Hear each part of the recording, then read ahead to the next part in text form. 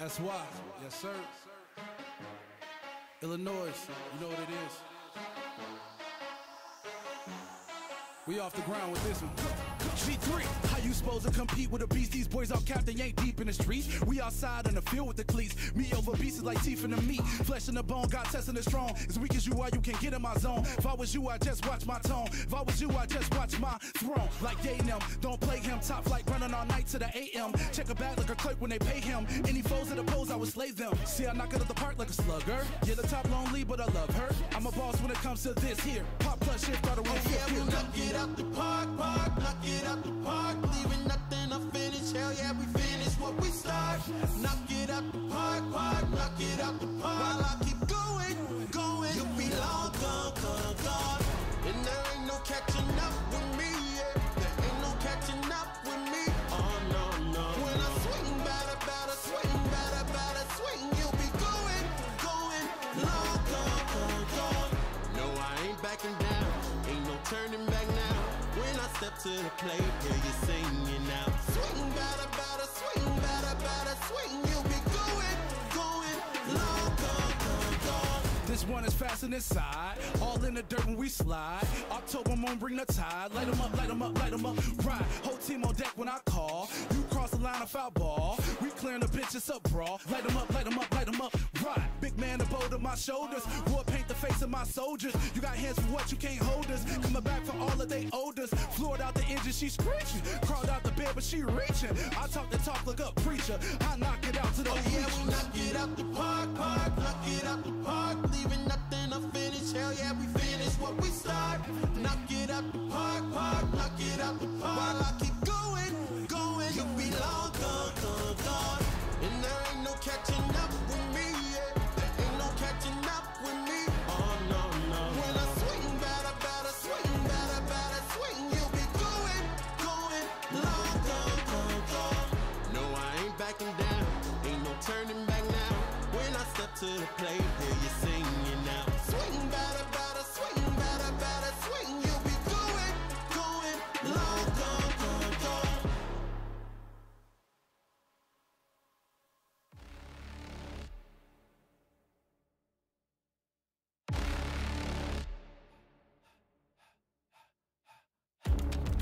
I can feel the earth shake, chaos around me. So many enemies, they all surround me.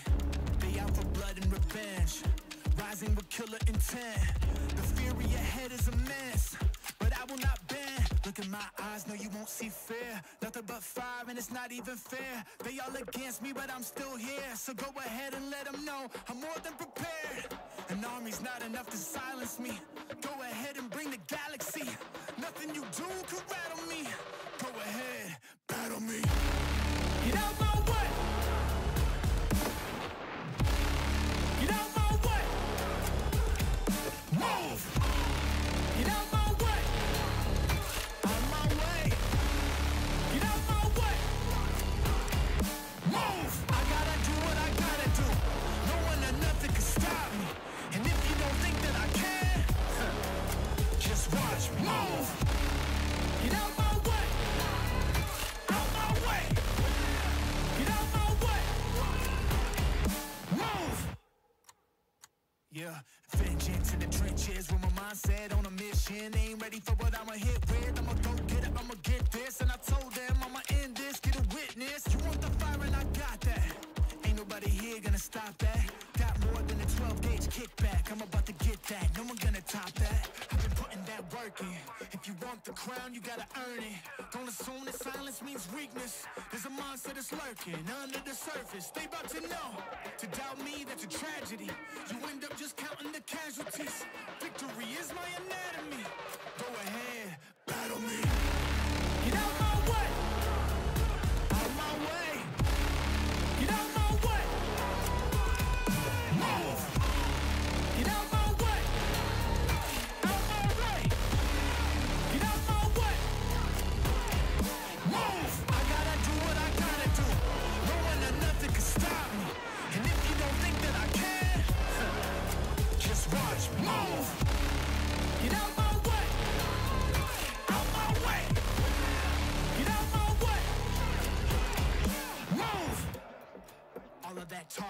stops now. There's no need for discussion. Once you see what I'm about, all of that talking stops now. Let's do this for real. Let's go. Right now. Battle me.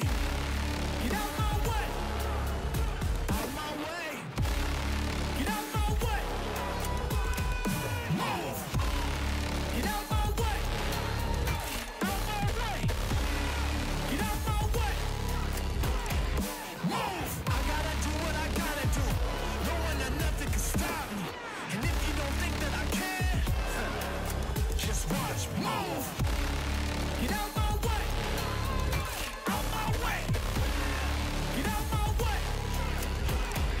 Move.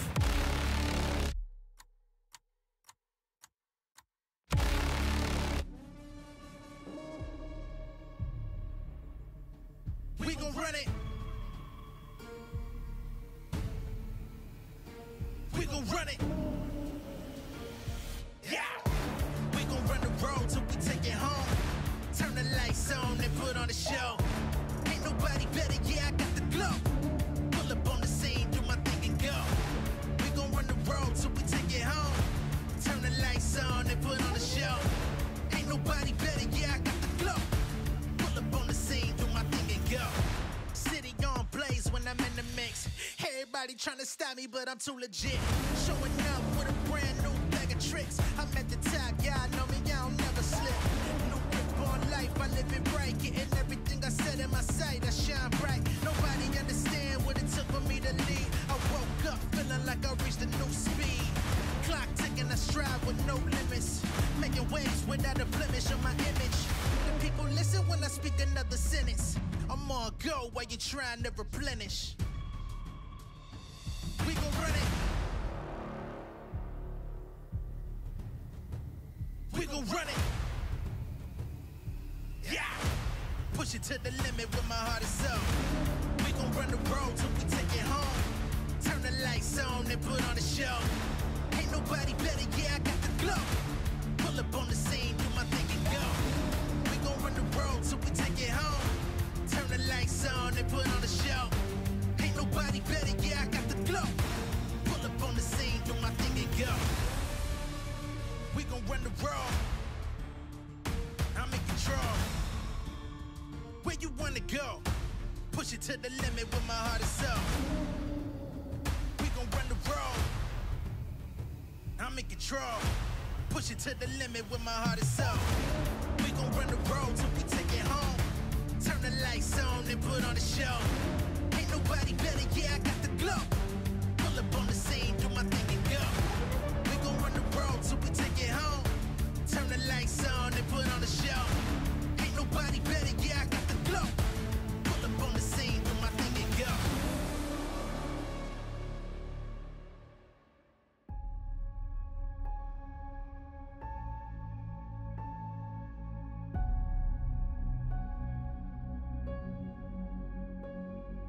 They said I couldn't make it, but I couldn't let go. The dream inside is all I've ever known. Run till I gotta walk, crawl till I hit a wall. Never see me fall, I'ma get it all. Climb till my feet are up, push till I see the top. I won't ever stop, never see me drop. I was born to be a legend, and I will not surrender. My legacy remembered. I was born to be a legend. I'm a legend. Time is running out. Don't waste another second. This is the moment. You gotta take it. Come on. Fly till I'm out of faith. Die on another day. Still I'm not afraid. Skies on my runway. Never been man-made. Godlike renegade. Fire in my veins. I was born to be a legend,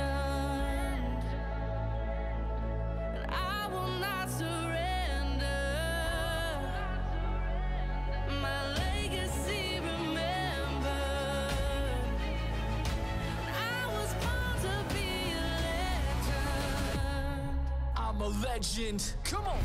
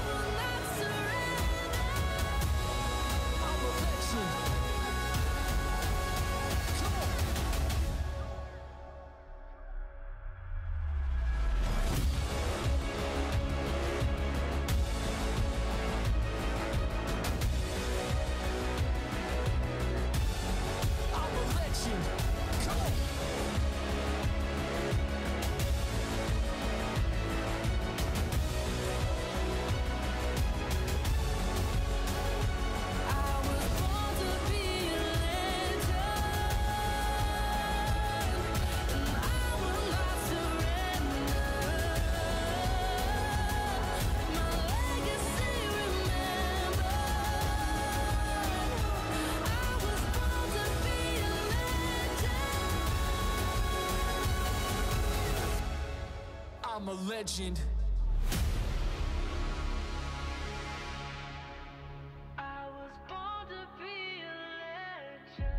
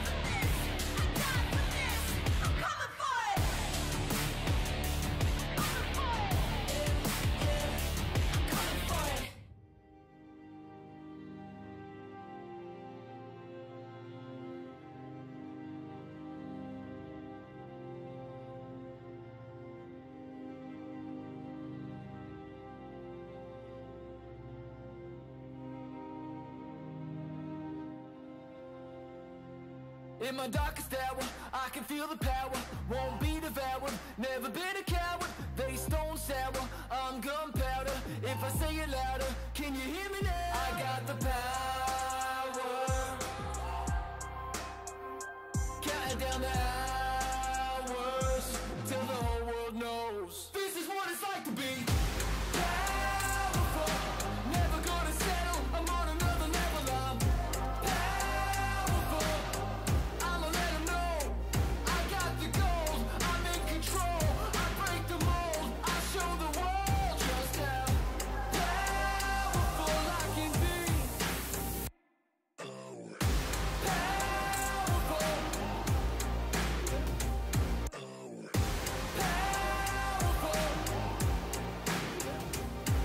Had to pay my debts, was a losing bet, and I knew what I could do, but had to prove I wasn't finished yet. Was an uphill climb, saw it in my mind, recite the lines every time. I got the power, counting down the hours till the whole world knows this is what it's like to be powerful. Never gonna settle, I'm on another level. I'm powerful. I'ma let them know I got the gold. I'm in control. I break the mold. I show the world just how powerful I can be. Powerful.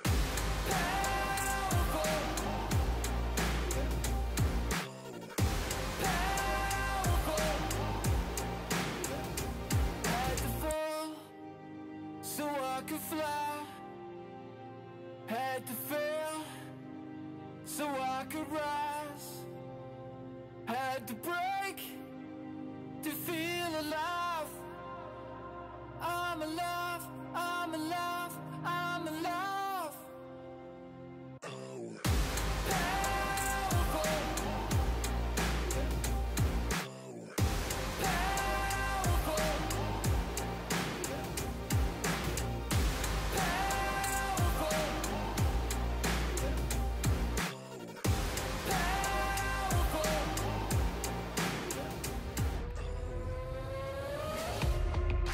Feeling the burn deep in my chest. It's finally my turn. I'ma give it my best. So don't overthink it. Enough is enough. The moment is now, yeah. Gotta keep up. Gotta keep up. Gotta keep up. Gotta keep up. Gotta keep up.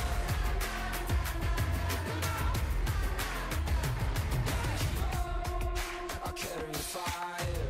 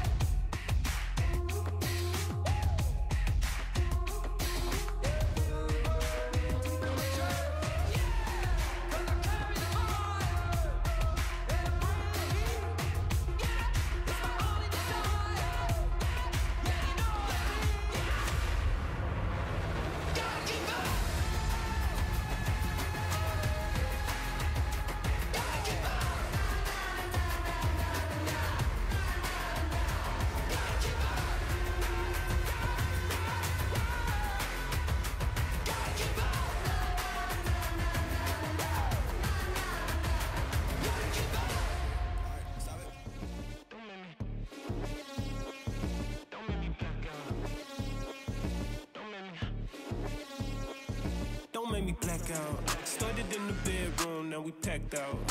Stepping on their necks until they pass out. Got my money up, don't know how to act now. I'm gonna stand tall, don't know how to back down. They tried to keep me in the cage, but I'm back out. I wanted peace, but the rage blow your back out. Treat a op like the rock, I make them tap out. Don't make me black out. I'm the black diamond, still shining that night. Stay gassed up, still got the gas light. I'm the black sheep, I do it solo. I'm making moves, get it jumping like a pogo. Look like I'm rocking in designer when I hobo. I'm dragging all my competition, no Komodo. I'm making moves, I'm a jiff in every photo they flick. I'm a king, they should name me, but I'm holding the stick. I'm a dog, I'ma bite him, cause I know he a lick. It's on the line, I'ma crash, cause I know he a brick. Okay, the time ticking, it's slow-mo, I'm John Wicken. I'm John Legend, not ordinary, I'm different. I blow the dough, it's never stretching, I flip it. They close the door, I'm never knocking, I kick it when I black out. Started in the bedroom, now we packed out. Stepping on their necks until they pass out. Got my money, I don't know how to act now. I'm gonna stand tall, don't know how to back down. They tried to keep me in the cage, but I'm back out. I wanted peace, but the rage blow your back out. Treat a op like the rock, I make them tap out. Don't make me black out. I'm the black diamond. Stay gassed up, still got the gas light. Need a Brinks truck to pick up the bag. Shawty drink up, I pick up the tab. Need my cheesecake like I'm making a pan. I'm making demands cause I stay in demand. I be like, give me that. I step my paper up and now they want to piggyback. It's summertime, I feel like Will, I got my jiggy back. Flights to Cali, when I land, they be like Biggie's back. Don't make me black out. All I see is black. Ain't no squares up in my circle, we get rid of that. I'm a dog, I heard him purr, that boy a kitty cat. All that woofing that you doing, I put you in a pack. Don't make me black out.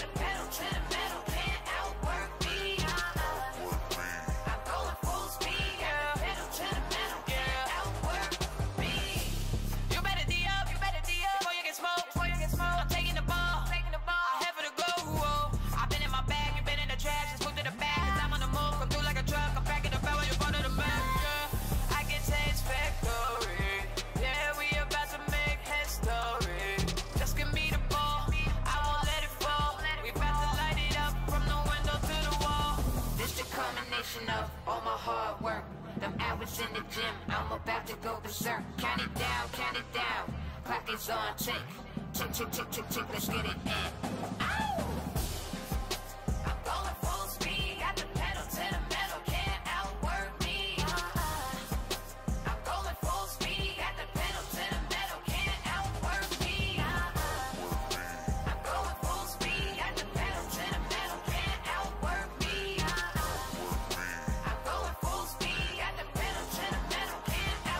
me. He's a beast, he's a monster, he's a force with the man. I scanned the room, forming up the plan. Fire in my eyes, got him stuck quicksand. I don't play to lose, I just play to win. It's that hard work, effort that I'm putting in. I don't play to lose, I just play to win. Sound like broken records against me, let them records spin. I gotta get it 100%, nobody gon' harder than me. Do it on purpose, I got the people depending on me. Mama mentality, got my game face on. Every time I step up on this court, you know that we won, it's done. I'm going full speed, got the pedal to the metal, can't outwork me.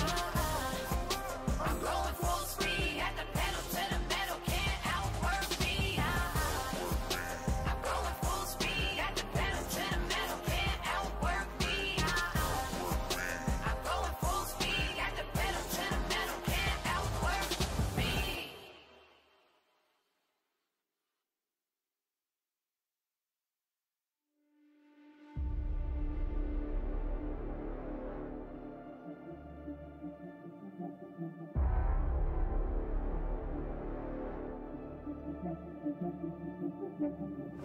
Yeah, you're looking for something amazing.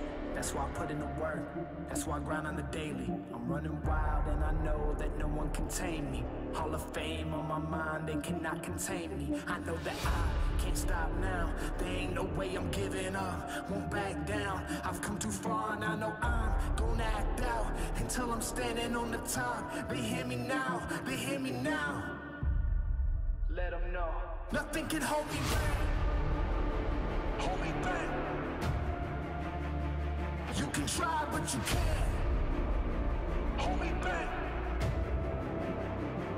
Nothing can hold me back. Hold me back.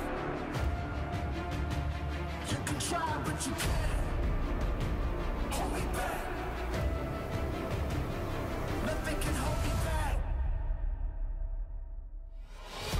I'll give it all I got to succeed. Ain't no way of stopping what I'm destined to be. I'm here for greatness. I was made for more. I got my focus sure. Heart is ready, mind is right. Take flight, watch me soar. I won't stop now. There ain't no way I'll ever quit. My life loud. They try to hold me back, but I won't lie down. This is something they can't deny. The truth's out. I got that fire now. Let them know. Nothing can hold me back. Hold me back. Try, but you can't hold me back. Nothing can hold me back. Hold me back. You can try, but you can't hold me back. An update is required. Financial system updating.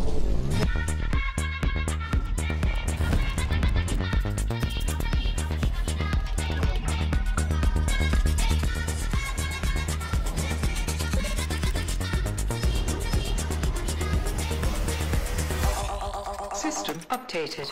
We will dance to get. The future of money is here. Feels good.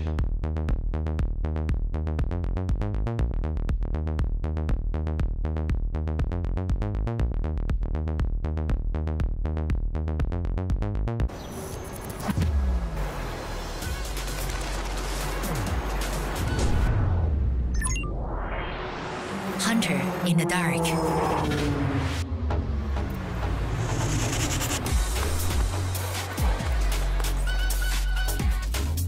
Master of night shots. Oppo Find XX series. Powerful camera, powerful AI.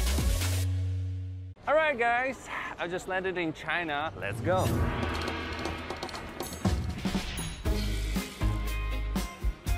Play the local way, pay your way. Have you ever seen the Great Wall at night? Play the local way, pay your way.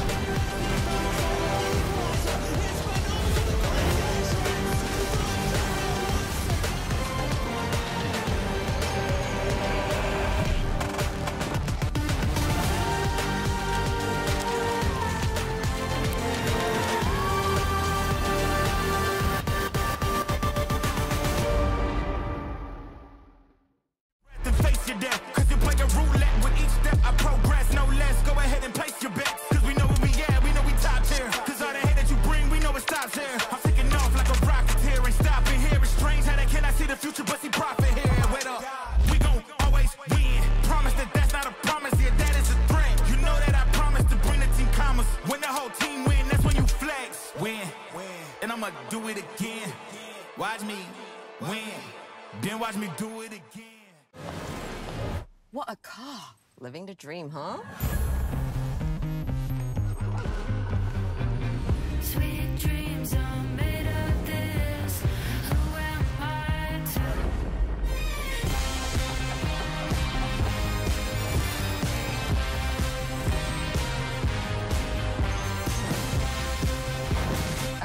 Okay. I get it now. Sweet dreams are made of this.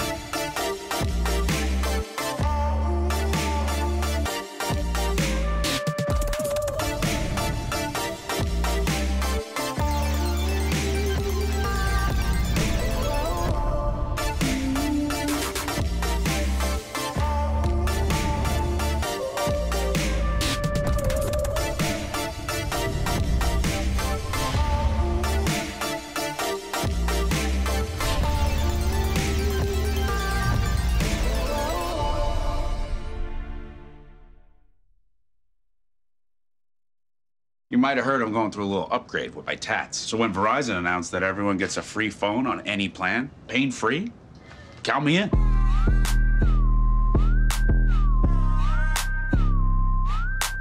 Try and beat it. I'll give you a sec.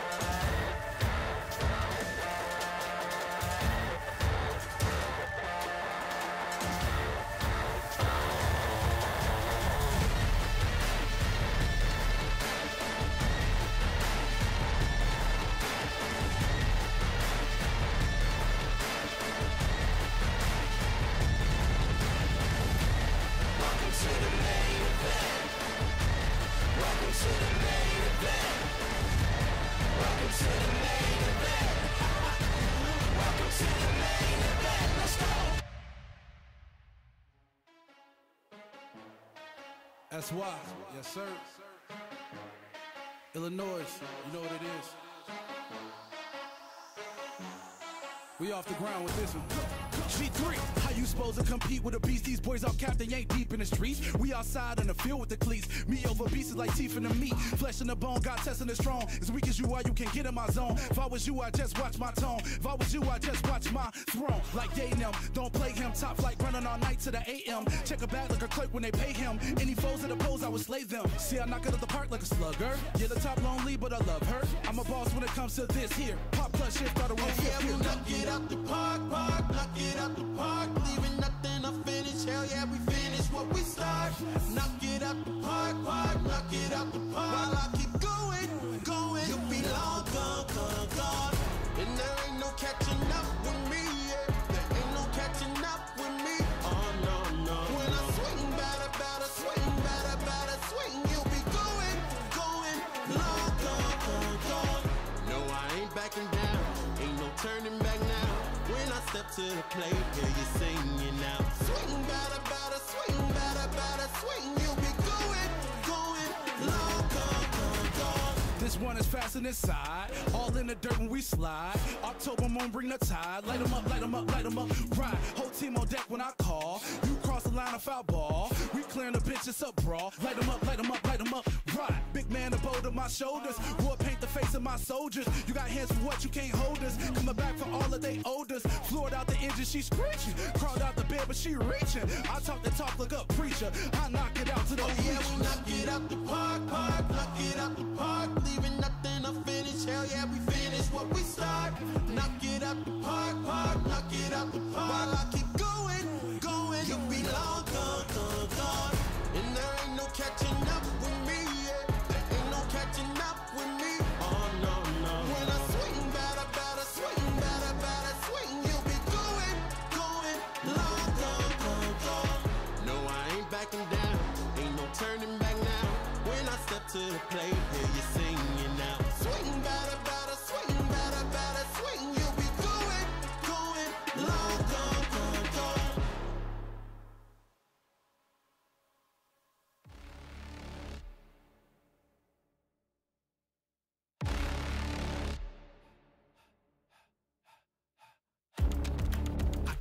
earth shake. Chaos around me. So many enemies. They all surround me. They out for blood and revenge. Rising with killer intent.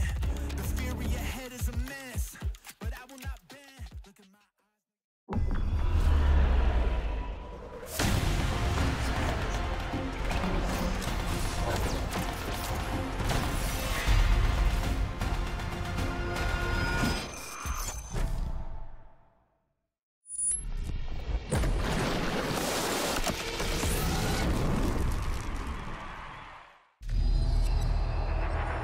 Something is coming. It's building, rising from within. It fuels the determination to battle against impossible odds. The fire within. Let me throw it down to the ground, make them turn around. I'ma look at you from the top, howling like a hound. It's not gonna happen, but in the back, huge! He's just too strong! It awakens here. Massive kill coming in! It awakens now. It was just cinema! Welcome to MSI!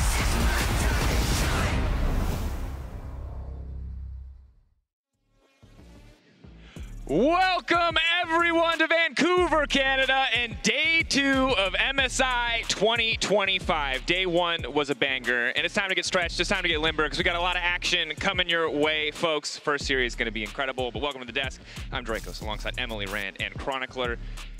Day 1 delivered in a way I don't think anyone expected, and I'm just ready for the hits to keep coming. First thing first, though, got to talk about the bracket, remind people of the format, because in the midst of G2 almost getting eliminated, I think it's pretty easy to forget exactly what's at stake coming into today. They wouldn't have gotten eliminated because it's a double elimination. And that's why we look at the bracket. Look at that amazing segue. G2 coming out on top of Furia in a really, really close best of 5. And then BLG kind of, I feel like, steadily ramping up through every game they played against GAM, which means that we will see G2 take on BLG later, and Furia versus GAM to kick the day off. Of course, winner of that matchup will face the loser. Winner of G2 BLG will already advance to the next stage, so one team will qualify today. One team will be eliminated today. A lot to talk about, but we've danced around it already. I think we have to talk about Furia. I'd love to. I was there. Look, I had a wonderful time yesterday because, you know, expectations were pretty low coming into the day. We weren't expecting this team to really pop off. When that game 1 came through, like, okay, good start. But then in game number 2, G2 did really pull it back. But the fact this series actually went all the way turned out to be a gigabanger. Yeah, and I think the big thing with Furia is that they've talked about this themselves. They're like, if you saw us face top NA teams, specifically I think they identified C9, they were like, you would be surprised at some of our scrim results. However, they haven't been able to translate that to stage, and the big thing for me is that they looked so much better yesterday in the loss against G2 than I thought they did against Pain in their final. Yeah, incredible individual performance and also big for the regions as a whole. Reminder that this is the first best of 5 a Brazilian team has ever played, and that was kind of, you know, gift wrapped for them by the format. So if it had just been an 0-3, you know, it might not have felt like much, but the fact that you go to 5 games in your first best of 5 has me wanting more. And like, speaking of more, Fearless, the other big gift that continues to give. This is every champ that has been played in the tournament so far. You'll notice that one section is, this section is painstakingly organized. You can let us know on Twitter who you think might be really particular about the champions being lined up. Some of us on staff have OCD, I'm just saying. Not naming names. I mean, it would be really mean, especially if you have all the mid champions very nicely organized and then one off to the side. You know, that Jace little askew. Not at all. I don't know. Do you have any thoughts on that, no, Emily? I mean, it looks beautiful. Yeah? Do you want to adjust it? Kind of. You can. Do you want to fix the board, Emily? You want to fix the board? It's fine. How many? This is the question for me, though, as we look ahead to the series today: is how many more champions do we expect to occupy this board? Do we set the tone? I think it was 58 yesterday. Are we getting another 58 today? Or are we slowing down a bit in terms of the cooking? Oh, I think maybe maybe 5. Because yesterday we did have a good amount of games, We're right? going from 58 to 5, Mal? No, for 5 additional ones. No, right? I mean, yeah, 5. All I care about is the new chip. Well, I don't know. I want to make sure you understand me, Dracos. Look, for the sake of everyone here, I hope that it's more than 5. We need at least 10 new picks every day. I don't know. I think that we did see some new things come through, but the main thing is just going to be how many games are played. And my expectation is that first series, obviously, it wouldn't surprise anyone if it goes to 5. Obviously, GAM looked worse, but also BLG, I think, is a much better form. We didn't really see G2 struggle. That second series, though, that one for me, I'm a little bit less clear on what we're actually going to get, because Game 1 BLG yesterday was very different from Game 3 BLG. Well, day 1 was full of a ton of surprises. Unsurprisingly, it resulted in a lot of hot takes and nice reactions from the world at large, the League of Legends community. Let's take a look at some of those reactions now. First up, the G2 Furia series. Everyone was talking about it, and there were some big thinkers. There was some analytical minds taking over. If we take a look at the first one here. How do you feel about this? NA, SA, it doesn't matter. ThinkCard is G2's father regardless. Formerly NRG, now Furia. And you could see a lot of people didn't realize this man was a part of the team, but now apparently they're favored to win G2 against G2 forever. The moment I saw that, my entire outlook on this team changed. So this is a throwback to the NRG days, right? When he was with NRG and they did beat G2 in that best of 3. Yeah. I'm just a fan of That's a Toad. That's a cool nickname. I respect that. That's good. Thank you, Mao. I appreciate that. You're going to be rating everyone's names? I mean, to be fair, we saw the subscriber button got out of hand. So there's a lot of name rating happening on the broadcast regardless. There were some great ones. The other big thing, G2 Furia Game 2, this next take that we can look at, we have a clip to go with. And G2, they got roasted a lot of ways. We kept it a little kinder, I think, at some of our takes, but you can see the secret to their problems was apparently all they needed to do was plug in Lebrov's mouse to turn things around. I'm pretty sure you can see the clip, the pause where it happened. Yeah, so we found the problem. LEC fans, that was missing. We thought it was wireless. He was wrong. From there, the performance improved, and I can imagine today with a fully functional mouse for the entire best of 5, things will only get better. What was really interesting for me in the best of 5 is that Game 2 that really pulled the deck, played way more slowly, and it looked a lot better. And the Game 5, which was the most one-sided game of the whole series, it kind of left us wanting, right? Because a lot of the other games were much more back and forth. So maybe the actual plugging in the mouse happened in that game. And, you know, they were still figuring stuff out. It's hard to say. There's more research to be done. I'm sure the analysts of the world out there can go back to the footage and find the answer to these entirely memey questions. Those are the real analysts. The real analysts. Plugged in. But this next one, I think rings true. Because after the first series, I'm going to stop the game at 8 minutes and pretend GAM won this game. I was ready to believe that we were headed to double upset day. Double full best of 5s. And if we take a look back at some of the moments from that game, you can see how everyone was ready. You know, GAM are an upset team, and after those first few minutes, in this play especially, it started to feel like this might just be the collapse of BLG. Yeah, and this is really interesting for BLG specifically. If you knew them previously, you kind of knew this team as playing around their bot lane, coming up with these dives, and then this goes a little bit rough for BLG early on. And also was really interesting because GAM played pretty slow in their domestic games. So that was not a good look for the BLG bot lane, but they recovered. They did On in particular, I think. Base one got some kills. It started to look good. On actually ended up having a great series. Yeah, and of course we'll see BLG up against G2 in our second series of the day. But for our first series of the day, as we focus in, GAM Esports versus Furia, and this feels like it's going to be a high-paced series, and I think due in no small part to the jungle matchup that we're looking unfold.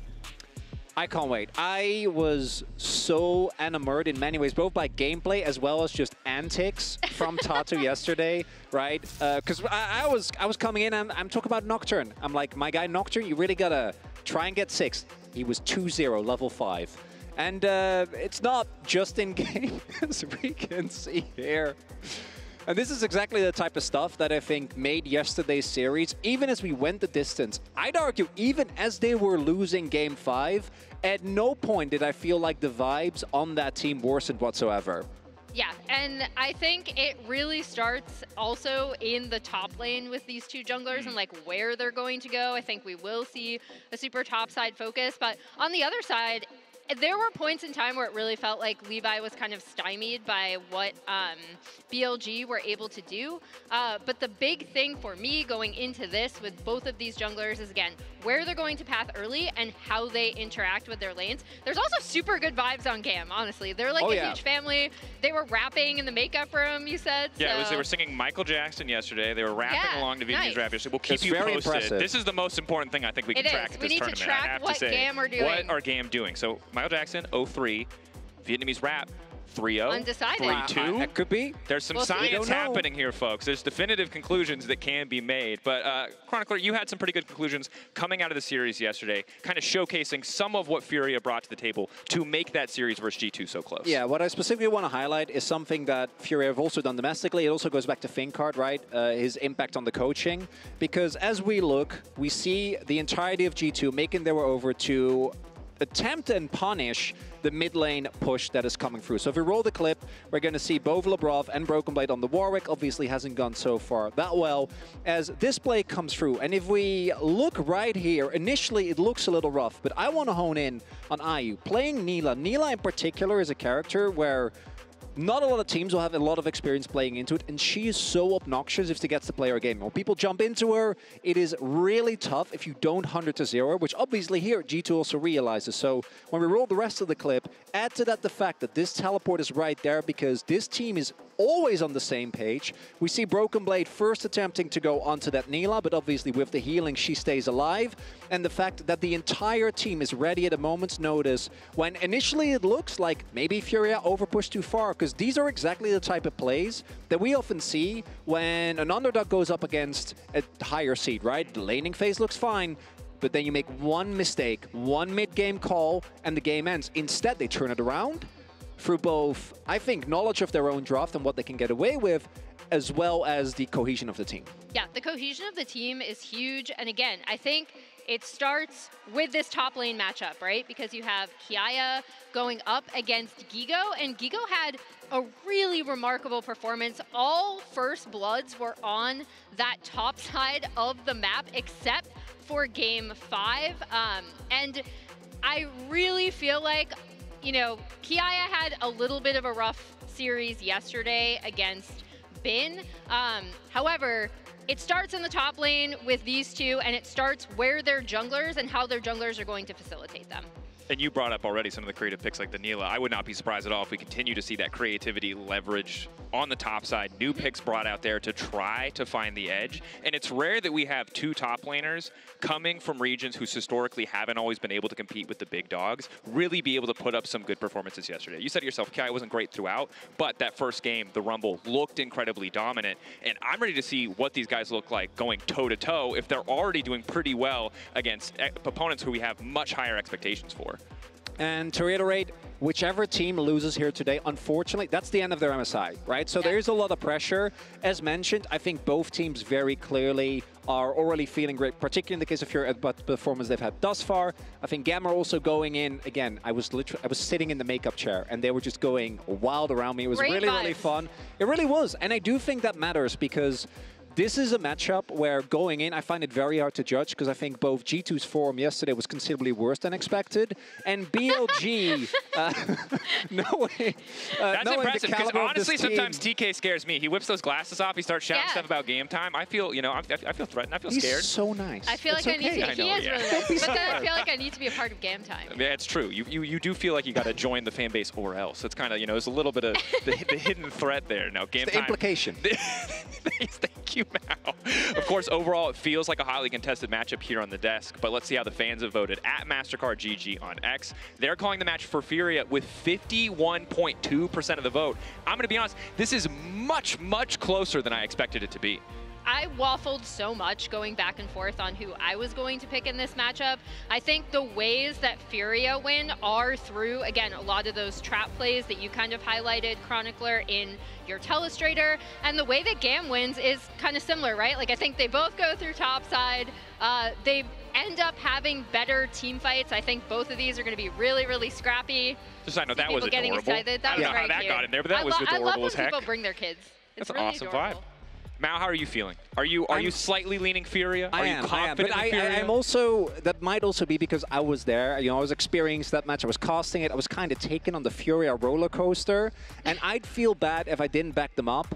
But to me, this game, really hard to call. I think I wouldn't be surprised if it goes the distance. I did end up going 3-1, but that's as close of a 3-1 as we're going to get. I do think over the course of yesterday's series, Furia, to me, looked just a little bit more consistent, but that might also be the level of opponent. Yeah. I think it is going to be really close. I won't be surprised if GAM wins. I am slightly favoring Furia. I also think they're going to be, both of these teams are super incentivized to win, right? Like, GAM eliminated Brazil at MSI previously. They're really going to want to win. The stakes are high, and it's time to get into game one. Casters, take it away.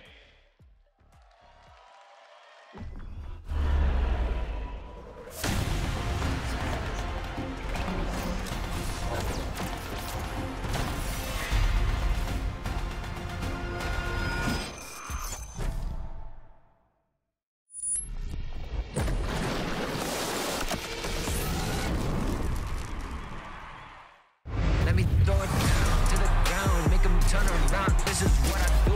I'm a dog, not afraid to fight in the dark at night.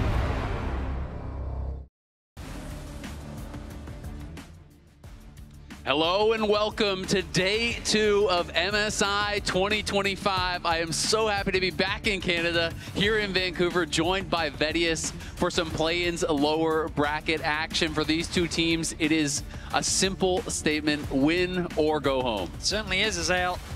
It is a lot on the line for both of these teams. Their tournament run, one of them will end today. The other will have an opportunity to face off in a best-of-5 against the loser of our second series of G2 versus BLG. And I will say it was quite a different experience for both of these teams. For Furia, they had a nail-biter of a series, pushing G2 to the absolute limit and falling short at the final hurdle.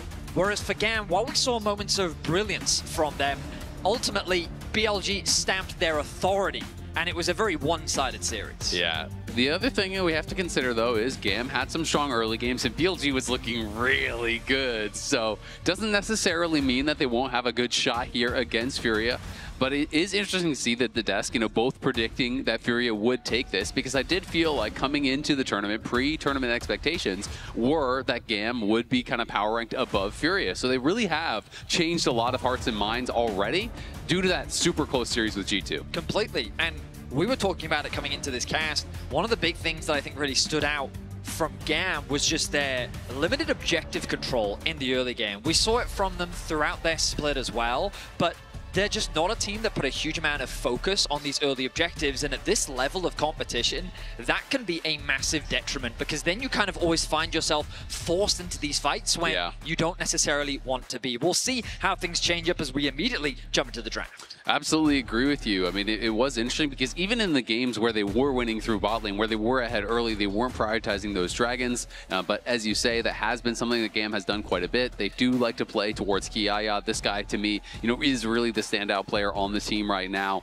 Levi and him are able to make those miracles happen in the later stages of the game, but we can still see TF remaining on the ban page quite a lot.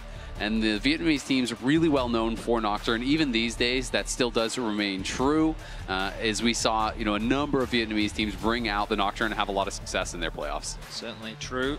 Yone is something that Furia do not want to experience again, something they ban a lot domestically, but also against Caps. Yesterday they had a tough time. The first pick, Talia, going to come through very quickly for Emo, who we should know is starting in game 1. We got to see Eris come through yesterday with his RE performance, but this time around we're going to get the Talia locked in. For Levi, I'm wondering if we will see something like the Xin Zhao paired up alongside it, or if they want something a little bit more aggressive. Crucial to note that Pantheon is in fact open, which both sides have shown a preference towards. Exactly, that's what I was going to point out. You know, Pantheon plus Talia, one of those really popular combos. I do think Poppy Talia also an incredible combo, so really everything up and available, as we're going to get Ahri and Xin Zhao locked in. It will not be a look towards that common Vi pairing, but Pantheon going to be locked in as a response on the other side. Now, for Tuts, Ahri is a champion that domestically many consider has to be pick ban worthy. You either take it away from him or you just deny it from being played at all. So the fact that he's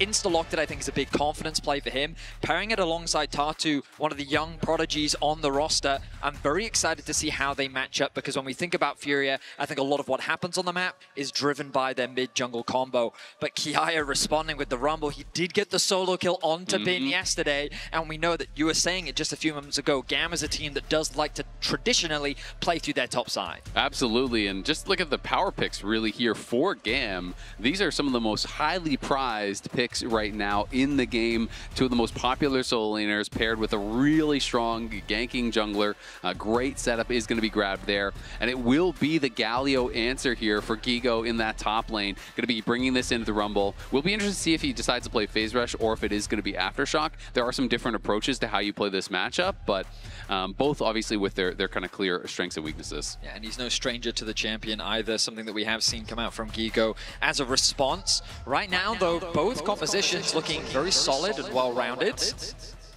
Feels like that when we think about how Furia want to engage on these fights, it is very straightforward in terms of they have a lot of pick potential. There's great follow-up on the engage. Once the Xin Zhao comes in, the Galio follows through. So now we're thinking about what bot lanes pair up nicely with this. Things like Kai'Sa could be a possibility on the side of Furia. If GAM wants to go a little bit more teamfight orientated, potentially risk-averse against the dive, there's things like Xayah Rakan that could be a possibility. Rel, of course, kind of the prized engaged support that we have on the current meta, I think could fit into both compositions quite comfortably. Right now, Furia looking to remove Kalista, just a very staple and strong AD carry in the current meta. Yeah, absolutely. So Kalista off the table. We see that Braum's going to get banned away. MF and Varus were already banned away earlier, so quite a bit of targeting towards that bottom lane. Always interesting, too, if you do want to play more heavily through side lanes. If you're going to play with some of these semi-globals, then Senna's Prio can sometimes raise a fair bit. It is something that we have actually seen a fair bit from Artemis. He's played it a number of times. So what is the direction there we're going? The Braum ban suggests that GAM is thinking about wanting to get some hard engage on the roster. Things like Kai'Sa Nautilus, we already talked about the Kai'Sa a little bit. Xayah is, of course, something. Ooh, the Alistar coming through as well. Perhaps they're expecting a Rel to come through. If they're not, they're going to look to try and grab it for themselves. But Rel right now seems to be the prized choice, as we would come to expect when it comes to the current support meta. Yeah, it's very interesting. You know, when you ban Renata here with Kalista already being banned away, to me that's really showcasing that you want to commit heavily to dive. So I wouldn't be surprised to see something like the Kai'Sa that you had mentioned earlier. You know, if you want to go full all in, be looking for a complete dive comp here. I do think it would make sense. The Rel's going to come through, so that does really fit the bill of what we're talking about, where they are looking to kind of have this Rel as the delivery system for the Galio, you know, diving into that backline alongside this Xin Zhao, trying to assassinate some of these targets. I'm wondering if they're now thinking about a Xayah Rakan for the bot lane of GAM, if they want to have something a little bit more defensive, but also solid follow-up when the Pantheon decides to engage, or if they want to go for something a little bit more aggressive in the Leona. Seems like that Xayah Rakan is going to be the direction, and I think it's not only comfort for this bottom lane, but also it just responds well to the potential dive that's coming through from Furia. We talked about the Kai'Sa. I think it could fit quite nicely to round out Furia's composition. But, of course, the AD carry pool is still very deep this early on in the best of 5. Yeah, absolutely. I mean, there's a lot of different options on where you can go, but Kai'Sa does feel like it fits the bill as far as what they are drafting for. Smolder, obviously a very slow early game, but can assist with dive with the ultimate, you know, in the later stages, of course. And so they are going to try to secure themselves some scaling here for IU, so they are going to grab that Smolder. It will be weaker early on, but the scaling obviously very, very powerful. As everyone knows, 225 stacks, you get the execute, but the ultimate can sometimes be overlooked as one of those dive tools. It is quite powerful. So I will say that, like, looking at this, my immediate thought is I'd be worried for the Furia bot lane. Like, GAM have very easy tools to threaten dives early on the bot side of the map. Perhaps because they recognize GAM is a more topside focused team, they don't expect that bot level play. But we saw yesterday that Artemis and Elio, they're a bot lane that likes to scrap. They are not afraid to get in your face, and they will challenge you in the 2 versus 2. So I feel like that GAM, they have the tools to really punish this Smolder pick on the bot side of the map, and it becomes a question of how well can Furia control this mid-wave. Taliyah versus Ahri, a matchup we've seen multiple times throughout the year. Depending on how much jungle influence there is, can heavily influence how much prio they're able to get, and both mid laners will likely look to try and roam and impact the map, and that roam presence is going to be crucial in this early game. Absolutely is. If you get the push, you can make that first move, and sometimes that makes all the difference here. Non-subscribers, we'll see you in 30 seconds as we are heading on to some G2 fans here waiting for the next series. So we'll see if they can look a little bit better today. They're going to have to, I think, against BLG, who was looking very scary. G2, of course, going to be playing BLG after this series. But this is going to be day 2 of MSI 2025. We are in the lower bracket of the play-ins. These two teams fighting for their lives. Furia going up against the GAM. Brazil looking to really kind of upset some expectations here. Furia already really impressing people on day 1. Would love to get another shot, at a BLG or a G2 if they could win this. Really get the chance to prove that not only can they compete in the series, but they can win. Now this is the, from my understanding, first best of 5 between Vietnam and Brazil. Historically, we've seen a number of best of 3s and best of 1s between the two regions.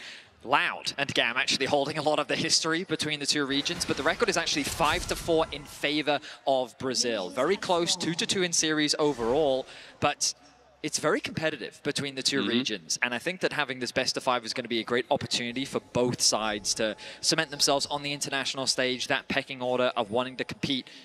And we'll see how things pan out. In this early game, Artemis and Elio getting a bit of control. So you talked about, yesterday, Artemis, how well this GAM bot lane was playing. This was a 2v3 kill that they were able to pull off on an early gank, going so aggressive against the BLG bot lane. Even with this gank coming through, they were able to get a double kill on Artemis, put himself in a good position. Yes, they didn't win the game, but GAM, their bot lane is not to be underestimated. And if IU thinks he can get a free lane here on the Smolder, if he thinks he can just chill and scale, I think that Elio and Artemis are going to have something to say about that. Oh, I completely agree with you. Zyra Khan can be such a terrifying lane to play into, and I think that Smolder just doesn't have the same tools that a Zyra does in the early laning phase to really fight. And so while Rel does have some great setup, it's going to be very important to keep track of these junglers. And as I say that, our observers highlight the pathing that we're seeing on the map right now. Yesterday, we saw a lot of pathing from Levi towards the top side of the map. He's starting top side, pathing towards bot. Talia should have the tools to get early prio against an Ahri, as you're seeing on your screen right now. And so I would love to see GAM set their sights on threatening a bot lane dive. Even if they don't succeed in the dive, denying farm, denying experience, just better setting up Artemis and Elio in this matchup, I think is a great way to approach this early game. Absolutely is, and I touched on it briefly in Champ Select. The kind of options here for Gigo on the top side. Generally, you're going to go Aftershock or Phase Rush. He has chosen Aftershock. What this means is that you can't trade as aggressively. When you have Phase Rush, you can go in with the Justice Punch, actually take an aggressive trade, and then kite out with the Phase Rush. If you try to do that with Aftershock, oftentimes you're just going to get slowed down by the Electro Harpoons, and you're going to hard lose that trade. So it does mean you have to play a more defensive style in this matchup, and you always have to respond to the plays that Kiaya is going for instead of being as proactive. So there is a cost there, but we'll see how he's going to be able to play it out. Because if you do get too aggressive, Rumble can definitely punish you. Conqueror coming through from Artemis on the bot side of the map as well. Trusting in his ability to build up those stacks in the extended fight gives you a lot of power. Level 3 comes through, quick knock up, quick trade. Yep, Jojo going back in with the crash down. IU does get pushed out very heavily. And Levi's down here. I think it is just going to be moved towards the scuttle, and he did hug the wall, so was not spotted as far as I could tell. It's good tracking. They even pinged where the ward was on their side, so nicely done there by Levi. But of course, we know that Xin Zhao's up on the top side.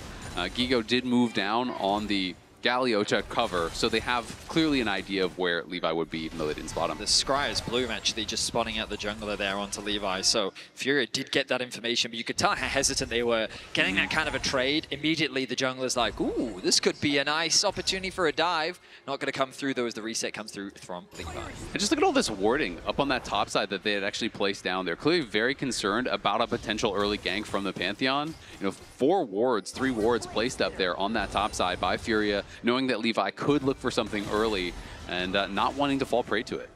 Especially given that Gigo did get that early push in the 1v1 on the top side of the map, but so far, small advantages being built in both mid and bot just because of the pressure that they do have in their respective matchups. Early bases have now come through from both mid laners with the TPs being expended as the junglers making their way back out onto the map and beginning their second clear. So a very timid and safe early game, something that we've come to expect from GAM. Based on Furia's series yesterday, though, they're a team that I think are both willing to play the fast and the slow style. Now, this is what I'm talking about. It can be a bit risky as you overheat there, but he's close enough to his tower. Did go in for that Justice Punch, gets a decent trade, but Kiaya could not chase him down. No lane swaps coming through here early as Artemis just heads straight back down towards that bottom lane. And of course, Elio tried to look to see if there was something mid, couldn't find it. Now going to try to see if he can catch IU here. Does force the flash as he used the flap early and then was not able to actually avoid that grand entrance coming through. The pullback of the feathers. Oh, Tatu making his way mid. Oh, will Tuts look for the charm flash? Not going to, as Emo plays very respectfully. Early flash, I think it was needed in that case. Don't hold on to it and take too much damage. If you're going to have to flash and you've already TP'd, just spend it early, keep your health high. Nice little punish. Now look at Levi once again, setting his sights on the bot lane with no flash. I mean, look at all the wards in the mid lane. You were talking about that vision coverage. They're hyper aware of the potential roam from Emo. They do not want this Taliyah to be roaming bot, but Levi has snuck his way in, and here comes the dive. Yeah, has not been spotted. IU does have his cleanse. We'll see how they're going to try to pull this off. They will be looking for IU. There's the aggro pulled by Elio. They're on to IU, and IU is knocked down for first blood. Artemis the one to grab it, but Toots is on the roam here. Toots coming down, does have his ultimate available, so I think they're going to look for more. Levi has got to try to intercept this charm if he can do it. Flash comes out from Elio. Turning the damage around is Levi. Emo making his way down here. The charm does not land from Toots. Can't find it on the Ahri. The GAM bot lane survives the pressure as the mid lane roam can't find anything for Furia. We talked about it from the draft, and I love that GAM executed. The bot lane was doing so well in terms of setting everything up for the dive. They burnt the flash, they did the damage, they stacked the wave, and Levi's timing was nice. Elio is the one to grab the aggro. Once the cleanse comes through, he still connects the knockup, and then he uses the heal to guarantee that he stays alive. Artemis throws out an auto attack onto Jojo, which means that he also takes a chunk of damage as well. And at this point, Jojo's just trying to keep Levi around, so there's a possibility for them to turn the play back in their favor. But unfortunately, the Ahri can't really convert it into anything. So GAM find themselves with first blood. Yep, you can see them watching on there. Going to be very happy about how this game is starting out. But again, they were able to have really successful early games against BLG, so it's about how they can move this forward. And either team has looked for an early dragon. Yesterday in the series against BLG, that was critical. BLG was always stacking these early dragons, quickly pushing the game towards Soul. And if neither teams are going to go for it, we could definitely be in for a slower pace as far as that is concerned. I mean, yesterday it was back-to-back-to-back Souls. So GAM were very much dragon averse. They did set their sights on a few grubs here and there. We'll see if that priority is still true here in this game. Right now in this early game, things are looking favorable for GAM. Artemis really being set up for success. The BF sword coming through for him means that this Smolder, being a full level down as well, very susceptible to more plays. Levi with the level 6, pathing back towards bot. And the problem is with the early pathing that we saw from Tatu is he always finds himself on the opposite side of the map whenever these plays are coming through from Levi. Their pathing are on opposite sides. The vision coverage in this early game continues to be strong. They're doing their best to track Emo on his roams, but when it comes to Levi, he's still able to find these angles. Yeah, no, absolutely. It is problematic, and Levi is going to be spotted by that pink ward. Will clear out a couple here, though, as a fight breaks out on the bot side. IU going to get hit by the feather pull. He's getting incredibly low here, and they're going to go for the kill, and it's a 2v2. Straight up kill. In comes Levi just to put the exclamation point on it. He saw Tatu coming, and he wanted to make sure he was there to cover. They get the kill. They're heading to the dragon, and GAM going to grab one of their first early dragons here of this event. I mean, the early games were the promising part from GAM that we saw yesterday. In Games 1 and Games 2, they were able to find these advantages, but Tatu wants to try and contest the dragon. I don't think they can do this. Yeah, I don't think they're going to be able to get in there. Levi has the Q Smite charged. Those were the early games against BLG, so kept it close. Toots looking for the charm. Levi's able to avoid it. In comes the ultimate from Tatu. He flashes in on Artemis. Artemis does not have an ultimate of his own, but he's going to get him with the feather pull. Roots him up, trying to cut him out. Flashes to safety, but he's going to be shut down there by Toots, and now Emo's in trouble as well. They claim the feat of warfare, but it is a couple kills grabbed back by Furia on the exit as they take down Emo and Artemis. I mean, it still ends up being a 2-for-1, and IU ends up getting a kill as well, so a bit of gold into his back pocket, and Toots being set up for success as he's able to find a kill of his own. Furia being able to split apart GAM was really well done, as in this situation it looked like it was just going to be a dragon, quickly converted into another kill for GAM, but Furia navigated beautifully. We look back at this play now, and we'll see that Levi and Elios set their sights onto Jojo, and Toots finds a good angle in onto the backline. So now he's doing what damage that he can. Tatu turns his attention onto Artemis. He gets isolated. Emo flashes away to try and help him, but now GAM is split up. It ends up being a 2 versus 4, and there's little that GAM can do to escape from that situation. So Furia pick up 2 kills. Yeah, at the very least, Levi able to throw a spear over the wall, gets Tatu down with that common spear, so they were able to finish off that kill. And we're back to live, and GAM GAM gets all 3 of those grubs. So both those early objectives going the way here of GAM, and now they are only 1 objective away from actually grabbing the feats of strength, going to be able to try to get those upgraded boots. They are looking really good in these early levels, but of course, Furia not down much gold at all. They do have a nice little advantage there on Toots in the mid lane, and they're going to be trying to continue to buy time for IU. That is where I think the big problem is for this Furia team. I mean, he is down over 20 CS. He's going to be down experience. He's going to be down gold. And the Smolder needs a lot of time already. And sometimes when you get really put behind the curve, it can be very difficult to kind of catch back up, as he's only at 53 stacks right now at 10 minutes. So definitely a very slow stacking game so far for the Smolder. Completely agree. Furia are going to have to stall things out, but ultimately not the worst position for them to be in. Tatu shadowing Gigo right now. Oh, Gigo was trying to actually bait Kiaya, and he did chase after, spots Tatu, has to flash out. Of course, he would have been able to win that 1v1, but it was not a 1v1. It is now a 1v3 as Toots is down here. No one's really in the area to cover, so Kiaya might just have to ult the next wave, but even with that wave going to be taken down, I don't know if he's going to be able to survive here. Tatu is basing, but they do cancel it. They're going to go for it. Toots is looking. They're going to be able to go in with the ulti. I don't even know if it was even needed, but they get an easy kill in the 3v1.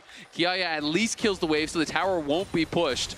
And Emo is going to get some pressure down in mid lane while he looks potentially towards a play on top. Levi seemed indecisive as to whether he wanted to support. When the Rumble ultimate came out, I think the communication was, I'm fine. And I genuinely think that Kiaya thought that he could outplay that situation. The part that threw him off was that Galio ultimate providing the resistances that it did. He landed a nice slow onto Toots, but it wasn't enough to keep him underneath the tower, and so Furia execute upon the dive. Now, Tatu, aware of the possibility of this Pantheon being on the top side of the map, moves to cover. And GAM have full information of this. They will spot him moving into the wave. Let's see if GAM can find a way to punish this. Keep your eyes on the mini-map. Emo moving into the topside river. The Talia looking to try and contest. Levi's coming as well, and Levi does have the ultimate up and available, so they're going to try to bait, and in they go. The engage comes in, so does the teleport. Here comes Levi. Levi arriving. They're focusing down Tatu, but he has the ultimate up and available, and IU's trying to cut it out on the other side. Gigo has arrived as well, and it's looking like it's a good fight for Furia. Toots is on his way. Furia trying to just buy time for the Ahri to arrive, as Levi's trying to take down Tatu. Tatu does fall. Gigo goes in with a Justice Punch, connecting in onto Levi. IU trying to knock him down. Jojo doesn't land the stun, but it doesn't even matter because Toots is here and he is on a killing spree. Levi trying to actually base in the brush, is going to get spotted, does land the stun. Does he have his E up and available? Doesn't look like it. And Toots has the ultimate back now, forces the flash out of Emo, gets the kill onto Levi. It was GAM looking for the play, but it was Furia who come out on top. It ends up, I think it was a 3-for-3 at the end of that exchange. A bloodbath in the top side of the map. GAM recognized that they were in a 4 versus 5, as Kiaya was just left isolated on this bot side of the map, no TP available to get involved in the fight. But the idea here is that GAM want to try and get a quick kill, knowing that they can collapse first. But their target focus is a bit off, because while the engage comes down onto IU, Artemis can't hit him. He has to focus on dealing with both Tatu and Jojo, who gets a nice counter engage. We're back into the action.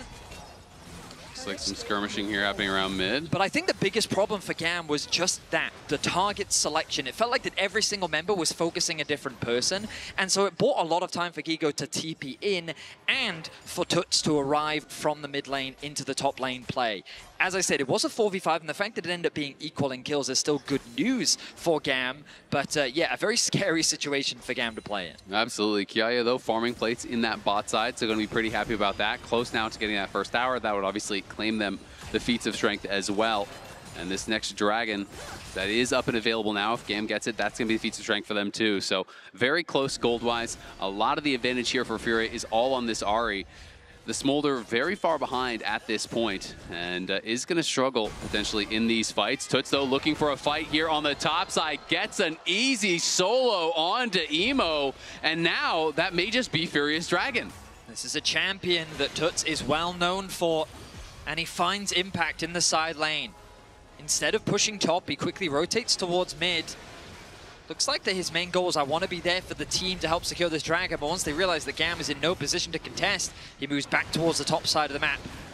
Easy objective pickup for Furia as we look back at this 1 versus 1. All the skills already used. Toots is able to get past the the E there on the ground, and I mean, that's just easily played there by Toots, isn't it? Yeah.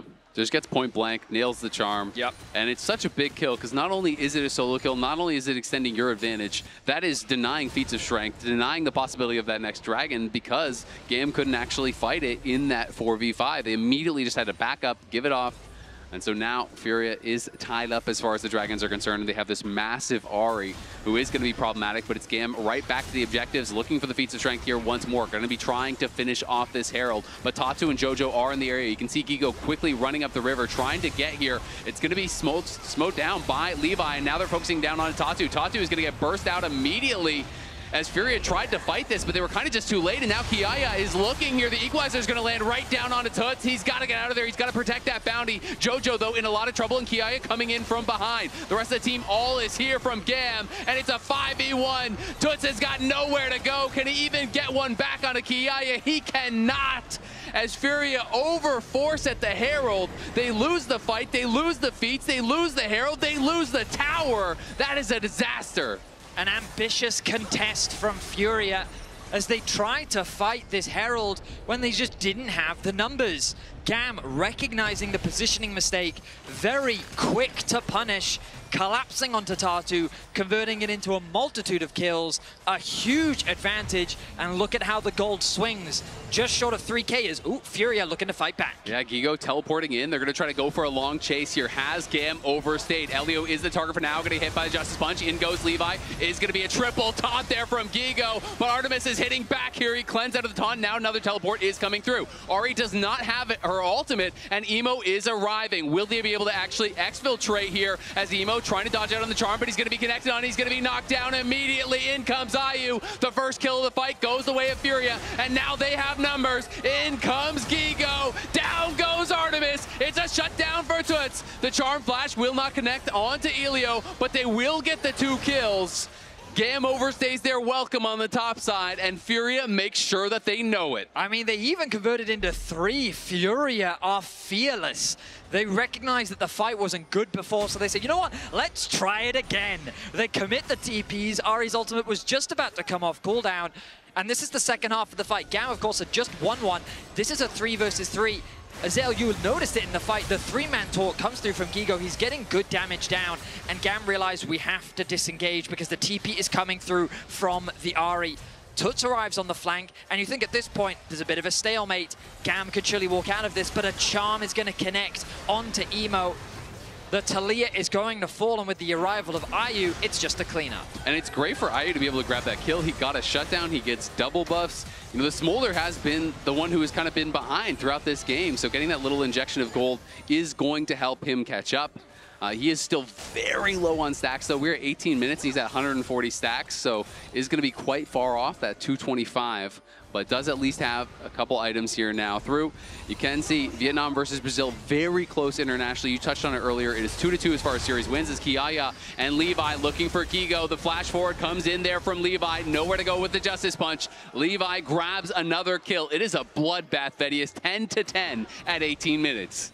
These teams just don't want to concede any ground, and they respond to the aggression with their aggression of their own. Toots, you could tell that he was fishing for a pick there. Decided against it, moves back towards the top side of the map.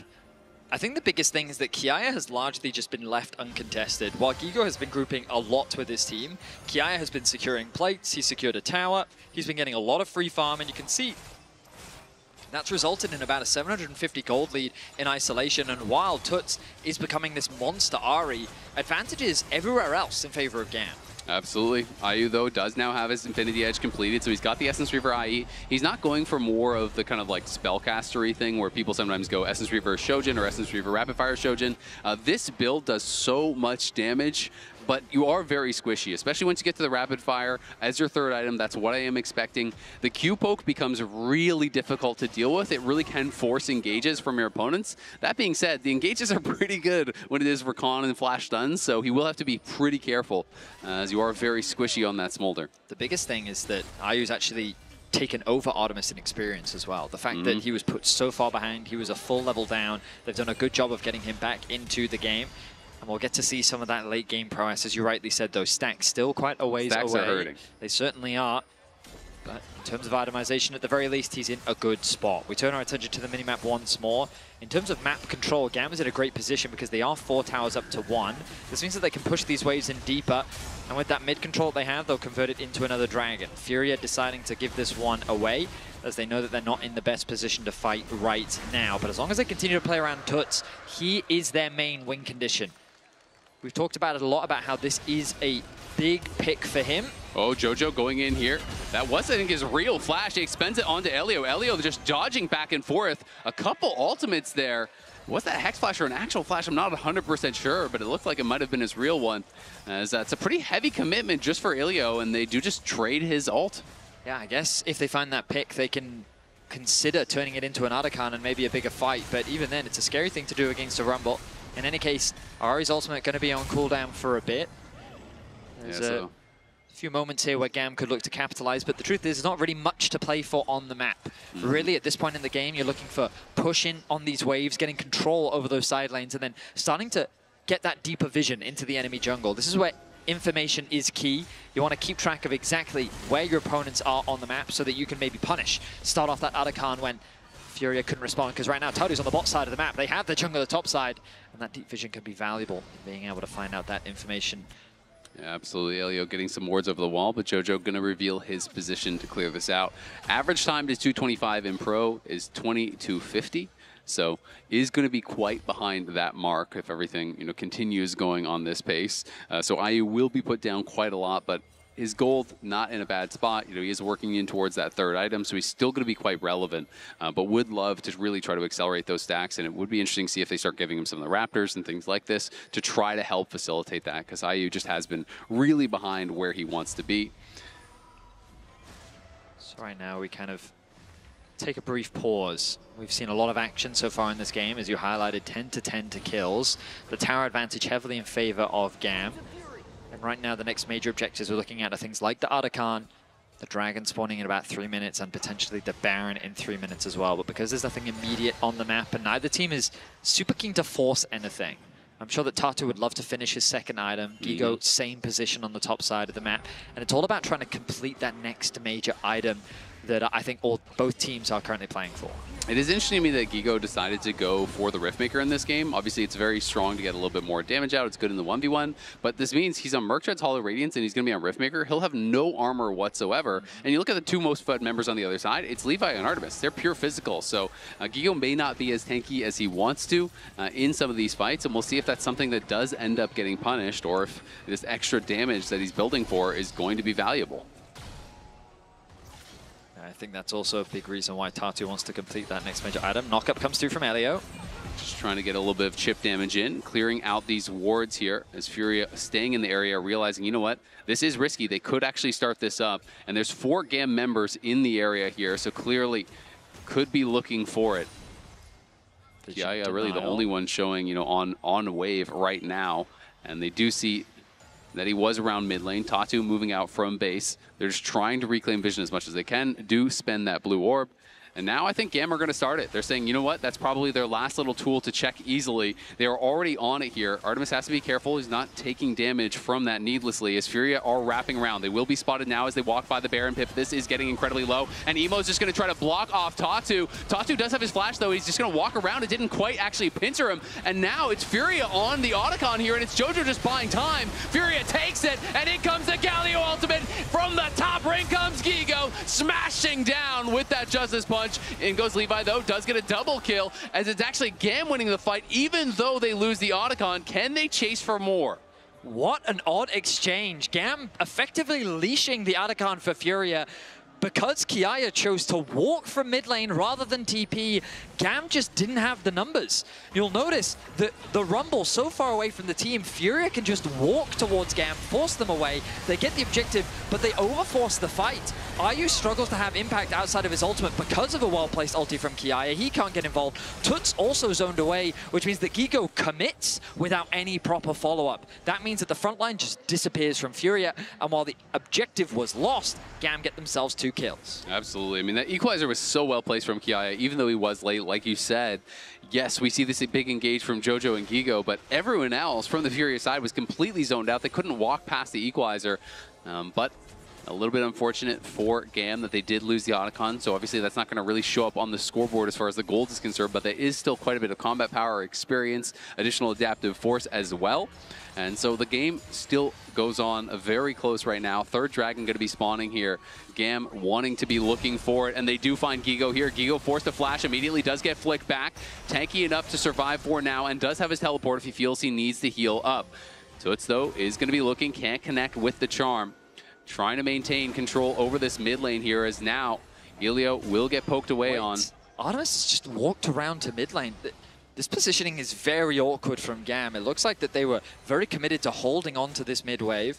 The dragon is alive, and rather than start the objective off, they've just ceded all control. Furia have gained access into the river, but Furia, okay, now they're going to start off this objective. They have the TP on the Ahri, ready to rejoin the fight.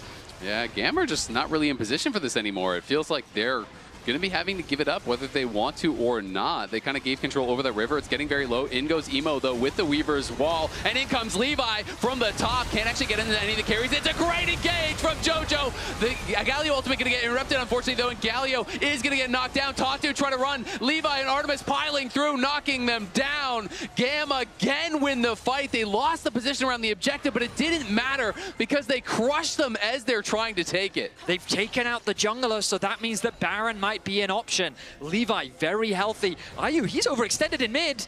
Ayu could be in trouble, does have his summoners, might have to use it. Clean's going to be forced there as he will kite back, does have the 225. Charm Flash connects. Do they get Levi? They do, but Artemis looking to punish, gets the first kill. Is he going to be able to chase down and take out Ayu? The feathers fly, and it forces the flash there from Ayu.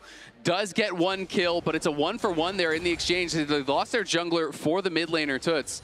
And Ayu loses both of his summoners. I will say, a bit of a missed opportunity there for GAM. I think they really could have looked to force that Baron. Instead, they wanted to try and punish Ayu in the mid lane. They do get all of his summoner spells, which will be very valuable in the upcoming fight. But when we take stock of the last fight, GAM's front to back is just melting through Furia. One of the things you highlighted earlier, Azael, was this lack of armor on Gigo, and I feel like that we're seeing it in action. He is just getting destroyed by Artemis whenever he looks to play in that front to back fight. The good news for Furia is they do secure the dragon. The engage, I think, comes through a little late as Tatu focuses down that objective, but it's Levi on the front line. JoJo with a fantastic engage connects onto 5, but then he just disappears. And while it looks like a promising fight, the reality is that it's just Artemis melting through everyone that's in his way, and Furia just can't quite clean up any of the kills on the back end. Yeah, I mean, JoJo keeps getting these multi-man engages, but they're not really in a position to actually follow up. This time, Gigo goes for the ultimate, immediately gets charmed up by Elio on the other side, couldn't even get it, and now it's going to be another engage here, and it's going to be a quick kill for Kiaya as they knock down JoJo over by the Baron. I think this could trigger them to just look for a start. So it is on the side, and he might have been spotted walking into this. There was a ward over the wall, and so now they are going to know that he was in that tri-brush. They clear out the ward, as Tatu is going to be fighting over on the other side to try to reclaim some vision in the jungle. The Baron is started here, and Emo's on a pretty good position here from the Taliyah, looking to try to section them off with the Weaver's Wall. This time the Weaver's Wall will come in between. Tatu cannot get in. The Baron going to be secured here by GAM. It's actually claimed by Artemis. Combination of the feathers and the smite was enough to secure the objective. GAM now firmly in the lead here in game 1 with a 5k gold lead in Artemis. Oh, they're looking for the play here, trying to get aggressive. Elio in some trouble, does jump back to Artemis, will be able to get out of there. But a good bit of pressure from Furia, just not there in time over by the Baron. GAM played around the vision well, just kept pushing back Furia. And they couldn't find an angle to actually get in and look for a proper steal. Gigo, though, going to be spotted out with the blue orb on the side. Looks like they want to try to potentially force a dive. Levi, though, going to preempt the play. Great charm comes through onto Levi. The equalizer, good onto JoJo.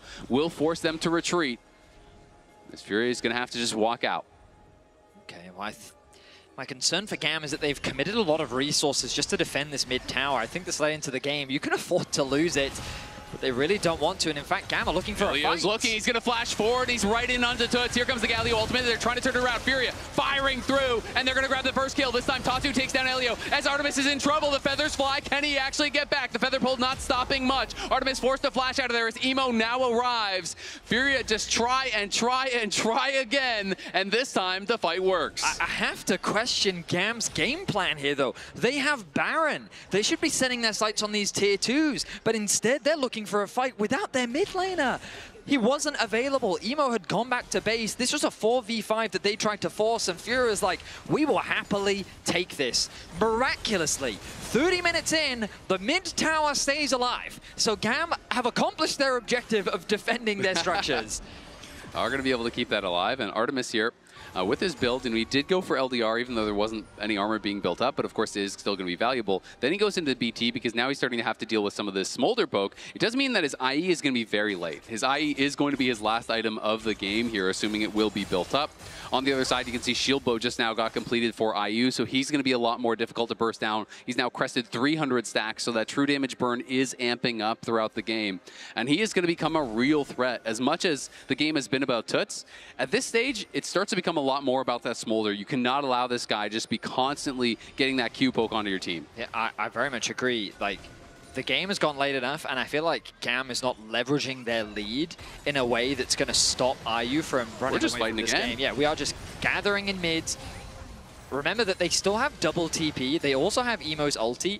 I love to see Levi going in on a Gigo, though. Nice. Shielded Rand's going to be able to block that up. We can see that Tatu goes in. Tatu's going to be rooted up, and it's CC'd up, and in comes Emo with the Weaver's Wall, sectioning off the team. Levi trying to finish one off. Jojo does fall. Toot's going to be in trouble now as Kiaya is going to have to go to the stasis. Tatu is running. Levi trying to chase after, and 1v2 the top side here from Furia, but he is put low and will have to retrieve back. Toots now looking.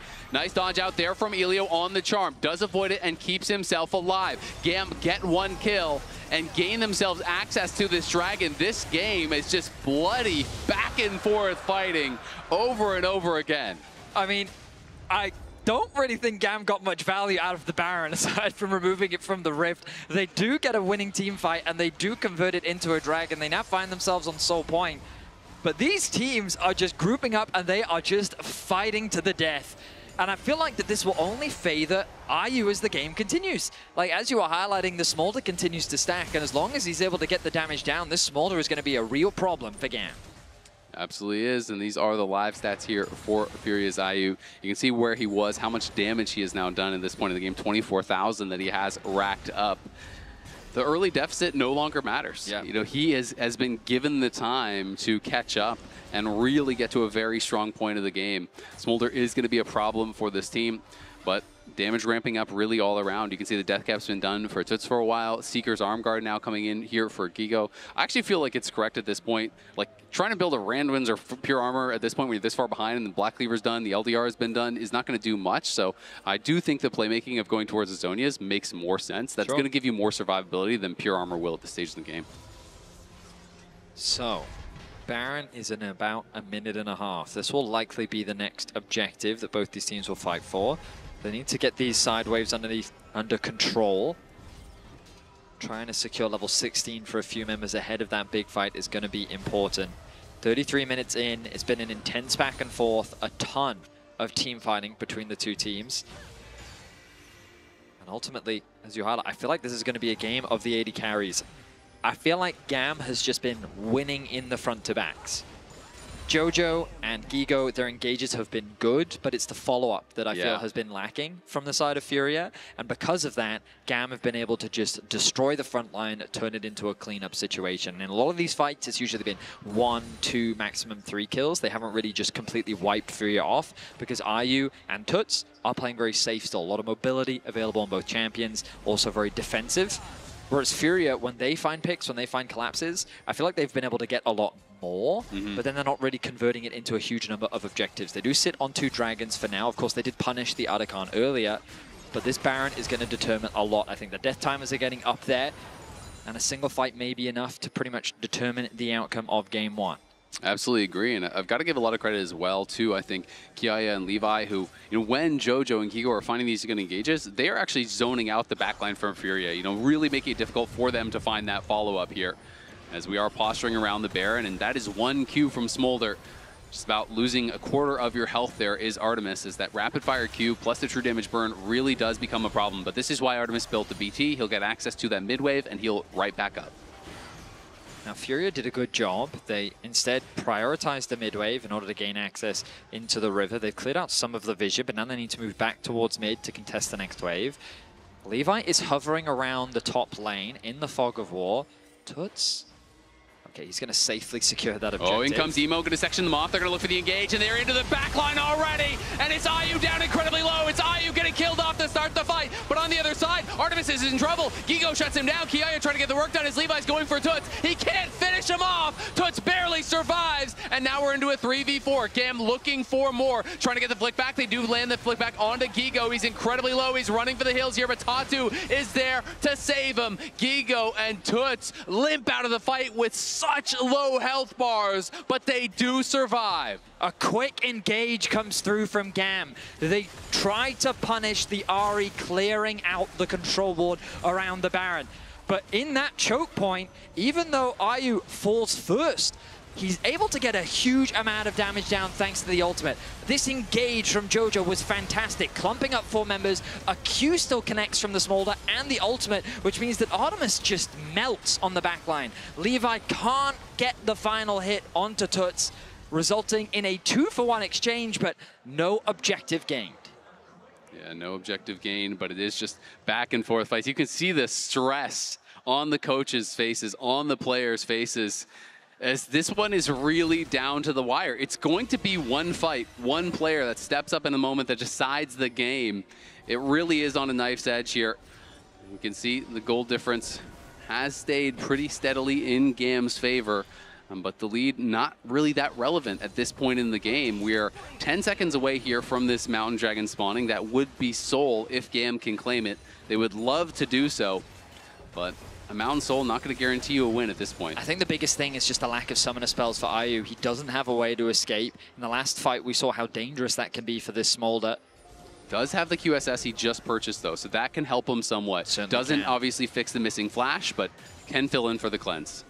Ultimate now available for Levi. Still level 15. He has sacrificed a ton of farm. He has not been clearing camps, while Tatu close to taking over level 17. They go. They're looking for IU. They want to try to get their eyes on him, but the flick does not connect. In goes Elio to try to finish him off, but they don't have the damage until just now. They get the kill, but in comes Toots. He's trying to turn around. Artemis, though, still firing, still standing. Kiaya flashing in with the overheat, trying to take down Tatu. Artemis is trying to get enraged, but he just can't finish him off until just now, as it's a double grab by Kiaya. They want Gigo as well. He's going to go into the stasis. Kiaya tanking up the tower as the Feather Pill will kill another.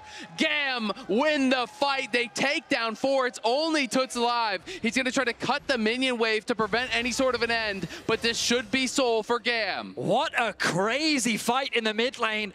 It felt like health bars were just disappearing in an instant as we saw an insane engage come through from Levi. We're gonna get a look at the priceless MasterCard moment of the game as the Soul is secured by GAM. What was an insane fight. These death timers are still quite high. Will they be bold enough to try and start the Baron? It looks like they're gonna do it. Yeah, they are going to do it. Nice Aegis Assault there. Is able to immune that charm damage as they are overheating and they are bursting this one down. It is already down well below half. Jojo is on the way, but it's going to be too little. It's going to be too late, very likely. He goes and he steals it. You're kidding me. Toots refuses to lose. The Ahri makes the play and keeps Furia in the game. How does he find it? On the Ahri, he's been making great plays all game, and he keeps Furia in it by finding another. The Baron will fall. He's gonna pick up a Medjai's, but let's look back at this engage. The charm comes through onto Levi. The engage from Elio connects onto IU. Damage is still fantastic, but Artemis staying alive means that in the extended exchange, having an AD carry versus not having one is what ultimately leads to GAM's success. It starts with a 2-for-2, but then Artemis working with Kiaya cleans up the fight. Then let's get an ultra slow-mo of this one. The HP gets low, they have the feathers. An early smite comes through. He tried to Q smite, but his smite was not perfectly timed with his Q. So what happens is the Comet Spear comes through, the smite lands, the Comet Spear is supposed to finish it, but it was desynced. There was a tiny, tiny gap in which the Ahri was able to steal that away. That is insane. And as we come back to live, we just saw Emo have to use his Seeker's Arm Guard. He doesn't have a Zonia, so that is now gone. As you can see, Artemis and Kiaya getting so much work done, but even though IU was focused down, he did the most damage on his team. You are really starting to see that Smolder scaling. You get one Q that bounces through a lot of the team. Exactly. It is problematic. And worth noting, Artemis, he just bought a GA. So no Infinity Edge in the full build. So that is going to mean his DPS is a lot lower, but he is clearly just emphasizing survival. He is saying, you know what, if I don't get burst down, I don't need to maximize my DPS with the IE. I just need to be able to survive, utilize the BT and the shield bow to do that. Thank you for Leash indeed. We find ourselves 40 minutes in game 1. We were expecting a back and forth, but I don't think we were quite expecting this. 36 kills in a 40-minute game. It's a banger, Betty. The Baron still hasn't quite worn off. This is going to be an easy tower secured. Levi split pushing in the top lane. Gonna push that one out, needs to recall. Does Furia pick up another objective? I mean, this has to come down to an Elder, I guess, at this point. I thought that the last fight was going to be the determining factor, but we go again. We go again, and we'll see, though. I mean, if Furia can pull off a dive here, this could be a game-ending push. They do force the flash there out of Emo. Remember, he already used the Seeker's Arm Guard, so he doesn't have that. Now he has no flash. Emo is going to be incredibly vulnerable here, unless he can actually finish his Zhonya's off, but not sure he's going to have the gold to do it. I'm excited for this next fight. We've seen so many great engages from both supports, I feel, in this game. And it's all going to come down to the AD carry survival. And I feel like IU has definitely gotten the worst of it, but they're still both 4-4 in deaths. Yep. But this Smolder is having a really tough time when it comes to survival. He doesn't have a huge amount of peel tools. And when you've got this Pantheon and the Rakan flying at your face, there is little that you can do. He does have the Merc Scimitar, though, and he has Cleanse and Flash now. So he's going to have all of his tools up and available. But likewise, Artemis is even harder to take down. He's got Cleanse Flash, he's got GA, and he has his ultimate, of course, that's just going to give him a lot of survivability. But Toots waiting in this side lane, seeing, will someone come and claim this? Will they be able to punish them? I can't believe he's picked up a Mejai's this late into the game. I feel like a Void. He's feeling himself, I guess man. he sat there and said, you know what, I don't need a Void. Oh, no, he revealed. He got greedy for the wave, and now we'll see if he can actually get out in time. Levi's going in with the ultimate immediately. He's going to be stunned up. Toots may make the big play earlier, but this time he is probably going to be punished. He's trying to run out. Everyone from GAM is coming, but the rest of Fury is actually pushing mid lane right now. He's going to run into Kiaya. Does land the charm. Toots trying to make something happen, but it's just going to be a bit of time bought. Unfortunate for him, didn't realize the position he was in, revealed for the wave, and does get punished big time. That is all the stacks off the Mejai's gone. It's an instant sell, and he is working now towards that Void Staff. I mean, it was something that he was not expecting. The fact that GAM was moving through the river in the fog of war to actually threaten to collapse. They had a suspicion that he was there, and they successfully find the pick. The good news for Furia is that Toots will be back alive ahead of any objective. Still a minute away until the Elder spawns. While the pressure is favorable for Furia, there isn't really much for GAM to gain. I like the fact that they did try and push. They pushed in mid, they pushed in bots, made it harder for GAM to really play off any waves. The tier 2 tower is still alive in mid. It's a tense one. It's just an Elder fight to decide the game. It really feels like, you know, neither team is making enough progress as far as, you know, pushing the tempo on the map, taking down towers, attacking the base. So it is really just coming down to these objective fights and who can execute better in the 5v5s. GAM, very slight lead, 600 gold. Really, it's just the Mountain Soul that does matter as far as their advantages are concerned. The carries are pretty much fully kitted out at this point. Itemization not really going to make any difference. It's just so even on both sides. The contest around mid-wave. Levi has the ultimate on cooldown. Levi's going for the red buff right now. Wants to get the global red buff for his team before this fight does happen. I mean, it does mean he's available yet. Yeah, he's in a bit of a weird position, and this give, again, means Furia gets the inside track towards the objective. Elder's not one you want to try to fight for after the objective goes down, though. It is going to be terrifying if that does happen. GAM, though, trying to move in here. Levi's just going to send it. They're looking for IU. He flashes in. The cleanse comes out. IU trying to cut out. Elio flashing in. In comes the Galio ultimate to try to peel. IU is still alive. IU pops the ultimate, and he is firing, trying to turn the fight around, but IU in so much trouble. Down to 5% HP, looking for damage over the wall. No one can actually knock him down, but the rest of Fury is falling. Kiaya goes godlike. And you can say that again, the Rumble making the difference in these team fights. GAM takes the fight, and unfortunately for IU, he is basing on a ward. He's gonna get knocked down as well. They grab the Elder, they grab the kills, and the respawn timers are so long. GAM make magic happen once again. Levi throws everything and the kitchen sink at this baby dragon, and he says that you will not survive this fight. Miraculously, Ayu does, but he was removed, which meant that he couldn't dish out the damage, he couldn't contribute, and Artemis was left free to dish out the damage needed with Kiaya at his side. They've broken the base, they're setting their sights on the Nexus. They have to find a way to actually kill these minions off, but I don't know if GAM's going to allow them to do it. It's up to Toots and it's up to Tatu. Toots trying to kite for his life here, but Tatu's down incredibly low and he's going to get burst down by the Elder. Toots cannot make it happen here. Jojo respawns, but that's not going to matter. Kiaya goes golden just to flex on him on the Nexus. It's going to be GAM and an absolute banger. 45 minutes in, 30 kills to their name. They take game number 1. A crazy back and forth, a violent affair in game 1. As both teams are pushed to the very brink, this is just a taster of what we can expect for GAM versus Furia, as both teams lay everything that they have out on the table, but it's GAM that draws first blood. Doesn't get much closer than that. It was all about the team fights, all about the execution here. Toots with some heroics, stealing that bear and having an incredible individual performance, but at the end of the day, GAM committed to their plan, and that was taking down that dragon. They were able to do it. Let's head on over to the analyst desk to break that one down.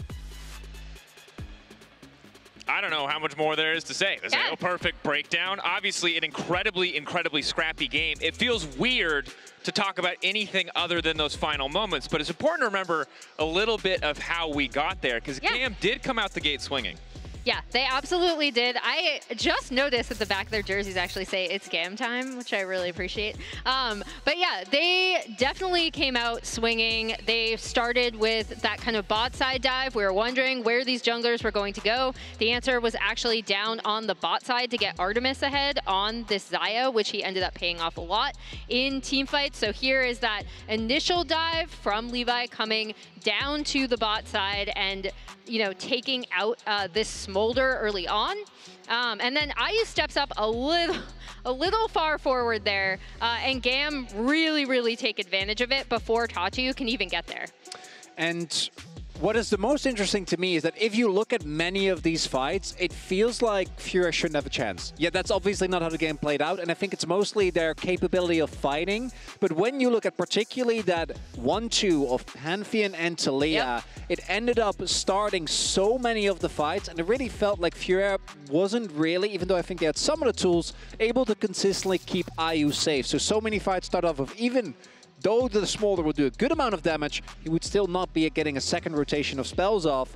And it was the combination of how deep the access of the Pantheon Taliyah was, combined with Kiaya's Rumble. I felt pretty confident that GAM time would probably lose to Smolder time when he hit the like 300, 400 stack point. But as TK is pointing out, I should shut my damn mouth, because GAM clearly would not be stopped. We saw that in the final moments. They were always able to take the Smolder out of the equation, despite some heroic efforts from Ari. It wasn't enough. The steals were not enough, and it is a credit to the tenacity of GAM. And when we take a look at the post-game breakdown powered by AWS, you can just see how back and forth this game was, how tense it was. And I think both teams, GAM can be happy to have a win, but both teams have a lot to take away from this game overall, because it was not flawless by either side by any means. Because it is important to note that obviously when it comes to the gold, it didn't fluctuate much, but with Smolder in the game, you do need to just take into account how strong is Smolder. Has he hit his item breakpoints? Which he definitely did, which is why so many of those fights really just came down to, even if he lives, how much damage does he end up doing? Because a lot of the mid-game fights, he's still got an ult, a Q, and a W off, and then all of a sudden your entire team is half health. Yeah, you'd see his damage numbers still being like significantly the most on his team, sometimes even more than the GAM members, but he was just getting blown up so quickly. And that also happened whenever Jojo would kind of start these engages, right? Like Gigo would not be able to ult on top of him in time to get off that combo. Like Chronicler mentioned, they weren't able to protect Ayu. And I think the other thing that was really interesting is that Furia, who I thought might have a little bit better map play going into this, were really outdone by GAM on the map. I thought whenever GAM were actually able to get these team fights, especially early, they were able to get the objectives first. They were able to get a lot better objective setups at times. At times they gave them up a little bit, but like Furia didn't even get their first turret until 19-20 in the game, and their second at 31-33. Yeah, that mid lane turret take quite a lot of time to fall, and it might have even been a little bit of a misstep from GAM to give it to them at all. But that GAM early objective control, you called it out, was flawless, right? This is something that was consistent across the plays, even when we thought, hey, after those strong early kills to Artemis, the game might snowball out of control. It didn't in gold. Furia were fighting back in kills, but we're losing horribly in those objectives.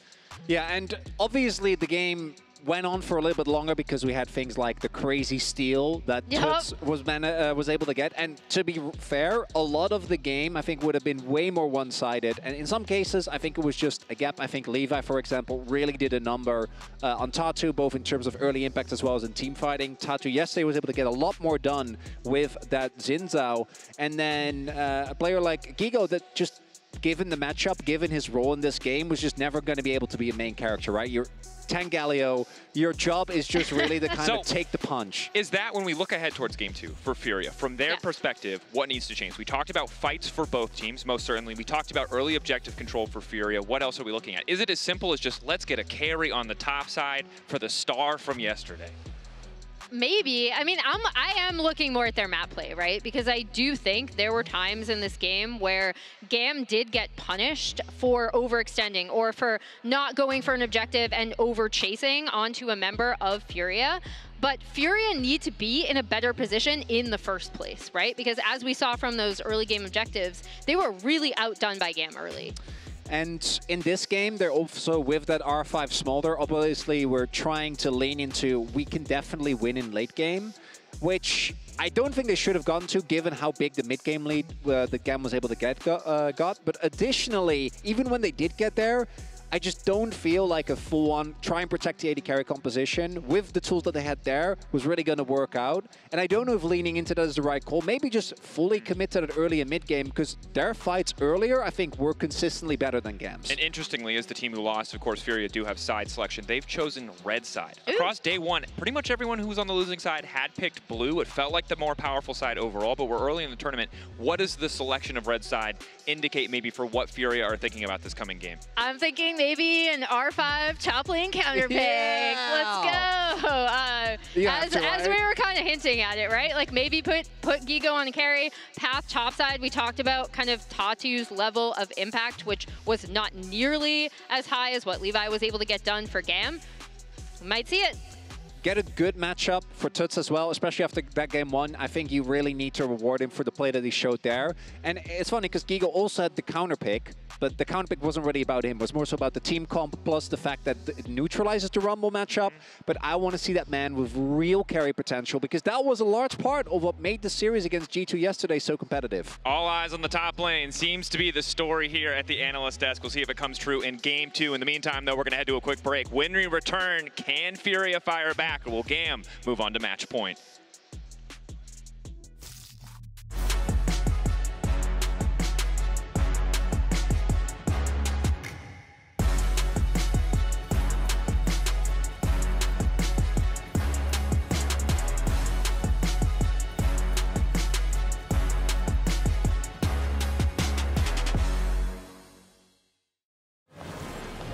What a car. Living the dream, huh? Sweet dreams are made of this. Who am I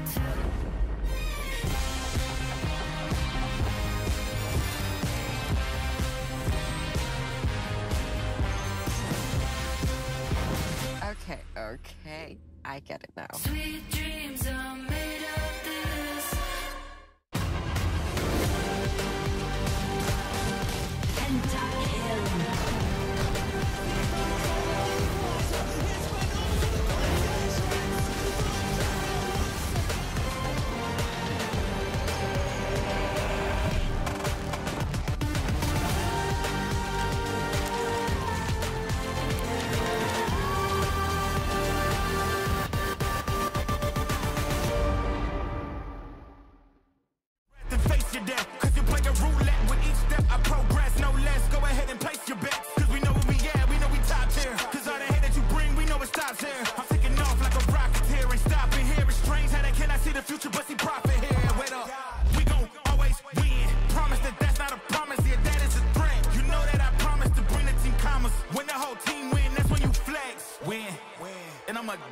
again. Watch me win, then watch me do it again. We gon' run it. We gon' run it. Yeah. Push it to the limit with my heart is up. We gon' run the road till we take it home. Turn the lights on and put on a show.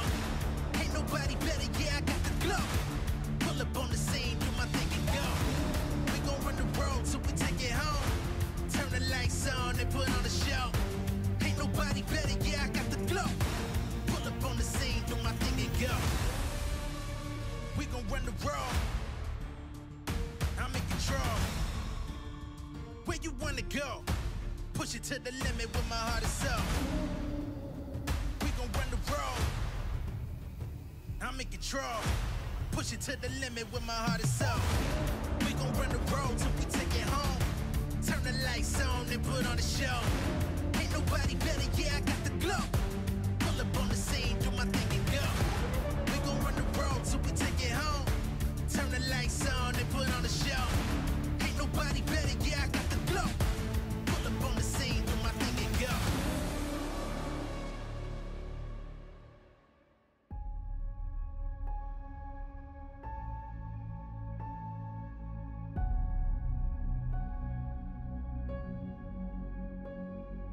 They said I couldn't make it, but I couldn't let go. The dream inside is all I've ever known. Run till I gotta walk, crawl till I hit a wall. Never see me fall, I'ma get it all. Climb till my feet are up, push till I see the top. I won't ever stop, never see me drop. I was born to be a legend. I will not surrender. My legacy remembered. I was born to be a legend. I'm a legend. Time is running out. Don't waste another second. This is the moment. You gotta take it. Come on. Fly till I'm out of faith. Die on another day. Still I'm not afraid. Skies on my runway. Never been. Let me throw it down to the ground, make them turn around in the dark and light. And in comes Levi from the top. Can't actually get into any of the carries. It's a great engage from JoJo. The Galio ultimate going to get interrupted, unfortunately, though, and Galio is going to get knocked down. Tatu try to run. And they go. They're looking for IU. They want to try to get their eyes on him, but the flick does not connect. In goes Elio to try to finish him off, but they don't have the damage until just now. They get the kill, but in comes Tuts. He's trying to turn around. Artemis, though, still firing, still standing. But it's going to be too little. It's going to be too late, very likely. He goes and he steals it. You're kidding me. No.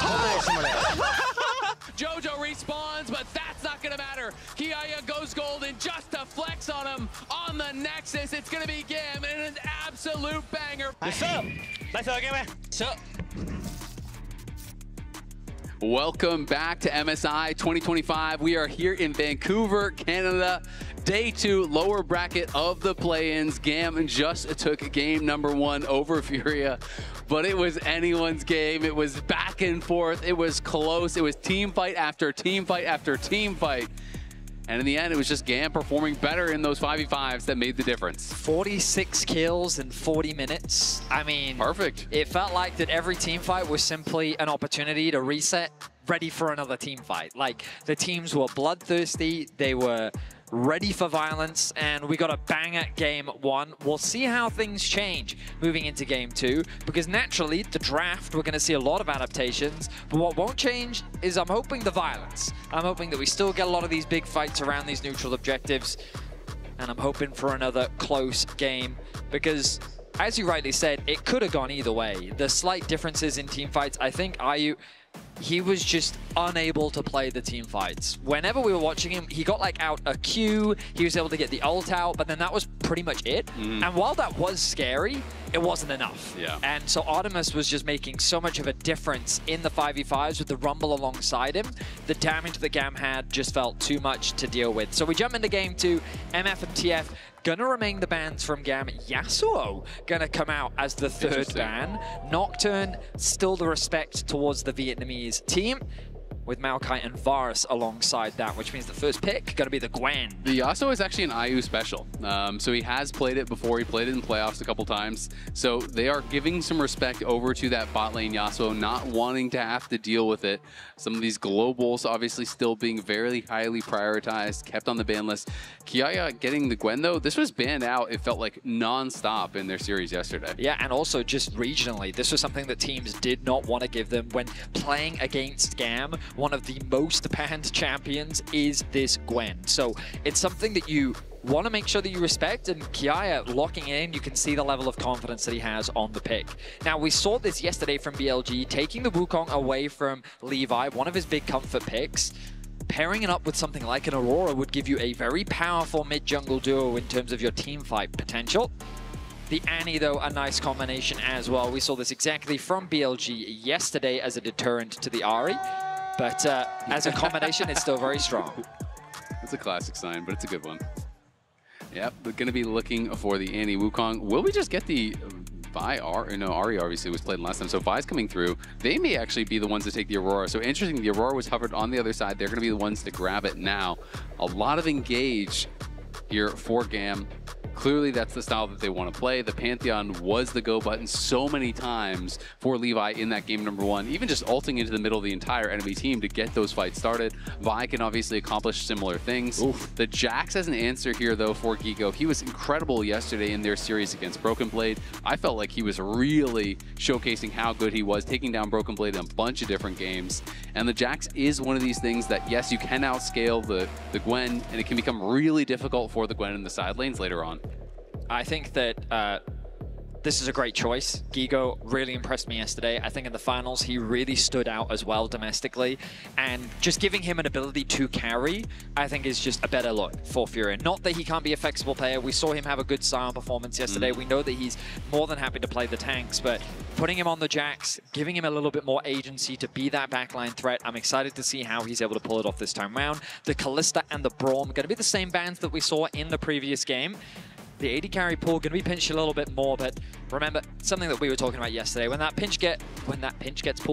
pool gets pinched, Ezreal, Kai'Sa, champions that still very safe, fit into pretty much any draft. There's just so many. Yeah, exactly. It feels like that it's, I mean, we've even seen the Ziggs. There's even possibility to think like Swain, Seraphine, depending on how creative you want to be. So I do not think that either of these teams are concerned about these bans coming through. Kalista, Renata, not something that Furia want to have to deal with. Yeah, it is really interesting to see the Renata being that ban, because generally, at least in NA, oftentimes when you ban the Kalista, that is kind of like banning out the Renata, because that is the pairing that people really like to play with it. I do think Renata can be very effective against dive comps, even outside of just that one pairing, but largely, at least in our region, it's kind of considered like a double ban.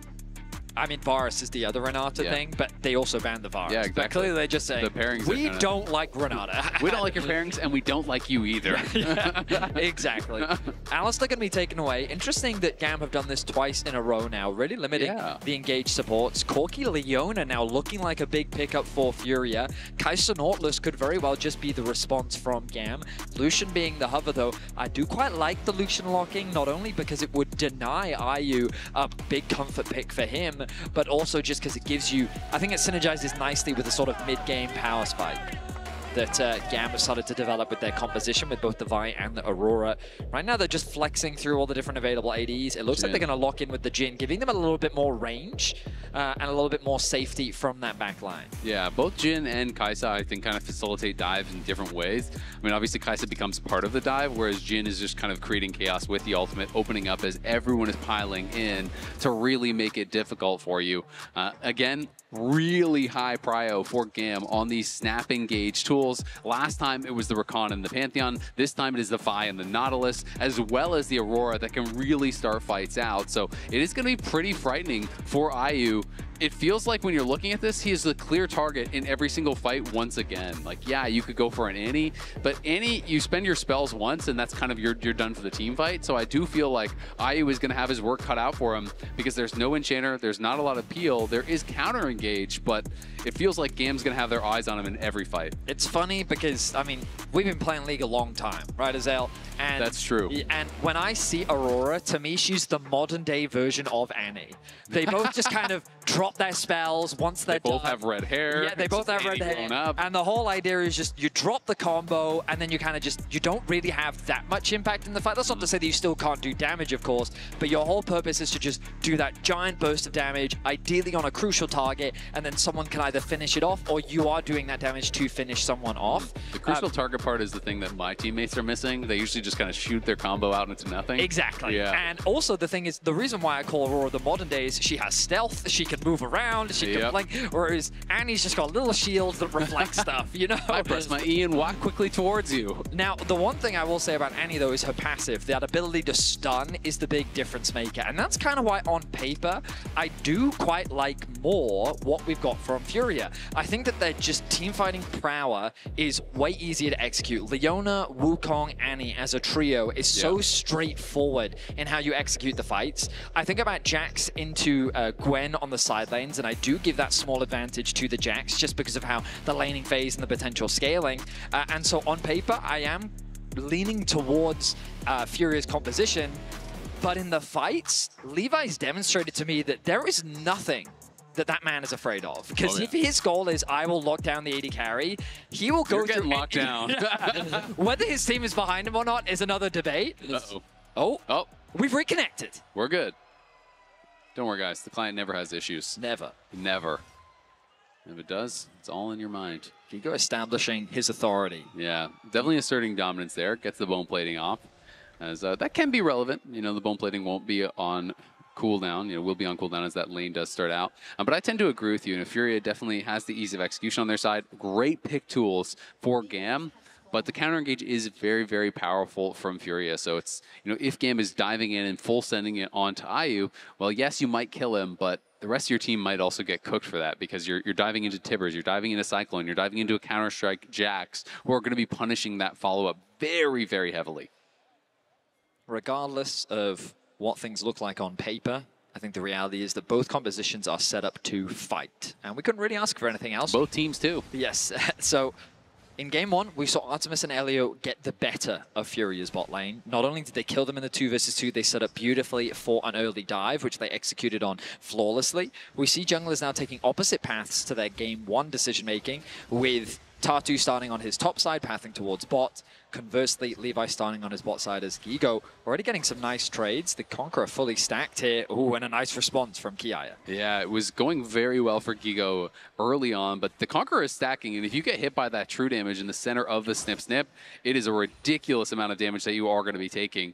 IU and JoJo clearly with full control here in the early waves are going to be able to get level 2 and push this forward. Artemis and Elio clearly respecting that. Will's just going to stand back and accept the wave at their tower. And they're going to have to play safe because Levi will be pathing away from them. Emo is going to get some information now on Tatu. Recognize that, hey, jungler is here. And that means that he's going to be pathing towards the bot side of the map. So the risk of a dive is something that Artemis and Elio will have to try and play around.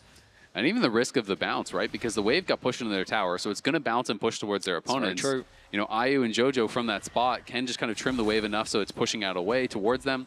And that can put Elio and Artemis in a pretty awkward spot. Kiaya and Gigo, though, just going right at it. Is Kiaya getting Gigo incredibly low here. Does not want to go for a flash or anything. Needs to wait for the snip snip cooldown. But is not up. And Gigo's just going to have to go back to base very early on here on only 9 CS. He's not going to have too much of a buy. It's a glowing moat and a health potion. And I feel like glowing moat has got to be the saddest buy in the entire game. Like when I go back to base, I'm like, really? That's what I have to buy? It is, it's tough.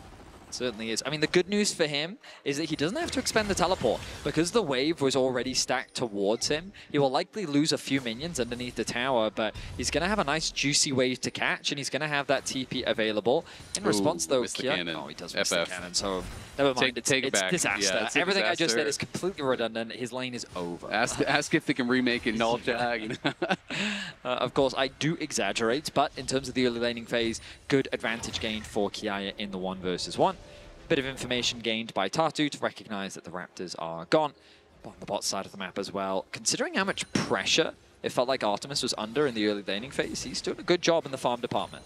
And I've got to say, Furia's early warding, they are very aggressive at tracking through the river. Both last game and this game. I mean, look at all those wards. It's just kind of this whole line along that bottom river.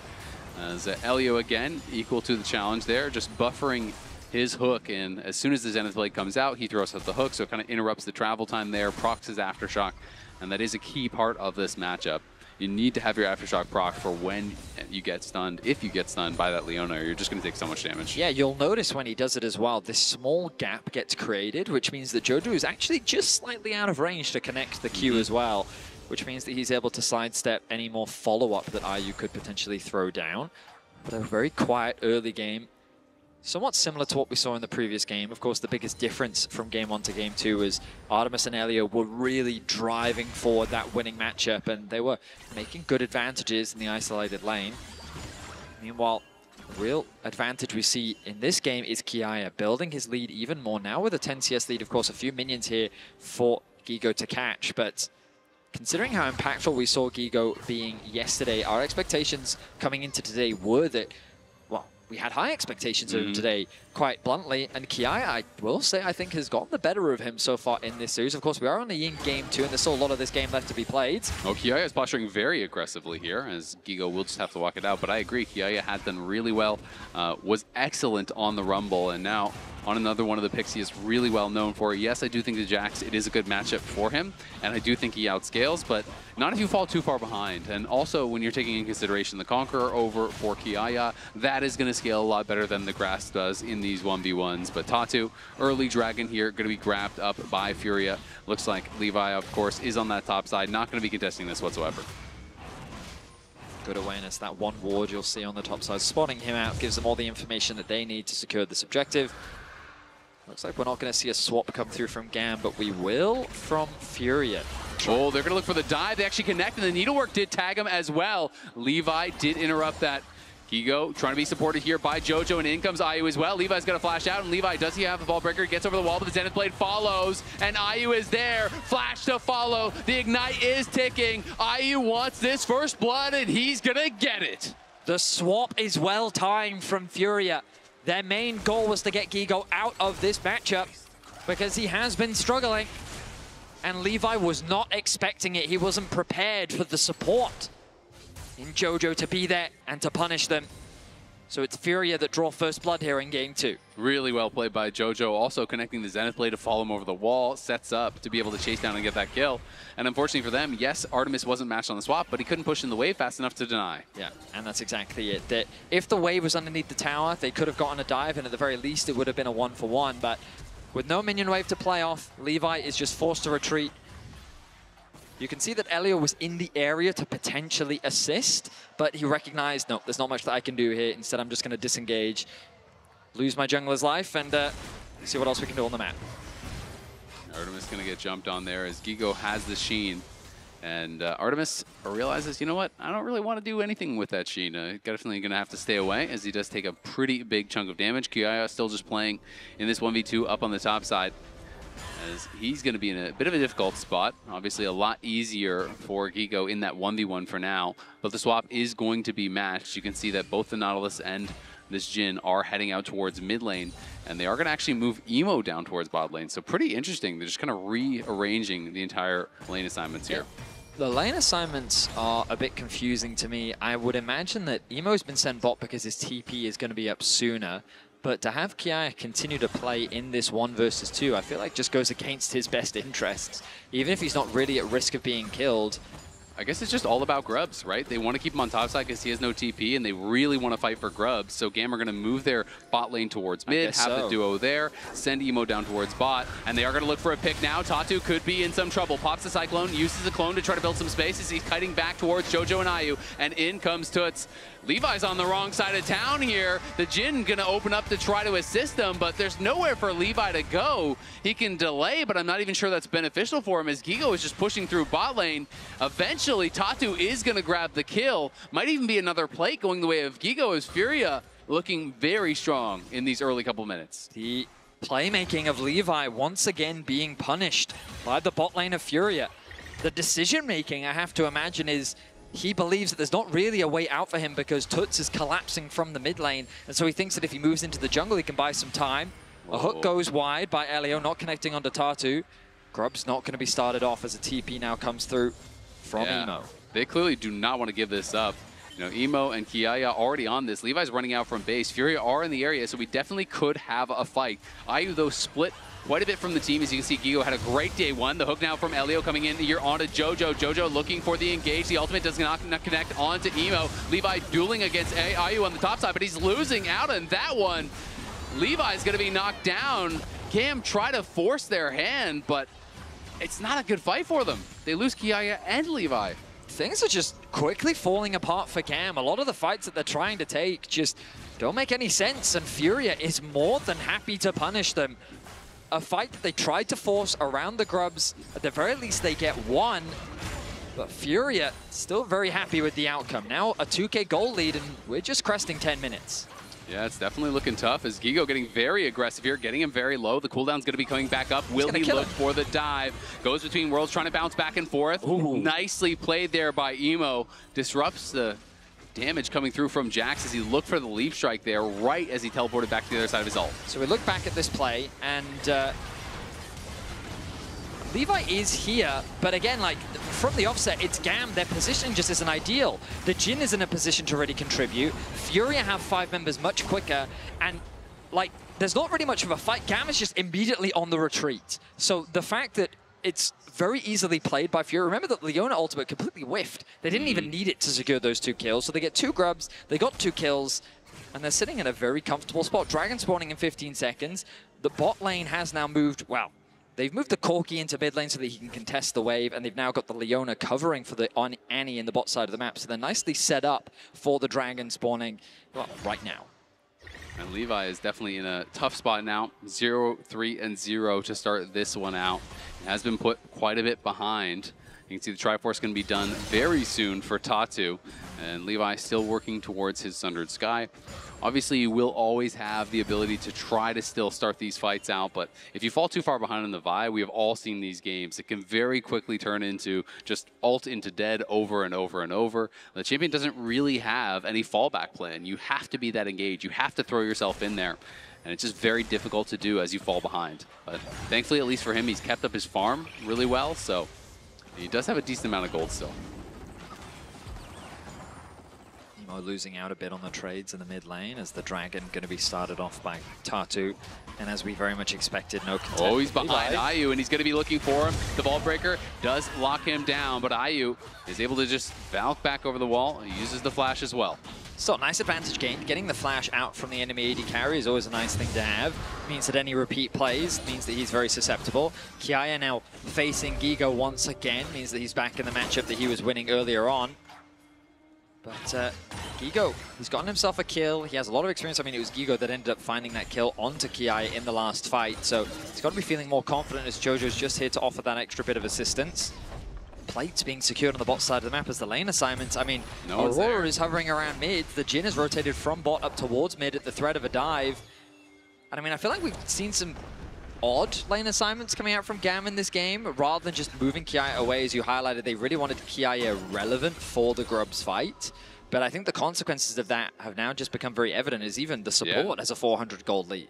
Absolutely. I mean, feels like every plate that has gone down on bot side has just been uncontested. Now Gigo even going to get a free plate up on top side. So things looking really good for Furia as they're just playing the map much better than GAM. GAM has been trying to stay grouped, trying to find fights, but if you go for those and you don't actually execute on them and get the kills, well, your opponents are just pushing the map. Well, they're going to get further and further and further ahead, and that's what's happened so far this game. As Furia now up over 2,000 gold, has both of the early dragons, 2 of the 3 grubs. They're in an incredible position. Emo is going to look as Dutz did spell, uses spells on the wave there, and Emo gets a little bit of damage down, but mostly blocked there by Toots and retreated back really well. Kind of waiting for the next neutral objective to spawn with the Herald in about a minute and a half. GAM, of course, we're off to a good start in game 1. It was really in the team fighting where we saw Furia finding ways to answer back. They found some great kills around the Dragons in particular. But right now, it feels like that the main goal is to, well, now that the first items have been completed, I feel like both teams should think about how confident they are when it comes to the fight. The triple Trinity Force spike, I should say, as the Wukong. So it could be a step bonus or something? Yeah, I mean, you would think. What I can tell you is that when it comes to mid-game spikes, it's a nice one. Kiai in some danger. Yeah, Kiai in a lot of danger. Jojo going to flash forward, does lock him down. In comes the counter-strike as well. That's the third stun in the row, and Kiai has got nowhere to go. Emo does arrive, though, going to try to turn things around. Levi trying to get in range. Not able to actually hit with that Jin W to lock him down, and in comes the response teleport from Toots. So it's just going to be the lost teleport for that tower and the kill.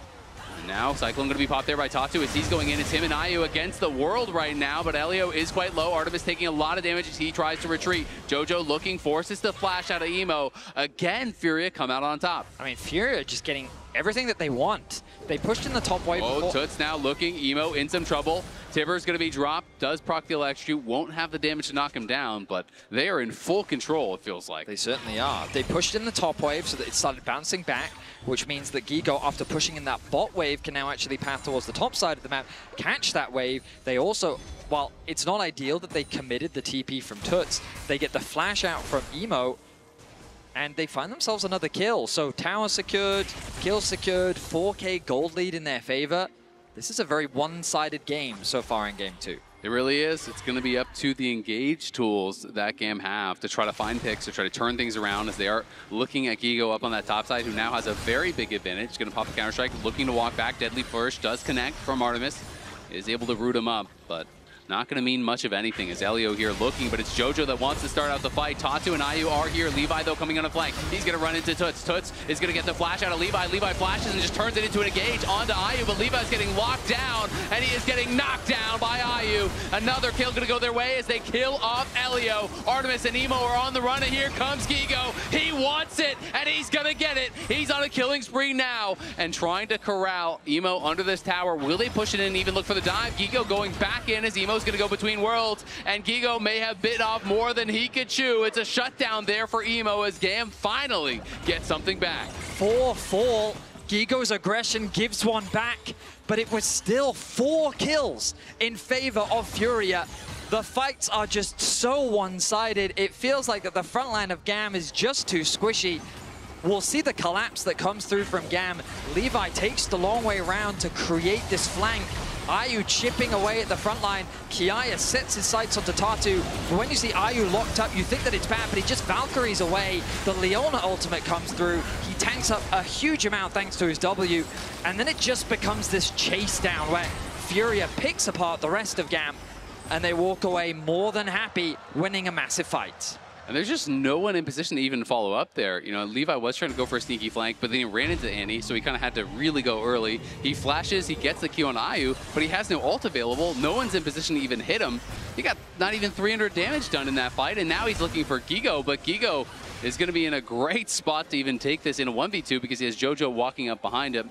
GAM, again, just overloading one side of the map. This is all they have left, it feels like, at this point, is just trying to force fights on one side where they have the extra man. But Jojo has been reading them, it feels like, this whole game. I completely agree. He's been playing an incredible game, involved in 8 of the 9 kills, always in the right place at the right time to shut down Levi's plays. I mean, you look at the bot side of the map as well. There is just a stacked wave pushing towards that tier 2 tower. You've got both Emo and Artemis hovering around mid. They're sharing farm and experience. And it's just an awkward position because no one's really being funneled that gold.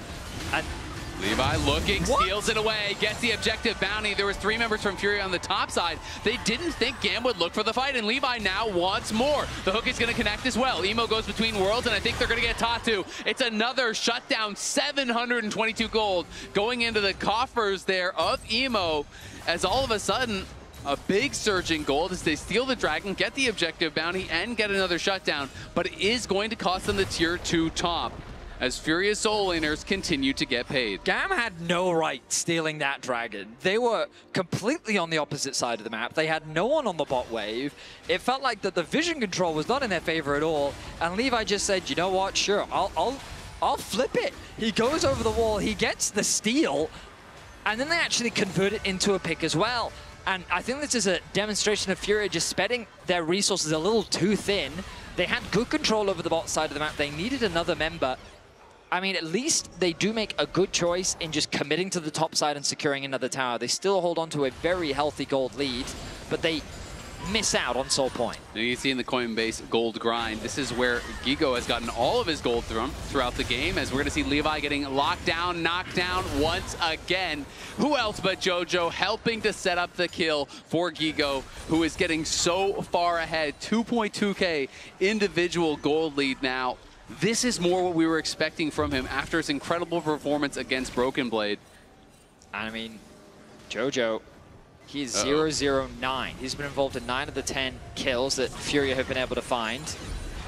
Herald's going to be dropped on the bottom tier 2 tower. Oh, here comes the engage. The stun does land. Emo goes between worlds and does try to kite back. Elio trying to make something happen here as in comes Kiaya. Can Kiaya get to the back line? He's trying to knock down Toots. He's going to flash over the wall to follow. The needlework is connecting, but Toots is just not dying. He's low, but is he low enough? He's looking for it. Can't find the final one to take him down as Emo's going to get knocked down by Tatu. And Gigo in the side lane again, just shoving that wave, pushing it in, keeping that gold lead bigger and bigger and bigger. I mean, this is quickly turning into a stomp. 20 minutes in, a 7.3K gold lead in favor of Furia. It feels like that they can do no wrong, as GAM desperately trying to get something back, just lack the damage, lack the resources needed to at the very least get a kill onto Furia. 2-11 is the scoreline, 2.5 minutes until the next dragon spawns, but you can see that GAM's base is just in pieces. Yeah, it's just such an interesting juxtaposition to the last game, where last game was all about team fights, all about 5v5s, and that's really where everything was decided. This game, it's been about Furia making smart map movements, punishing the plays that GAM are going for. JoJo roaming and anticipating the moves that Levi is going to make. Has been fantastic to see them play the map, and they're here onto the Otacon. This is a risky place to be, though. We have seen a lot of throws over by Otacon. GAM, I think, is aware of it, and they spotted out now with the blue trinket. Will they be able to find the approach? Toot's going to get spotted on the side. JoJo going for the engage. He's just trying to lock down Levi and make sure that it's not a 50-50. It's going to be taken there by Furia, but is there a fight to be had afterwards? JoJo just flashing out. Ayu getting aggressive, does step forward, takes a chunk of damage, but GAM can't make the fight continue. Furia walk out, losing a flash, but gaining the Otacon. I think they made a wise choice. After JoJo had to flash away to safety, there was no need for Furia to force the fight. They'd already secured the objective. If they tried to force it anymore, they would have just put themselves in an awkward position. So they don't take the gamble. They choose to retreat. But now a trap lies in wait. But who's it a trap for? Toots is here, but so is Elio. The entire Furia squad pounces and bites him in half. Kiaya is down already, and Emo is coming in. But does he even want to be here? He's going to go between worlds. The Cyclone going to get popped there by Tatu. The focus is onto Gigo, but Gigo is healing. Gigo is standing. The locket comes in through to keep him alive as Ayu arrives as well, and he's back onto the back line with Artemis. Artemis going to get knocked down. Furia crushing the fight. They can't even get Gigo. Furia were so ready for that play coming out of GAM. It's an ace for Furia. The collapse was quick. GAM responding to the ingression just ends up being disastrous. Furia gets so much off the back of that play, so much gold injected. Toots starts off the play, but Gigo and Tatu are there to support. They get the quick pick. The teleport comes through from Emo, and he thinks that he can convert it into something because Levi is here as well, but they just don't quite have the damage. The target selection again. Once JoJo arrives to the party, Emo is forced out of the fight. He gets cleaned up. Levi on the back line. He is so far behind. He can't get the kill onto Gigo. And the happy faces of Furia mean that they get a one-sided ace. And they're looking to secure their third dragon of the game. Yeah, you gotta love it. He's dancing on him, man. And he said if he beat G2, he would dance on him. Well, maybe we're gonna see it here today. Definitely love the Brazilian players, all the emotion, the passion that they show for the game, how excited they get on stage, how much the players and the fans do pop off in these big moments. It makes it really fun to watch. Tatu, a player that always brings the energy, a young player that has been fighting to make a name for himself. As and Artemis gonna mess around and find out. Artemis has to run for the hills already. Levi is here though. Can they turn it around? Artemis has to cancel his ult because he's just dying to Tibbers. But inside the base, Kiaya is dead again. Gigo on the other side of the map making things happen. They do get the kill onto the Annie, but it's a continued dive. It's Emo trying to defend the base, and it's Emo dying. Both the solo laners from GAM are gonna get knocked down as Furia crack the base open. Only 24 minutes in. They're pushing in the waves. They're pushing up the mid lane. They want to look for a second inhib already. Toots bought so much time for Furia to make this play. And in exchange, the base will go the way of Furia. A second inhibitor is soon to fall. They have the minions in the bot wave. I think trying to end this game is quite ambitious. And I think they'll make the wise choice to disengage. Furia gets so much in exchange for their mid laner. Now an 11k gold lead. Furia is dominating game 2. They're just playing it out so well. They know all GAM can do is overload one side of the map, look for a pick. So Furia are just constantly pushing up all of the waves. So if you go for a 3-man play topside, well, guess what? We are going to punish you on the bot side. They dive, they kill off the inhibitor tower, they kill off both of the soul laners, they take double inhib. It's just beautiful to see. We look back at the dive, and it's really been the story of this game. Jojo and Gigo have been working together so much to find these plays on the side lane, funnel Gigo all of these resources, and now he's just become this unstoppable duelist that seems to have no answer on the side of GAM. 2025 is the year of the JoJos, apparently. We got Jojo Pyun winning in EU. We got Jojo winning in LTA South. As Tatu will be spotted here, but Levi may not have a way out. Cyclone going to be popped immediately as Ayu, Gigo, everyone coming in here to try to knock down their jungler. They'll get the kill. Gigo goes onto a rampage, and GAM do not have a great wave clear whatsoever. They get the kill on the jungler. Ping's immediately coming onto the Baron. Fury can just walk over and likely grab this pretty easily. Yeah, there's no smite, which means that this is an uncontested Which means objective. that the mid laner is going to steal it, just like right, last game. Exactly. All right, pressure's on Emo. He's in the bot lane, so I think the likelihood of him stealing that has to be a very long two-fold. Oh, it certainly is. Yeah. Furia gonna secure this objective, and then they can just turn their attention to top lane. They've just come off the back of a reset.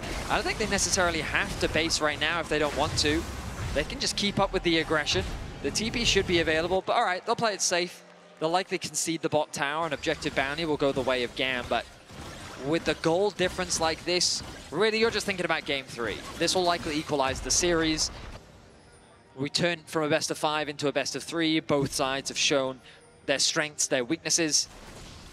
And it's going to be interesting because the pool will continue to be more limited. And GAM will have to find a way to bounce back in the rest of the series. Absolutely, and we've seen especially, well, really from both sides, but I think especially from GAM, the emphasis that they have on finding all of these hard engage tools, you know, ability to start the fight from multiple lanes, you know, constantly want to be able to have that aggression.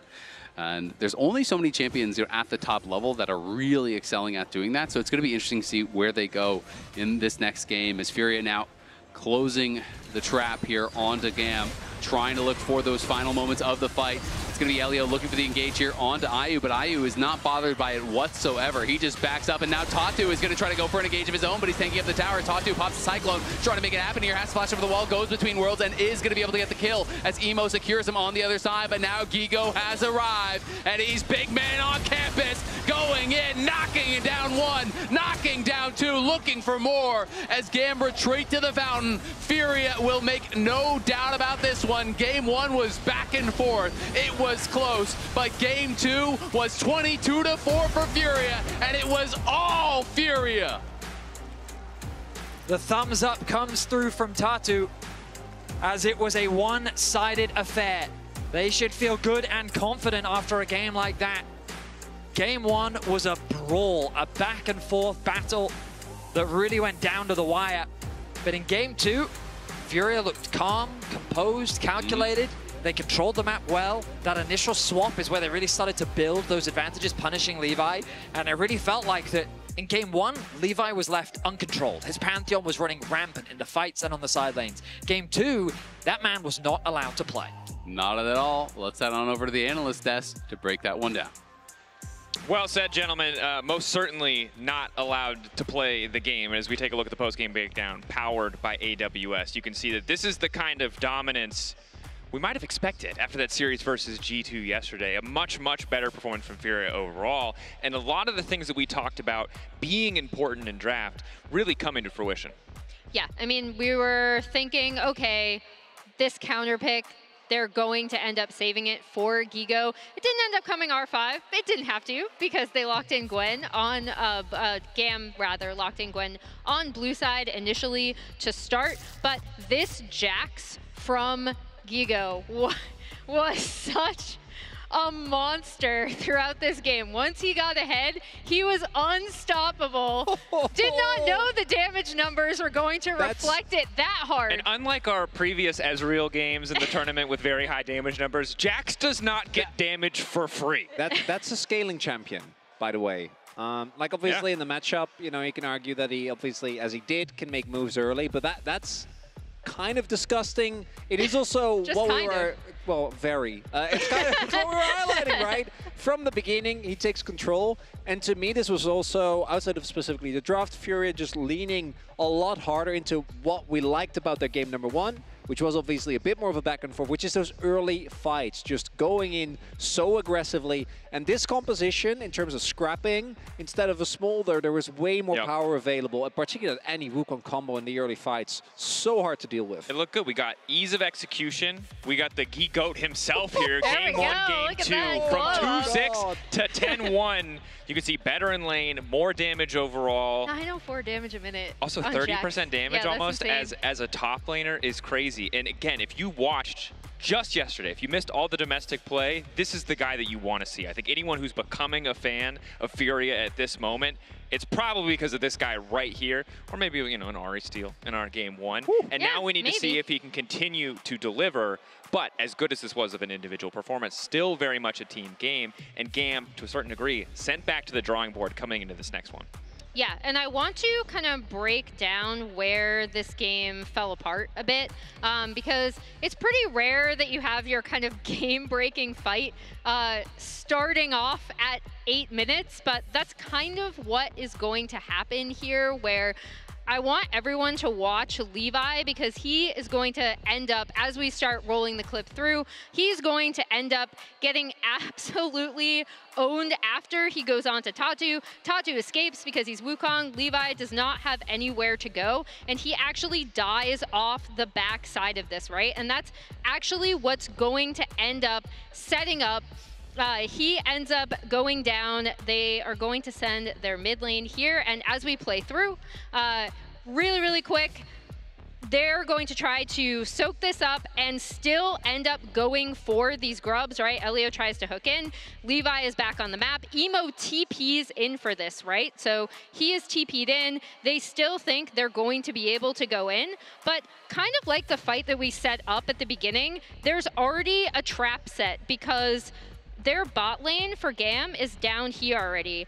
But IU is up here, and he is going to be able to rotate into this fight as we play through and end up being a key component of what happens. And this is the fight that sets Furia up for success, right? So they go in, Jojo immediately gets off the stun, and Levi's just gonna run right into IU, while Gigo ends up taking out Kiaya here with the help of Toots. And this gets them the grubs. This is what really ends up setting them up, and they absolutely take over the game. Like, Gigo is then inside lanes, taking down turrets. He's in team fights, killing everyone. He's just a menace. It's insane, and at the very beginning of that, all the way at the start of that clip, they got the Wukong cycle. You can just back off after that, right? And that is something that I think with GAM, we saw, even though they won game 1, do think back, there were a couple of moments where they already got themselves, I think, in a pretty good position, got a big cooldown, got a lead objective, because again, even in that previous play, I think that the fact that they were there was fine. It's just how these fights play out. And in game number 1 was obviously very back and forth. This game was extremely lopsided, and I do hope for GAM that they can still lean into the macro advantages that they were able to get, but without going way too deep in these fights. And I think it's really scary for GAM and GAM fans right now that the only GAM win we have seen so far this tournament was not convincing. It was so back and forth. It took so much time despite getting the early ball rolling, despite getting, I think, 3 towers before the enemy team even had 1. Of course, they still got the win, and that's what matters. We compare that to this Furia win, dominant, confident. The second that they got that lead, the game did not feel close for a single moment. So now what is the adjustment for GAM? Where do you focus? Is it just, maybe now it's your turn to go red side? Are these both teams that just need to be counter-picking top lane? How do you set this game better up for success than the last one? Because clearly, Furia had figured out a formula for success that I think is pretty easy to repeat. And this just in, GAM have picked blue side. The rest is subbing in now in mid lane. So big changes on the GAM lineup.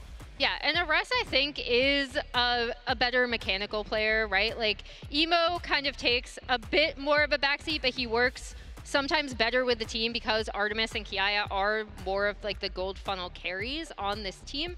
So we'll see what they kind of want. I'm expecting maybe a standard draft with Arrest on something that he can potentially play make on. I think for both of these teams, right? In both of their losses, we see when they're not able to make some of these early plays and have agency on the map, it really falls apart for them. So I think for GAM, they're going to be looking for something that they can get ahead early on. And secondly, for me, in both matchups, whichever jungler start falling behind really struggles. Obviously, in this game, it was way more explosive because of the way that the early fights played out. But when Levi was struggling, the entirety of GAM wasn't able to keep up. And Tatu in game 1 also had a tough time trying to get the impact that he found yesterday early on. So I'm going to be looking at the jungle matchup and who gets the edge there. All right, we're keeping our eyes on early game, and we're keeping our eyes on the jungle position specifically as we get ready for game 3. We're going to head to a quick break, but when we return, time to see who's moving on to match point and who's going to have just a little bit more pressure in this elimination match.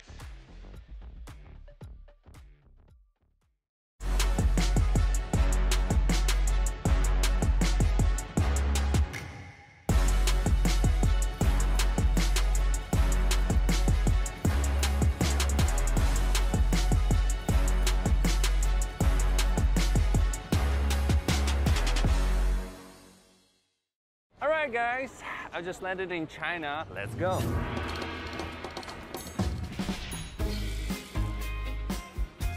Play the local way, pay your way.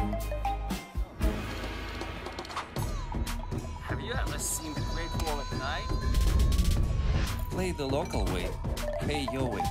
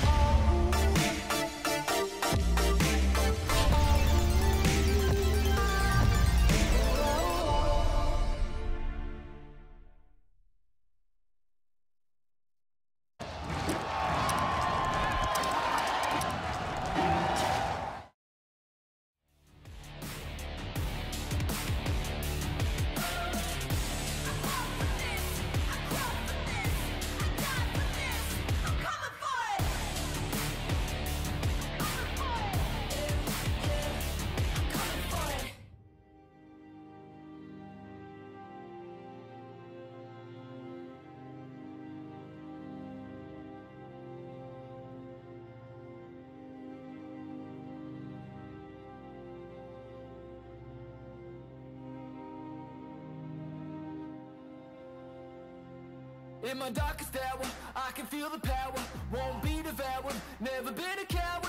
They stone sour, I'm gunpowder. If I say it louder, can you hear me now? I got the power. Counting down the hours till the whole world knows this is what it's like to be powerful. Never gonna settle, I'm on another level. I'm powerful. I'ma let them know I got the gold. I'm in control. I break the mold. I show the world just how powerful I can be.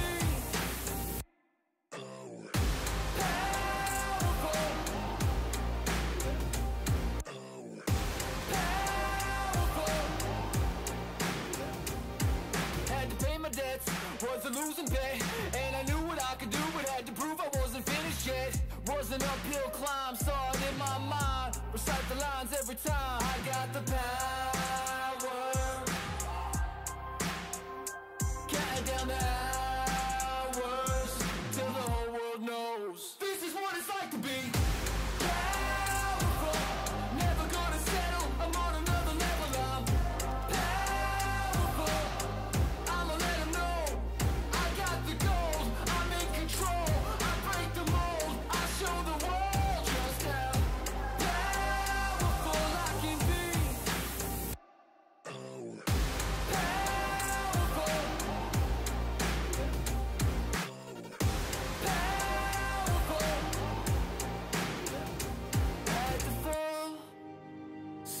could fly. Had to fail so I could rise. Let me throw it down to the ground, make them turn around in the dark and light. Is going to get the flash out of Levi. Levi flashes and just turns it into an engage onto Ayu, but Levi's getting locked down, and he is getting knocked down by Ayu. Another kill going to go their way as they kill off Elio. Artemis and Emo are on the run, and here comes Gigo. He wants it, and he's going to get it. The focus is onto Gigo, but Gigo is healing. Gigo is standing. The locket comes in through to keep him alive as Ayu arrives as well, and he's back onto the back line with Artemis. Artemis going to get knocked down. Furia crushing the fight. Welcome back to MSI 2025 here in Vancouver. We just got all tied up as Furia dominated game number 2, had a really back and forth game number 1, and the question is, how will GAM bounce back from that devastating loss in the last one? Yeah, who's going to push us to match point? I feel like that the energy from both sides is still very positive. Of course, we've equalized things up. I don't think either side is really feeling the pressure just yet, but we might feel it as we get into the draft, because as the series continues, those pools continue to get pinched, and we've already seen a lot of the big power picks removed from play. Things like the Rumble, the Gwen, the Jax, top laners that we've seen be very contested, already removed from the pool. We've also seen the Wukong, the Xin, the Pantheon, the Vi, all taken out of the roster.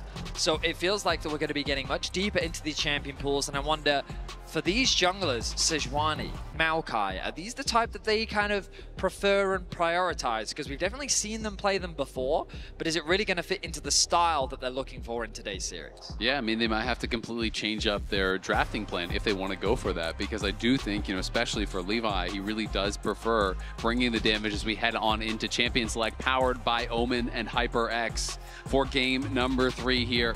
You can see all the Fearless bands there in the center of your screen.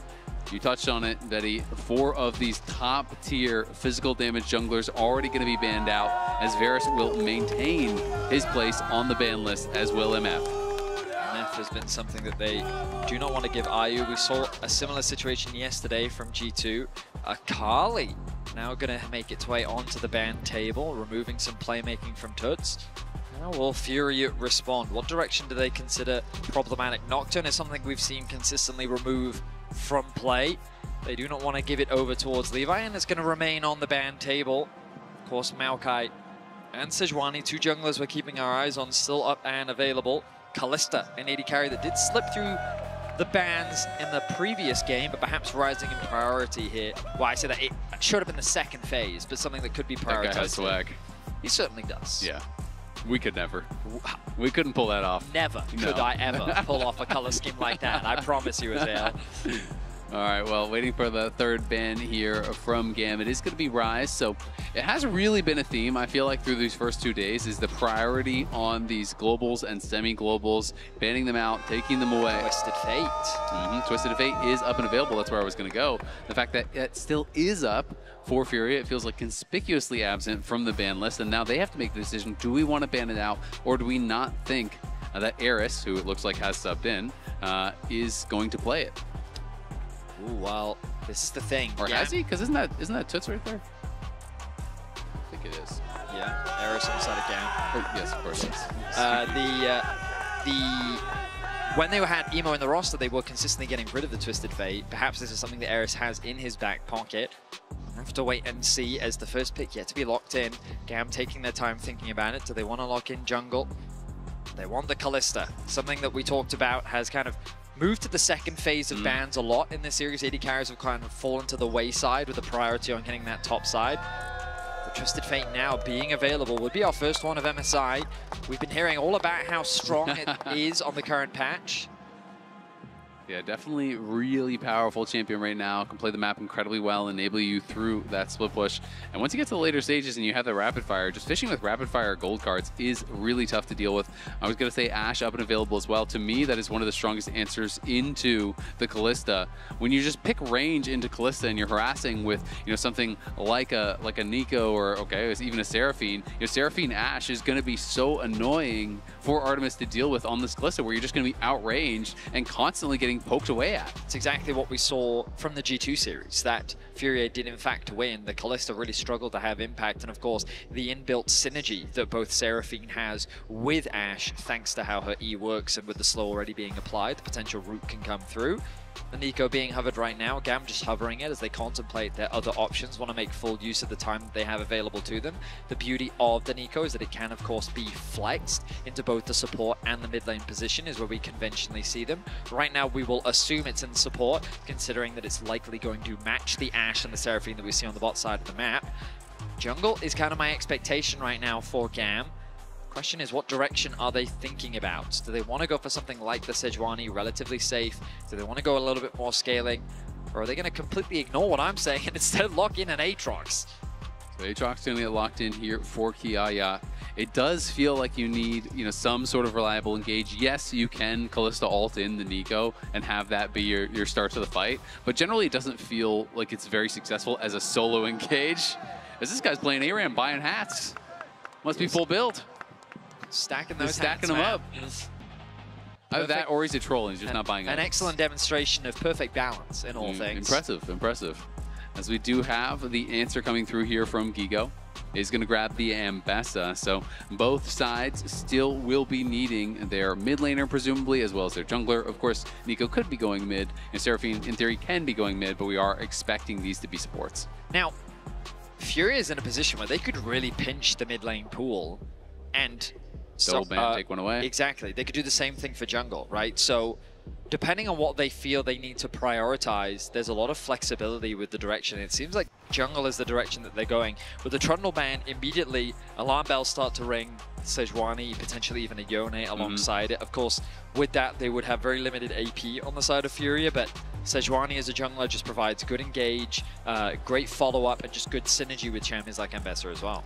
And if Levi's not able to grab a tank or something, honestly, you don't really care if you're more physical damage heavy, because there's not anyone that's really over there to super punish it, right? Sure, things like Tabby's become, more efficient, but it's not really that big of a deal as long as there is not an immense amount of tankiness over on the other side. And Skarner would be one of those tanks that you could answer with, if they did go towards something like the Yone that you're talking about.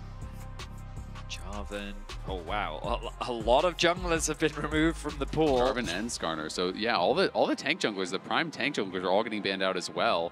As we do have the Maokai, the Sejuani, the Skarner, all removed. Is fantastic into Kalista.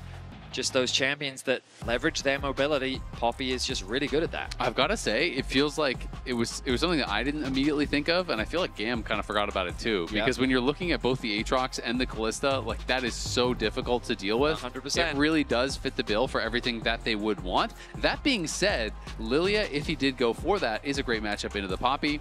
I do not believe that we're going to get an 80 assassin into the Poppy. Ooh. I think that would be really tough. Okay, so he is actually going Kha'Zix. This is kind of crazy. I don't know if it's good, but I like it. Yeah. Kha'Zix being locked in on the international stage, always fun to watch. The Twisted Fate to round things out, the pick potential that becomes available, the side lane plays that become an option.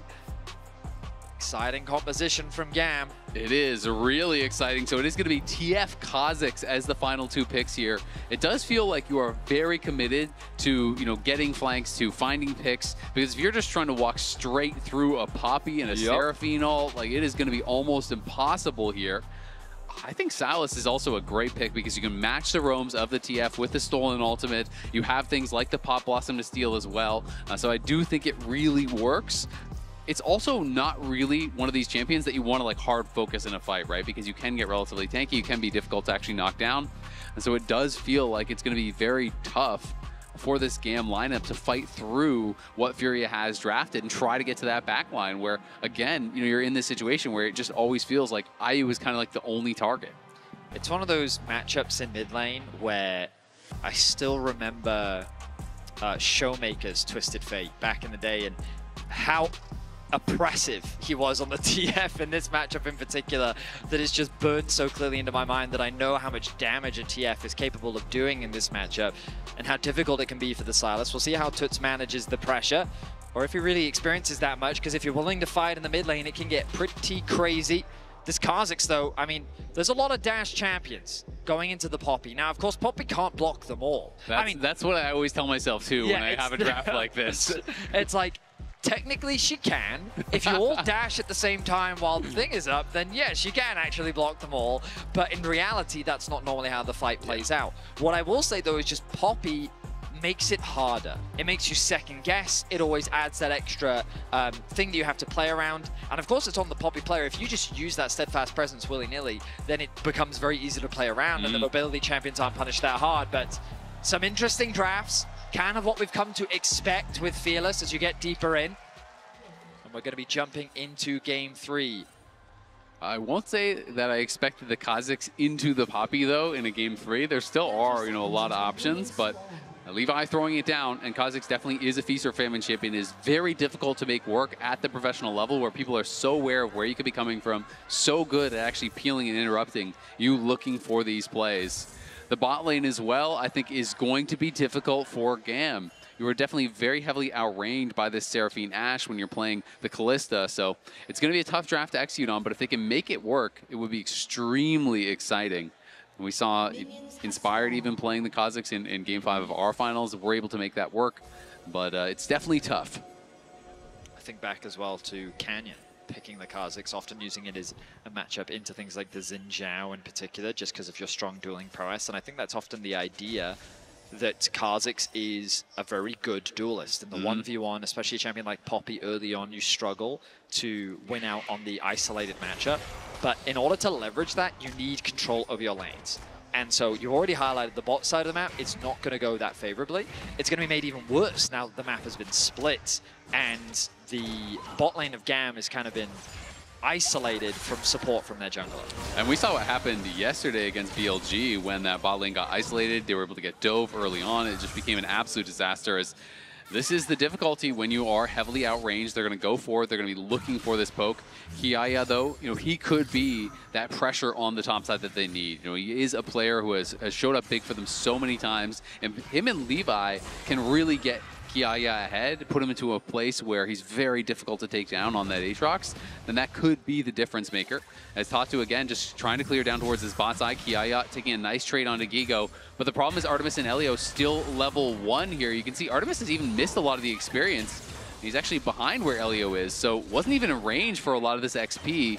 And he needs to get level 2, but they took away enough of those Krugs that Tatu didn't get level 3 on his 3-camp clear. So that's actually really, really big that Elio was able to do that, stealing away some of those, and now he gets level 3 as he actually soaks in that experience. So we'll be able to potentially look for the dive, and I think they're going to go for it here. Elio wants to be the main target because Artemis is still level 1. Great route. The Tangle Bard's locking up Jojo, gets him low, but now the redive is going to come in. Artemis isn't even here. He's got no help whatsoever. Elio has nowhere to go. It's an easy first blood there for IU, as Artemis wasn't even involved. It's 17-3 CS. It feels like game 3 against BLG just yesterday. Artemis was completely denied from experience, which means that there was nothing he could offer to Elio in that dive. It was effectively a 1 versus 3. Levi, though, aware of the dive being invested. Tatu hasn't had time to clear his side of the jungle, which means that Levi wants to use this window to move in and steal away what camps he can. He's foregone his blue buff and his wolves. He's stealing away the wolves right now. And this is the type of matchup that he's looking for, but Jojo and Aya. This is kind of spooky, though. He could actually get spotted here. Oh, just barely. I mean, if Tatu got up the steadfast presence there, he could have actually interrupted him on that, and then the collapse potentially could have come through.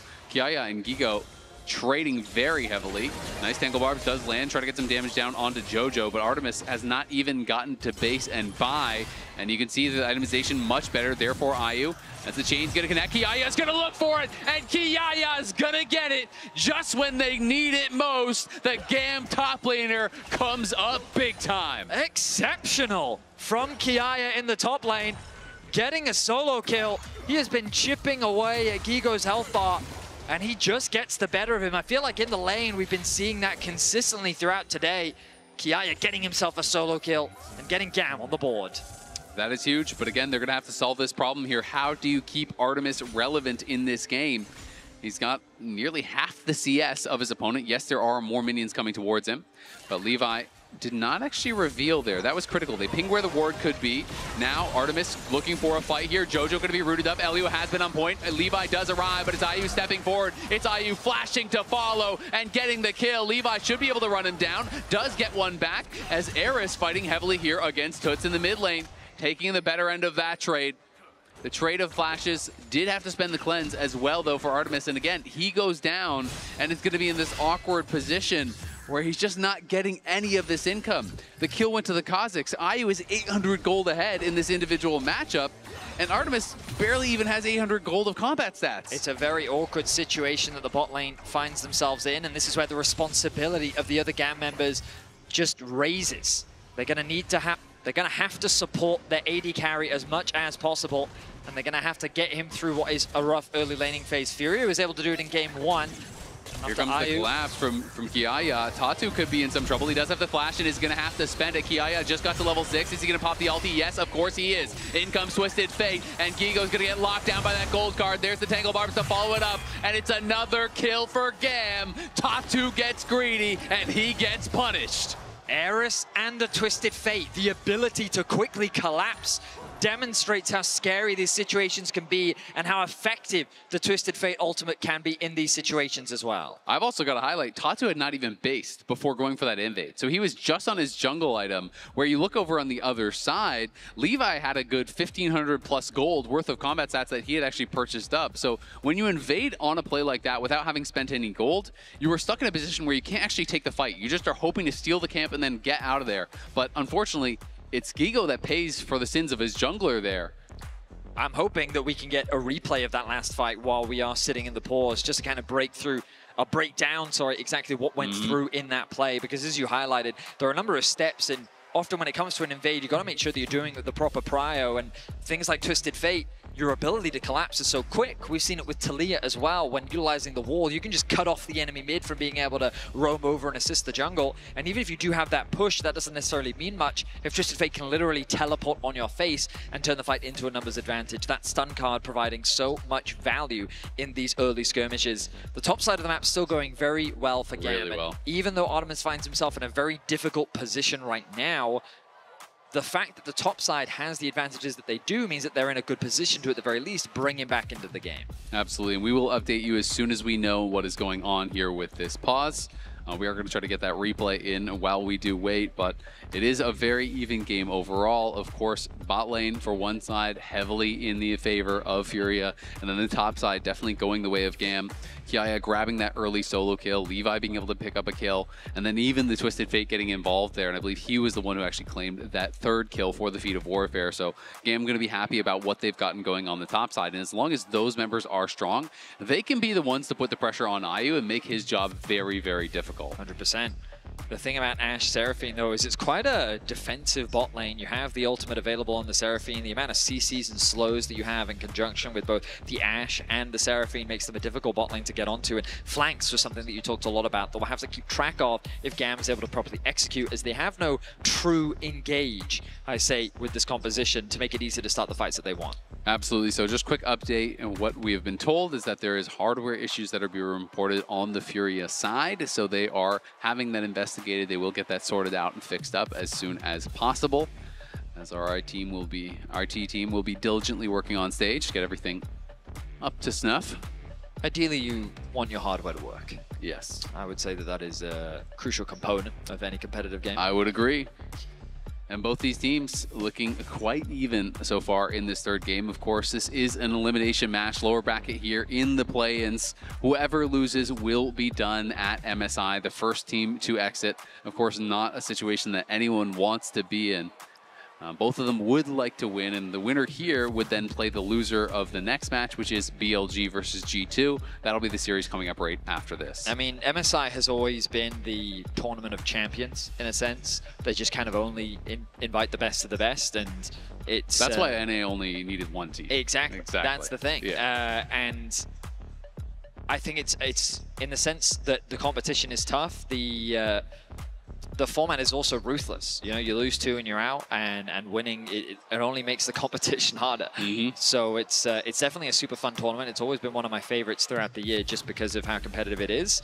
So this is the replay. We are not back into game. This is the replay of the invade for Tatu. Again, you can see he had not purchased any items whatsoever. Levi on the other side had spent quite a lot of gold. But you can see that the logic is, well, I've got 3 members here. It should be a relatively safe invade. With Jojo at my back, I feel relatively safe. However, the ability of the Twisted Fate to just abandon the mid-wave, ulti into the play, provide that stun card, and turn the play in their favor was, I think, the biggest difference maker. And it was a situation where Furia thought that they had more control than they did. The response from GAM was good, and it ends up resulting in more kills to the GAM top side. Getting that kill over towards the Twisted Fate as well. We already know his gold passive helps just generate more resources. Once he's being left alone, if you give him a kill as well, that gold really starts to stack very quickly, and that Twisted Fate gets very out of control. Yeah, exactly. You get ahead, you get pushed in the wave, and then all of a sudden you can attack that top lane where Kiaya is already winning. Gigo is quite behind. You know, we saw the Kiaya was already level 6 for that fight. Gigo was not, so was able to pop that ulti, chase him down, you know, help to get that kill. And I do think that is clearly going to be the avenue for attack. You know, continue to go towards your strength, look towards that top lane, try to play through side lanes where TF Kha'Zix plus the Aatrox, that is a scary potential dive. You know, as Gigo, you're under your tower as Ambessa. There's not much outplaying the gold card. It's a very terrifying pick comp. Like, one moment, you're in your lane, having a great time. The next, an invisible bug with giant sides for hands shows up, and then you've also got a man throwing cards at your face. And that just appears in an instant. Twisted Fate ultimate, the stealth from the Kha'Zix, it can very quickly turn into a 3 versus 1 situation that you're not prepared for. And so the things that you've got to be mindful of when you're playing is that invisible threat, the ability of a team to collapse on you. So every time you make a play, anything that you do can quickly be punished. Absolutely, got to track where they could be on the map. Update, we are getting the ready checks for the players, so the issues have been solved. As the players will do their ready checks, we'll hopefully be heading on into game here pretty quickly. It looks like we are back and ready for the continuation here of game number 3. GAM out to a 1,000 gold lead, but IU still maintaining a great advantage down on this bot side between the 80 carries. I mean, credit to Artemis, as far as I can tell. He's been able to close the CS gap, and Artemis has a level lead now. So while Jojo is off roaming, rather than keeping that pressure up in the bot side of the map, he has just been doing a good job of farming up and, at the very least, doing his best to get back into this game. Yeah, you can see Eris there was trying to bait Toots in, see if he would actually jump forward. If he would have had a nasty surprise with Levi waiting. I mean, we haven't seen TF in competitive for all. We've obviously seen bits and pieces of it showing up around the world over the last 2 splits. Oh, they're going to pop the ghost. They're just trying to run them down. Tangle Barbs does not connect. Tatu is here. Maybe a bit of an overforce there, as now the stolen TF ult is going to come through for Toots. They popped quite a bit there. You know, the ghost is going to be used. They used the stolen ulti. They can't really find anything. I think they needed a bit more patience on the play, as now Eris is going to get to shove this in for free and take an easy reset. I mean, look at the advantage that Eris now has. A 12 CS lead, 700 gold, facilitated by both the passive and the kill that he was able to find. Eris is really being set up for success, and for those that don't know, GAM are very free-flowing with how they interchange their mid laners. Eris is the type of player that's a lot more resource demanding. He's the type of player that wants to have that jungle attention, wants to have a few more resources funneled into him, and when he's given to them, he's often the bigger carry for the team, in contrast to Emo, who's a little bit more reserved and more of a team player. And right now, he is really being set up for success. He is being set up to be that carry for the team. And we'll see how that translates as we get closer to the mid-game. First Dragon is, of course, still available. Neither side have put a priority on it. But with the Grub spawning soon, it looks like right now, GAM have no interest in contesting it. Yeah, and GAM is actually going to go between the waves here to try to make it so Gigo can't actually get back to that tower. We'll see if they can keep him off, as Levi's going to be soloing up this Dragon in the meantime. And yeah, they have spotted where Gigo is. So Gigo is going to be trapped in that side brush. He's losing all of the farm right now to this tower, as the tower is just denying minion after minion after minion. GAM really getting the better of this. As you see on the top side, Kiaya is going to be getting this free farm. Their prize will be the grubs, though, so that is the trade-off. But the question is, are the grubs more valuable than these multiple waves that they've lost this bot tower, as well as potential plates? Remains to be seen. think GAM can be very happy with how this early game is going so far. The bot lane situation looked terrifying. The biggest contrast to the BLG game in this one is BLG were already winning the game at this point. They're going to look for a dive here. Hexflash coming in. Can he find the stun? He cannot. Kiaya trying to survive. The TF ulti is there to respond, and he misses the stun. He's going to nail it, though, with the gold card. As Tatu tried to reject the TF, couldn't make it happen. And Kiaya gets the instant response from Eris. Great play to turn that dive around. We were just talking about it, Azael. Every play you make, you have to be super conscious of a man with a deck of magic playing cards showing up. The Twisted Fate immediately ulties towards the top side. They turn their play in their favor, and the Sylas even roamed up to try and respond as well. And what is the result of all of this? The bot lane getting completely free access onto this tower. And I mean, Gigo never got back to that bot lane tower, by the way. This is like 5+ minion waves that died to this tower in a row. That is a massive amount of experience and gold that has been lost. You can see Kiaya is about to hit level 9. Gigo's 7.5. That is that difference of everything that he's missed out on. And that is a really big deal, as Gigo was already behind, and now he's 30+ CS behind. He's over a full level behind, and he is going to really struggle, I think, in this game. Artemis holds on to the level lead that he was able to build over Ayu. In terms of the gold, it's practically nothing now. The itemization is pretty much identical. The Blade of the Ruin King going to be coming out very soon for Artemis. I mean, he's just completed his base, so we'll likely have to generate a decent amount of gold. And as you rightly highlighted on the top side of that, Kiaya is chilling. A 950 gold lead over his counter matchup. I mean, look at that. Similar in the mid lane as well. Sundered Sky to not much over on the other side. Rod of Ages at 10 minutes into the game. Like... Yeah. Things are looking good for GAM. They're looking really good. You're going to get that stacking up that much earlier here. And Gigo just is not going to be able to interact whatsoever. You see the one-item power spike even done in the jungle there for Levi. He's got the early Ghost Blade, so is going to be going for a pretty aggressive build in this game, as you would expect on the Kazakhs. Yeah, I mean, he's already been the point of conversation, I will admit. We were a bit skeptical about the Kazakhs coming in on this draft. Our main concern with this GAM composition is, how do they really start fights? Like, they've got to be quite clever with their execution and approach to the team fights. Ouch. As Kiaya gets a massive trade in the top lane once again. Because they're going to rely on flanks, rely on picks, rely on creative ways. And if your main engage is literally just throwing your Nico into the enemy team and hoping that it sticks, it might work, but you're going to need good vision coverage, good flank angles, and an easy access onto Ayu, which I don't think is going to be that easy. No, it's not whatsoever. And I will say, though, a lot of those problems are solved by being ahead, because then often you get the push, you show up to the objective first, now they have to walk into a potential gold card and potential poke as they are coming through those chokes. And the fact is, well, that GAM is going to be able to play the side lanes very well with this TF. I always think when you have a split push comp, it's so critical to get early dragons because it buys you time then. 100%. You're not drawn to that potential soul fight. They got the first dragon. We'll see if they can go for the second. They're going to look for a dive here. Kiaya trying to set it up. Eris has the gold card, prepped and ready. And Gigo's going to get stunned up. Great sidestep from Kiaya. Dodges the public execution as Levi will not be dodged. Jumps in, tastes his fear, and knocks him down. This is exactly how we wanted to see GAM play this composition. They've been reactive with the TF ultimate. They've been proactive with the TF ultimate. It feels like that whenever Eris has the TF ultimate available, they're looking to make a play. Exactly. I mean, we're 12 minutes in. He's had 3 successful ults. Yep. He had the counter dive on top lane, this dive now, as well as the TF ult to actually catch Tatu on the invade. That is fantastic. Everything he is doing is working really well. Because there was the jungle invade as well. Yeah. So he's been on point with these ultis everywhere in this game. A really high impact TF performance so far. Levi, I was worried about how he would have impact on this game, but he finds himself at 2-0-0 on the Kazakhs as well. He's not going to be spotted out on vision just yet. Server's highlighting for us that they are aware of the vision made by Furia, but it feels like Furia are just kind of running out of options. Poppy needs setup in the lane to be able to make a play, and you think bot lane, they have it. Mid lane, Sylas has some as well. But on the top side of the map, there's very little that they can do for Gigo. There really is, and Levi is here and waiting as Toots is going to get the bad news, steals the Kazakhs ult. We'll be able to use that to go invis and just back it up. So well played there by Toots in the response, but that is the play that they were looking for earlier. Eris just waiting with Levi behind him. If you ever jump in there, you're going to get hit. And if you never jump in these melee versus range matchups, well, guess what? You get slowly whittled down, you get pushed in. So it is kind of that lose-lose scenario if you don't have eyes on Levi. And Artemis now, the deficit doesn't even matter. He's even in the farm.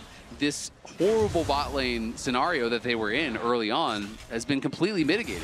And this bot tower is about to fall as well. They've been able to get all 4 plates from it. They're going to secure this tower. The gold will swing in Artemis' favor. Look at the farm up here. That's a problem. And now the gold is all blue. It is advantage across the board. GAM have accrued a 4K gold lead. It is the opposite story of what we saw in Game 2. Furia were nothing but dominant, but huge credit to Eris. They needed him to come in and have a carry performance, and he has done just that on this Twisted Fate. He's smurfing. We'll see if Furia can turn around, because I still think their 5v5 is very good compositionally, but this far behind, it is really tough to make it work. You know, Game 1, like I said, very back and forth. Game 2 was a stomp for Furia. Game 3 is looking like GAM are crushing right now. You can see the additional plate gold that they have grabbed has been massive. And I feel like everything kind of went wrong off of that lane swap from Furia. It would be really interesting to hear, you know, the Death's opinion on that, you know, when they do break this game down, because I felt like with Artemis and Elio, how much they were able to keep Gigo away from that bot lane tower really changed the game. Like, he lost 4 to 5 full minion waves, and they farmed all the plates in the meantime. Look at how much gold Eris has gotten from his passive. Like, that is just so much from the TF passive. That's crazy. It's such a strong passive, and it's just like, it is a win. I think that's passive gold. Oh, yes. You might be. So maybe the other was actually the other might be the passive gold and bounties and stuff, because I was like, wait a second, no, that seems like too much. That is a good call. Because you're right, that was a lot of gold. It would be a lot of gold. I was like, really? It's that good? But definitely, you can check that out in the Coinbase gold grind graphic. It is interesting to see, you know, the breakdown of the gold and where it's all coming from when someone has a lot of kills versus, you know, if they're getting a ton from towers and plates and things like that, which would be included, I assume, in the other as well. So definitely cool to see. Now, Herald was just secured. Eris has been sent towards the top side of the map. They want Gigo again, I think. They are moving up towards this top side, and Eris has the ulti ready. They're trying to get vision in the jungle, make sure that there's no sort of a response that could be coming here from Furia. We do see some Furia members moving up here, but will they be too little? Will they be too late? Eris pushing this in. Gigo definitely trying to clear out the wave as best as he possibly can. And I think he's just going to have to back off now, as this next wave would be incredibly dangerous to stay for. I'd love to see GAM use the Herald mid. I feel like this top tower is a foregone conclusion. It's going to be too difficult for Furia to really keep it alive. Eris slowly chipping away at its HP bar. Guigo gets some nice trades down still. Death stance first for Gigo. You don't really love to see that on the Ambessa. I mean, I think it's basically the early lane went so bad for him, and it's mostly physical damage. I mean, it's physical damage jungle and top, so he's saying, you know what? If we're going to win this game, it's not going to be about me. I just need to not die. I need to try to be a bit more tanky, you know, make sure that I'm giving up the minimum. But they have done a really good job of pushing this forward, and I think that's also why they moved Eris up to lane against him. It's like, great, you built this armor? Guess who doesn't care about it? Our Twisted Fate. Lichbane now finished for Eris. Oh my 7 stacks. Once we get to about 20 not even minutes. 17 minutes, he has 2 items. Once we get to about 20 minutes, he will also get that extra level come through from the Rod of Ages. But this Twisted Fate is looking terrifying. Dragon in about 1.5 minutes. The lane assignments are likely to change very soon. Actually, they may just keep the TF top side. It's pretty safe up there. A lot of Furia's resources being invested bot. Kiaya likely harder to dive than that of the Twisted Fate. Looks like they are just going to concede this tower, which I think makes a ton of sense. Set your sights on the mid lane instead. And I love this map movement we're seeing right now. Both Levi and Eris moving towards the mid lane, knowing that they have the numbers advantage here. Open up mid, push your advantage even more if you can. Use the Herald to siege onto the tier 2 as well. Tatu is coming, though. They're going to TP. They want to try to force a fight here. Furia is going to look, but Levi has spotted the teleport coming through. Will the rejection work this time? Elio is going to interrupt it with the Pop Blossom. Eris arrives with the ulti, and Tatu is the target, but over on the other side, Kiaya is in trouble. Can he actually pop his ult and try to heal back up? He has the ulti, but it's not going to be enough as he's going to get shut down by Dutz. On the other side, Elio is running. Levi trying to find some sort of play here. It's a trade of top laners there. Not bad from Furia from a very disadvantageous position to get that 1-for-1. Yeah, it was a messy fight, and I would say this is the best case scenario for Furia. When you're this far behind, trading 1-for-1 is definitely a great move to make. But GAM, the coordination and their target focus, again, something that we're continuing to see in their team fights is just who do they want to lock down? And it felt like that because Furia was grouped up in this situation, GAM was attacking from multiple sides. They had different priorities on who they actually wanted to lock down, and that kind of left Kiaya in a very awkward spot in the middle of Furia, make it very easy for them to turn their attention towards him. Gigo ends up falling because of how weak and squishy he ultimately is in these fights, being level 11, and it ends up just being a 1-for-1. The good news for both sides, no objectives ended up going either way. Top side has been pushed in. GAM in a better position now as they make their way towards the dragon. And this would be their third dragon if they can grab it. We'll see if they're going to be able to do that. Artemis playing through mid. They want to get Prio there. We do see that Gigo is on the top side, but he has his teleport. It was, in fact, Toots that used it in the last one. And now the teleport is going to be spent here. Gigo going to be coming in very deep as they are already on the dragon. We got to get eyes on that and see how it's looking. Levi trying to get rejected here by Tatu, but he is going to be able to find it, so he knocks him out, and Kiaya's in trouble once again here. Kiaya has no ult, he has no flash. It's going to be the first kill, and Furia may have just pulled off the heist. They knock out the jungler, they kill the top laner, and they take the dragon. Furia punishing the positioning of GAM once more. They realize that GAM is indecisive around their approach to the dragon. Furia fully sent their attention onto the dragon. They knew that Levi was isolated on the objective. They remove him from the equation and they turn their attention to the raid boss that is Kiaya. They're helping close that experience gap between Gigo and Kiaya. They find themselves another kill, and GAM, the momentum, is slowly shifting the way of Furia. Yeah, Furia, a couple good plays back-to-back. We can watch this again. Kiaya kind of committing very hard onto Toots. Gigo TPs from a nice angle, and that means that when Tatu gets the ultimate onto Levi, it creates this massive numbers advantage in the pit, and the rest of GAM are hesitant to approach with the arrival of IU as well. That means that the dragon goes uncontested, Levi is forced to disengage, and they deny soul point from GAM. Really well played, honestly, by Tatu. He held that Poppy ult for so long, and I think, we saw that this three-man squad of Artemis, Elio, and Eris were really kind of nervous to walk in because they didn't want to walk in and then get three-man rejected, but what ended up happening is they put no pressure on the Poppy. He doesn't get interrupted on the ult, he finds Levi, so they win out the fight in a different way, and the fact that Kiaya had no ult from the previous fight, had no flash from the previous fight, man, it's just a win there for Furia. Stopping that soul stack, definitely very nice, but they are trying to control vision up around this Otacon. And we'll see if they can look towards that.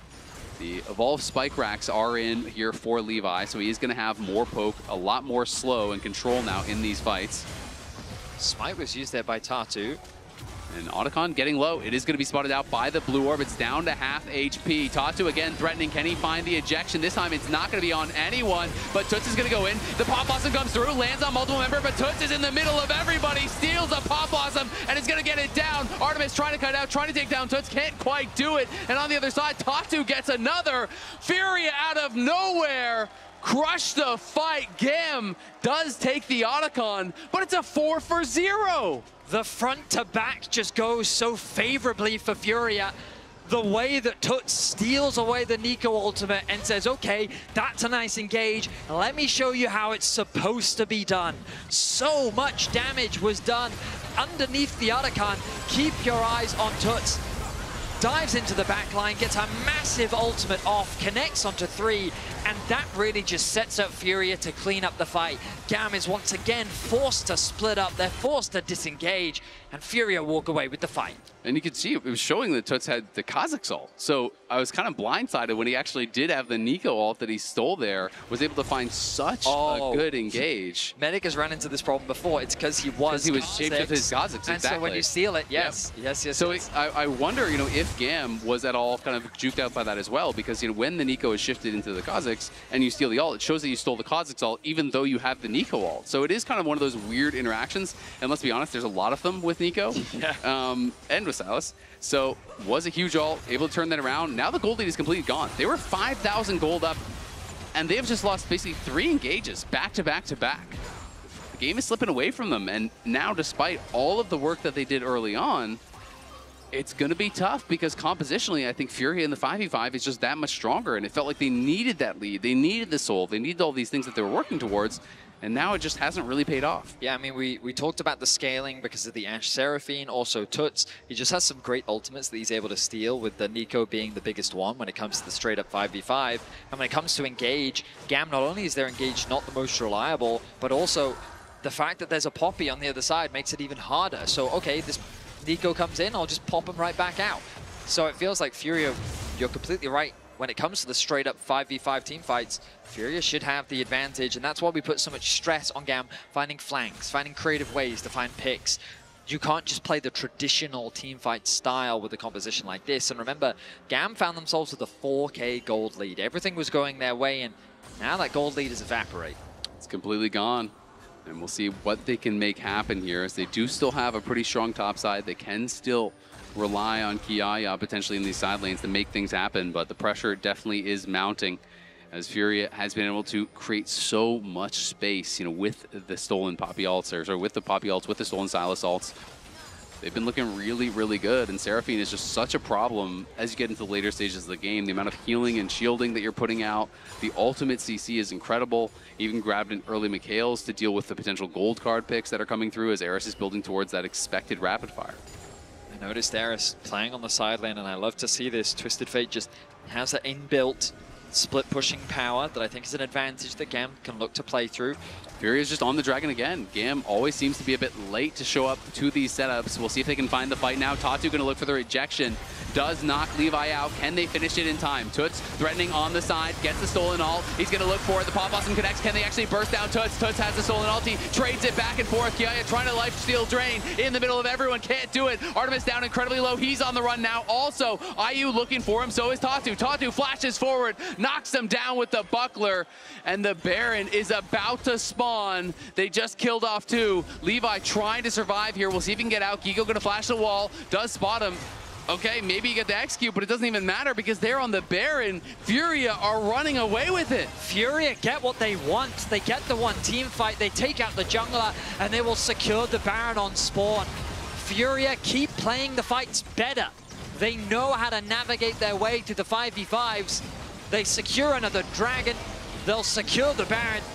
And Furia is looking to go match point in this best of 5. I mean, the gold graph is going to be an absolute cliff as it has swung so heavily back towards Furia. They're playing it out so well. Every time it feels like Tatu is getting really good value with the Poppy ult. And again, we had that stolen ultimate from Toots, able to turn things around. They just couldn't burst anyone down. So you can see that the Nico ultimates basically get used in exchange, but IU is just untouched. He is given so much freedom and space to hit whatever target is in front of him. And when it's just this brawl of people throwing skills at one another, it's always going to be Furia that comes out on top because their champions are just better at winning in those front-to-back fights. I mean, Seraphine's stacked up on everyone, you know, putting out all of this shielding, all of this healing. There's so much CC coming through. GAM basically made the call. We were going to try to just one-shot Toots as he's coming in on the side, but he had the shield from the Nico ult. You know, he had enough HP and shielding coming through from JoJo. Tatu moves forward. Everyone is there to back him up. And when GAM commit that heavily to him and don't get the kill, the fight is cooked. I mean, you're completely right. Like, GAM's comp just has so much single target damage that if you don't kill the single target, there's no way that you're going to win out on the fight. Absolutely. GAM, though, pushing for this tier 2 top, going to try to trade on the other side. They feel like they can't defend the inhibitor, so they're going to just keep pushing here for the base. Levi needs to get out of there as Toots is going to be looking, won't be able to find him with the absconded duck, but the base is going to be cracked here on the top side. The arrow does connect, but it's going to be actually Furia that's having to kind of back potentially to, no, they do cancel it as they see that GAM is going to back off themselves, and meanwhile in the base, Toots just killed off GAM in this split screen, got the kill onto Levi. They're now taking the inhibitor. Now they're just going to try to end the game here straight up as they have minions in the base. It's going to be up to GAM in the 4v5 to try to defend. We'll see if they can do it. Their wave clear is not that strong. Furia pushing, poking down Kiaya, looking for the root, won't quite find it. The first Nexus tower down incredibly low. Eris does find the gold card. Toots getting down to about half HP, but he still has a stolen ultimate here, and Elio's gonna look for it. Goes in with the pop awesome, connects on multiple members, but Kiaya is being focused down on the other side. Eris trying to do what he can, but Artemis is already gone. GAM are falling, and Furia pull off the comeback, move us to match point. What a performance from the Brazilian squad. It felt like the deficit was getting out of control, but Furia stays steadfast. They find some fantastic fights, and they swing the game back in their favor.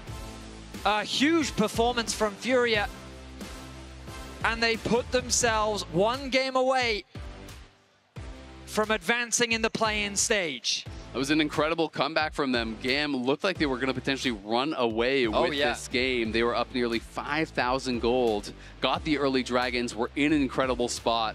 But Furia just found play after play after play, grouped up, played towards their team comp strength. They were looking great. But remember, Twitch subscriptions are back for MSI. Subscribers enjoy benefits like custom chat emotes, badges, ad-free viewing, and more. Riot allocates a portion of the proceeds to the global revenue pool, directly supporting the leagues and the teams in the LoL Esports ecosystem. Subscribe now to unlock the Not Like This Way in-game emote. We're heading to a short break, and then we will be right back after this.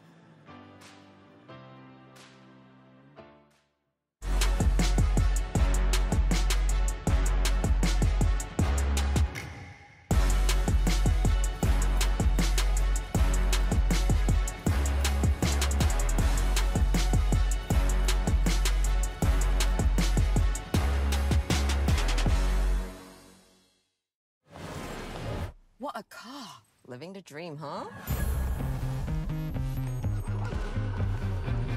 Sweet dreams are made of this.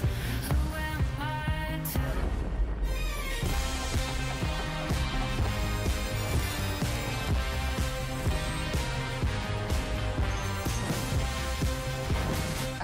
Okay. I get it now. Sweet dreams are made of this. 传奇该如何铸就？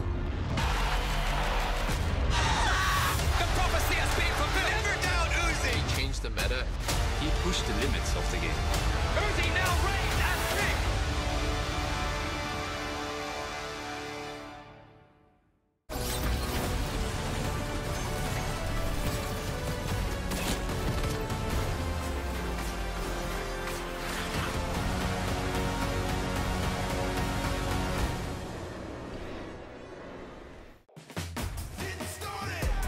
Level up, start my engine and I rev it up. Once I get the green light, gotta go, let them know they better step on up. Yeah, dog, I'm in that zone. While I grind hard while you at home. You talk about it, but I be about it, cause you all talk, no backbone. I'm on a 10, I'm on a level 10. I wanna win, then I wanna win again. You thought it was done? I'm hoping it never ends. If you wanna win, then I'm on a level 10. Started in the bedroom, now we packed out. Stepping on their necks until they pass out. Got my money up, don't know how to act now. I'm gonna stand tall, don't know how to back down. They tried to keep me in the cage, but I'm back out. I wanted peace, but the rage blow your back out. Treat a op like the Rock, I make them tap out. Don't make me black out. I'm the black diamond, still shining that night. Stay gassed up, still got the gas light. I'm the black sheep, I do it solo. I'm making moves, get it jumping like a pogo. Look like I'm rocking in designer when I hobo. I'm dragging all my competition, no Komodo. I'm making moves, I'm a jiff in every photo they flick. I'm a king, they should name me, but I'm holding the stick. I'm a dog, I'ma bite him, cause I know he a lick. It's on the line, I'ma crash, cause I know he a brick. Okay, the time ticking, in slow-mo, I'm John Wick. I'm John Legend, not ordinary, I'm different. I blow the dough, it's never stretching, I flip it. They close the door, I'm never knocking, I kick it when I black out. Started in the bedroom, now we packed out. Stepping on their necks until they pass out. Got my money up, don't know how to act now. I'm gonna stand tall, don't know how to back down. They tried to keep me in the cage, but I'm back out. I wanted peace, but the rage blow your back out. Treat a op like the Rock, I make them tap out. Don't make me black out. I'm the black diamond. Stay gassed up, still got the gas light. Need a Brinks truck to pick up the bag. Shutty drink up, I pick up the tab. Need my cheesecake like I'm making a pan. I'm making demands cause I stay in demand. I be like, give me that. I step my paper up and now they want to piggyback. It's summertime, I feel like Will, I got my jiggy back. Flights to Cali, when I land, they be like Biggie's back. Don't make me black out. All I see is black. Ain't no squares up in my circle, we get rid of that. I'm a dog, I heard him purr, that boy a kitty cat. All that woofing that you doing, I put you in a pack. Don't make me black out.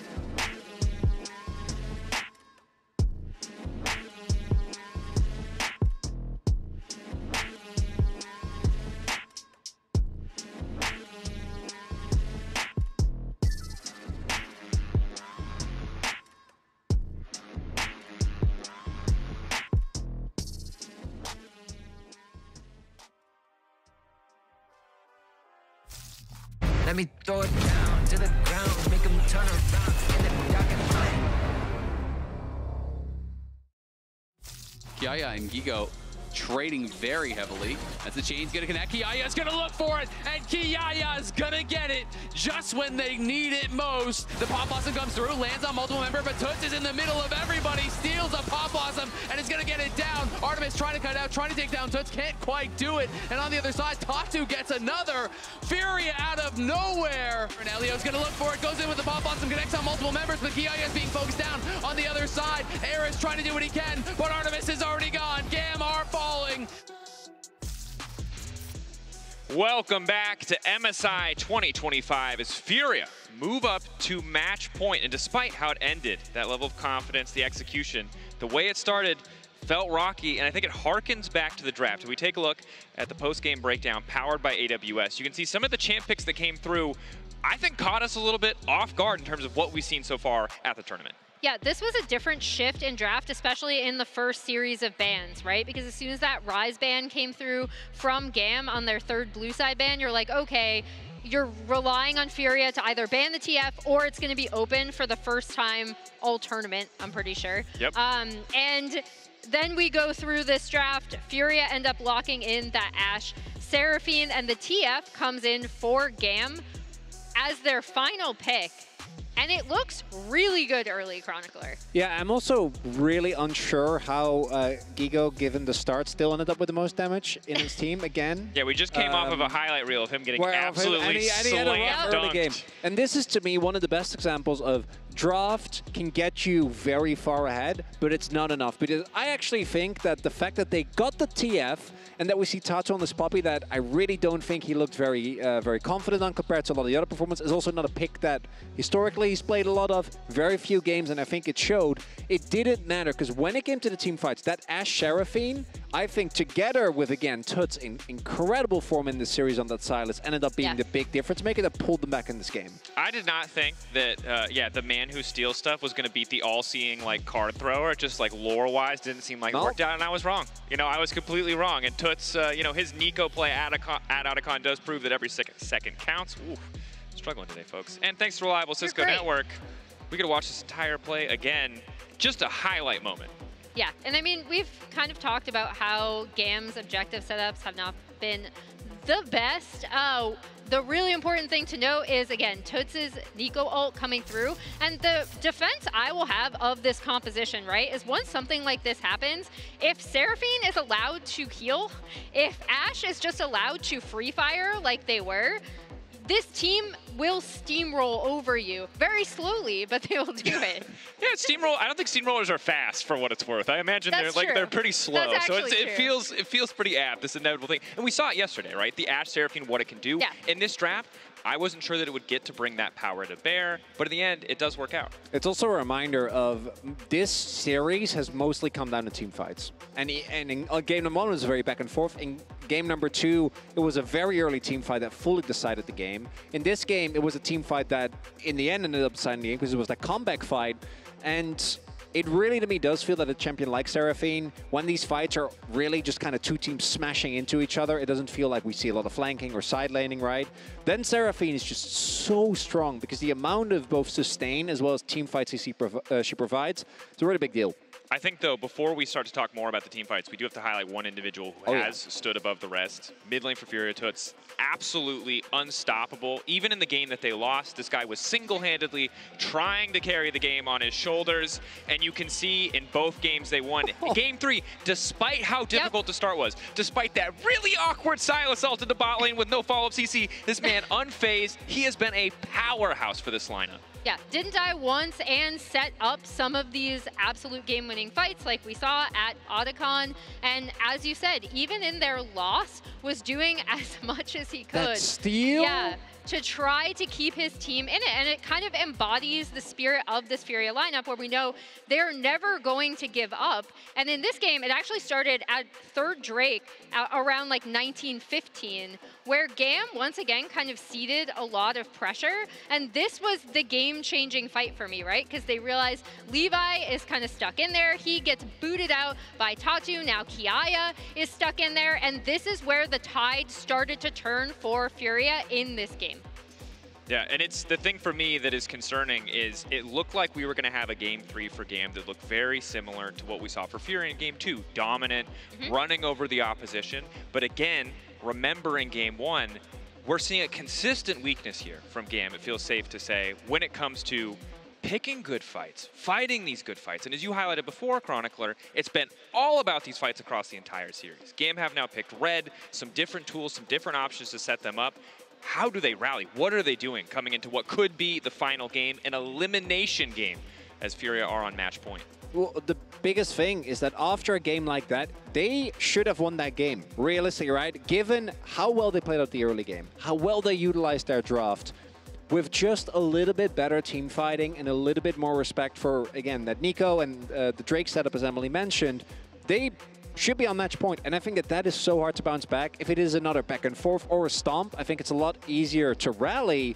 But instead, you really have to step it up and try and find a way to come back after such a tough loss. Yeah, for me, it just comes down to better objective setups, better neutral objective setups, and better team fight setups. Yeah, we've seen they can do it in the early game, need to carry that through into the mid and late game as well. We'll find out if this is going to be Furia bringing it home, living to fight another day in this tournament, or if GAM can bring us to a Game 5 as we send it over to our casters. Thank you, Dracos, and thank you everyone else there over at the desk. We are here at match point for Furia. I do think their objective setups have been superior. I do think their team play has been superior.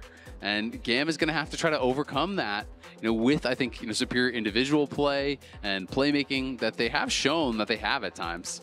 I think that if GAM's motivation is to team fight, then I just want to see them draft more towards the team fight. Yeah. That composition, we talked about it at length, but it was frustrating to see them not play through the sides. Where they had been so effective. Yeah, and the fact that this Twisted Fate ultimate was getting so much value, and you were 2-up in Drakes, rather than constantly contesting these neutrals, instead playing towards your strength, playing towards these side lanes, continuing to set Kiai up for success. And it's one of those things where, watching Kiai, I feel like he's doing so phenomenally well in the laning phase.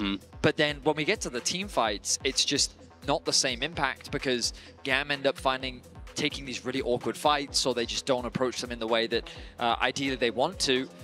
And so I want to see them go much more towards a team fight style, prioritize things like the Maokai, something like the Sejuani. To bring us to a Game 5, I feel like that's the type of focus that they're going to need if they want to get the win over Furia, because from what we've seen, I think that Furia is just playing the map better.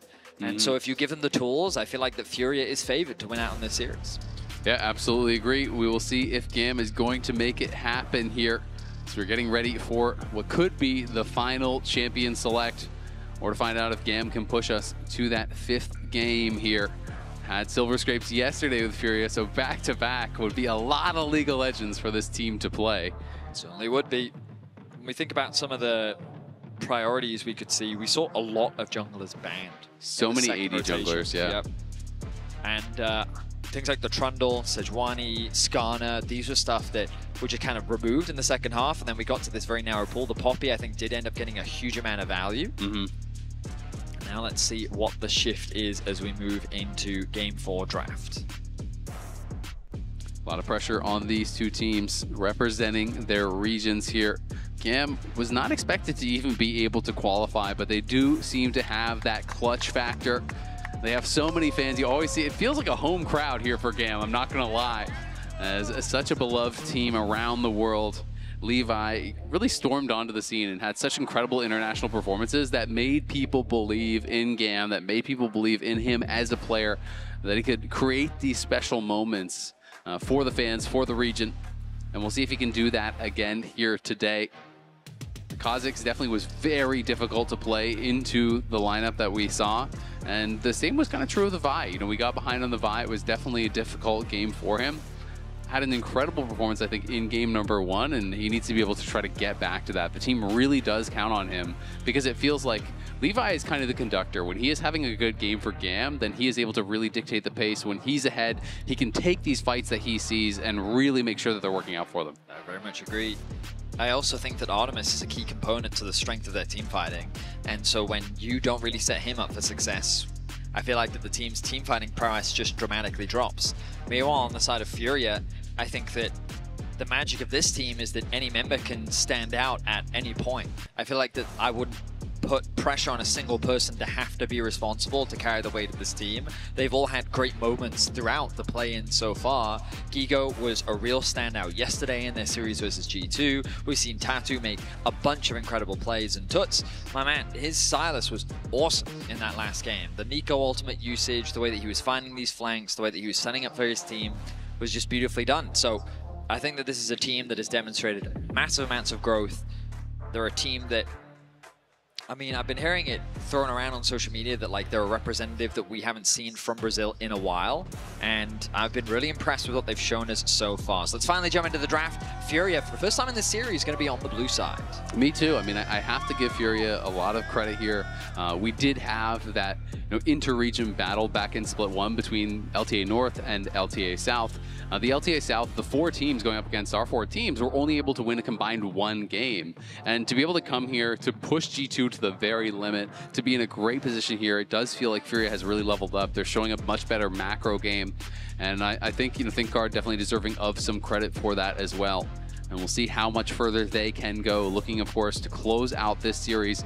And potentially, they could get a rematch with G2 based on the results of this next series. I think BLG is the favorites coming into it. And we could have 2 best-of-5s between these 2 teams, with Furia looking for some revenge. But picks and bans, of course, have already started.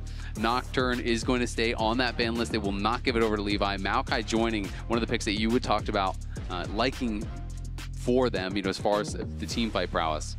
The Scion ban on GAM suggests to me that they're thinking about a priority on the Jace. They want to try and get Kiaya on something again that he can look to have impact on the top side of the map. The Alistar first pick, risky, but one of the best engaged supports that we have left, given that we're in Game 4. Exactly. I would say it is the best, because to me there are 5 that are kind of the prime engaged supports. That is the Rakan, the Nautilus, the Rel, the Leona, and then the Alistar. And of course, the other 4 had already been played, so the Alistar, last one remaining, really high prio on having that engage come from the support for JoJo. But this is why it's so scary, because Braum is so good into the pick. Pairing it up alongside the Lucian too means that GAM get themselves a pretty strong bot lane. It will mean that we'll need to see the engage come through from somewhere other than Elio. The Yasuo. Do we get the IU Yasuo? We're getting Alistar Yasuo bot lane. This has been a special for them in the LTA South. Of course, yes, there is a possibility it could get flexed around, but I am expecting it to go to IU. I do think this is going to be the 2v2. It's going to be Alistar plus Yasuo versus this Lucian Braum. Talk about confidence here. In an elimination series, international play, you're just going to slam down the Yasuo and say, you know what? You can't stop me. I like it. We'll see how the rest of the draft develops around it. They've got a decent amount of range with the Azir coming through as well. We expect this to go into the mid lane. GAM now need to make an important decision. Do they want to match mid, or do they instead want to lock in something like jungle? Ooh, the LeBlanc for Ares. We saw some buffs come through for LeBlanc on a recent patch. It's traditionally been seen as a good matchup into the Azir. Azir really struggles to trade back against the LeBlanc, or you can get prio in the early wave clear. It could be a very favorable matchup, but you got to keep the momentum going. GAM is going for a hyper-aggressive composition. Lucian, LeBlanc, this is a comp that spikes hard in the mid game. This is spicy already through the first 3 picks here. They get mid lane counter pick. They're also, because they're on red side, going to get answer here for top lane. More jungle bans coming through. Last time we saw so much attention towards the tank junglers. Skarner even got banned away. I was just thinking to myself, Lee Sin LeBlanc would be great for GAM, and immediately Furia read it and they get a ban away. I feel like Viego also fits the bill, so it'd be interesting to see if that's going to be something Jarvan that does get taken away. Jarvan, those are the 3 that are kind of standing out as AD junglers that could really pair well with this LeBlanc. Will the Skarner be taken away? Already 2 of these 3 kind of prime tank junglers have been banned out. Skarner, I expect to be the ban. Oh no, they're going to get rid of the Trundle. They could go Skarner here if they wanted, but I don't really love the pairing. No, but it does feel LeBlanc, like you want something that enables the LeBlanc. Exactly. So you want something that has some sort of setup or some sort of skirmishing power. But with this Trundle ban, to me, that's saying you are playing something that is going to be tanky. Generally Trundle is picked into like Xin Zhao and stuff as a good jungle matchup, but that's already gone. So I'm thinking, do you want to have a tank alongside it? Is that why you're worried about this Trundle? Are they thinking about like an Ornn on 5? Are they thinking about a Skarner jungle? But to me, Viego fits the bill for what they need. Graves would be really spicy. That's not something that's been popular for quite a long time. It is definitely, you know, really powerful power farmer. I think LeBlanc always wants to be solo AP, so I would not want to see that whatsoever, but they are just kind of hovering through, and we'll see where they land. Do we get the predict? It's looking like it. The reason why I think the Trundle ban is good is I think traditionally Trundle is a good answer into the Viego. When they just hit each other, Trundle wins out on those fights. And so Viego, LeBlanc, the reason why this pairing is just so good is that they both set up for each other. They both synergize very well. They're fantastic in the skirmishes. They love to try and fight in those 2v2s, 3v3s, and they just have so much power that enable one another. Exactly. I mean, for Viego, it's all about getting resets, right? It's all about putting that damage out, bursting someone down, getting that initial kill, and Skarner's job is going to be to say, you cannot do that. You go forward, I will CC you, I will make your life really, really difficult. And we'll find out what the final pick here is for Gigo. I will say, Furious comp, if they just swapped Yasuo for an Ezreal, this would be like super traditional front to back. The Yasuo does change things up a little bit, but ultimately they've gone for a very solid 5v5 teamfight composition. Yeah. It is very much about the front to back, where it's a question of, can you get through our front line? And I do feel that given the last game, GAM need to be cautious about how they approach these fights, because if they do just try and walk face first into a 5v5, I'm worried about how well things are going to pan out. So this is definitely what I was thinking when I saw the Trundle ban, is that they were considering, you know, some sort of tank in the top lane. You know, I thought it might have been something like the Ornn. It is, in fact, the Cassante here. There's not the most consistent damage. Obviously, Azir is kind of the exception. The rest of them, not great tank killers. Levi looking a little bit frustrated there almost on cam. As they do lock in that final pick here, it will be a win or go home situation here for GAM. Furia obviously with a game to give, but looking to close it out right here, right now, with that signature Yasuo for IU. GAM, I feel, need to play through mids. They need to get this LeBlanc ahead. They want Eris to be in a great position where this LeBlanc is very difficult to deal with, where before a fight even starts, this LeBlanc is popping out of Fog of War, taking half of someone's HP bar off, and then you're just setting yourself up nicely for the team fight to come. If you're just going in a straight front to back, everyone's full HP, it's going to be a repeat of what we saw in Game 3. Absolutely. Non-subscribers, we will see you in 30 seconds. I agree, that's absolutely what GAM wants to do. The difficulty, of course, there's lots of CC on the other side. It's true. You go in for that distortion sigil poke, you're trying to get that damage out, and you get flash Renekton Sun, you get flash comboed, you get hit by a Skarner ult or a Skarner E into the wall. Anything like that can spell disaster for some of these squishy characters that have been drafted. But the same is true for the Yasuo on the other side. Good use of the wind wall is absolutely critical to survive in these team fights. Playing around that with their very melee-heavy team that they have drafted is going to be huge. Well, the pressure is now on for GAM.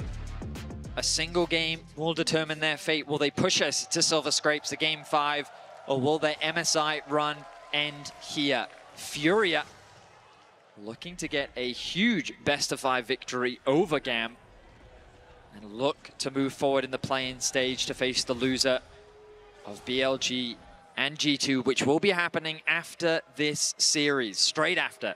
League fans will not have to wait very long. I know EU fans, it's the weekend. I hope you enjoy the late night. Yeah, they'll enjoy it if G2 wins. If yeah, it's a big if. Yeah. Hey, they could do it. G2 has pulled off some crazy series before internationally. You always just got to believe in the Caps magic. When you don't have logic to support it, just believe in Caps. As GAM going to be looking for this invade here. And this is Furia trying to make some history. Yesterday, they did bring G2 to Silver Scrapes. They're on the verge of their first international best-of-5 win. They had never even played against a major region in a best-of-5 before, so yesterday was the first time actually getting to go up against G2. Obviously, the expectations were not high for them against G2, but they really proved people wrong. And of course, again, this is an elimination match, so a lot of pressure on these players here, and we'll see how IU and JoJo do survive in the early levels on the Yasuo Alistar. I also just think that over the last few years, Brazil has really just struggled on the international stage, and Furia being a new representative for them, with so many young players as well, so many hyped individuals, with Tatu and IU in particular, these young players that have already demonstrated so much attention. We'll see how things pan out for them to have a big victory against GAM would be massive for the region and these players. Well, this is actually really interesting. So Levi's doing a 3-camp and then basing. I think he's going to try to defend his top side, because otherwise he would just keep going for that split map. So he's actually pinging over towards the Krug. So he's made the read that he's clearing faster than Tatu, and Tatu will assume it's a split map position. So Tatu is invading and trying to take these camps back. He will be able to get the red, but the question is, does he get caught, you know, by this long sword buy that Levi has and maybe punished at the Raptors or the Krugs? He's looking for him. Levi is indeed looking for him. He'll recognize that the red is gone. The ward will spot out Tatu. Knows he's there. Kiaya looking for the collapse. Dodges away. Yeah, Kiaya tracing after him. Tatu already blew that flash. He's going to get slowed down. There's the Q flash in, but it's going to be an E back. He goes unstoppable, pushes him back with the Pathmaker. Tatu is cooked. Levi with a fantastic read, knows the speed at which he will clear, knows the speed at which his opponent will clear, and makes the read that he's going to be on the top side and they can make a move and catch him. Great stuff. It did take a lot of resources to do it. They spent both the flashes, including that flash Pathmaker from Kiaya, but excellent start. I think the roam from Eris was also really important. They needed that extra bit of damage to come through, and the fact that he sacrificed some of his wave in order to be there to assist with the damage output meant that GAM was able to find an advantage on the top side of the map. The blue gets stolen away. The crab is also secured. Levi with a big advantage over Tatu. And now Tatu is completely jobless. Like, he's gonna have to wait for these respawn camps, try to go towards that. There's still so many camps on the map that Levi can farm up. He has his Raptors respawning. He's got 3 camps on bot side. He has a second scuttle that he can even go towards. So we'll see. It's looking like it's gonna be a great start for Levi. I was gonna say, I don't love the placement of this ward, but it is gonna spot out Tatu. I would have preferred it deeper to actually see the Raptors being cleared out. Levi, though, gonna get the double crab. Tatu's pathing is, well, it should clear out now because he can start pathing up towards the top side of his jungle. Meanwhile, on the bot side of the map, a matchup that we were excited to see because the Yasuo is going to come through. Not too far behind, the kind of deficit that you would expect in the early game. I imagine that Artemis is going to look to try and push this advantage more similar to what we saw in Game 1. It's going to be tough for Gigo as well because the early kill went to Kiaya, so it's a fast Bramble, and he got red buff, which is always annoying to have to actually lane against that. As Eris goes forward, is able to actually proc the Electrocute, get a bit of damage down. As IU will be playing heavily with his passive. Pathmaker, nice buffer there, does get the stun, and then another Q to follow it up. Can he find that Q3? Gigo trying to kite back, needs to be careful to avoid that third and Tofo strike. Will be able to do it for now, but he is getting quite low. Tatu in the area, though. Will they be able to actually chase down Kiaya? Remember, has no flash, doesn't quite get the stun against the wall, and he's just going to take him in the 1v2. Gigo was too low. Kiaya back-to-back games with solo kills. Cassante is getting monstrous with GAM securing that first blood, and now Furia making a big misplay. Gigo thought that he had more HP to assist with his jungler and getting the kill onto Kiaya, but a massive mistake means that this Cassante is now going to get very monstrous very quickly. He's going to be so tanky, and Kiaya really can be that difference maker. Jungle is ahead, top lane is ahead, bot lane with that slight lead here. Looking very good already here for GAM, but they have got to keep their foot on the gas. We saw what happened last game. They got up to a 5,000 gold lead, did still lose that one. But again, it is another good early game, and it's something we've seen a lot from them throughout the tournament. You know, you think back even to the BLG series where they were able to create advantages. Eris, though, could be in trouble, going to get swept back. Jojo in the area. Eris has to flash. The XP advantage making the difference there for Toots. Now, this is a consequence of the roam that we saw from Eris in the early game to assist in getting that first blood on the top side of the map. Losing the flash and falling behind is not the end of the world. LeBlanc does spike quite nicely on that first item, but I will say that while it looks good for GAM, having all of that gold invested on the top side of the map isn't necessarily ideal. This composition, while it does want to spike around that one item, in an ideal world, GAM is investing their resources mid and bot rather than the Cassante who... But what if Cassante just kills everyone? I mean, there's also that reality, right? Where Jojo going to take a decent amount of damage. GAM can't quite convert it into a kill. But yeah, we'll see how things translate. Right now, if I'm Furia, I wouldn't be too concerned. I'd just be saying that right now, yes, this Cassante is very scary.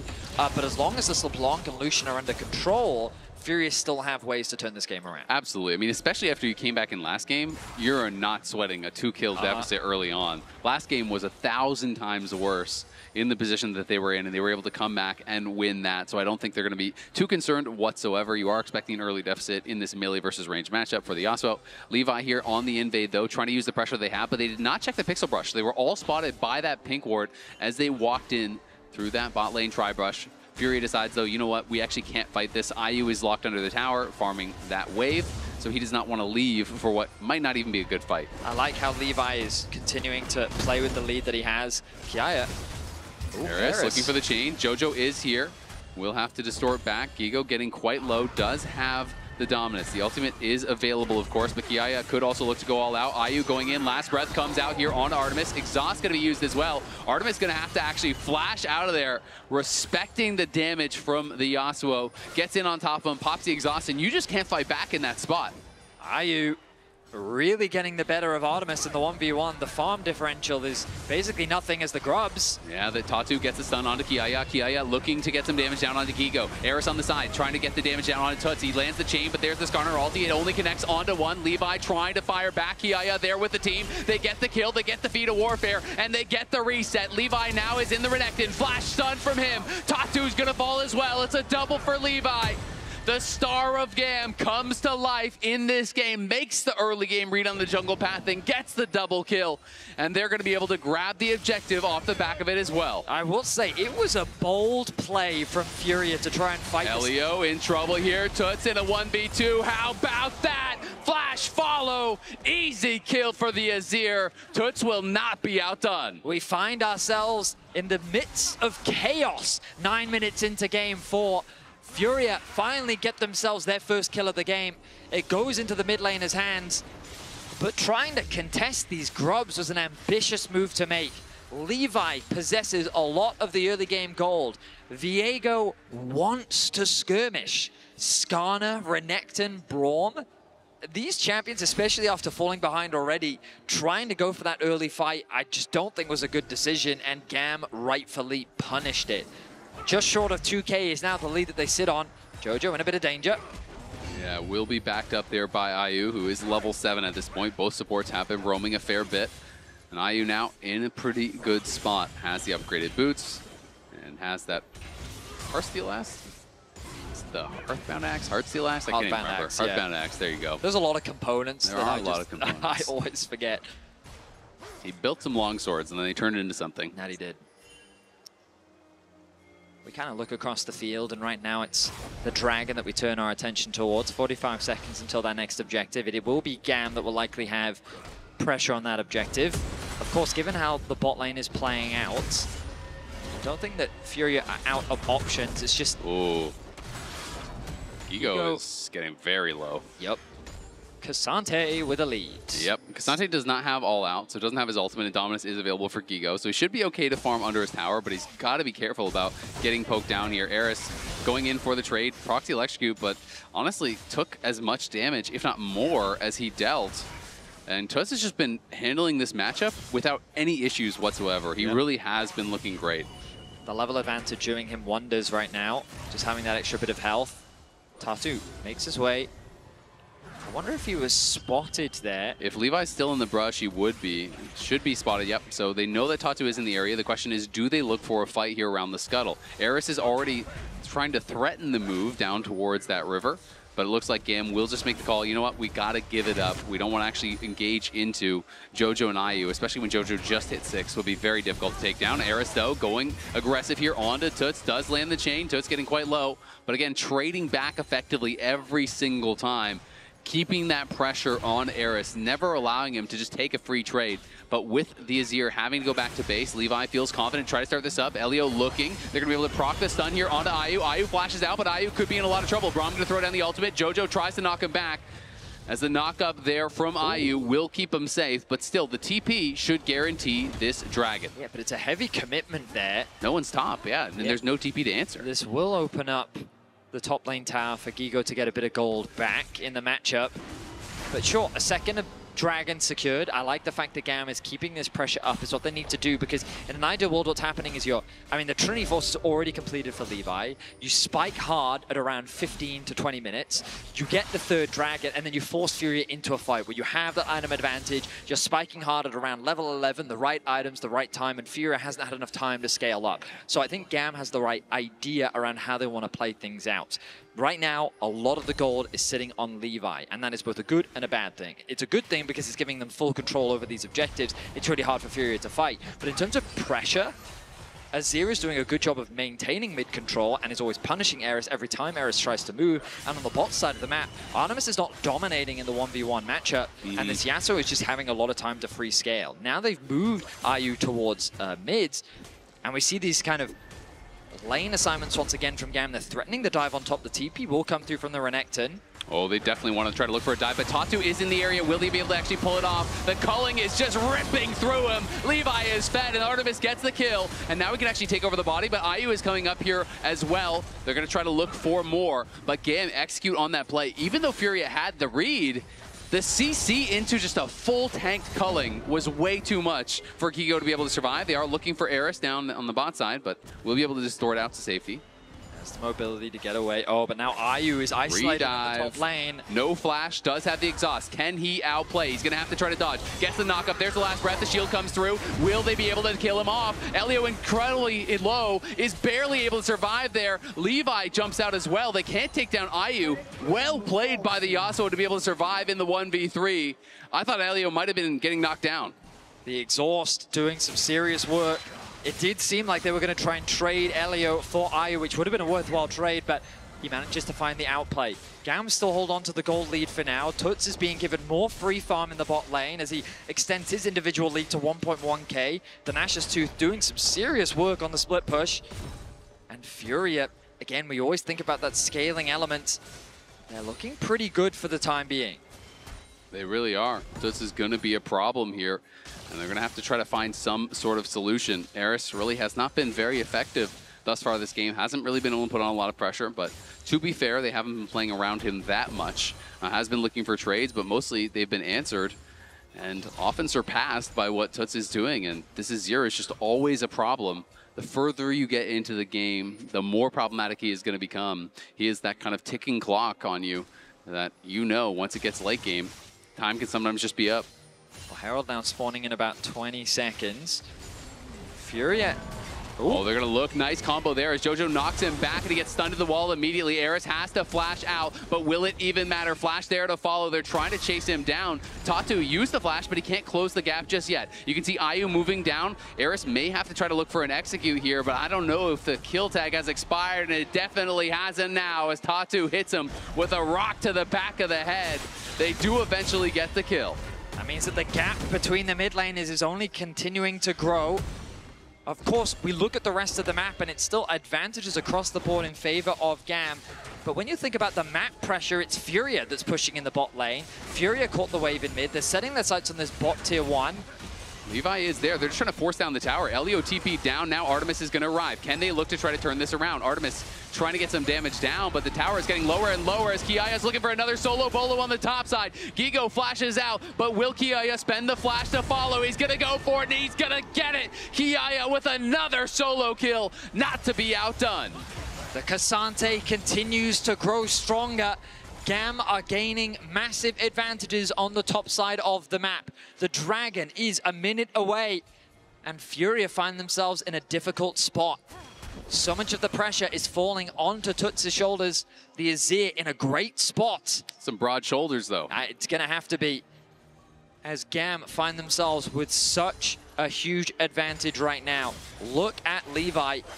This Viego is very scary with the Cassante by his side.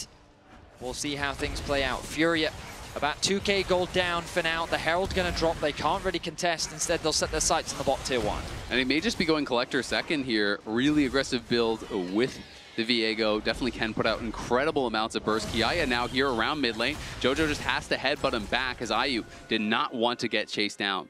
But remember, while you are watching the action unfold, keep an eye out for exclusive drops just for tuning in to MSI. All you need to do is be logged in and watching on LoLesports.com for a chance to score in-game loot. As GAM continue pushing this pressure forward, the Dragon is up. They use the Herald to take that mid-tier 1, and now they are looking to move and grab another Dragon. This would be their third of the game. The bot wave's in an awkward spot for GAM. They decided to just bring Kiaya over towards the Drake. They want to make sure that they can get this to put themselves on soul point. Tatu is in the area, a level down, but now the rest of Furia have regrouped. They're looking to contest. Yeah, they absolutely are, and Furia are much more grouped. Eris is on the side by himself here. Levi, Kiaya focusing down this Dragon, but you can see the damage coming in from Toots already, as there's Eris looking for some poke onto IU, but the combo, the Skarner ultimate, grabs them all, and GAM are thrown into the grinder. Furia will not be out team fought. They crush the fight again. Every single time when you think they're down, they get back up and they hit you in the face. Furia do not hesitate. The moment they see a good angle to fight, they will force it. GAM's positioning was all over the place. They had Eris looking for a flank, hovering around the mid lane, but IU wasn't scared. There was Lucian kind of spread off from the main bulk of the force that was focusing down the Dragon.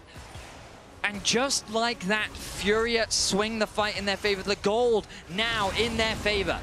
And look at where that gold is. A 3,000 individual gold lead for the Azir over the LeBlanc. That is so problematic now.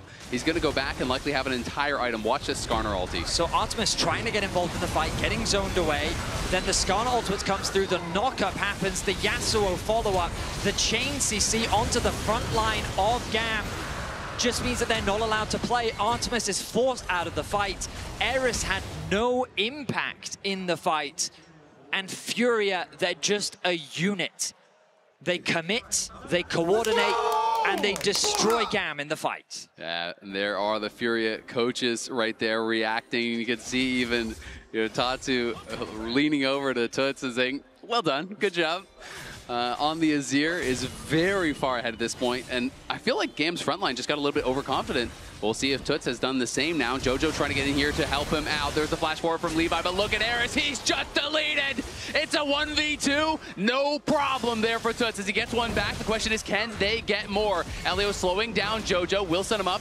Gonna be able to pop the ulti to break that, but here comes Levi. Great sidestep there from Jojo. He will eventually be ran down. The question is, can they get something else elsewhere on the map? And the answer looks like no, as IU will not be able to take this tower before they get back to defend. Yeah, so a positioning mistake there from Furia. It's great that Toots is able to, at the very least, trade 1-for-1, but Eris has very little gold in the game, and the fact that Levi was able to pick up that kill is only going to put him in a more favorable position. Furia can't afford to rest on their laurels because GAM is going to constantly fish for these picks, and with nothing on the map for Furia to really cross-map for, it's only going to allow GAM to reclaim that gold advantage. Levi, in the last fight, wasn't allowed, I should say, to have impact, but next time around he's going to be aware of that, and a single reset could change the whole fight. Tatu looking here for Artemis. Nice dash and nice sidestep. Artemis hits him with the question mark right after. Great job avoiding the gank there from Tatu. The big problem for me is you don't really have any guaranteed explosive engage from GAM, as they're going to get some damage down here onto Tatu. Let the culling rip. Levi's coming in, as is Jojo. IU just drops the wind wall, tries to keep his jungler safe, and will be able to do so. Levi has this big gold advantage. They want to try to use it. Remember, Jojo has no ulti from that bot lane death, and he's going to die again. The question is, how aggressive do they get with this? You can see pings are already there over onto the Otacon. And you can see that GAM is very good at just finding these picks. Furia is disrespecting. They did win a team fight, but that doesn't suddenly mean that you're so much stronger than GAM. They have the numbers, they're finding good catches, and with the TP being invested, they're securing an Otacon. They're going to grab this Otacon. Yep, no chance of a steal here. Tatu not in the area, and Toots is not even going to look for it. Great plays there from GAM. They have to keep going, though. They need more. Levi has that 2K advantage, but it's going to be very difficult for him to use that in a team fight compared to what the Azir is going to be able to do, where he just basically has to hit anyone, stay safe, and look for those plays. Gigo pushing out that bot wave, trying to steal away the Gromp as well, getting what gold he can. Of course, he is quite far behind Kiaya. The Renekton is basically just a wall of HP when we think about the upcoming fights. If he can zone away the Lucian, then that's definitely a job well done. Toots' main responsibility is to try and get through Kiaya, who's now really starting to stack up this magic resistance, so he's becoming an immovable wall. We'll see how Furia deal with that. Meanwhile, Ayu kind of quietly continuing to farm in the background. This Yasuo had a nice combo in the previous fight. Eris making his way down from the top lane. GAM starting to stack to protect their mid lane. Windwall's so difficult to play around sometimes for Lucian because you are already a relatively short-range character. You get in the mix, then the Windwall comes down. You're trying to reposition around that without getting hit by a Renekton stun or a combo from JoJo or a knockup. But it's GAM already positioning aggressively. Kiaya looking for something here on a JoJo. He's going to pop the ult, and in comes Tatu. Quigo is here as well. Kiaya trying to kite back now with Artemis as Kiaya took the worst end of that. Does not have his teleport available. Toots was kind of just free hitting, but it did mean the ultimate was spent from both Gigo and JoJo, so they could be vulnerable. Furia, though, pushing forward, eyes on this tier 1 tower. They're going to get it, and again, GAM is just completely split now. Keep track of the cooldowns at the bottom of your screen. The ulti of Alistar and Renekton were both used. Big ultimates that are important for a team fight. The Braum was used in exchange, but they still have the Cassante and the Viego ult available along with the Cullen. But they just can't walk through Toots. Look at this. Kiai is trying to get aggressive here, but he's just going to get knocked down. He's incredibly low. He's CC'd and he's killed. Artemis, now the job is up to him. Can he and Eris make something happen? The wind wall says no to the culling as Gigo's going to be spotted out on the side. Eris low, Elio low, Artemis on the run. Gigo behind them still, looking for this Lucian, hunting, going for the stun. The barriers popped early. Eris trying to turn around onto Gigo. Gigo has to flash out to the other side. It's Toots and it's Ayu, and they've caught Levi. Levi will draw his last breath as he's knocked down by the Yasuo. GAM are running for the hills, but Furia want even more. They take Artemis, and they are damn well sure going to take the dragon as well. The front line just evaporates for GAM. Azael, you were talking about how difficult it is for GAM to approach. Oh, Eris at the very least gets a kill back. Shuts down Gigo and gets a bit of gold back into his pocket, but the dragon is still going to fall in favor of Furia. The fights are going the way of Furia, and I feel like it all comes down to this man in the mid lane, the Emperor of the Sands. Toots is just eviscerating them. We see Kiaya trying to approach, like that. And look at Toots, he just melts him. The CC comes through, they have an easy target to focus down.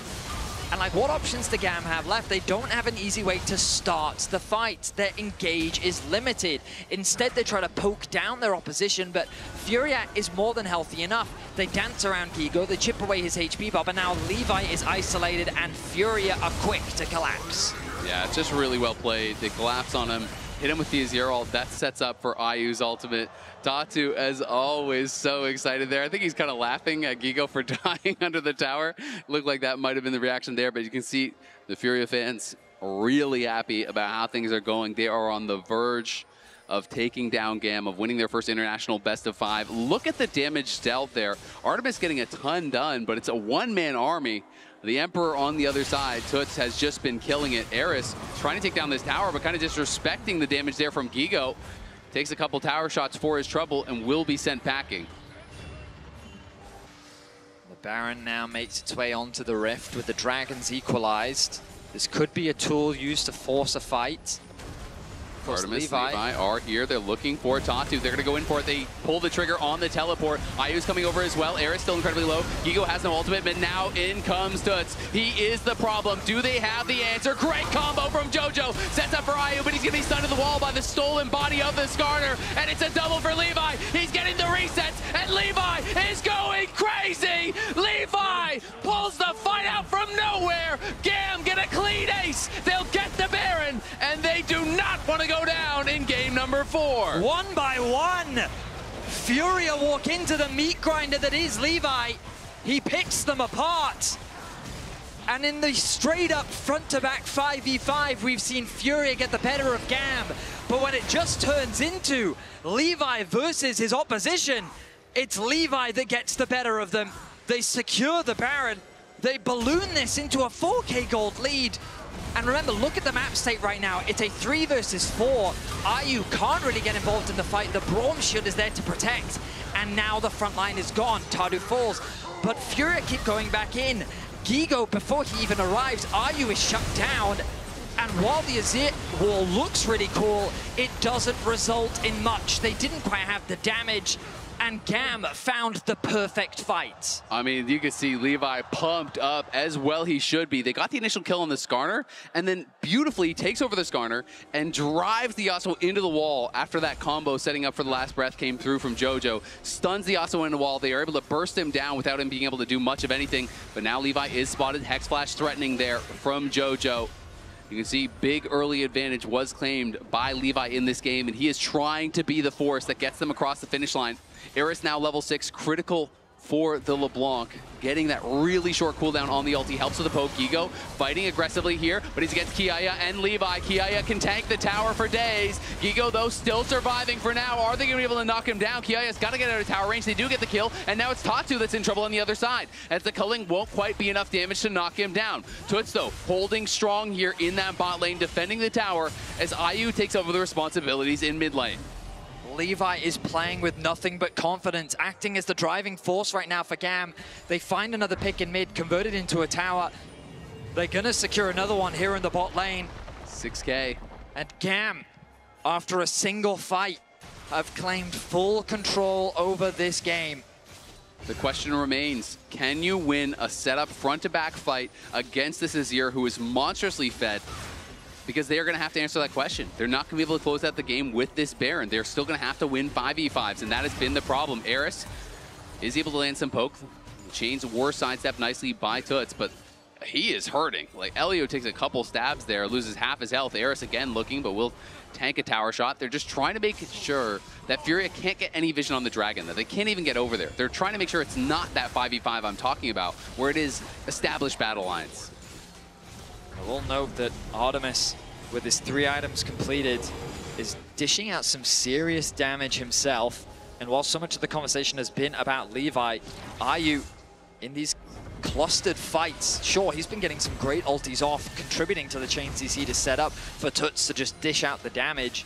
But now that Lucian, I feel like he's just going to melt through this Renekton. And when we think about the front to back and the fact that Kiaya has been kind of getting destroyed, now that the level 17 Kazante is going up against this Azir, sure, Azir is scary, but we'll see how the fight plays out. Dragon started off. I think Fury is just going to give this one up. Yeah, they are going to give it. I think it's the right choice. I really liked how GAM played that Baron. They kept the pressure on. They never allowed Fury to enter their jungle, so they couldn't get any vision to even approach the Dragon.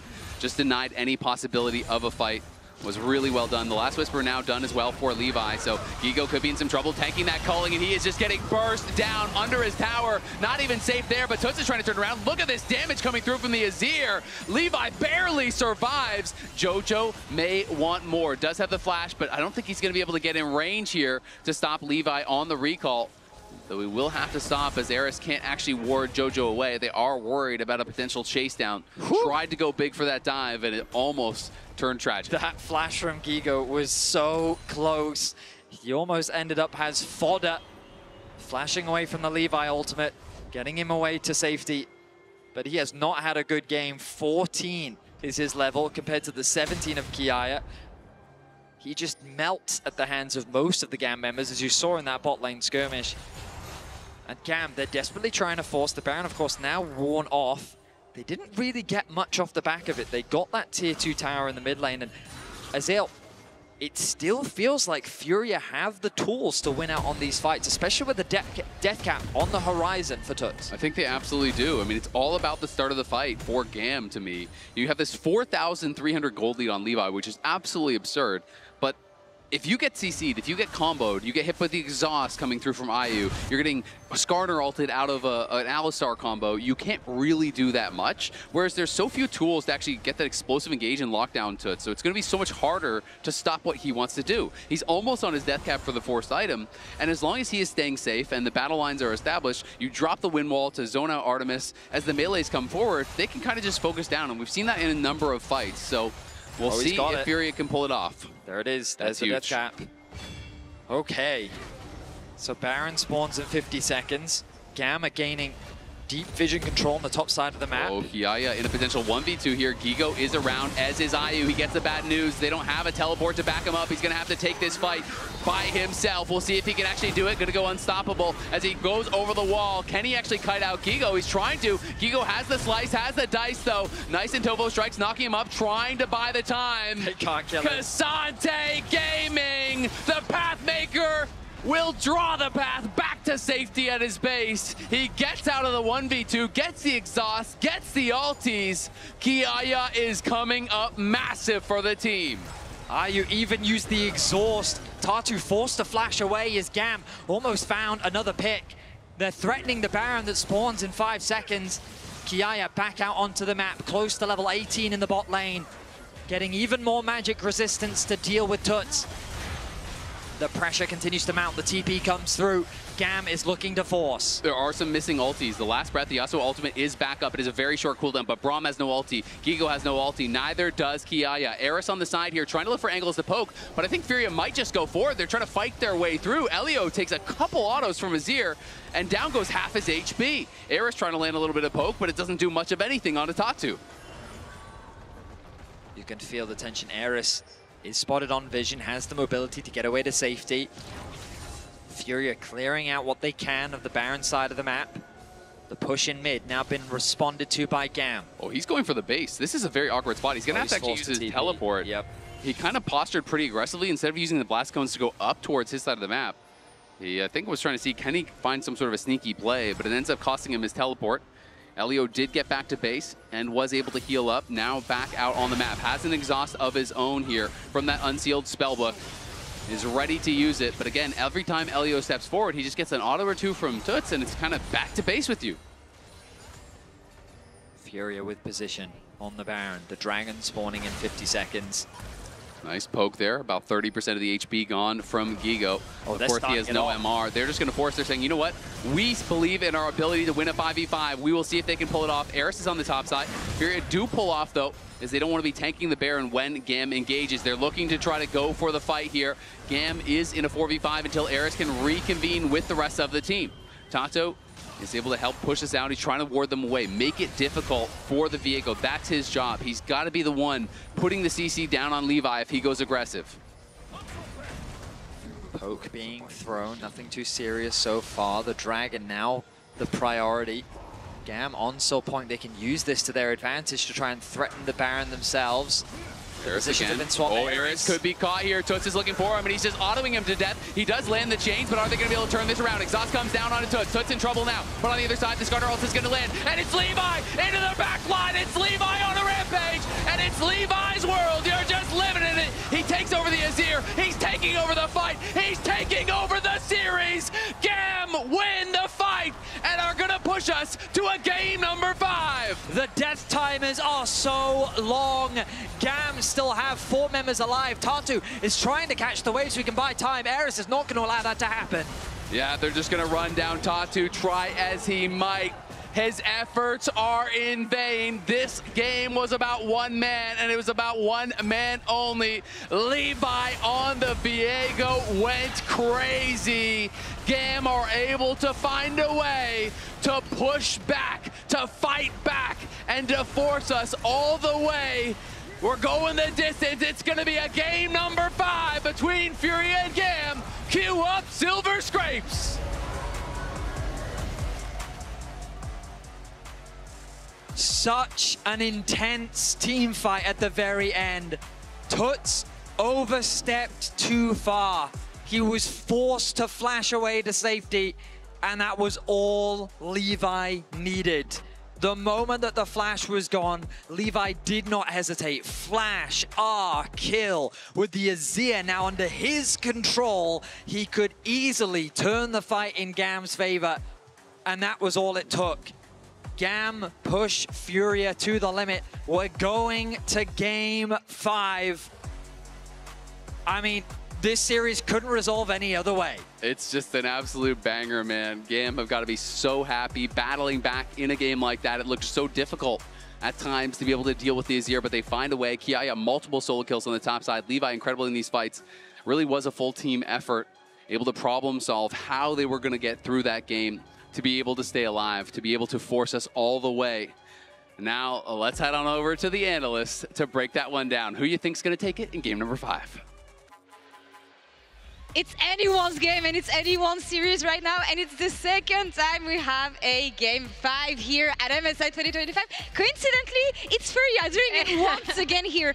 A lot of A-ramming during this game, but also a lot of impact from GAM's top laner.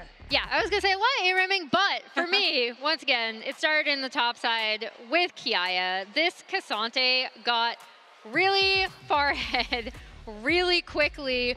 Some of it of his own doing, right? Like making space, getting the solo kill. Some of it of some interesting decisions from Furia trying to gank him on the top side of the game. But how it turned out is that he just became an absolute menace.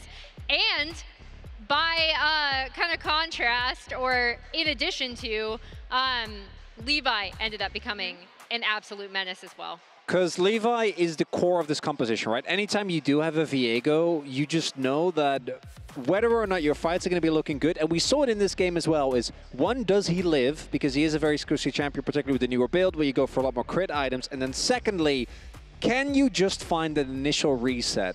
And when you see this comp, you think it should be LeBlanc. It should be the Lucian Braum that sets up for it. But as it turns out, it was a Cassante that actually did so much of the damage that enabled these kills. And if you do get an early reset, Viego is such an insanely oppressive champion, right? Splits up the fights, and he just gets to use the full power of his kit.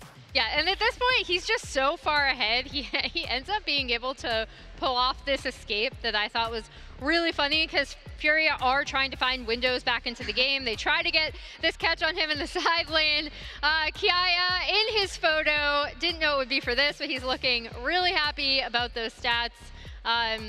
Really excellent game from him, getting that far ahead that early. I mean, that's the thing, Emily. You're saying that regardless of what everything GAM has been doing, it was still, Furia still had a way to come back into the game. What did it come down to? Because in an interview that Tatu gave with Sheep Esports yesterday, he said that macro, discipline, timings is something that they need to work on. And I do feel like they still have this here. Yeah, absolutely. I mean, both, let's be real, both teams have these opportunity areas. I think the big thing for me for Furia in this game was kind of that, and like they got back into the game through team fighting and better team fight setups, right?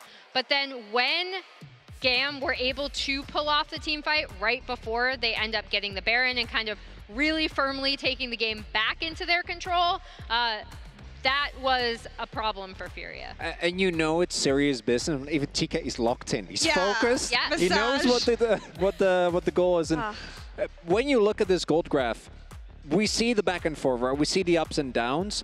To me, once Furia had kind of rounded the corner again, had a Azir that was approaching a death cap, that was actually looking insanely strong, that 25-minute drop, that was kind of self-inflicted. I think that they got, as they do, the reason why they get behind in the first place is a little bit too over-eager on the fights, and it cost them there as well. It cost them I'm curious to see. Yeah, let's see how this one zoom in evolves. on that. Yeah. What happened there? That's the Tatu goes in. Yeah. On a play, and they attempt to kill Levi, which I think from a comp perspective does make a lot of sense.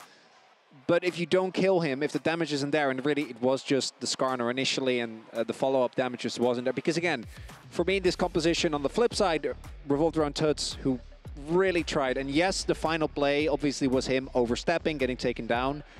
But it's understandable given how much was off him in this game. I feel like Tatu pressing the trigger when he doesn't have to has been like a symptom of Furia so far. For the better or the worse, it doesn't always land out as expected, but GAM turned the tables near the Baron in our HyperX Reflex replay. So talk me through what happened here, guys.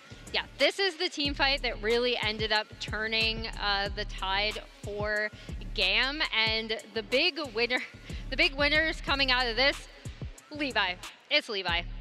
Because as we mentioned, what happens here is you see the attempt to take down Levi, so the Impale does hit, but it just doesn't matter because Tuts isn't there.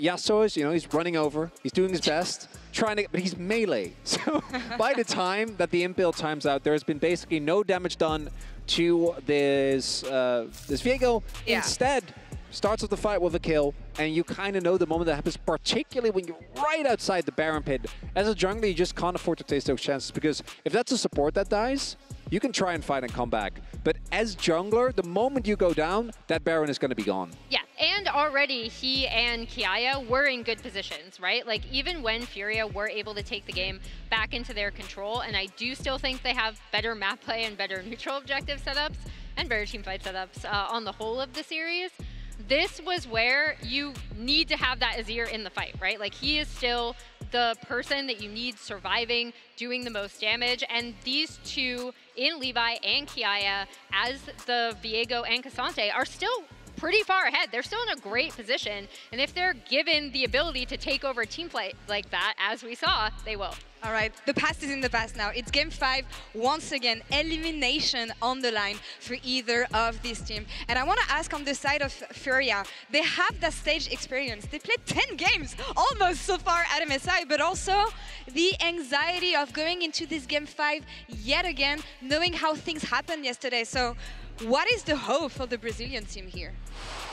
Ooh, that's a tough one. I do think that we saw if GAM can come back from the loss that they had in the game before, then Furia can come back after this one, right? As mentioned, they did already get there. The one thing, and I'm sure they're aware of this as well, the draft they ended up with last match, in game 5, they were not happy with, right? That Lilia really didn't feel like it hit the mark. They have been extremely focused on jungle bans. I think that this will continue here, because in the games that GAM has won, I feel like it's very obvious that Levi is leading the charge, particularly in this Viego game where he really was the main character. And if they can shut him down, that might be an opportunity, but they gotta really use all their bans, which kind of have been thrown towards him. I actually want to continue to see them play their game, right? Like, this Yasuo bot comp is something that they brought out. That's why you saw the Alistar getting locked in as first pick.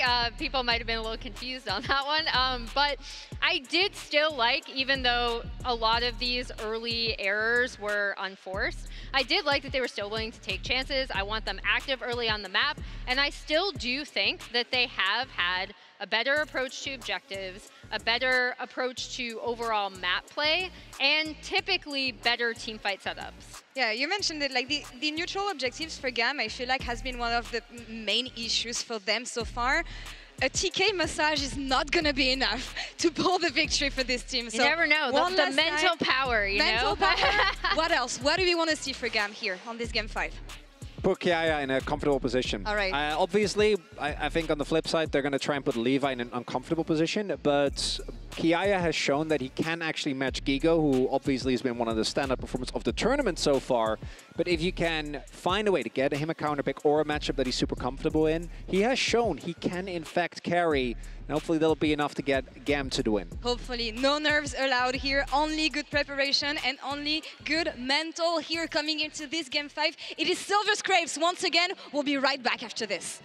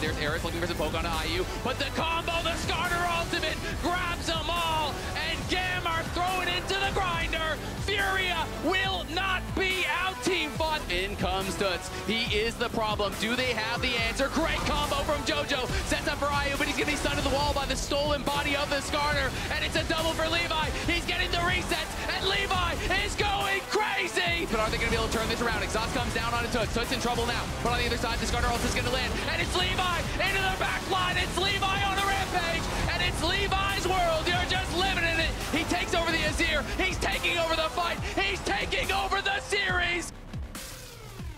Welcome back to MSI 2025, where for back-to-back days we have a Game 5. This one, an elimination match between GAM and Furia. We just saw GAM even up the score. It is all coming down to this for these two teams.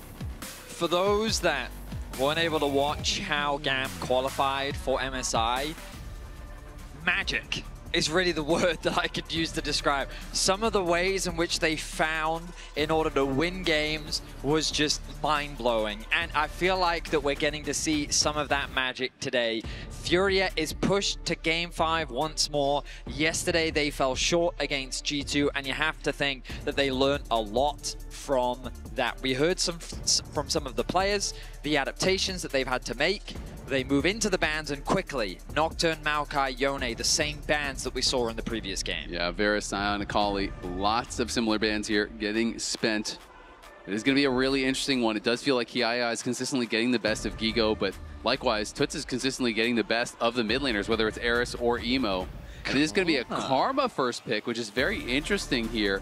Ezreal yet to be played. I wonder if we are angling towards just a Karma Ezreal late in the game. And we have a different combo. You've seen the Nocturne Orianna combo. This can kind of work somewhat similarly with the ult coming through from the Nefiri. So we'll see if Levi can pull it off here with Eris. The Trundle finally getting into the hands of Tatu. We've seen it banned multiple times from both sides. There it is. The Ezreal. That's what I figured. I mean, my instincts were just lock in the Ezreal, very safe AD carry.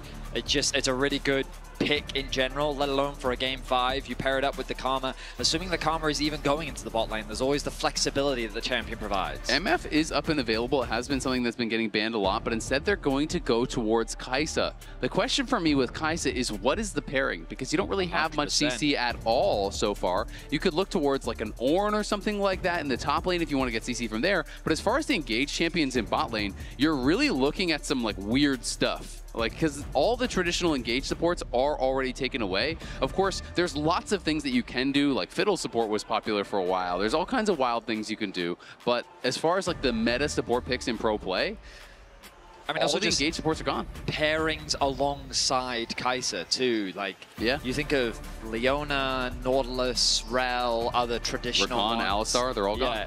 So, even Nico could have been an option. Yeah, that's Nico's also gone as well. So let's see what Elio has prepared for us. The Victor, another control mage, going to be removed from Toots. So, I mean, he has played some pretty weird stuff, I will say. Yes. I remember in the finals, he brought out a Heimerdinger. It did not work.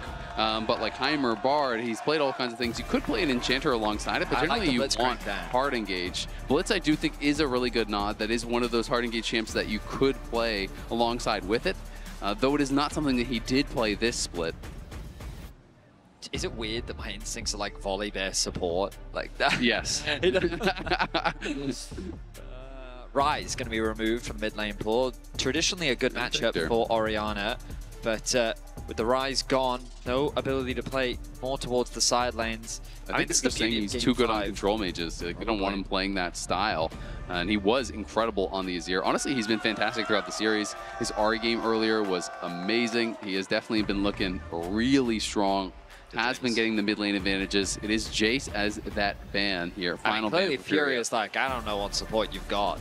Because we've also ran out of ideas. I mean, Elio might have something completely cooked, or they might just be going for like, hey, it's just an enchanter and we're just going to throw in Kai'Sa because we think Kai'Sa's pretty good in the 1v1 against the Ezreal. Maybe. But my problem is, you're not just going up against Ezreal in isolated 1v1. You're going up against Ezreal Karma, which is so difficult, the amount of poke that they can put out.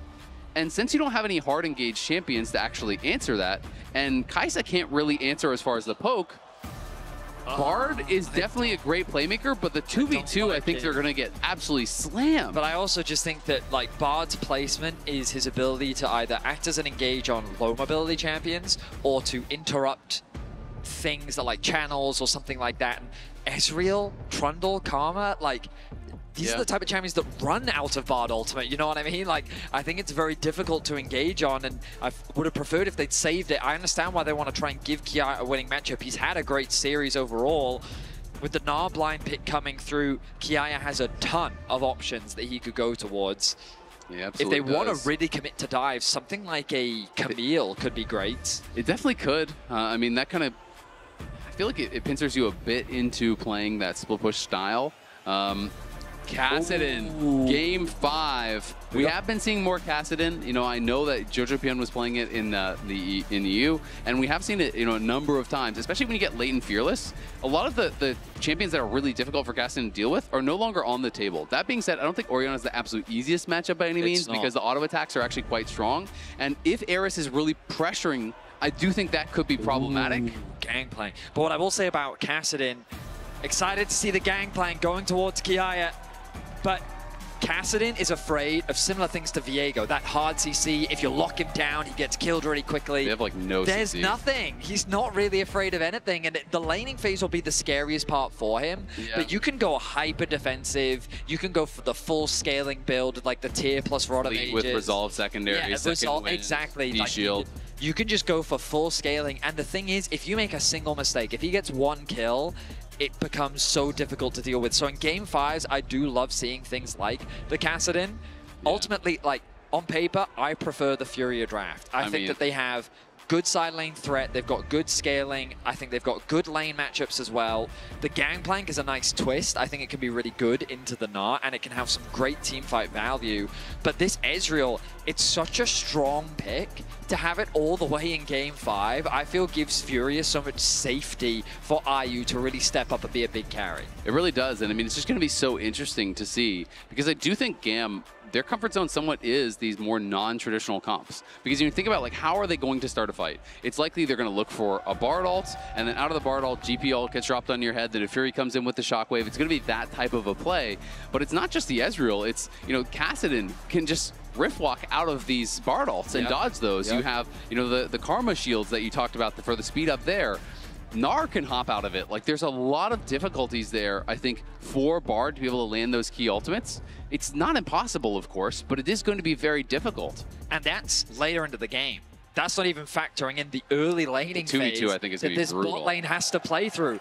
Bard, Kai'Sa into Ezreal, Karma. It's a tough one. Well, and you can see that he realizes it. It's Fleet there for the Kai'Sa.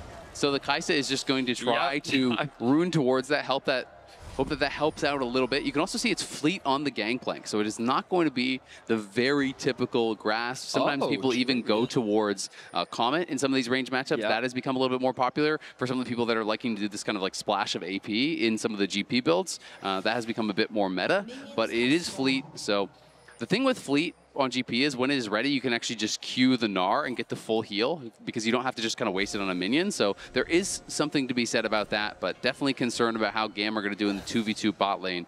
Just feels like a really tough matchup. Well, let's see. Again, the thing about GAM is that they've been in positions, like in the Talon series, they stole Elder twice. One of them was with a Tristana. Like, the word magic really, like, they just find ways to win games. That's just what they do. And we'll see if they can bring the magic here in Game 5. Yeah. Both these teams have worked very hard this year to get to this point, and it all comes down to a single game, and their road to the MSI main stage isn't even over yet. They'll still have to play another best of 5 tomorrow. Yeah, I really want to see Eris continuing to pressure Toots here. Toots has just been so good throughout the series. You need to keep him locked down. If you give Cassidy a free lane, you are going to be in trouble. He did not go for the absolute safest lane setup. He didn't go for Fleet. He did go Conqueror, but he is Resolve secondary, and he is D-Shield, so he's going to have second win in D-Shield. That is pretty difficult to actually get through. And a lot of these kind of matchups is about minimizing the damage you take as Cassidy and timing your Qs, your force pulses, with when the spells are coming out from Eris, so you're not just kind of wasting that magic damage shield that does come through. So we'll see how he's going to be able to do that. Meanwhile, on the bot side of the map, things are going exactly as we expected. Artemis has missed, well, he's missed 7 CS in the first 2 waves, and the bullying from Ayu and Jojo has been oppressive. Meanwhile, on the top side of the map, there's also that push advantage for Gigo, and the 1v1 early on for Gangplank is a little difficult. Elio just base for a refillable in a ward. I'm kind of a bit surprised. He was still at like 2/3 health, but I guess he just feels like he'd rather give the solo XP to Artemis or something, but I'm not really sure that Artemis is going to have a good time farming under the tower by himself. You can see he's about half of the farm of his opponent, and now down that full wave. He's going to take a base of his own. Now thinks better of it as Toots is getting put low, but again, this becomes then a bit of a race between your mana versus Cassidy's health. And Eris is losing out on that race right now. It was a well-timed Q from Toots to be able to absorb that last command attack. -1 there for Kiaya. There's Toots sitting underneath his tower, feeling relatively safe for the time being. I mean, the farm is pretty much dead even regardless of his HP. He's in a completely fine position. The bot lane, still a very rough situation already. A 250 gold lead, and we're only 3.5 minutes in. Artemis is no stranger to some difficult bot lane matchups over the last 2 days with the split maps that have been happening to him, but in this 2 versus 2, it is Furia that is off to the races. Kiaya taking a bit of damage, has the level advantage, flashes in. Had that passive auto ready. There's They're going to go for the Levi. dive. Levi is there to collect it, resets it on the aggro with the W. Well done, Kiaya getting aggressive. This is the recipe to success. Go to the top lane, Kiaya and Levi do it again. I mean, it's a tried and true playbook for this roster at this point, trying to play through the top side of the map. And it was just very well played. Kiaya found some really nice trades. He was level 4 to level 3 as well. And then Levi was in a position to capitalize on the backside. You look at the minimap, you can see he's done the clear up towards top side. He kills the Scuttle Crab. He hasn't been spotted on vision yet.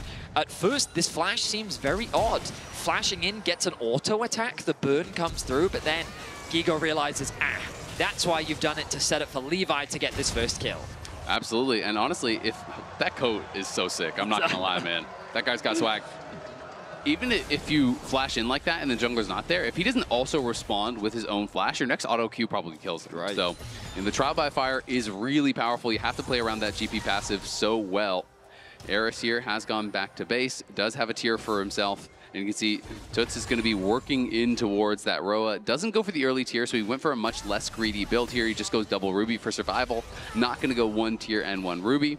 And I feel like that's totally fine because he has been farming well. He has not been getting pressured that heavily. And Eris, very soon, he's going to have to deal with a level 6 Kassadin where he can actually start to trade back. I will say that one of the advantages of the Seraphs on Kassadin is just that extra bit of protection you have, because you are effectively a melee champion, right? So in the late game, having that extra bit of shielding can be very valuable. We've seen many Kassadin builds, though, where you kind of go for one or the other, and ultimately choosing not to go for the Seraphs is not the end of the world. And I think he probably still will get the tier. My assumption is he's just trying to rush towards Catalyst to really try to, secure his lane phase and then probably grab the tier later. But it is possible you can definitely go tierless, but mana is just at such a premium on Kassadin. It really is all about that, because getting the stacks of your Rift Walk is where you get so much of your damage from in that late game. So you really have to have the mana to be able to actually maintain that and keep pushing those ultimates over and over and over. My personal favorite thing about Kassadin is just the way in which chat always looks at a clock and they slowly count down to the level 16. So many have experienced level 16 Kassadin before, and the stress that it puts on players as it gets closer to that level 3 ultimate with a cooldown. I mean, it's sub 2 seconds. It doesn't have a cooldown anymore, actually, at that point. It's pretty ridiculous. So he is kind of that late game champion. And the thing is, we talked about Prio. I love that GAM has been able to get some control over the top side, but the constant pressure they have in bot means that Furia still have a way to easily escort this Kassadin towards the mid and late game. And I think that's so crucial when playing a champion like this. Yeah, absolutely. And it's going to be AD here for Artemis. He has that scout slingshot, so is going to be working in towards a more heavily AD build, very likely. You can see IU already on Sheen tier, going to be feeling really good about that, as Toots is able to leave lane and grab all of the honey fruit, so he'll be staying around. He's basically farming dead even, and bot lane, of course, does not have that luxury here. Artemis just doing his best to survive. Not surprised at all by how the 2v2 is going. I expected it would be very rough, and it has been. Elio, though, does have his teleport available, so it'll be interesting to see if he makes a play. One of the things I love when I am playing Bard with Spellbook is you don't use a TP to go back to lane. You actually go roam elsewhere, try to attack somewhere on the map, see if you can make a play, and then you save that TP to go back towards bot lane to cover. And it seems like that is the plan right now for Elio. Just wants to be active. While we were yapping, important to note that Levi did also steal away the blue buff, and so Tatu going to be a little sad when he shows up and realizes his blue buff is gone. Tatu was covering around the bot side of the map, so Levi found a nice window where he was able to pick up that objective. Meanwhile, we see both supports hovering around the top side of the map. Ezreal now moving towards the mid lane in order to catch that wave, get some control over it in order to be in a position to contest the grub spawning in 5 seconds. Tatu makes his presence known. Elio just going to take the portal away to safety, and Kassadin now finds himself in the bot lane, more than happy to just pick up this farm. You can see Artemis is moving up, though. GAM, as always, want to fight. They are going to try to have that extra man advantage because, remember, Toots has no teleport available right now, so the Kassadin will not be able to join. The GP has no teleport either, but you can still join with the Cannon Barrage, with your ultimate. You're kind of that extra half man. And if they can actually spot Gigo, they'll see that his Meganar is already popped and would be expiring, but GAM now not going for it just yet. They're trying to maintain some control here in mid lane, and Kassadin has been bought the time to move up. Now they have the extra man on the side of Furia, as it is Levi here contesting for these grubs.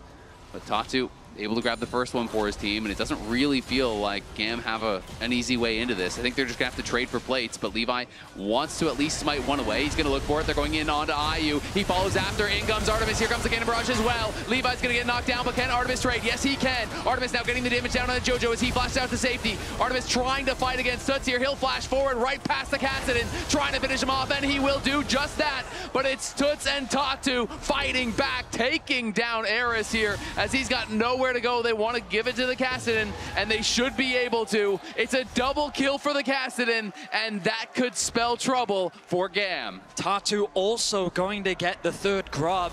A chaotic fight breaks out around the objective as GAM tried to force the combo onto IU, using the Neferi with the ball from Orianna to try and one-shot this Ezreal, but the combo doesn't quite connect, which means that GAM find themselves very deep in a situation that they can't really escape from. They've committed to trying to get these kills, and Toots benefits massively.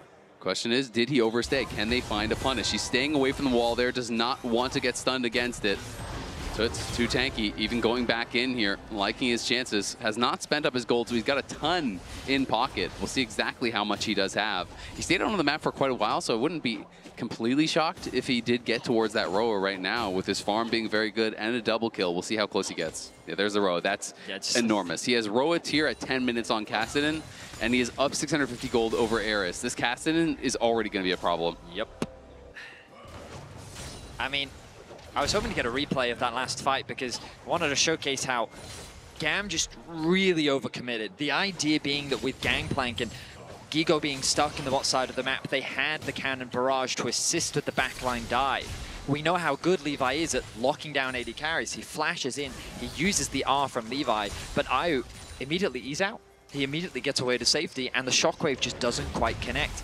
And even though they do end up getting that kill, considering how deep they had to go, Toots is just like, all right, I will just pick up kill after kill. He gets himself a double. They get themselves 3 grubs, and Furia, while the gold is not strictly in their favor, the advantage that they're currently sitting on is pretty significant. It absolutely is, but I mean, it's kind of flashback to last game. It's can Kiaya make the difference on the top side, where he was getting those early solo kills. During that attack on Grubs, he took a plate bot. He's now up 1,000 gold already, has the early Triforce completed. Tatu moving down here with JoJo, though. Artemis is caught out, and Artemis has no flash. I don't think he's getting out of this one, but Levi is coming in, trying to support. He's going to ult to the side, trying to get away from Toots, but Toots is right there waiting. Levi goes in with the Hound's Pursuit, but he's got to run for it now. Eris here to try try to back him up, but it's Elio in trouble on the side. As Tatu's going to flash forward, he flashes over the wall to try to get back to safety. The command protect there from Eris will keep him safe just barely. But again, another kill for Cassidy, 1K ahead this early. Eris is staying around. I don't know if he really should be. Could be in a lot of trouble here. They're going to look for the dive. The shockwave connects on multiple members, though, and Levi looking for the cleanup here. They get the kill onto Eris, but Levi gets one back. Levi now looking for Tatu, who has no flash, and he's going to get a second. There's a double back for Levi as he wants even more. Toots should be able to get out to safety, though, with his ulti. I mean, GAM navigate the situation pretty well, but it's Toots that still gets himself another kill. The Cassidy continues to ramp up. Even though Furia, they overextended on the play, it ends up overall being a 2-for-2.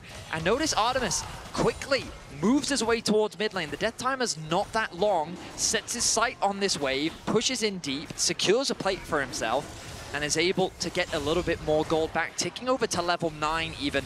We'll look back at the play, and it's Artemis that's first to fall. A really good placement of the pillar means that he has nowhere to go. He tries his best to use the ultimate to create some space, but Toots commits the flash, secures the kill. At this point, Fury is saying, hey, Elio is very low. I think we can make a play. But Eris makes the bold decision to stick around, thinking that he can get this wave. He has no authority to stick around underneath this tower. Levi feels like he has to stay in support. A 3-man shockwave comes through, and Toots gets the aggro, which means that he can't really assist with the damage, forcing him back, and that leaves Tatu in a very awkward position underneath the tower. Yep, laughing about the dive there, but still things going well overall. Close game, only 500 gold separating the two, but Cassidy is going to be the problem. Of course, there is some powerful scaling on the other side, and you're looking at the Gangplank to maybe try to be a difference maker, but Cassidy versus a team with low CC is always so tough to deal with. I mean, I will say that there is a traumatic personal experience where Bin on a Gangplank did in fact crush the hopes and dreams of Europe. So I know what Gangplank can do in the late game. There's always that possibility. Yep. We'll just have to see if Kiaya can make that happen. Levi hovering over the wall. Levi is looking, IU posturing very aggressively, but Jojo comes in. Now the Bard ulti is there. Can he find the angle to actually land the stun? He can. He nails it. And Kiaya is looking for a solo at the same time. He gets the solo, and in goes Artemis to get a second. They're winning across the map. GAM roar to life and take kills in mid and top. GAM are making the magic happen. They get a solo kill on the top side. They punish the Ezreal. The ultimate from Elio that we thought would be so difficult to connect, he finds it onto IU, and they convert it into a kill. The Bard Q as well. Tatu tries to body block. He gets very close to the Bard, thinking, I won't let you connect it onto the Ezreal on the wall, but then Tatu ends up being the wall. So he ends up connecting that binding, allowing for GAM to chase down the Ezreal. They extend the gold lead ever so slightly, and Artemis, who suffered a very difficult laning phase, finds himself nearly a full level up over IU. In terms of gold, it's practically dead even. And we once again find ourselves in a situation where it is Toots that's holding on to the gold lead. We'll look back at this 1v1, and it's just the Gangplank just running Gigo down. Yeah, really well played. He hits that first barrel, knows he can just go in for the flash. As soon as the flash is responded to, just drops the GP ulti for the slow, and then this is back to that binding you were talking about, Vetty. A nice binding comes through. The ultimate committed by Artemis as well. Levi is the one that picks it up.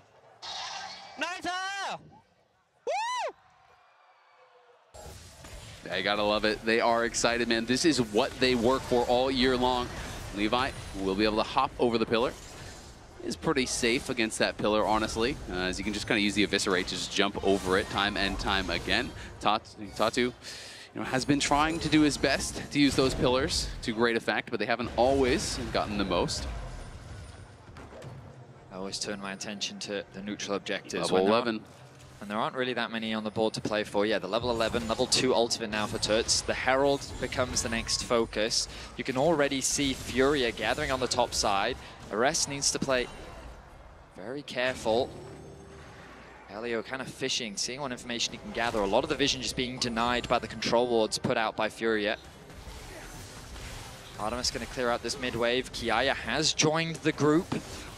GAM, I feel like, need to force something or convert this into something, because that bot tower is completely exposed. It absolutely is, but they're going to be forcing at this objectives. This has been the recipe, whether for success or failure, all series long. GAM is going to show up to the objective, and they're going to try to fight you. And they have the GP ult too. They can just throw that bot lane if they want to clear out that wave. He's going to commit the TP instead. Oh, he's going to get interrupted, though. He tried to TP in their face and just gets pillared out of it by Tatu. So now that is -1 on the teleport and -1 on the tower, very likely here, as Gigo should be able to close the gold gap. and be able to pick up something for himself. Nice objective secure. That's going to be the first tower of the game. GAM want to respond in kind in the mid lane. They have the Herald. They should be able to knock this one over. The bot wave needs to go and be caught by Kiaya, so he's going to make his way down. And that teleport getting interrupted is actually so critical because that's first tower feat for Furia. It would have been for GAM with the Herald that they just grabbed, and that would have been feats of strength. They would have grabbed those upgraded boots right there because they already had the feats of warfare. As a result, it's going to come down to this next objective, which will be the Dragon here in 45. Whoever grabs that, not only will they get the stats, not only will they likely get a teamfight win, they're going to get the upgraded boots too. Static Shiv and the Rage Blade now finished for Artemis. Level 11 means that he also has level 2 on the ulti. It's strange how this Kassadin that felt like such a force still continues to scale up, but feels somehow more manageable as Artemis continues to get stronger and this gangplank is getting so terrifying. I mean, Levi, again, 1K gold lead. He just finished the Black Cleaver. There's a lot of physical damage, obviously, on their team. He's going to be shredding that armor for them.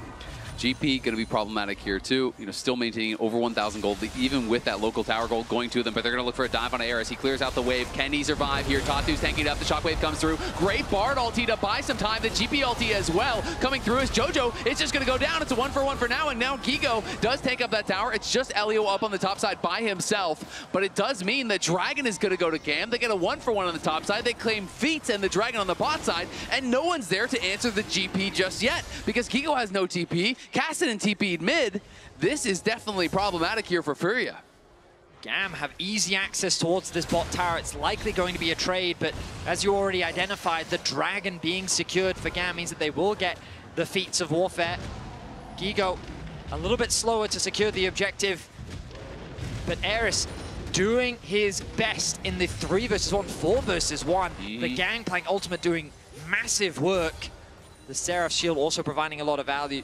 Toots, yeah, he's going to interrupt your pack. Yeah, he's giving you the thumbs up. I love it. All right, so GAM in a great position. 2 dragons to their name. Levi going to clear out this ward. And now this is where the big objectives really start to spawn. A lot of the outer towers become unavailable. GAM should set their sights on that top tier 1. Furia will ideally want to knock down this mid tier 1, which means that Vision needs to start getting deeper into the enemy jungle, controlling those spaces in order to set up for these objectives. Elio just providing the necessary cover. Eris doesn't have a tower to help him defend, which means that he needs that additional bit of support. You can see Toots almost level 13 and 9 stacks on the Roa, so he'll pretty soon, in a minute here, he'll be 14 and a bit. So definitely going to be on the minds here of GAM. That time could be running out on that level 16 here for Toots. Of course, it is not a guaranteed win by any means, but you can be incredibly effective. You do still have to be very careful that if you do go in and you get hit by any sort of CC, you know, Bard Binding or something like that catches you, you can still get burst down. So there is that to worry about, but GAM moving around the map now. It is Gigo pushing down bot lane, but of course the tier 1 was already gone, so not any immediate response available for Furia. As GAM, I feel like playing the map better in this game than for the rest of the series, really. They are answering pretty well. I like the way that they set their sights on the tier 1 tower on the top lane. Just a nice transition through mid into top. Kiaya can now go catch the bot wave as well. Furia don't really have easy options. That mid tower is a difficult one to siege, especially with the Static Shiv sitting on Artemis. The wave clear is difficult to pierce through. While the poke is something that IU will have a decent amount of, the Mora Mana also about to come through soon. I think that GAM are doing a really good job here. 20 minutes in. The next few fights are going to be massive. Ideally, Orianna wants to complete that second item. But there's Toots level 14, that level advantage we were talking about coming through from the Rod of Ages. 14.5, only a level and a half to go to hit that massive power spike here for Kassadin. Of course, it's only 20 minutes into the game, so level 16 will be very fast. Elio will take a chunk and is going to pop both the barrier and heal that he had from the spellbook there to keep his health high. Will not be in danger of dying, but just going to continue cycling through that summoner spellbook. We'll see if he can find a big moment later on into the game to really make something happen with that. I do think it's so effective there as they're going to go in with the Hound's Pursuit, looking for Tatu. The shockwave doesn't connect as Tatu flashed out to safety. Jojo now looking for the tether, but it's going to be Levi just eviscerating over the wall, gets back to safety here as Toots again pushing up through top. Furia, respectful, use the flash, but now they're actually going to pull Otacon. Ooh, yeah, I was going to say, I think that it's nice to make a play like that when there's not really a big objective on the map, but of course with Otacon there, That is something that Furia can force, knowing that the Shockwave combo is unavailable. 2 big ultimates used by GAM. Tatu getting very low, though. I mean, you could solo it for sure, and it is going to be spotted out, especially with JoJo there to help. It wouldn't even have to be a solo trip. They are aware of it. Can they get over to stop it? That's the question. Now the TP is going to come in from Kiaya. They know that they have committed to it. Artemis taking a little bit of damage there from JoJo as he tried to enter. Kiaya arrives. Elio still not there. The TP coming in. This is a dangerous position to TP in. Gigo going to take a bit of damage there as the barrel chain will not connect. Heal's going to be used by JoJo. The Otacon getting very low. It's a nice Bard ulti coming through. Can they time the barrel out of it? No, they cannot. Kiaya cannot connect on that one. Gigo down to half HP, but he almost has the Meganar already. The Otacon getting incredibly low, and it's going to be taken by Levi. Not to be outdone, steals it away. Do they want more? It looks like the answer is yes. Gigo trying to find a good ulti. He whiffs. He doesn't connect. He tries to flash out to safety now. Gigo in some trouble. Kiaya trying to keep them interested. Toot's going to go back in for Levi. Chunks him down. In comes down, presume. Oh! And the shockwave is delivered by Levi. And that may just be that. Levi finds the window, steals the Otacon, takes the team fight. This man cannot be stopped. The flash from Levi to guarantee the connection of the Shockwave was massive. GAM with another huge team fight win. Swing the momentum in their favor. The smite battle comes through. An ambitious Otacon start is secured by Levi. Then GAM play with patience. They play the fight slowly.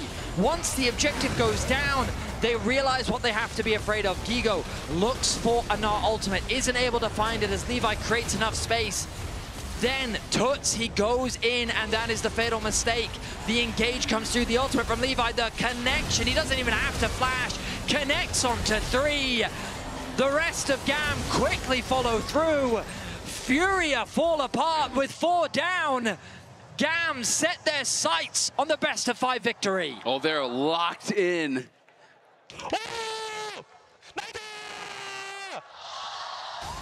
Captain Levi at the helm. The 3rd dragon moving to soul point. And I draw your eyes to the summoner spells. They spent everything in a lost fight. Over on the other side, all 5 flashes available. Not a single flash available there for Furia as GAM now move to soul point here.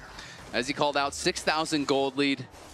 And Eris really able to find the follow-up. Good timing on the Shockwave. Great combo there with Levi. That's why they drafted it.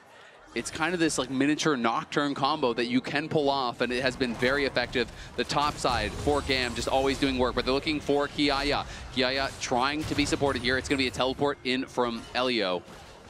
Nice use of the spellbook. GAM make magic. They did it on their road here. They're continuing to do it here in Game 5. Levi with a 5-1-5 scoreline. Elio's Bard, I was skeptical in the draft, but he is having an amazing performance. Those ultimates have been huge. And while the Kassadin is on the precipice of level 16, the timer that so many fear, it feels like GAM is not afraid at all. Baron now on the Rift. Absolutely, it is going to be difficult. You know, you do still have the potential to be able to come back here, but now you're down 7K. Now you're facing down a potential Baron start, a potential Dragon Soul, to the point where, great, you hit level 16 on Kassadin, but can you even survive as you fly into the backline? Do you not just get burst down? And of course, he doesn't have a Zonias. He's not building for that. Tatu, able to just outrun this. Remember, he has the Dead Man's Plate plus the Frozen Domains. That's a lot of bonus move speed there for the Trundle. Pretty difficult for Elio to lock him down. GAM with full control over the top side, though. They've left Toots isolated. There's the level 16 secured for Kassadin. The timer has been reached. But is he alone enough? Ayu needs to connect those skill shots. Eris looking. The Shockwave forces the flash from Tatu. As he tried to step forward, Eris looks for the big play. But they do have to be careful as Gigo has the ulti available here. They want that Mega Gnar to expire, and they're going to respect it. Mid-wave is the point of contention. That bot wave has been completely abandoned. GAM collecting S5 in the mid lane. Notice the level difference between the AD carries as well. Artemis level 15, 13 on Ayu. He has done a fantastic job of coming back into this game. Yeah. I've got to give so much credit to the GAM bot lane. We obviously talked so much about the top lane, but GAM's bot lane was drafted into what I consider to be a pretty big hole. It was so difficult to play out that 2v2, but they stayed relevant. They made the most of the opportunities when they did arise. They're able to find these big fights to make a big impact. Elio, with the spellbook, has been around the map a number of times, finding teleports to defend his team. Always right place, right time, it feels like, with the ulti. And this team is really stepping up here in game number 5. Toots, though, does complete his 3rd item. He goes for the Malignance. So now we'll have to see, from this far behind, does he feel he can go towards Azonia's? Does he feel he needs more damage, like a Death Cap or a Lich Bane or something? It's always really risky to get in these super late game scenarios and not have Azonia's, but at the same time, when your team is this far behind, building defensively sometimes is just going to spell disaster. To feel the weight of all that pressure on Toots' shoulders. Again. Ultimate doesn't connect onto Tatu. This is what we were talking about in the Frozen draft. Domain plus Dead Man's Plate. You are fast. Toots is hovering on the flank. They're going to look. Jojo does have to actually flash out. That's the Shockwave down as well as the Hand's Pursuit. They need to retreat now. Toots trying to slow them down there as much as he possibly can as Levi does try to kite out to safety. A lot of ultimates used there by GAM. Furia now on the offensive. They're just going to push in this wave and make their way towards the Baron. Yeah, I think they're just going to try to force the issue here without those cooldowns up and available. Furia moving over towards the Baron, clearing this out, but there is no summoners on Jojo. This would still be so risky. The Cannon Barrage is up and available. Toots is going to go into the enemy jungle, spots Levi, likes his chances in that 1v1. He's chasing after Levi as he has to use the We Are Pack. Flash forward there from Toots, trying to take him down, but not really enough damage to make it happen. And now you're missing that flash. The all-important flash ulti with that full stacked ultimate can be massive for a Cassidy. The idea is if he gets that kill onto Levi, that's the hero play. I respect the confidence, but the execution just doesn't quite come through, which means that he doesn't get that kill. But if he had Baron, the game, everything would have swung on a single play. You understand why he makes it, and you can sense the pressure that's being felt. It doesn't connect. We'll see how much losing that flash will impact him as the game continues. Absolutely. I mean, we're looking now 30 seconds until this next dragon here. Infernal Soul on the table for GAM. They would love to get that to try to put the finishing touches on this game, on this series. And to move on, Levi, Elio, out by themselves here, but will be A-okay from that pillar. It's all going to be about the setup here around the Dragon. Air is still not level 16. We'll see how much gold he has in pocket. Has been sitting on that large rod for a while, but it's going to be Furia pushing the pace. They don't want to allow Eris to try to have the time to base. They are on the Baron. It has been spotted out. Gigo just went Mega, though. He could look for an angle. It is revealed. Toots on the side here is going to be threatening. It's actually Kiaya just soloing the Dragon right now, so they're going to try to have a 4-man defense while the GP solos the Dragon. He can join with the ulti. It's all going to come down to a flip here. Tatu is just going to go for it, but the Baron is actually delayed by the Bard ultimate. Can Levi get in? Levi's in the pit. It's going to be a flip here. Who's going to take it in this critical game 5? It's going to be grabbed by Tatu. Gets the objective, and now Furia need to run. In comes the Helm's Pursuit, though. It's Levi on the back of Gigo. He's trying to run for the hills here, but Gigo's in a lot of trouble. Jojo and Ayu trying to stay around to support their top laner as he walks out. Kiaya looking for the barrel chain, can't quite find it. Kiaya, though, looking for another one. He's loaded up, and he's going to find it on Toots. Toots has got to run. The first kill has come through. Gigo is down, and they get another as well. Jojo joins him. Toots trying to run. He needs to survive here. Levi can't quite close the gap to finish off another kill. They get the Baron, but they lose the soul, and they lose 2 kills. Furia limp away with the Baron in tow. GAM securing the soul, force Furia to retreat after securing 2 kills. The Baron still sits on Toots, but as 3 members, can they defend against the 5-man sieging of GAM? They set their sights on the tower, and Furia, they just don't have the wave clear. Yeah, they just need to delay. You have to give up the inhib, wait for your members to respawn. You have the Baron buff, they do not, so you can slowly clear out these waves here. We can see Ayu doing his best possible job to do that. And now for Furia, I feel like your only chance is waiting for the Elder, hoping you can get an opportunity to get that Elder stolen away, to make a comeback play there. That is really what they're counting on. As Furia go for the flip, and had they not got this, could have been horrible. So Elio, he was just trying to buy time with the Bard ultimate. It was an insanely close flip between Levi and Tatu, and at this point they're on the retreat. The Shockwave can't quite get in range for Levi, as the Orianna is quite far behind. Levi, at this point, is trying to just find exit kills, and they're able to do it. Toots goes in, pushing Kaya away. Gigo is isolated from the rest of his team. The auto attack comes through, and the static shift does good damage to the rest. Meanwhile, they get that kill onto Jojo, and a lot of summoners were used as Furia was desperately trying to escape with as many Barons as possible. Yeah, you can see the emotion from the crowd.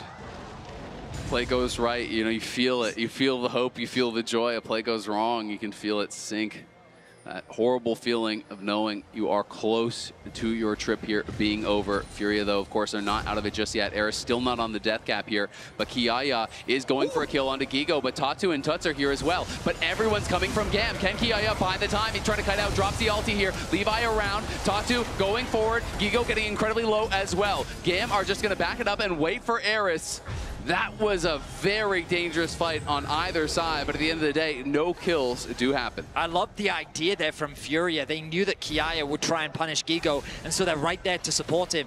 But the barrel damage was just crazy. Gigo and Tatu were almost killed. If it wasn't for the arrival of Tuts, it would have ended in disaster. But he was forced to flash away. Kiaya just barely gets away with his life. And GAM, they're not hesitating, though. They're back out onto the map. They're pressuring this quick reactions there from Levi. Tuts had the ulti fully stacked and tried to go for Levi as he stepped up to that brush, but Levi immediately reacted and is able to immune it with his W. Really well played by him. Eris now 16, does have the death cap. Levi hitting 16. All of these key items are coming through. Bloodthirster done for Artemis. He's on 16 as well. Furia going to struggle to have the damage to really get over the hump here, but Gigo's trying to desperately charge up that Narbar. We'll see if he can find a game-changing play. Pressure continues to mount as Furia do their best to defend with the Baron worn off. Gamma chipping away, but the tower remains steadfast. Elder spawns in 2 minutes' time. Furia, that will be their last hope. If they can steal away the Elder, Tuts can completely change the dynamic of the game. Ayu doing what he can to farm up close to level 16. The last whisper, the Lord Dominic's regard soon to follow. The Seekers are done as well. Gonna be big there. Or Tuts can allow him to go a little bit more aggressive, go in, spend that first round of spells, go golden, and try to buy the time for the next one. But it doesn't feel like GAM are really willing to push in. They are happy to just control the enemy jungle, deny vision here, and set up for this Elder. That is where they feel more comfortable taking the fight. They don't want to look for the siege. Look at the vision, man. Like, it's just wards, wards, wards, just full control over the whole bot side jungle. I mean, you can't see anything if you're on the Furia side. You know, if you toggle vision to Furia, they've got no vision on that entire section of the map. It is really, really tough for them to be able to actually walk out and even get close to the Elder, but they do still have over a minute to try to get that done. Tuts looking for a pick on the top side of the map. You can see Furia getting quite creative with their ideas of trying to punish, but this has just given GAM even more space. 60 seconds now until the Elder. Worth noting, Elio has swapped over to Spellbook Smite, so they are going to have double Smite here for the Elder to try to guarantee that they can secure this. It's going to be up to Tatu and the rest of his team to even try to get him in a position where he can try to steal it. I will also say Artemis, like with the Bloodthirster shield and the magic resistant shield that's going to come through, he is that much harder to kill. Yep, there's a big task here for Tuts, and he's going to have to do a lot of the heavy lifting. Is level 18 on the casket, and the fight going to break out. Tatu in trouble already. Tatu down incredibly low. The heal comes through. Does keep him alive just barely. They've chunked him out. It's back to base for the jungler here. And it's only 20 seconds now until the spawn happens. Levi over the wall, going to be spotted by a ward. And Jojo gets eyes on him. There as well. A big ulti unavailable for the ensuing fight. He gets back out onto the map as quickly as he can. It's GAM with the push in the mid lane. Again, full control over the bot side river. Tuts trying his best to chip away at the HP of GAM, but they're not feeling it. Shockwave. Eris going to force the flash out of Ayu, but this could actually be big. This means no Shockwave if they can force a fight right now. So I think Furia are going to try to go. Starting. They need to try to make something happen right here, right now, but GAM are just blocking their way in towards the Elder. Tuts goes forward. He's looking. He's trying to see if he can find something, but the Elder is already secured by GAM, and now it is time to run. Ayu's in trouble. Levi's in the backline onto Jojo. Tuts trying to make it happen on the side, but he can't get the damage down. Ayu will fall. The base is open. Gigo is running for it, but there's nowhere you can go. Levi is on the hunt, and he is hungry. GAM provide no opportunities to Furia, no chances to even get in range of the Elder Dragon, and with that secured, they've set the Nexus in their eyes. Into a pause. That was a teleport coming through from Tuts as he was trying to get back to base to defend.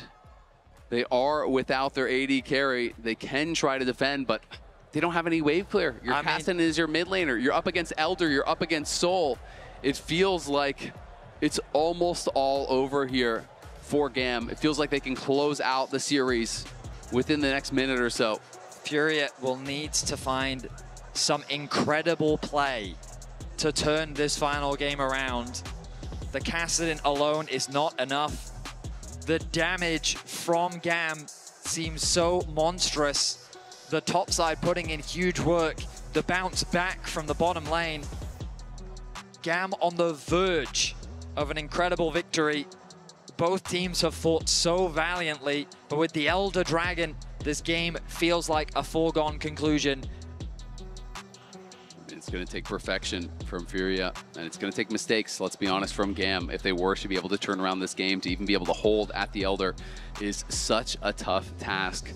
The objective was designed as a game ender. It's supposed to be there to close out the game. It is so hard when you're already down so much gold, plus the Infernal Soul, and now you have effectively more than 20% less HP because there's the XQ plus the true damage burn.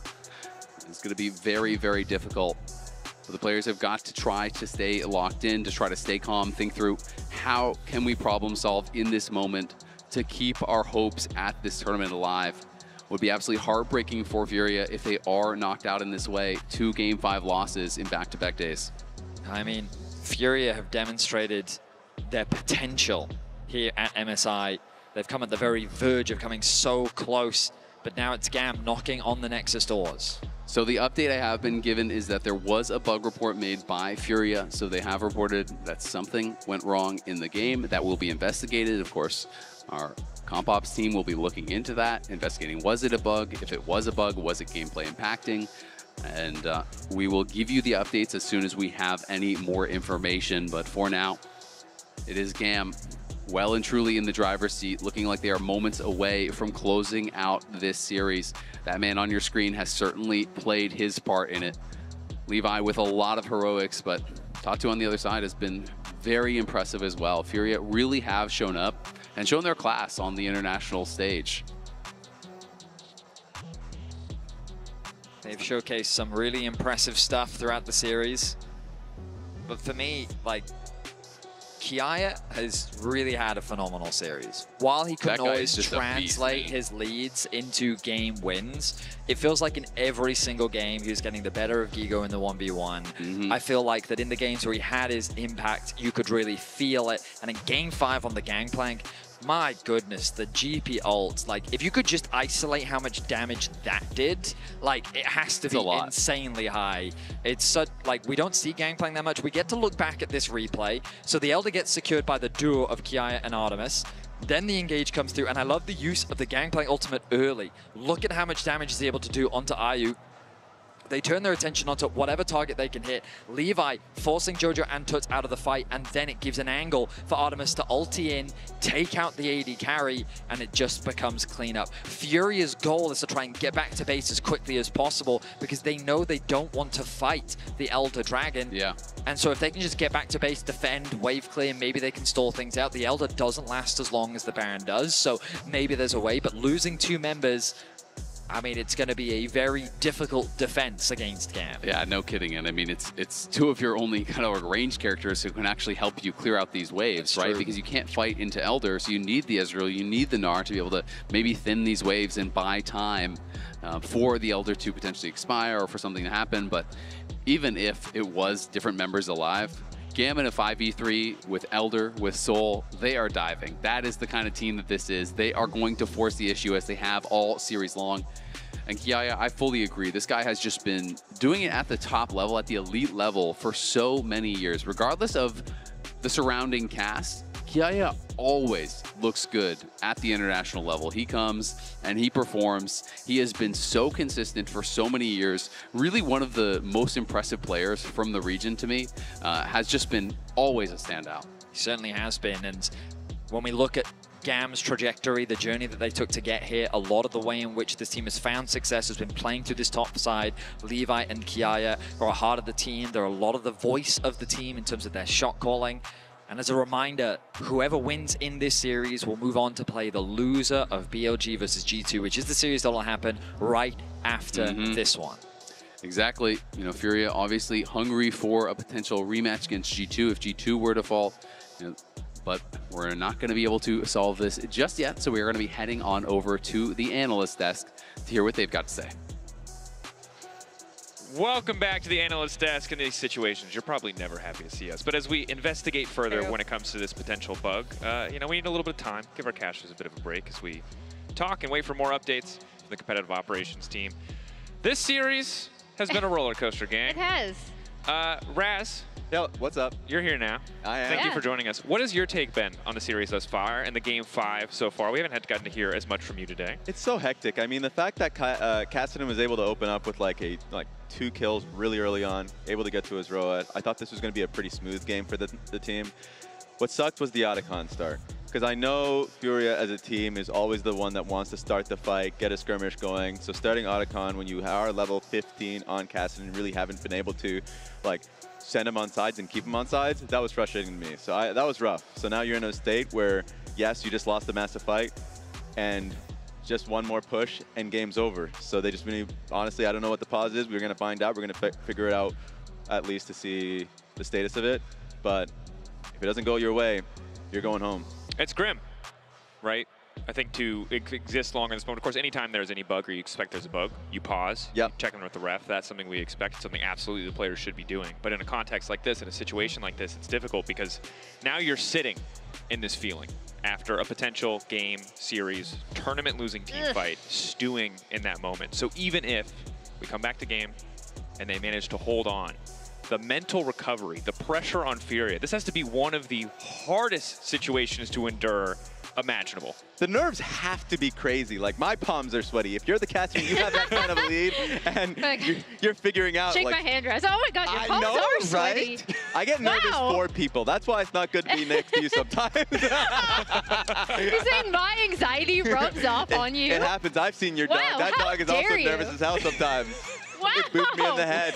Raz just coming on, throwing me under the bus. I think Raz doesn't. And your dog. Is like, he's just. My dog alone. This is a Raz classic. You know, he's Yeah, gotten too emotional on behalf of Furia. He has to balance it out by roasting somebody. And sorry, I have to. Emily, No, I'm it seems used like to you're the nearest target. we're close friends. I'm used to this. Yeah, of course. I will say that I was skeptical initially when we came into these drafts as to how effective these compositions were going to be, the relative lack of hard engage. But I do think that the Nefiri-Orianna combo has looked incredibly consistent, much more reliable than I thought it would be. Some good Trundle pillars here or there to interrupt it, but it's a combo I think we're going to be seeing more throughout the entire tournament.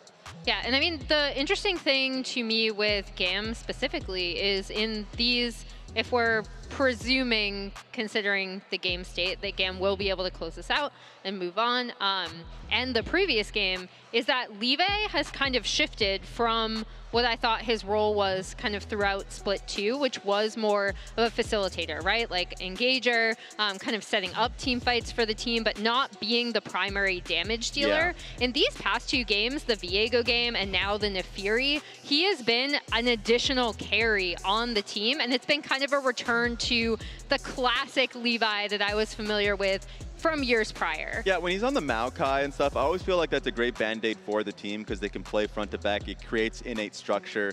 That's why I felt like I liked it most when they were going up against CF4, when they're going up against like bigger teams. But now being able to go into what Levi is so good at, being the carry that has automatic direction. Like if he goes in, you better go in. It really does help the team, and I feel like they are just getting better throughout this series. Yeah. And I think that this is kind of the improvement that you want to have if this is the continuation of the tournament run. Facing up tomorrow, whoever wins here, of course, against the loser of BLG versus G2. BLG versus G2, our second match. Winner will qualify through. So whoever plays tomorrow, again, the pressure just continues. Once you are in this lower bracket, it does not get any easier. And I feel like, personally, for both of these teams, they've been under that pressure yesterday, and they must have a level of confidence. Furia as a team getting confidence, knowing that like they were so close, one game away from taking down G2. Same could be said for GAM. Sure, it was a 0-3, but like they had the early games down. They just feel like they needed a few more tweaks. We do now have an official update. So at 35:58 in-game time, Furia paused, reported a potential bug to League officials, and after investigation, League officials have confirmed the bug and are in the process of initiating a chrono break to 6 seconds earlier at 35:52. If you're here on YouTube, of course, you can scroll back, figure out exactly what that was. Hopefully we can get a clip on screen shortly to show you what the state of the game will be at 35:52. So we kind of know what we're hot dropping into here, but of course chrono breaks do take a little bit of time, so we are just in the process of setting back to that game state. We're hanging out. Hanging out. I'm pulling up YouTube myself. We got to figure out what that part of the game was. It's good. Good initiative, Rez. Thank you. I appreciate that. You could scroll, but you're hitting back by 5 we seconds. are watching 500 Raz times. just hit the Honestly, the if we get this on camera, I see Betty right over there. Betty will pass Raz trying to find the moment on YouTube. I can see it. I can see it in his eyes. He's keen. He's looking over at us and laughing, yes. Yeah. So Betty's laughing at you, Raz. How do you feel I'm not even looking back at him. a little bit more time as our 35:52 is after the fight. 35:52 after the fight. Okay, so for those concerned, because I can imagine for the Furia fans, or excuse me, for the GAM fans out there, worried that a chrono break might take away. All right, we're getting the bird's eye view of that time in game, 35:52. So as you can see, still incredibly comfortable position for the side of GAM. This is after the fight is already broken out, and you can see that this is the cast and retreat, maybe trying to pull that mid wave. So it seems unlikely that this will have a massive negative effect, although we have been clear to say the bug did prevent a teleport to a tower. So that may result in a base defense that allows Furia to play this game out. So excellent call from the players. That is something you don't want to ignore it, even if the game does seem like it's in a dire state. But it seems like we are dropping back into a game state that is incredibly GAM favored. Yeah. Although after the chrono break, a little bit better for Furia now that the bug will no longer be in effect. Let's list it. 40-second death timers on Ezreal and Gnar, Infernal Soul and Elder for GAM. I don't know, a miracle has to be made. We've seen some crazy stuff like the Ahri being able to steal Baron, so like miracles have already been done. I think the struggle is we've seen that the Kassadin hasn't really delivered in the same, times up level 16 way that we often expect it to. So we're gonna need to see Furia dig deep and show us something that really hasn't shown up in this game. But as you highlighted, it is something that has shown up in this series. A lot of clutch moments coming out of the mid lane. What is so frustrating if you're looking at the Kassadin's perspective from Turt's POV is just if the combination from Orianna and Neferia is just being held, how do you ever go in? Because like, sure, now that you're level 16, like past that point, you can always feel like you're going in and out, but then they're just going to be able to follow you. So it's really difficult. It's just going to be a test on GAM whether they can end with the conditions that they have. And if they can't, then yes, you're in a late game situation where, you can just get cleaned up. So really, really testy. I wonder what the mental state's going to be. I like the fact that Furia has already been in a Game 5 series just yesterday, so they're a little bit more prepared for this. Sure. Of course, it is important to note, though, I think just a reminder, the odds are about as stacked against them as they could possibly be. There is a sliver of hope. Are you providing the sliver, Emily? No, I was actually going to provide more. The reality. Don't do that. Don't hit him with another reality check. It's basically, like this does make sense. They want to TP back to base for the base defense, right? However, the game state is not in their favor at all, right? Yep. We have a situation where it's going to be really, really difficult for Furia to stop this oncoming push that GAM are about to have, in particular because of that Drake take, because they are down in numbers, and yeah, it's a very, very rough game state. Probably the mental's a little bit of a rougher state. The odds stacked against them. Okay. The first time I've seen, unless if you want to continue on to another point. I was just going to remind people really quickly before you continue to your point that if you're just joining us, whether you stepped away at the start of the pause or you're just coming in now for Game 5, at 35:58 in game time, Furia paused. They reported a potential bug to League officials. League officials confirmed that that bug prevented Toots from teleporting to a tower. We are now in the process of initiating a chrono break to 6 seconds earlier, 35:52. If you don't know where that timestamp is, we've covered it once before, but reminder that the Elder's still gone. Everything is still looking like GAM are poised to clean this one up, but potentially that teleport will allow him to make a once-in-a-lifetime base defense. Yeah. And now I feel like we're waiting, for the season finale of a good season of Game of Thrones, not the last one. So we're, the next time is going to be really good. We've been left on a cliffhanger. If GAM close it out, it will go exactly as expected. No M. Night Shyamalan-esque twist. But if there is a miracle defensive hold, this has certainly made everything a little bit more dramatic. But we're going to be back soon, so we are going to send things back over to the caster desk to continue this discussion. What's the twist, Vedius? What's the twist? Tell us. It's on you. I hate it when they ask me questions. I'm not engaging with you, okay? You don't make any sense ever. Instead, I'm going to focus in on what is an intense moment between these two teams because Furia find their backs against the wall. They have 3 members alive. Their only option is to defend the siege with an Elder, 5 members of GAM, staring them in the eye. It feels like a foregone conclusion. Of course, the teleport, whenever you see a bug, it is important that you report that bug, especially with something like a teleport. You need to get back to base ASAP. Yep. And so for Furia, it's totally understandable why they would make this. This is their last opportunity to keep their hopes alive. And the base defense, 3 versus 5, they'll have to put everything on the line to stay in this game. And the reality is, as bleak as things look for Furia, there's a reason why we play the games out. Because sometimes miracles happen. Sometimes things do not go to expectations. Sometimes mistakes are made. So you have to be locked in. I always feel sympathy for these players in these moments where, you know, the amount of adrenaline that is pumping through you in these moments, and then to, you know, have this break where you have to kind of cool out, but you still have to stay locked in enough. And it's looking like we are back to live. We are back to in the game here. And there is the teleport being used back to the base here from Toots. GAM on the march here, looking to close out game number 5 in what has been a back and forth series. Tatu healing up in the base, as is Toots. Jojo still on the recall, but they are not going to be waiting for him. It's going to be all up to Toots. He's really the only one who can try to get anything done. The tower being focused down. Redemption comes through to heal him up. Toots is going to be put with the exhaust. He's trying to kite back. He's trying to go in and make something happen, but can he do it? He cannot. GAM will wipe Furia off the map, will knock them out of MSI, and will advance to the next round. GAM show up huge in game 5. The combination of the Nefiri on the Orianna was instrumental in their success. Kiaya's gangplank, the bot lane weathering the storm. Furia put up a valiant fight throughout this series, but it was GAM that walks away victorious. Credit to GAM, overcoming so many difficult situations. Really deserving winners here today. Especially the top side for me, just really showed out. Levi and Kiaya in particular looked incredible.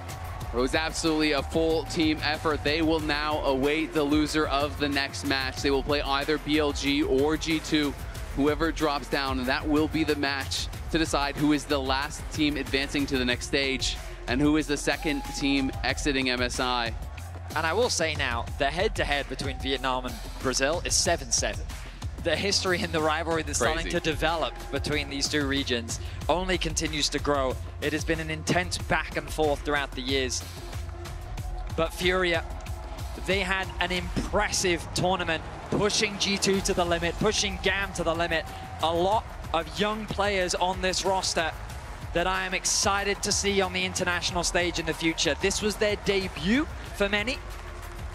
And I imagine that we only have an exciting future for many of these players moving forward. Absolutely. The youngest team in the tournament, I believe. 5 young Brazilian players here playing their heart out.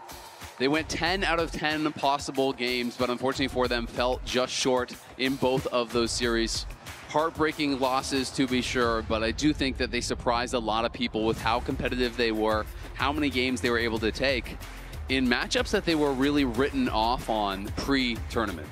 And I mean, for the analysts coming into today, Furia was expected to be the favorites, and that's something that I think is massive for the region.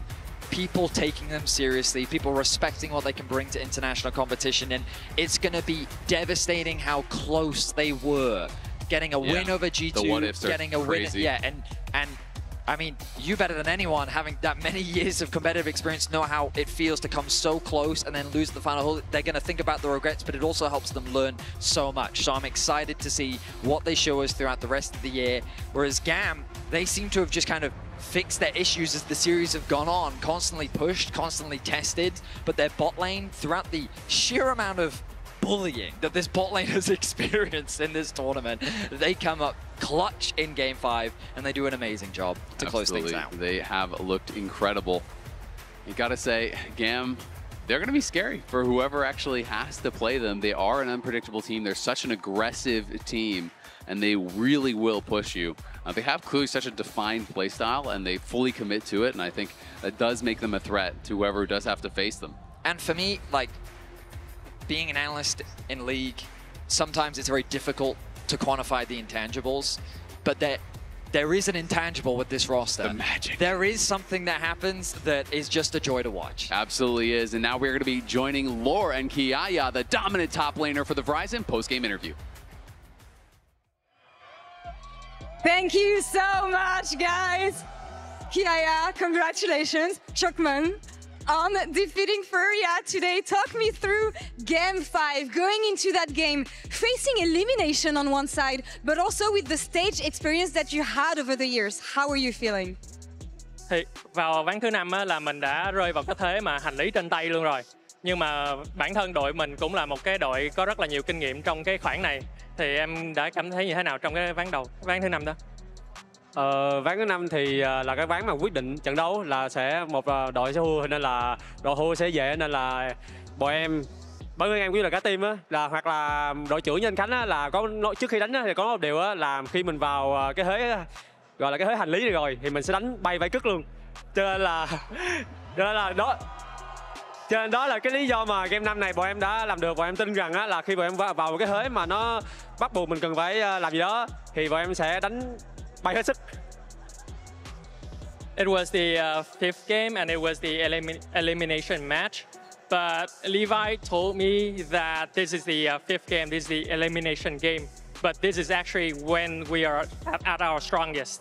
Peaking at the last moment, of course. And also, Fearless Draft, Game 5, Gangplank? That's a champion that we haven't seen in years. What was the reasoning behind this? Gangplank là một con tướng mà chị đó chưa thấy em dùng nhiều năm rồi. Vậy tại sao em lại có lựa chọn đó? Ở lựa chọn đó thì ở cái cuối thì em cũng đã suy nghĩ rất là kỹ, và em cũng đã có phân vân là không biết đánh là Gangplank không á, nhưng mà em trước khi trước khi bích á, là có vài giây thì em cũng đã nảy ra cái ý tưởng và cũng có một cái gì đó nó ngẫu hứng á, thì em muốn đánh Gangplank, cho nên là em quyết định là cầm Gangplank, mặc dù là con Gangplank mà con tướng mà từ đầu tuần cho đến từ trước mấy tuần trước là em chưa có tập và chưa có tập nhiều á, thì chung quy lại thì cái kèo Gangplank này thì cũng chỉ là cái ngẫu hứng của em thôi, thì em chỉ muốn đánh vào và em tin rằng là khi mà em cầm con tướng này á, em sẽ làm được. Gangplank is a champion that I have not practiced in weeks, but it's just a random thought that came to my mind when it came to this matchup, and I just did it. Well, I applaud the random thought here. Kiaya, the casters were saying that you've been playing for such a long time, 9 years actually, and you kept on the same level. You stayed consistent throughout so much time. What is the secret behind this consistency? Em đã thi đấu được 9 năm rồi và cái màn trình diễn của em nó lúc nào là nó cũng rất là cứng cựa. Thì em có bí quyết nào để có được cái màn trình diễn như vậy không? Bí quyết thì thật sự thì bây giờ thì mấy em cũng chả biết quyết là gì á. Nhưng mà em nghĩ là em đánh được như vậy cũng lâu dài vậy thì em nghĩ là có rất là nhiều yếu tố. Ví dụ như là em khi mà em thi đấu á, thì em chỉ cần nghĩ là em tự tin và đánh thoải mái, và quan trọng nhất là phải có niềm tin ở đồng đội mình và có cái niềm tin với bản thân mình. Thì trước khi mà phải có niềm tin với đồng đội mình á, thì mình phải có niềm tin với bản thân mình trước. Thì đó là những cái mà bí quyết mà em nghĩ là đó là cái yếu tố lớn nhất để mà em có thể mà thi đấu được tới bây giờ. Thì em nghĩ là mình phải có niềm tin vào bản thân mình và đừng nghi ngờ những người, quan trọng là đừng nghi ngờ những người đồng đội của mình. I don't have much of a secret, but it all comes down to have faith in yourself and then have faith in your teammates. Don't ever doubt your teammates. Well, too many more victories, of course. I had a last question, but I think we're running out of time. What time is it? It's GAM time! It is GAM time, indeed, in Vancouver. Thank you so much for the interview, Koa. Thank you so much for the translation. And that's all for us here on this side of the stage. We'll be right back for the second series right after this.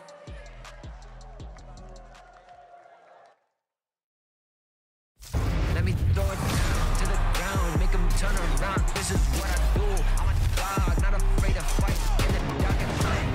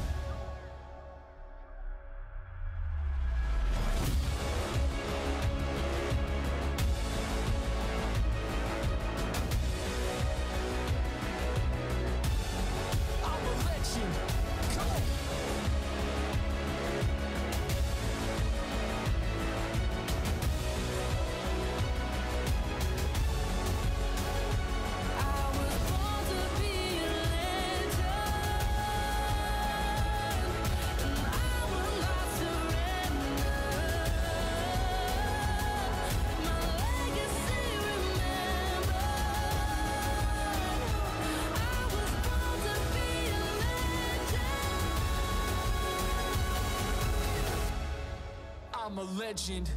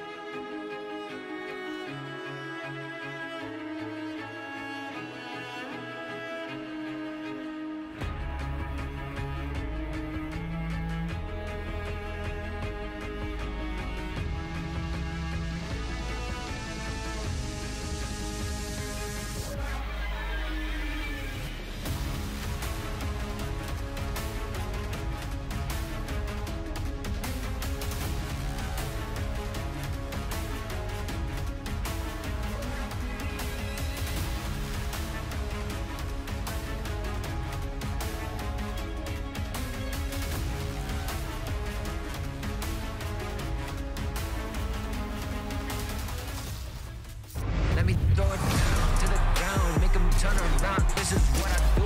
I'm a dog, not afraid to fight in the dark and light.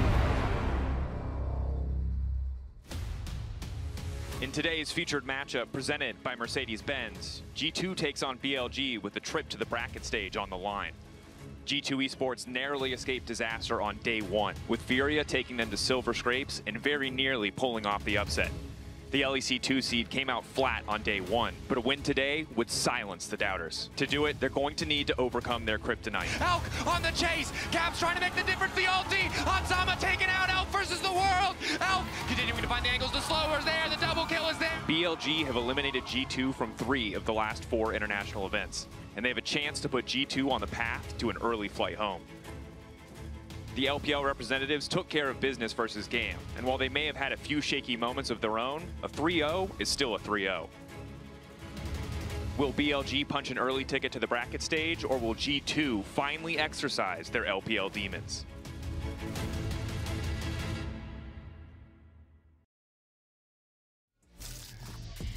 Death, taxes, G2 versus BLG here again. But honestly, given how G2 looked yesterday, I would be even more worried than I usually am for the LEC representative. That was not pretty against Furia. Yeah. Usually when G2 comes into an international event, you get a little like a spike of hope that comes through. I'm scared as hell. I don't know what to expect, Emily. Okay. I think that I still saw some of BLG's flaws, but I do think they should be favored in this matchup.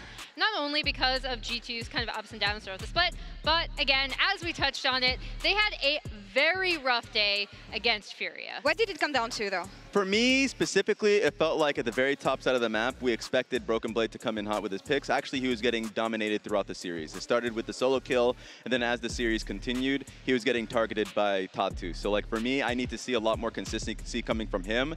And then it was Skumon that was actually kind of tilting it back into G2's favor top side later on in the series.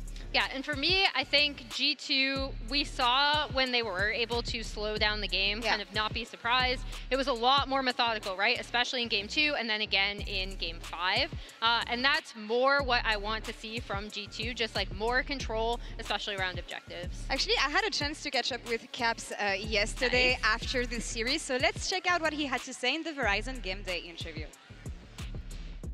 Caps, thank you so much for joining me ahead of today's series. First things first, quick reaction on the matchup against Furia. Going to Game 5, not something that we expected. So what do you think went wrong for that series that you can make better? Yeah, I'm definitely happy with the win, but it was a lot closer than we had hoped for. I think Furia came in very strong, and I think we often have this problem where when we don't play stage for a while, we look very rusty.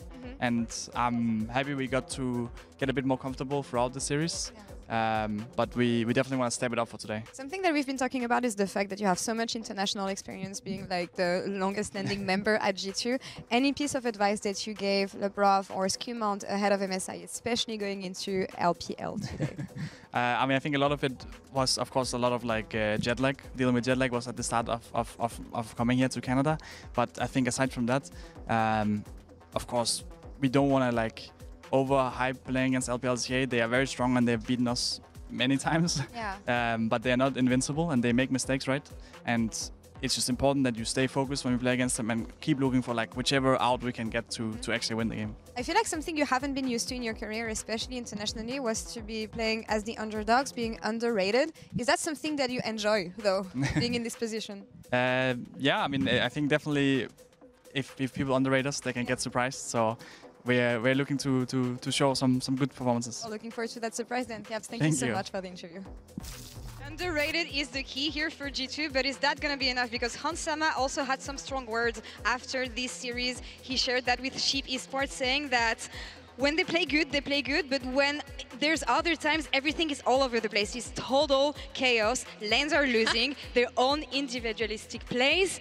I feel like that's exactly what happened. You cannot allow these mistakes today, especially against BLG. Exactly. I think a lot of people are focusing about individual lanes and solo kills and all these things, but what we saw was when chaos happened throughout those games just yesterday, G2's fight selection and general like understanding of where to be during those fights were chaotic. Because Furia was not playing that well during those games. Specifically, I remember the Tatu's Nocturne ultis being pretty haphazard, but they didn't know how to respond to it. They saw a very confident team and took a step back oftentimes. Yeah, and I think this is going to come down to a lot of team fights, right? As it has in the past. They've faced BLG a lot in the past 2 years. 2024 Worlds, 2023 Worlds, and 2023 MSI. They were all eliminated from those tournaments by this BLG kind of core. Obviously, some pieces have changed, but I think that initial MSI 2023 was the ramp up of the BLG team that we kind of know and love, which is built around really strong team fighting. True, but at least there was some hope from the European side, just because in all those instances, like G2 took games off of them. Yeah. Like even in the best of 3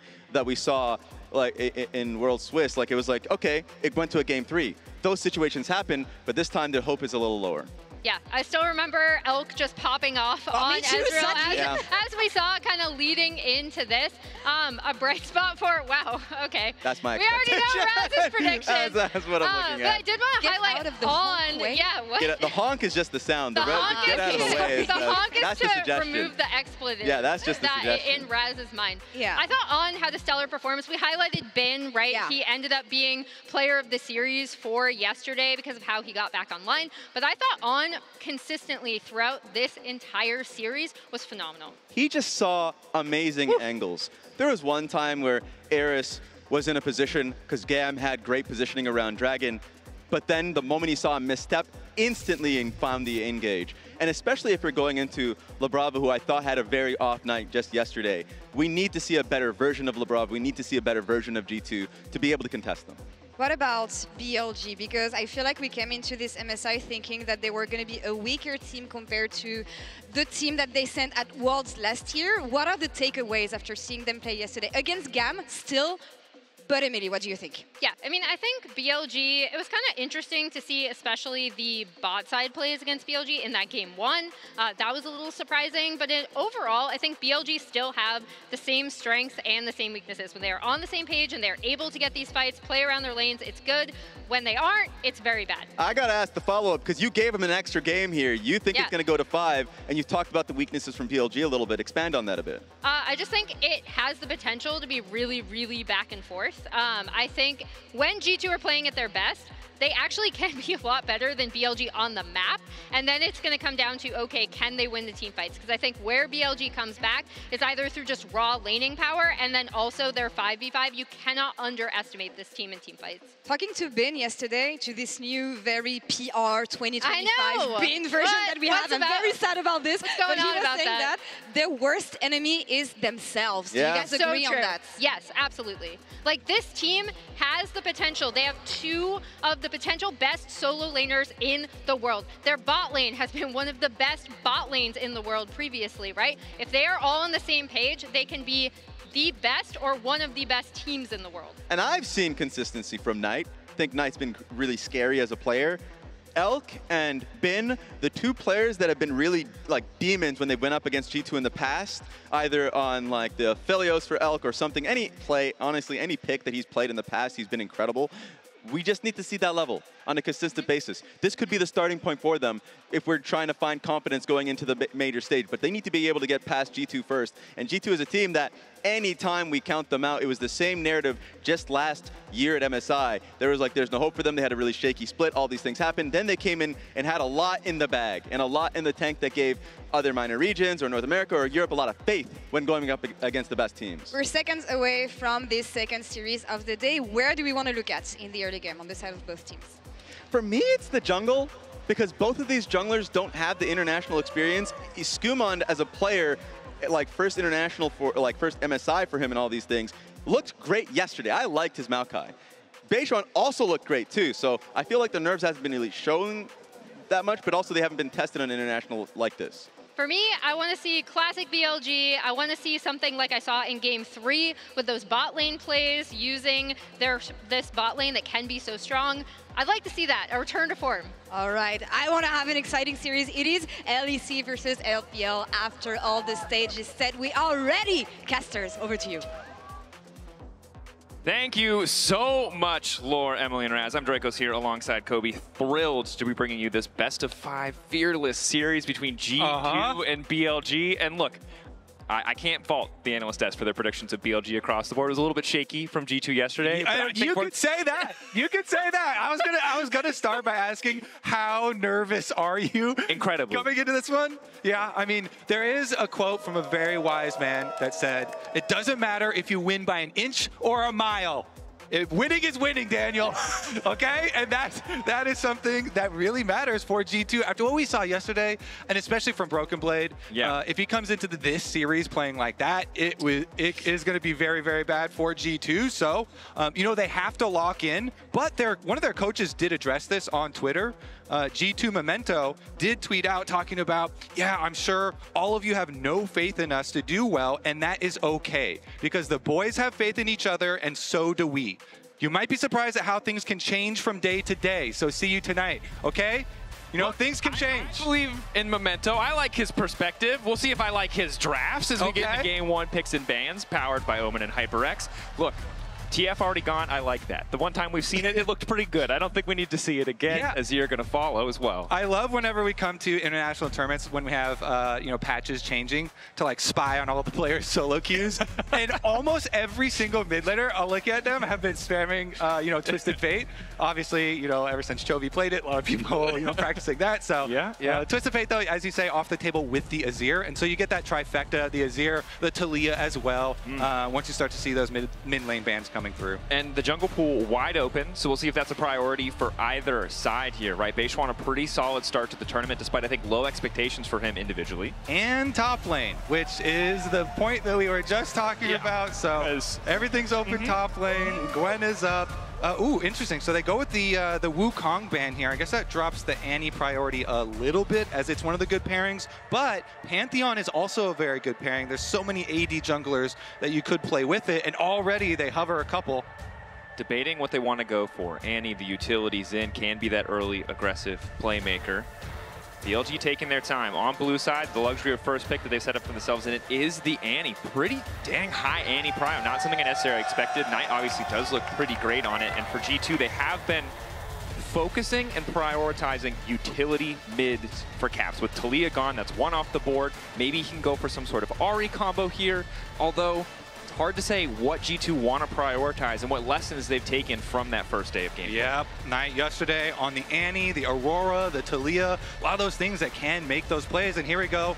This is the other one that we were talking about, though, when the Wukong was banned. Pantheon priority here, really, really high. That is also a very good Skumon champ. So the response here, I think you should be feeling, you know, pretty good. It's very Kobe, it's okay. I appreciate you.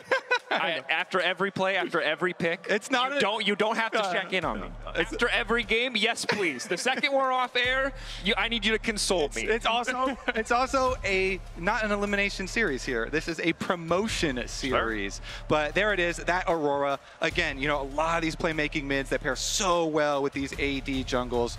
Really quick to snap up here, and it looks very even so far. You know, some people have their favorites as far as these two champs do go.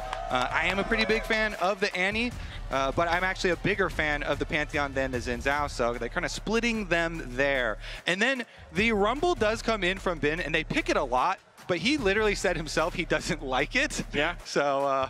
It's weird because when you look at the expectations for these top laners coming into the tournament, Broken Blade did admittedly have a rough day one. You expect them both to be pretty solid in their respective roles, great at their best, but neither of them are Rumble players, which is unique for top laners in this tournament. So you could see, what's his answer going to be? Is it going to, well, immediately we don't even have time to go over like the Galio possibilities, because the answer is indeed Ornn for the top side.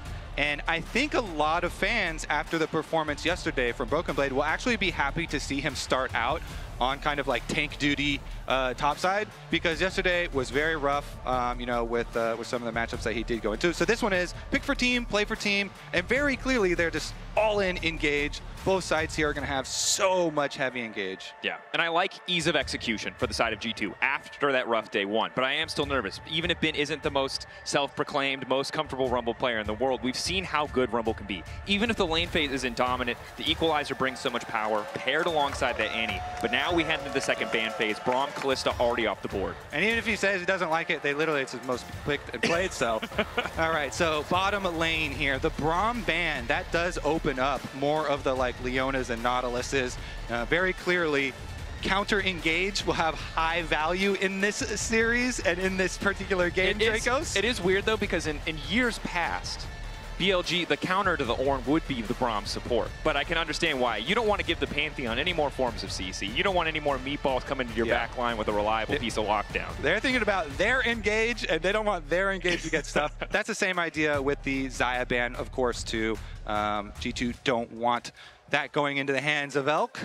And so I think the interesting thing to track here will be, what does the rest of the composition look like? Because right now we essentially have two shotguns, two compositions, great ultis can just blow one person up. G2 have added a bit more adaptability to the Ezreal, a champion who can get away, can play at arm's reach, can kind of stay away from the Rumble and the Annie threat, and thus, of course, they're able to find that creative angle. It's exactly what I was going to say, is Xayah, the other really good anti-engage AD carry at staying safe is Ezreal, and Elk is exceptional on that champion, so it was really a must steal away for G2. Very good one to get that into the hands of Hans Sama. The misfortune, though, this one, big ultimate combinations here. Annie AoE stuns, Alistar setups for Rumble and Misfortune. We are going to have some wombo combos. Most certainly. And normally, you heard me complaining about it backstage. We won't get into it too much. I'm not a big fan of compositions that rely too heavily on just an Alistar for engage. But when the nameplate says on, I don't really care what he's playing. He's going to find the angles. And when you have that layered, that shotgun-style composition, he is someone that can make it work. The Leona now, though, both compositions, I think similar goals overall. But BLG have committed much more into this wombo combo. The second G2 opted for that Ezreal, it feels like it's a little bit less about those high-impact ults. Yeah, the Ezreal, and they have more kind of long range in Ornn Ultimate, obviously the Ezreal himself, but also Ornn Ultimate engage is really long, and Aurora here has some pretty good possibilities of playing side as well. And when you have that Pantheon that they really index highly onto, it does give you more possibilities than just wombo comboing. So G2, they have some more outs with a little bit of extra global help here for them to put more threats on side lanes later on and try and push more decisions towards BLG, which I think is going to be a good strategy. BLG are notorious for taking a lot of fights that they don't necessarily need to in a lot of positions, and to be clear, macro, so. They're notorious for taking all the fights. Some of them they need to, some of them they don't need to. This is a very aggressive team. When everything is clicking, as we heard from the desk, they look incredible. They have the hands to back it up, but sometimes the composition, the map state, the setup, it's just not there. Yeah, when they can get some early leads, when they can snowball, boy, do they. Early skirmishes here, watch out. Something we'll keep track of as we get ready for this game. Welcome to Summoner's Rift. Again, not an elimination match, but still pressure on for both of these teams. 30 seconds until minions spawn. You hear the gyos going up. And this is something I love about the LPL fan base. I feel like no matter where we go in the world, they're always there to greet us. Gyos fuel for this BLG team. Favored in this matchup, most certainly. But I think for both these teams, it's not enough to win to scrape by. You want to look dominant in this matchup. Yeah. And the death set up really nicely. There's going to be a lot of eyes on junglers for both of these teams. You know, international experience here, not there for either of the junglers. Both BLG and G2 have kind of had rocky roads this year, and the junglers here showing up on stage, we'll see. That's why we highly prioritize that, you know, comfortable pantheon for Skewmont. Of course, it's out also comfortable for Beishwan here, but a lot of eyes will be on them. Day one, of course, from them. Beishwan, nice performances, especially with the bottom dives. Kind of bring back some classic BLG style when they had Shen on the team. You know, last year, MSI going for lots of bot lane dives. Not this time around, though. Yeah, it doesn't look like we're going to see Xin 2 early on. Level 1 so far. Han's getting some solid autos down. Elk poking back, but Han's keeping that passive relatively stacked. Trying to keep those advantages going.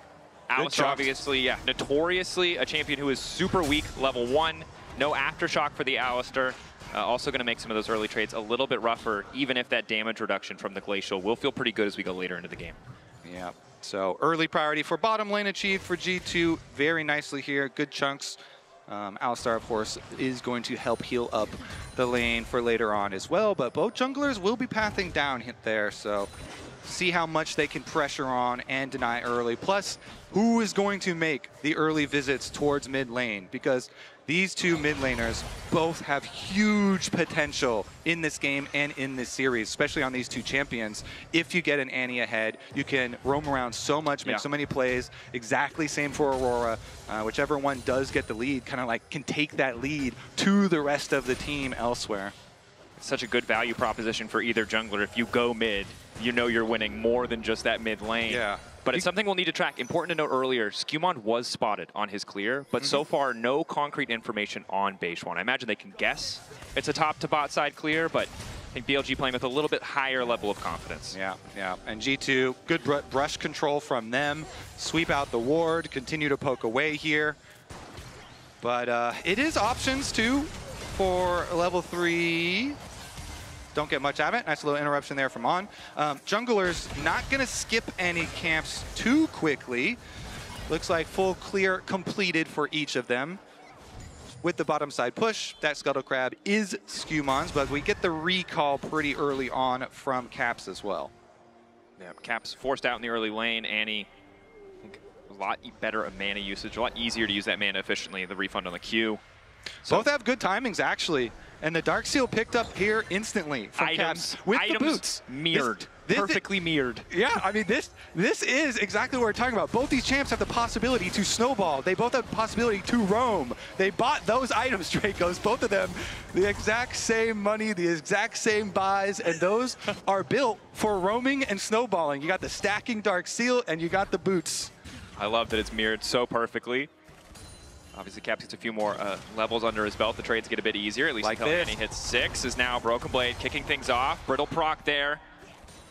Been not too concerned. All right, start acting. Can you look juicy? Oh, no mana. Oh, beta min. That's going to be too hard. Okay, so the reset. G2 first on the lane assignment. Ezreal alongside the Leona moving top. Of course, Elk on the MF will have a bit more movement speeds thanks to the strut, but G2 ahead on tempo, at least for now. And now the TP bot side from Broken Blade. This is a FlyQuest classic that G2 have brought out here. Yeah, I mean, definitely the benefits of the bottom lane pushing in and earning their early recall. Super nice for G2. So Hansama in a pretty comfortable position. And they do use both their teleports to bottom lane, so they are locked in down there.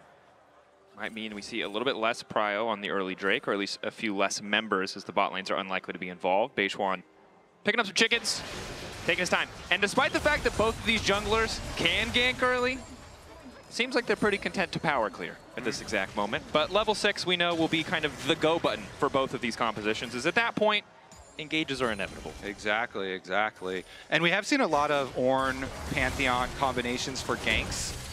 as a top side. Hansama not able to land the follow-up Q, but a solid initial trade. Good movement from Elk. See the Shield of Daybreak come out, but Labrov just can't get in range. Yeah, it looks like they will be able to sustain over there, but it is on the Xin Zhao to try and predict and try and cover those possible areas for the Pantheon, because you mentioned level 6s. Yep. Once Ornn has level 6 and Pantheon has level 6, that range of engage and follow-up is very, very massive. So you see Beishuan there hovering and covering on that timer. Make sure that he is safe. And retaining, look at all this vision control. He's first into the river by Dragon, and since Knight's got mid-pressure, Skewmont finding some additional damage onto Beishuan, trying to disincentivize any kind of dive, any aggressive play here. Does win out for now in the 1v1. Hits him with a thumbs up, Alpaca. We'll love to see it. But Knight, of course, does just drop a bear on Caps' head to make sure that he can keep this lane prio. And you mentioned that both champions want to roam, but Knight might be looking for a little bit more. Electrocute! A blinking Elbar! Now Knight slow! They're both still standing. There's a fight in the river in the meantime, but I do not care. Keeping my eyes on the mid lane 1v1, but the river might be important now, because it's Ben who finds first blood. They get there first. The action just goes crazy through the river. Ornn ult there. Uh-oh. And meanwhile, Ben hits his. They get the kill.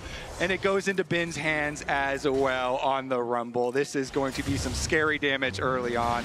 Let's take a look at it here. Skewmont overconfident in that 1v1, wasn't ready for Ben to be there so quickly. Yeah, Ben, since he had the push on bottom side, he's up into the river first. And so even though both of them have long range ults and Broken Blade tries and throws his out in support, it is not enough because Ben will flash for it. Is definitely worth noting though, he did have to invest his flash to secure that kill. And so we'll see if that flash is then punished by a Skewmont Pantheon ult towards him next time the Ornn ult is ready. Would be a little bit dangerous, but Ben now can play around his flash timer, try and be a little bit safer in the long lane. Yep, and that was the explosion of action that we were expecting. Maybe not in the form we were expecting it in, but you highlighted Skewmont, now level 6, the potential to play to these side lanes, to show up anywhere on the map. Labrov stepping up, knowing that he has backup from Skewmont and Hansama. Caps no push in the mid lane quite yet. On the way in. Caps early Mercs is going to feel pretty solid in the 1v1. Will help mitigate some of that all-in kill pressure from Knight, but BLG hovering around the Grubs, taking the vision away. And again, the combo is scary here. A Grub taken down. Solar Flare doesn't quite connect. Elk able to walk away. G2 may just need to back off, and they are going to. Labrov, quick flash out. They recognize the power that Elk can bring to bear. A single piece of CC hitting very likely means a BLG win in the fight, so they'll concede the single Grub. The second that initial ulti misses, as Knight off of cooldown keeps just dropping a bear on the rabbit. Yep. Drop it for trades, drop it for pressure here. G2 do at least, you know, as you say, get the 2 for the feats bonus there. But the gold advantage still, of course, in the favor of especially Ben. Since they had all this action up by the Grubs, Ben was actually able to continue to play aggressively into the Ornn down on the bottom side. But now that they've reset, he has to respect Pantheon ult. So he has. Nicely done here as they're able to track and play around the global. Because again, he still has no flash. Mid lane though, it's global. Skewmont extra movement speed coming in from the Aegis is all Knight locked up, locked down. Timbers on the way in, but not doing a hell of a lot. Knight taken out by the Weirding, and that's what we talked about with the Pantheon, that long-range semi-global threat. Yeah, exactly, and he has multiple options because the tower attempted dive that we saw earlier on, so Knight also didn't have his flash. So potentially a counterpunch coming bot lane, though. You can see pings down around Broken Blade. He immediately backs off, knows that he is on the weak side of the map, knows that they do not have enough information, but BLG hungry to get something back. And right now that something seems to be Drake as they lay down a bit more vision. Yeah, looks like they should be able to do, but the resets are coming in now, so will be the lane swaps as well. As you see the allocations, they're sending Knight up to the top side of the map right now, and Broken Blade matching. And of course, since both solo laners are AP solo laners on the side of BLG, Broken Blade investing so heavily into that magic resistance here on the Ornn to be able to deal with either one. Just sustain, sustain. And I will say that Annie lacks in sustained damage, so that Kanik Rookerin That's what he chooses to go for here. I imagine it will be. It's going to be pretty solid as we see the engage on the bottom side. Lebrov stepping a bit too far, but he does manage to find the lockup. Quick cleanse and a sidestep from Elk means he's A-okay on body blocking the Mystic shots. There's no follow-up. Lebrov caught out and knocked down. Oof, yeah, definitely a rough one here for Lebrov going down. Another kill into their hands. Bin, with that money, he will complete his Landries. Thank you very much. Very, very happy. And I think something we learned yesterday in the Rumble Ornn games we saw is the Ornn can get to a position where he's comfortable. You know, he can survive some of those trades. The problem is Bin can equalize other people on your team, and that gets pretty scary, pretty quick. Certainly does. Of course, Caps as well has invested in the Merc Treads. Again, both solo laners for BLG are AP, so he has a little bit, but definitely everybody else very, very worried here. Taking stock of the game, only a 600 gold lead for the side of BLG. Neither side too close to getting the feats overall. Warfare right around the corner for BLG at the very least, so still very close, still very even. Top lane really the only notable gold lead in the game, and it has been pulling ahead somewhat as expected in the context of this matchup, but it's something that's going to need to be respected by G2 as we approach more fights. Yeah, definitely, especially with the amount of CC available here. Again, the Alistar and the Annie can just hold people in place for not only Bin ultimate, but also Elk's ultimate. See if they can actually get that perfect combination, or if G2 will be able to spread a bit.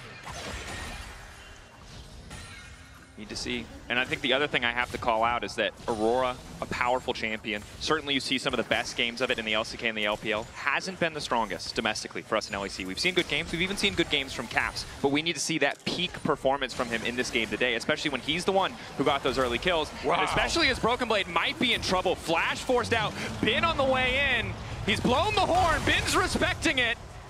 But Broken Blade is in dire straits. Ooh, tower aggro continues though. He might be able to get one back. It's the 1-for-1. Even with the max HP nerf to Rumble, he just roasts on through this Kanik, Rooker, and Ord. Absolutely melted.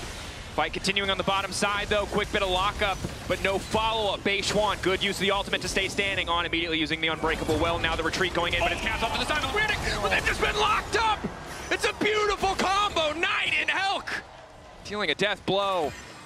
Oh, Dracos, that is the juicy combo that you're looking for. In the headbutt pull, Knight gets another. And it might just be a seal now, but the pages in the book might be coming soon. Wow, right in that tri-brush. What a combo there. They get it just as soon as you finish talking about it, and that's actually going to be the Malignance completed as well. So here's another look at it.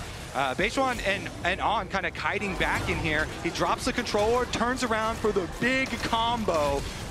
Got them all. They force flashes. They pick up the extra kill onto Hans too with the chase. This is so massive for BLG because not only the kills, but getting those flashes as well. And this is a situation where they get 2, but if they had another 300 gold, another half of an item, it would have been 3, no doubt. These are the combos that have to be respected. As you see, we can't stop. There are plays happening.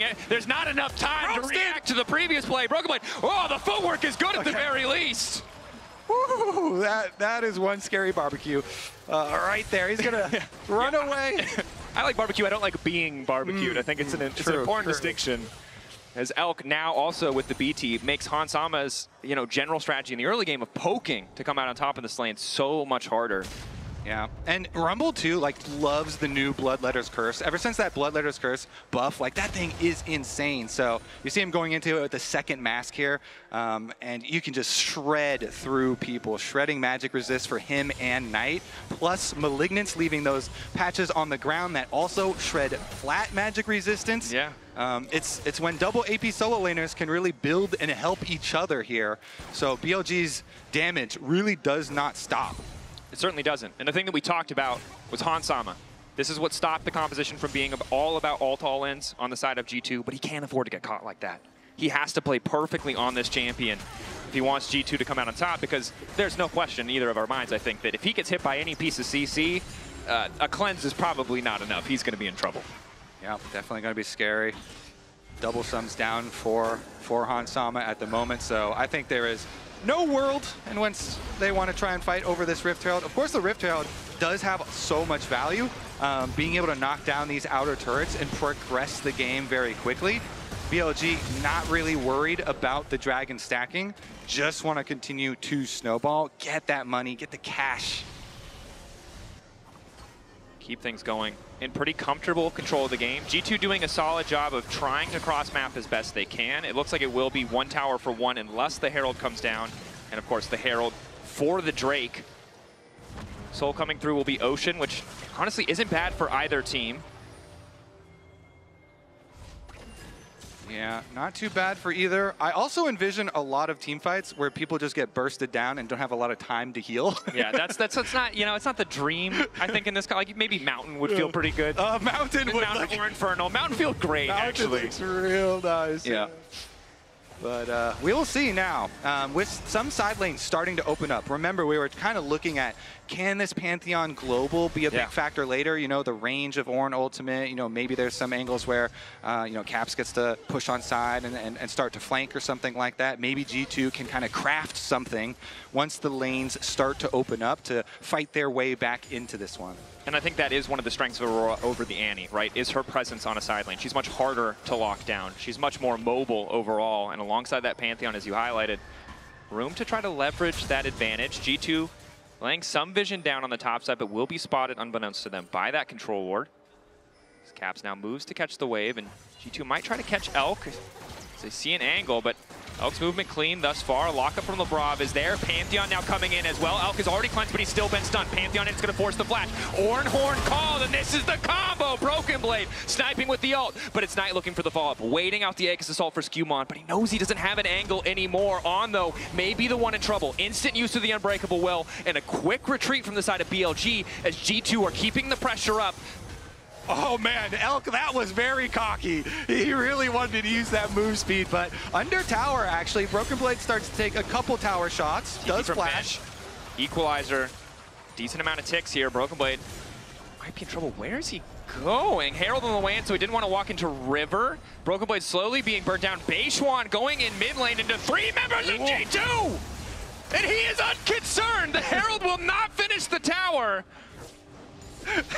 We watched the Ornn get chased down. Well, we got a little drive-by side story here, Daniel. Beishwan goes into the turret. It's super low. It actually didn't quite fall.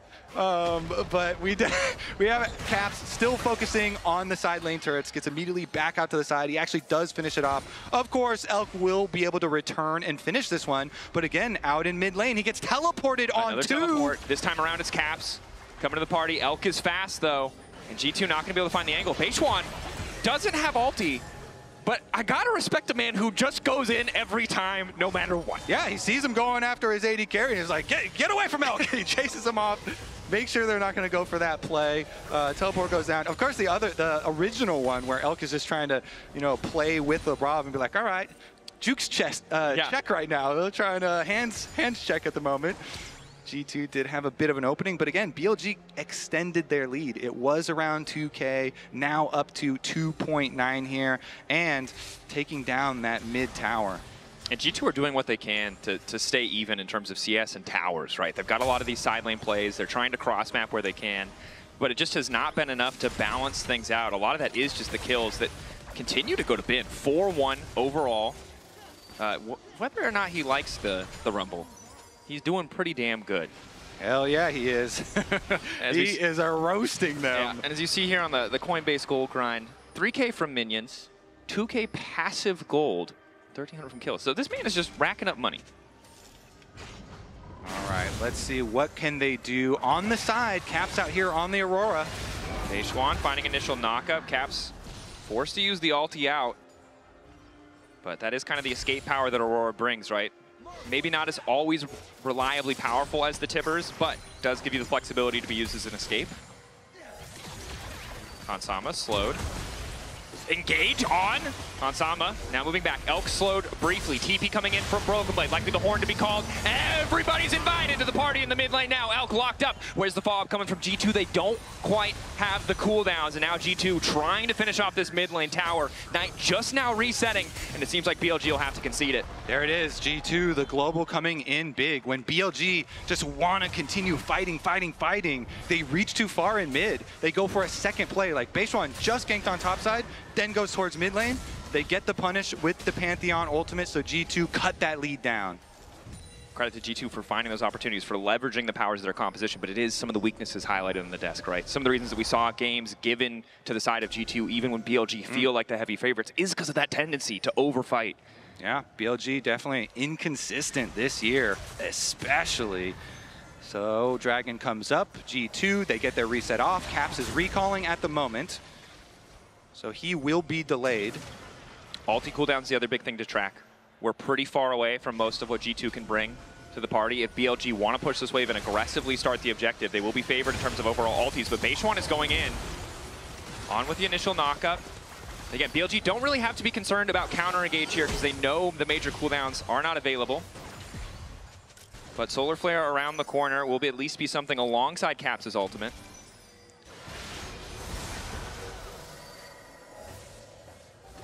BLG debating.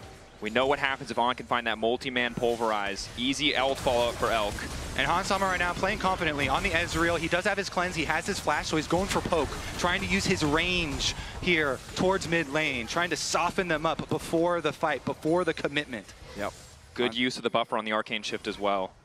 Knows that he can play forward and doesn't have to be too concerned as long as he has that crucial cooldown. Caps ready to go over the wall if needed, goes invisible. Not quite clear where he's going. Ulti gonna try to escape, but the knockup is good. Weirding back into the wall will take him out. Beishwan incredibly low. Is he willing to risk the 50-50? 0.7, quick Drake picked up by the side of G2. BLG turning back to the mid wave. G2 have position on Otacon. Yep, they do. And the Honey Fruit heals Caps up immediately, but a little bit too risky here. Otacon takes a long time. It is a heavy investment.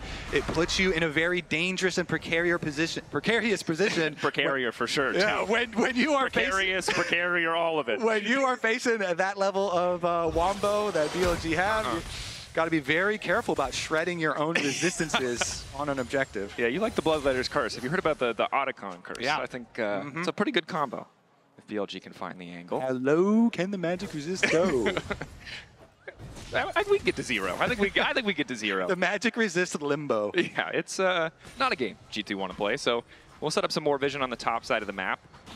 Don't have much coverage for Otacon, but I don't think they're too concerned quite yet as they're already pushing in the mid wave. One of the advantages of the Ezreal, that extra range, that ulti means you usually can get mid wave in first. Yeah, and remember the extra tools that G2 have, the long range.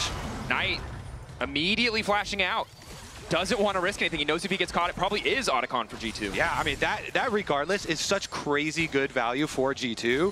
Not having to worry about that flash from Annie greatly reduces their ability to get the dream combo. I mean, Alistar already is on Hex Flash, doesn't have the real one. So G2, very significant. Problem is, BLG ropes through this thing very, very quickly. It looks like Otacon here going down. BLG know that if they give G2 the chance to reset, that they won't have that crucial cooldown. So they're demanding that G2 come to them. They're demanding for the fight, but they don't have the angle. Oh, no! From the push, he finds the knockup. He only locks a few. G2 now trying to retreat. Labrov on the way out, standing next to the wall, looking to find the lockdown. Hansama trying to lay down a little bit more focused fire, but BLG get the objective. They get the kill, and they walk away. The commit from BLG is so good. They went over there instantly. They burn it down on hiding in the tri-brush, able to get over, get the engage. They pick off Labrov. And credit to BLG, because if they wait for the full reset, both teams push mid-wave, they take their time. G2 have better vision, and he doesn't get to do anything in that fight, but they have on the flank, they have a good angle, and they just go for the throat, knowing that if they force the fight then, they've still have the edge. Yeah. Feel a bit bad for Labrov. Of course, a lot of eyes on him, you know, on this international stage as well, with the changes that G2 made this year. So nice pickup there from BLG. I mean, getting the Otacon. They have 24 empowered flowers here, with giving the extra experience as well as adaptive force. Going to be so nice. Any extra adaptive force when you have this much burst damage? Yeah, if their setup is good, it does just feel like a DPS check, and they are certainly passing the check now, as our observer's beautifully highlighting Baron. Just a few seconds away. BLG on specifically has moved in to lay down just enough vision while the rest of his team resets. Although G2 are a bit ahead of the play for now, laying down vision of their own.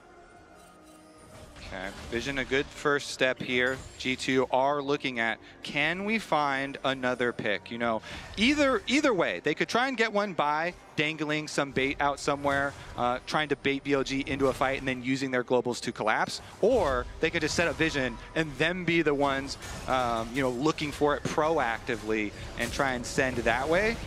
But it doesn't look like BLG are going to give them an opportunity to do that because they're literally just grouping here. Even Bin walked all the way up river on that mid wave to make sure that BLG would get mid priority so they can actually move over to the objective. In respect to BLG for having the continued confidence to hard force, right? We saw that play in mid lane go awry because they didn't respect those semi-globals, but as long as they're grouped as 5, they're just walking into a 5v5 at the end of the day at most. As LeBron once again caught out, good lockup on the Knight. CC there trying to take the AD out before he can open. Knight still manages to get it down. Skewmon in the fight as well. Caps, beautiful ulti across the team. Lock up on Elk, but he's still able to full channel the ulti.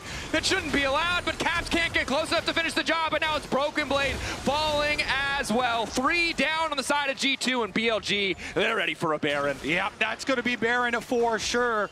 Caps pops the blast cone. I don't know what shenanigans he could pull out here. This one's fast. W flash, wind becomes lightning. They were already pretty much guaranteed to get the objective. They're happy to have Caps as well. Yeah, they'll take the extra rabbit for free right there. Beishwan with the W flash hunts him down. They're going to get the Baron as well. BLG taking over. And again, it felt like G2 were starting to find a way back into the game, even when the gold still favored BLG, but the bot side fight, the force on the Otacon into that mid lane play. BLG making it count now, massive lead for themselves, nearly 5,000 in their favor, and Elk hasn't even reset yet to spend his money. Yeah, they even waited for Knight to respawn to grab the Baron to all get the buff, but here's another look at it. So they were focused on Knight down here. They do blow him up, but as you said, he got the Tibbers off, and there you go, another huge wombo in the back. Alistar combo, Elk gets a channel on the backside, even at 33% health, doesn't matter. And we've heard the AD sing the praises of On, but I think it has to be called out again. It is his combo that stops Caps from going to the other side of the ultimate and finishing off Elk. The only reason that ulti channel completes is because of the CC that On brought to the table. Instantly there with the knockup. Beautiful stuff. And he doesn't do any damage. Rumble doesn't do any damage. Those are the people that are the most fed, Kobe. Those are the people we talk about the entire game. BLG didn't even need them. It's kind of crazy, too, because Misfortune is a controversial champion. Because you're like, oh, it's oftentimes hard to get your full channeled ult off, especially if you're playing against, a Leona or an Ornn. Or an Ornn. These champions are exactly what she doesn't like playing against. But those ultis from Ornn and Leona were used to kill off Knight and lock down him. So that meant those things weren't available to stop it, you know, when Elk did get to start channeling. And as you said, On as well with that CC, able to lock up Caps. So good stuff there from BLG. Of course, they take down the bottom side pretty effortlessly. And then they don't want to overextend at all. So play it very cautiously here, very nicely. Nothing left here to risk. Take your giant gold lead, go back and spend. Definitely. And we look at the side of G2, right? Ornn getting more and more experience, more item upgrades coming. So for G2, to take another fight, to lose that fight probably means the end of the game. Waiting for a better angle, waiting for another opportunity. Hansama still not finishing that third item. Elk already on the way to the fourth, and there's no attack speed in this build. Normal for MF, but the last ult was scary before armor penetration was a part of the equation. Yeah. It's only getting more scary. One more combo like that from BLG, and this game is over. Yep. Okay. G2 now. It becomes really difficult at this point because you just constantly get pushed in due to the nature of Baron and the giant lead here from BLG. So Ben can just hover this wave, buffs it up as it gets the tower, then everyone can rotate over through the jungle that they already control the vision for. And if you toggle the vision right now for G2, that would show how scary it is for them because the map is so dark. And they're trying to just find a way here. Try and find any little shred of hope. On a single Hex Flash, could have gone over the wall, could be a combo. You can't tell if Knight is waiting, and it's not like it was previously. That brief couple-minute window where Knight didn't have a flash. G2 don't have that edge anymore. Every single brush could be a death sentence, could be the end of game one for G2. Playing under so much pressure here as On gets the fight started. Perhaps over eagerly, though. He's too low on health already before the fight breaks out. Unbreakable well, keeping him standing, but he's been sniped. locked up, taken down by the bot lane duo, and it's Beishwan who's running. Pantheon going in. Has he overcommitted? Beishwan locked up. Skewmon taking a bit more time. Waits on the Aegis Assault. The minions in the base, though, demand a bit more attention. Knight can just TP. G2 can't afford to push any further. Really good punish from G2. On ulted so late there. He went for his combo and then gets chunked down so low. By the time he ults, it doesn't matter. They snipe him out. They send the ultis there. G2 defend. And again, because the turret is actually finished, if they wait a few minutes, if they hold, they can get the inhibitor back, they can get the turret back. They kill off On, they kill off Beishwan here. Ornn is handing out upgrades, Dracos. You know, there definitely are possibilities here for G2. Look, a Muramana, you need a super Muramana. It's not, you got to go up. Yeah. You need a higher caliber Muramana blue mana. spear. Or is it Muramana? Muramana. Okay. Just double. I don't know what the actual name is. We had Fur Jojo earlier, which I'm not sure happened to be a double tag. So I feel like, yeah, you got to have the double prefix. The Ornn upgrade names are... they got rid of them. They're pretty, yeah. They got rid. I was sad, but as a play-by-play, also relieved because every time they reworked items, I was like, oh, this is another hour of homework. Yeah, I was like, they're so obscure. But I don't think anyone except for Ornn mains knows what they are. So Kobe, they can be whatever you want them to be. Yeah. You can just make the name up. And like TFT players too. Oh, TFT players. All right, well, BLG here with their lead still. Can they maneuver this game into the enemy base? Topside tower is still very low after that last siege, and so they once again go into their split push. They push up mid lane. They go up to rotate through the jungle exactly as before. Elk is walking up that top line of minions, so they're going to go for the tower once again.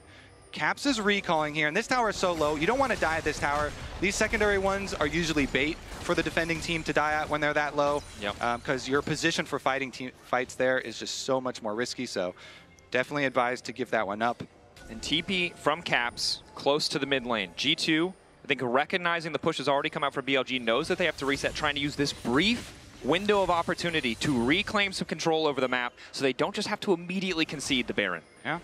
Skewmon has his Guardian Angel as well, so Pantheon can full send. You know, when you have Ornn ultimate, if you see someone in a bad positioning, then you can go for one of those picks. But we just got full 5-on-5 in mid lane, Dracos.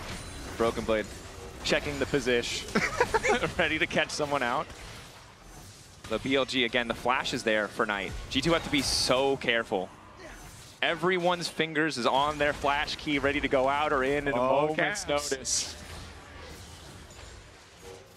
Caps hasn't been spotted. Beishwan posturing down. What is the over-under on Elk channeling another ultimate this team fight? It's based on what we've seen so far, all signs indicate probably he will.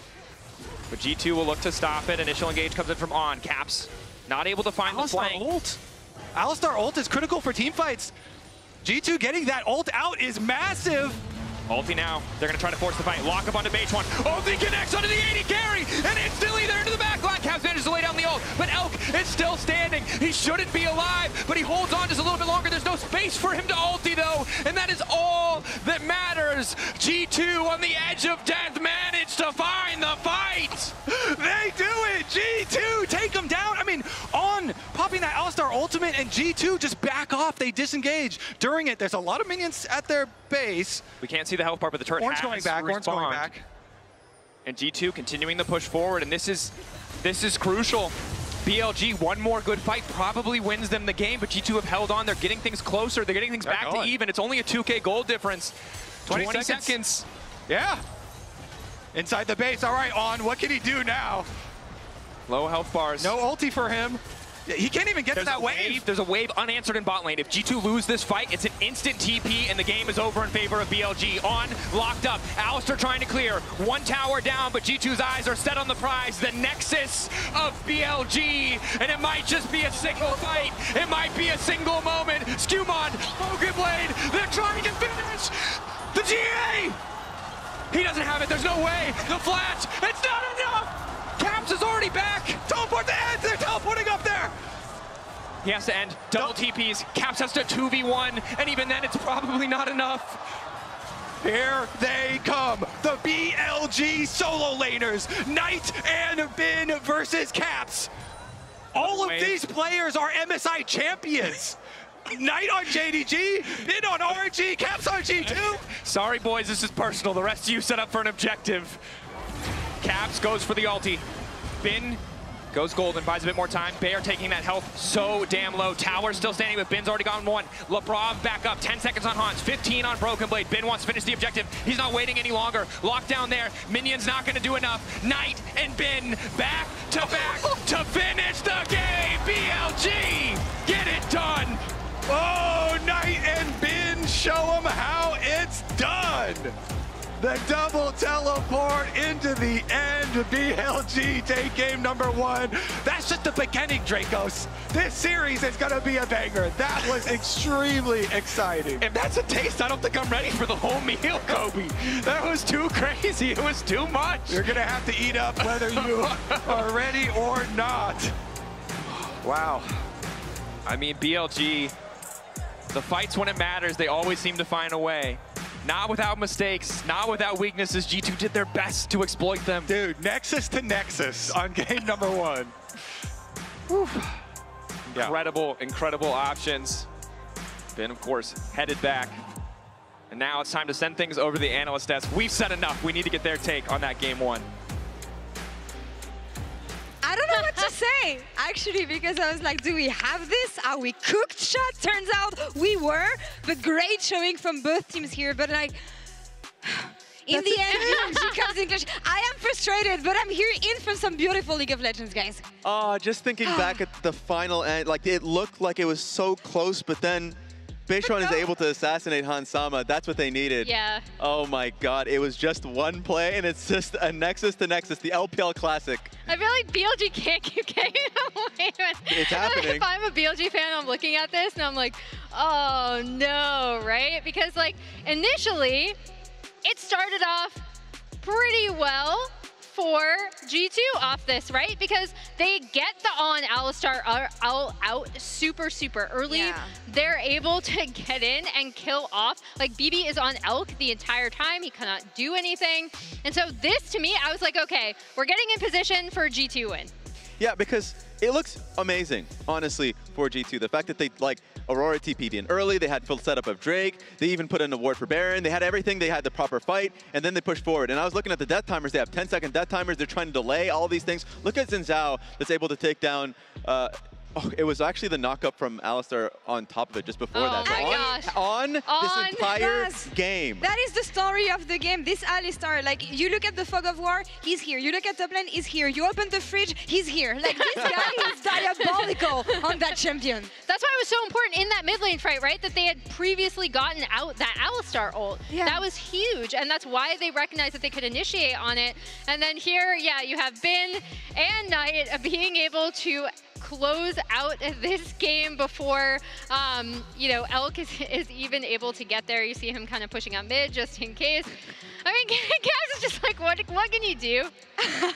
Two different moods on the BLG side and on the G2 side here, but we were talking about the Alistar, and for me that has been the story of this game, combining with the rest of this BLG comp. You have the MF ult, you have the Alistar combo to combine it. Emily, talk me through how beautiful this composition was. Yeah, and I've been a staunch MF defender, kind of, against the likes of Isaac Azale Cummings Bentley, specifically. Get the full government name out there. This is kind of the platonic ideal of what you want for set for MF, right? That the Alistar sets it up beautifully. They're able to clean up here, and here's where I was thinking, okay, they're going to have a pretty good window into setting up around the map in a lot of these fights, just because On and Elk were working so well together in this composition. Yeah, even in that last fight, you mentioned the Alistar, of course, even like Knight not being seen coming through. So like not only the Annie ulti coming off, it was yes on. There were other fights on top of that. The mid lane fight came to my mind where they were able to get another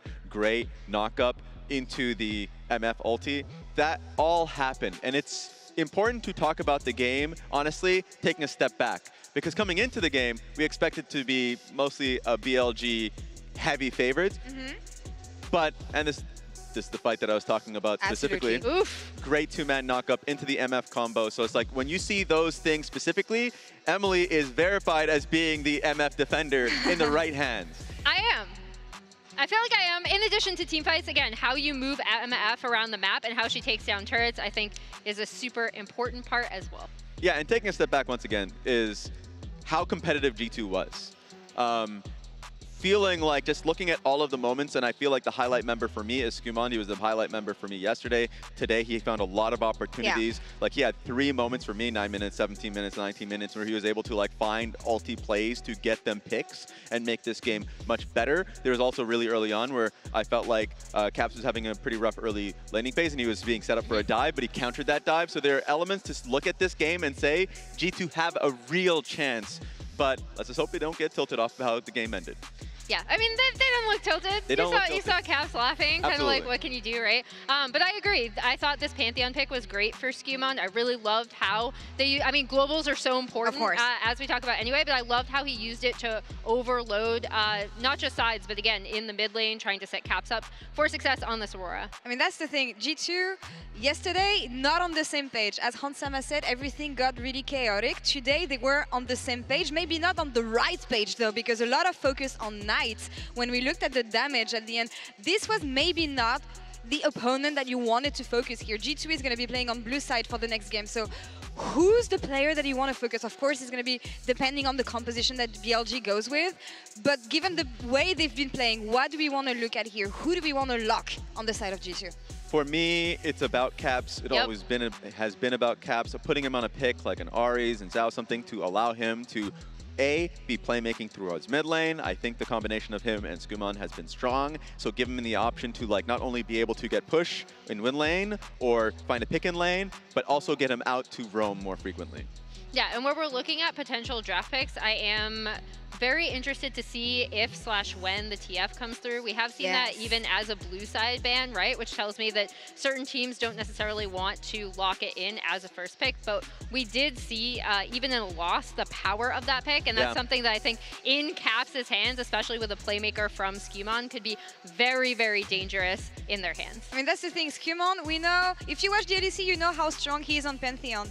That champion is gone. It is fearless draft here. So what do we want to see for as a champion for Skumon here? We saw that Maokai was a I'm thinking the Maokai. We're in the same wavelength. What about you, Emily? Are you a Maokai lover? I love Maokai. You already know this. I love how Maokai sets up team fights. True. All right. Easy setups. G2, bring it on. BLG, keep on doing what you do. We can have an amazing series here at MSI. BLG takes the first game, so let's see if G2 can fight back right after this.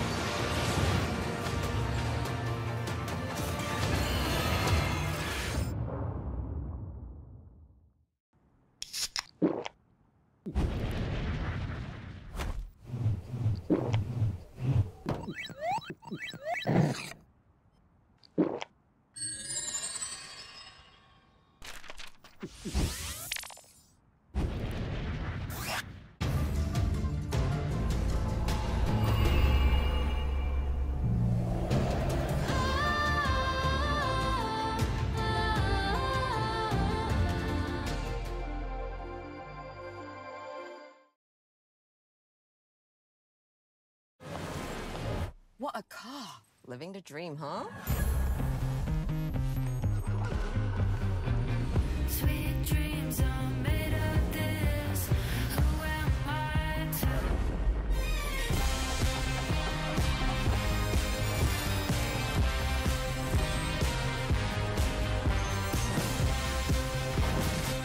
Okay. I get it now. Sweet dreams are made of this. Knock it out the park, knock it out the park. While I keep going,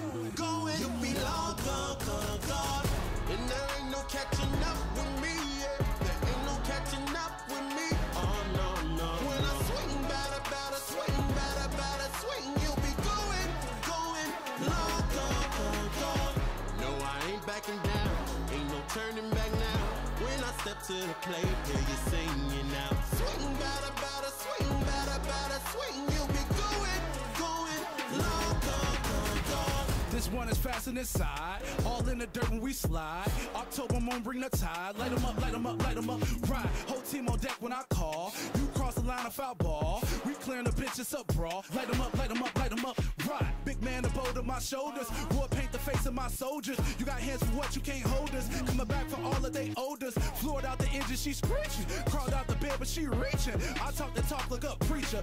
I knock it out to the yeah, we knock it out the park, knock it out the park. Leaving nothing unfinished, hell yeah, we finish what we start. Knock it out the park, knock it out the park. While I keep going, you be long gone. And there ain't no catching up with me, yeah. There ain't no catching up with me, oh no. When I swing, batter, batter, swing, batter, batter, swing. You'll be going, long gone. No, I ain't backing down, ain't no turning back now. When I step to the plate, hear you singing out. Swing, batter, batter, swing, batter, batter, swing. You'll be going, long gone.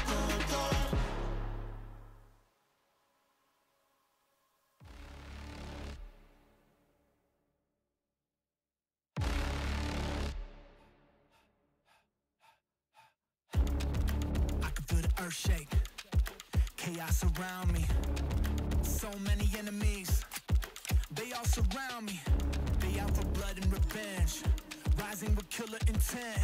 The fury ahead is immense, but I will not bend. Look in my eyes, no you won't see fear. Nothing but fire and it's not even fair. They all against me, but I'm still here. So go ahead and let them know I'm more than prepared.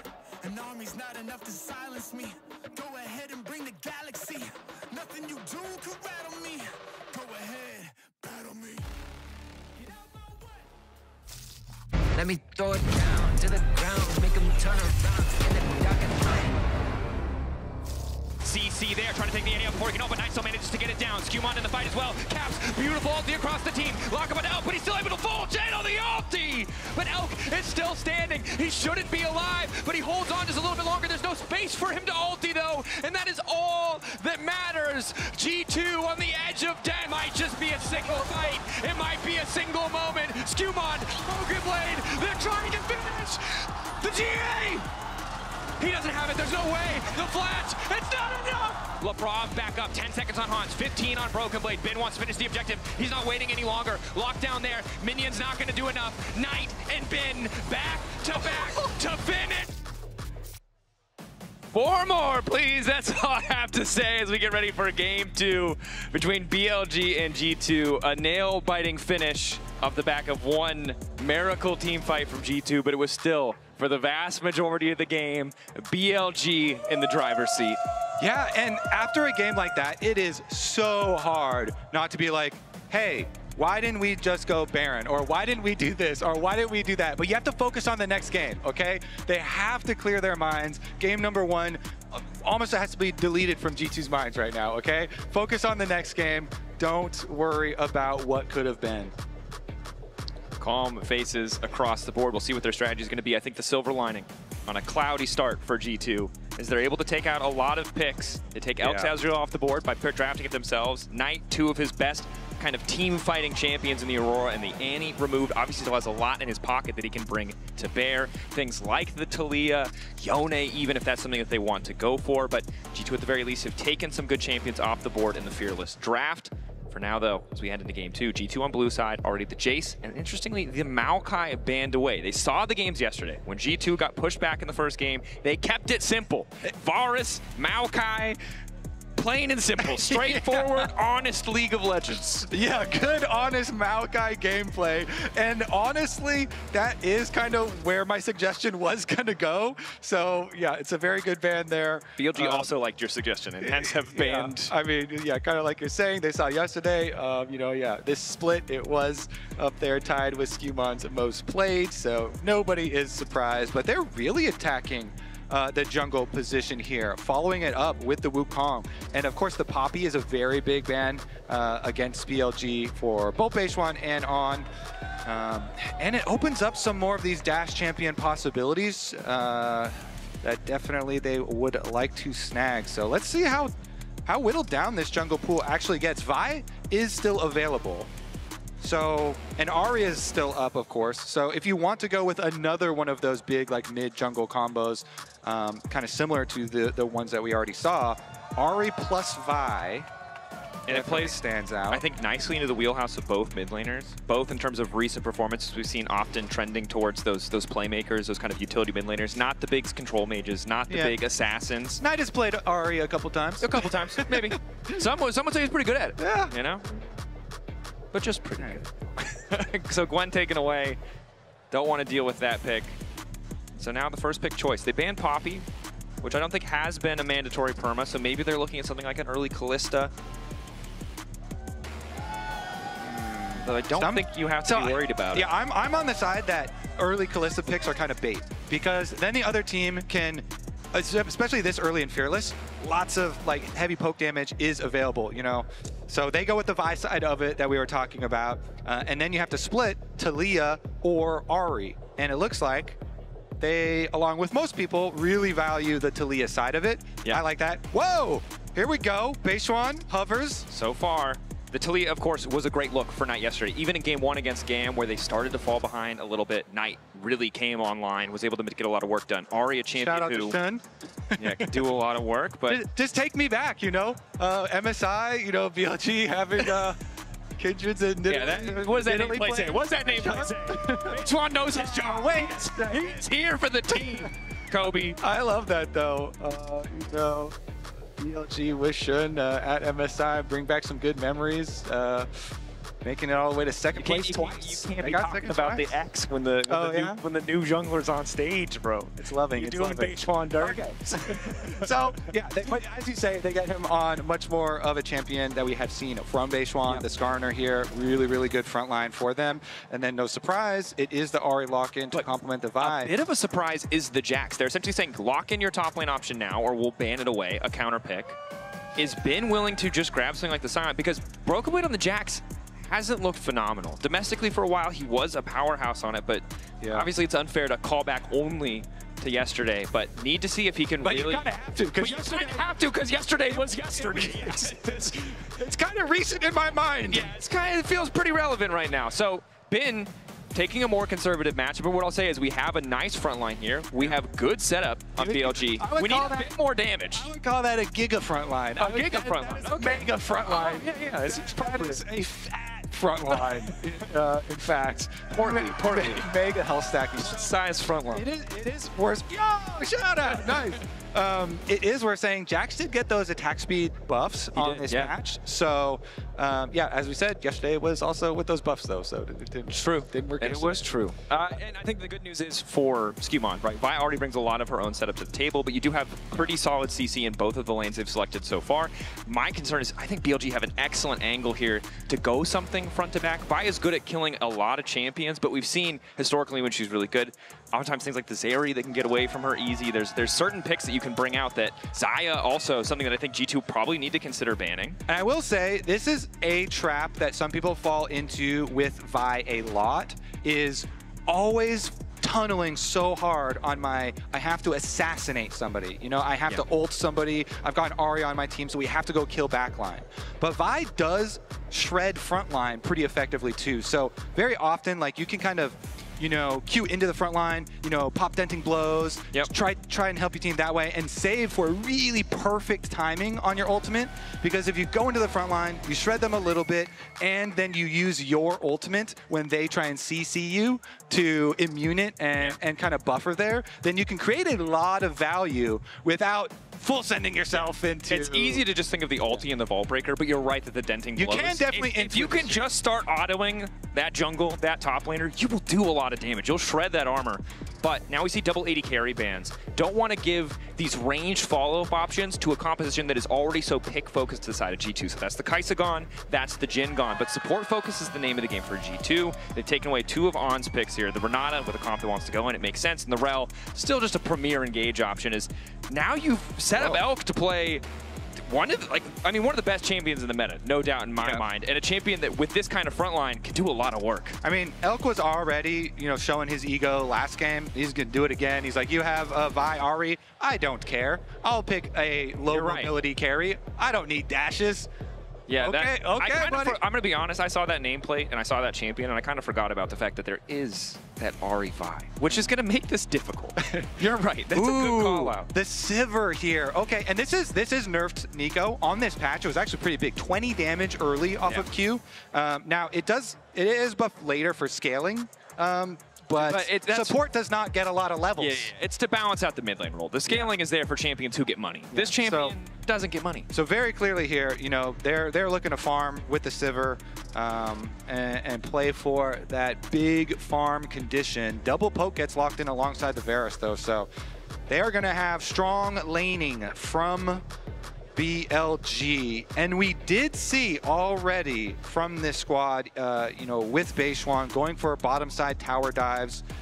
They did it a couple games versus IG in playoffs as well. Yeah. So definitely a possibility here. I mean, Elkanon definitely can get a lot of chunk damage down. We'll see about this though, because I haven't seen a lot of footage on Nico with the 20 damage nerf on the Q. Yeah. So we'll see how potent it still is. I mean, against Karma level 1, it's always going to be tough. But you're right, in those first few levels, maybe it's something that G2 can navigate. Expect them to be on the back foot early on. Of course, if you haven't watched esports for a million years like Kobe and I have, you may forget about the Sivir 500 CS bloppity blah win condition. But G2 do have certainly a scaling angle.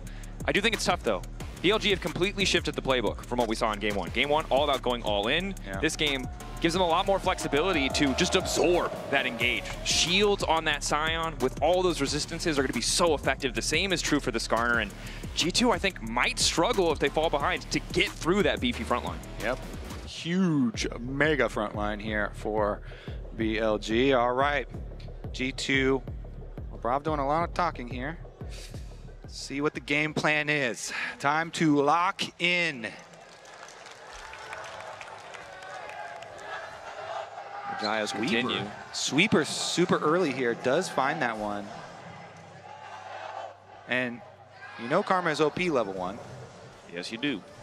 Has an extra ability. Why is that fair? Boom. Mantra. Boom. Powered ability, I guess, is LeBron already getting poked. Probably a quick reset here. And overall, looking at G2, BLG really has just been the boogeyman for them. And if it starts off with a strong level 1, you have to hope that the doubt doesn't set in, but they're taking so much control. Calling Broken Blade too. They're calling Broken Blade now. Ooh, okay. Yeah. I respect that you were ready. Yeah, they call it off. They call it off. BLG are like, all right, fine. And to be fair, if there was any teams to just full-on 5v5 at level 1, I could see it being these teams. And it is like an important defense there, because you don't want any extra to deal with on this bottom side of the map. Elkin on here with the double comments, and Elk has gone with teleport on the Varus, so has again another way to get right back. And and I think the nice thing about having this much poke on the side of BLG is it will eventually force a fight from G2. It feels like G2 are going to have to be the ones to engage. As we see, lane phase kicks off here, nothing much to report yet. Yeah, I want to see how heavy this bottom lane pushes, because with teleport and having the free base available for Elk, and the double comments, that one going wide there, every little bit of poke does matter. Certainly does. G2 then move up afterwards. Yeah, not a lot of sustain in this lane. You can see both supports packing heal. But I think important to remember how much this game means in the context of G2's history against the LPL especially. It has not been pretty, Kobe. Yeah. We were very grateful when Team Liquid took out IG for us in 2019. And I think that when you rebuild this roster, this G2 roster, they told us explicitly is 4 international results. Proof of that would be taking down an LPL team, doubly so when it's a team like BLG that has eliminated you so many times before. Yeah. BLG eliminating G2 the last 3 times they met up in best of series. Each of those series, though, G2 took 1 game. That's not enough to win, though, Kobe. So I think they want more. But I'm saying you haven't won a game yet, so maybe there's already one that's in the bag for you. We haven't won 2 or 3 yet either, which I think is the break point that's really important. So, as expected here, the onslaught of a Varus Karma poke whittling down on Lebrov. Junglers have about finished up with their full clears here on the bottom side, though. And no surprise to see Skewmon pathing down bottom side. We've all seen Beishwan on red side make that dive happen so many times at early levels. Caps, though, gets caught by the flick. A good charm to follow. Knight relatively out of mana, but he might not need it. One more auto!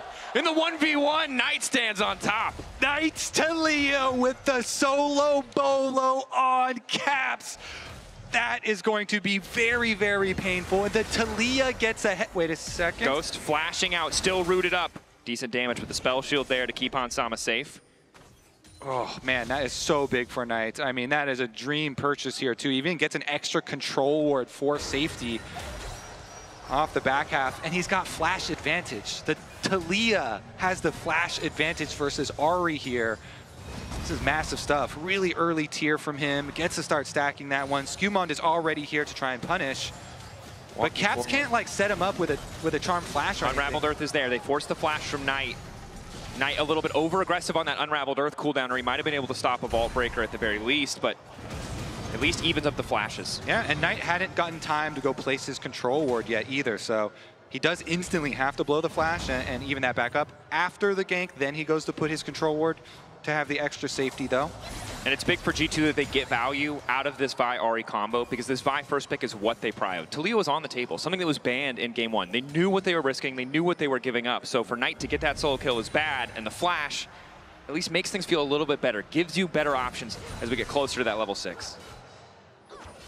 Just getting some support roams going on too. As you can see in the river there, On was moving up to try and get vision from the other side for Knight as well, but Skewmon camping out. Mid lane camp, Vi Ahri. Skewmon and Lebrov, because that one's fake! Knight, the Q flash, perfect from Skewmon. He spent his time in practice tool. Knight taken down. Beishwan, a quick knockback into the wall, but it's just too late. Is he gonna give his life as well? Nice Vault Breaker, good follow-up damage. One more auto, and it's Lebrov to grab another. It is Skewmon and Lebrov, the additions on G2 that come help make the difference. After Caps got solo killed by Knight, these two come and correct the situation. Plus getting that extra one onto Beishwan is huge. Ooh, Elkin on. Playing forward, knowing that they need to keep this wave away from their tower. They don't spot Skewmon, but luckily they have that control ward in inventory so they can regain control over Tribrush. Broken Blade still feeling comfortable here. 4 members on the way down. Weaver's Wall available for Knight. The clone dancing, continuing. Obnoxious that that's cool, but it works. On. A little bit of damage down. Lebrov in trouble. Flick back hits, but it doesn't knock him into the Unraveled Earth. Keep your eyes on that arrow coming in from Elk. It only manages to connect on the clone, and G2 are able to walk away. G2. Support jungle doing some work this game. Let's see, that allows the push on mid too. I mean, look at Caps. He's already another wave right up at turret. Knight gonna have to get back pretty quickly here. Skewmon comes over to contest though. Smite from Beishwan secures it, but Knight has to spend a little bit more time supporting with a threaded volley, threatening a little bit more as Elk will TP to move back down to the bottom side. Will mean that they have more pressure in bot lane, likely to be first to start the objective as Broken Blade is just going to be forced to catch that wave and does not have a TP of his own.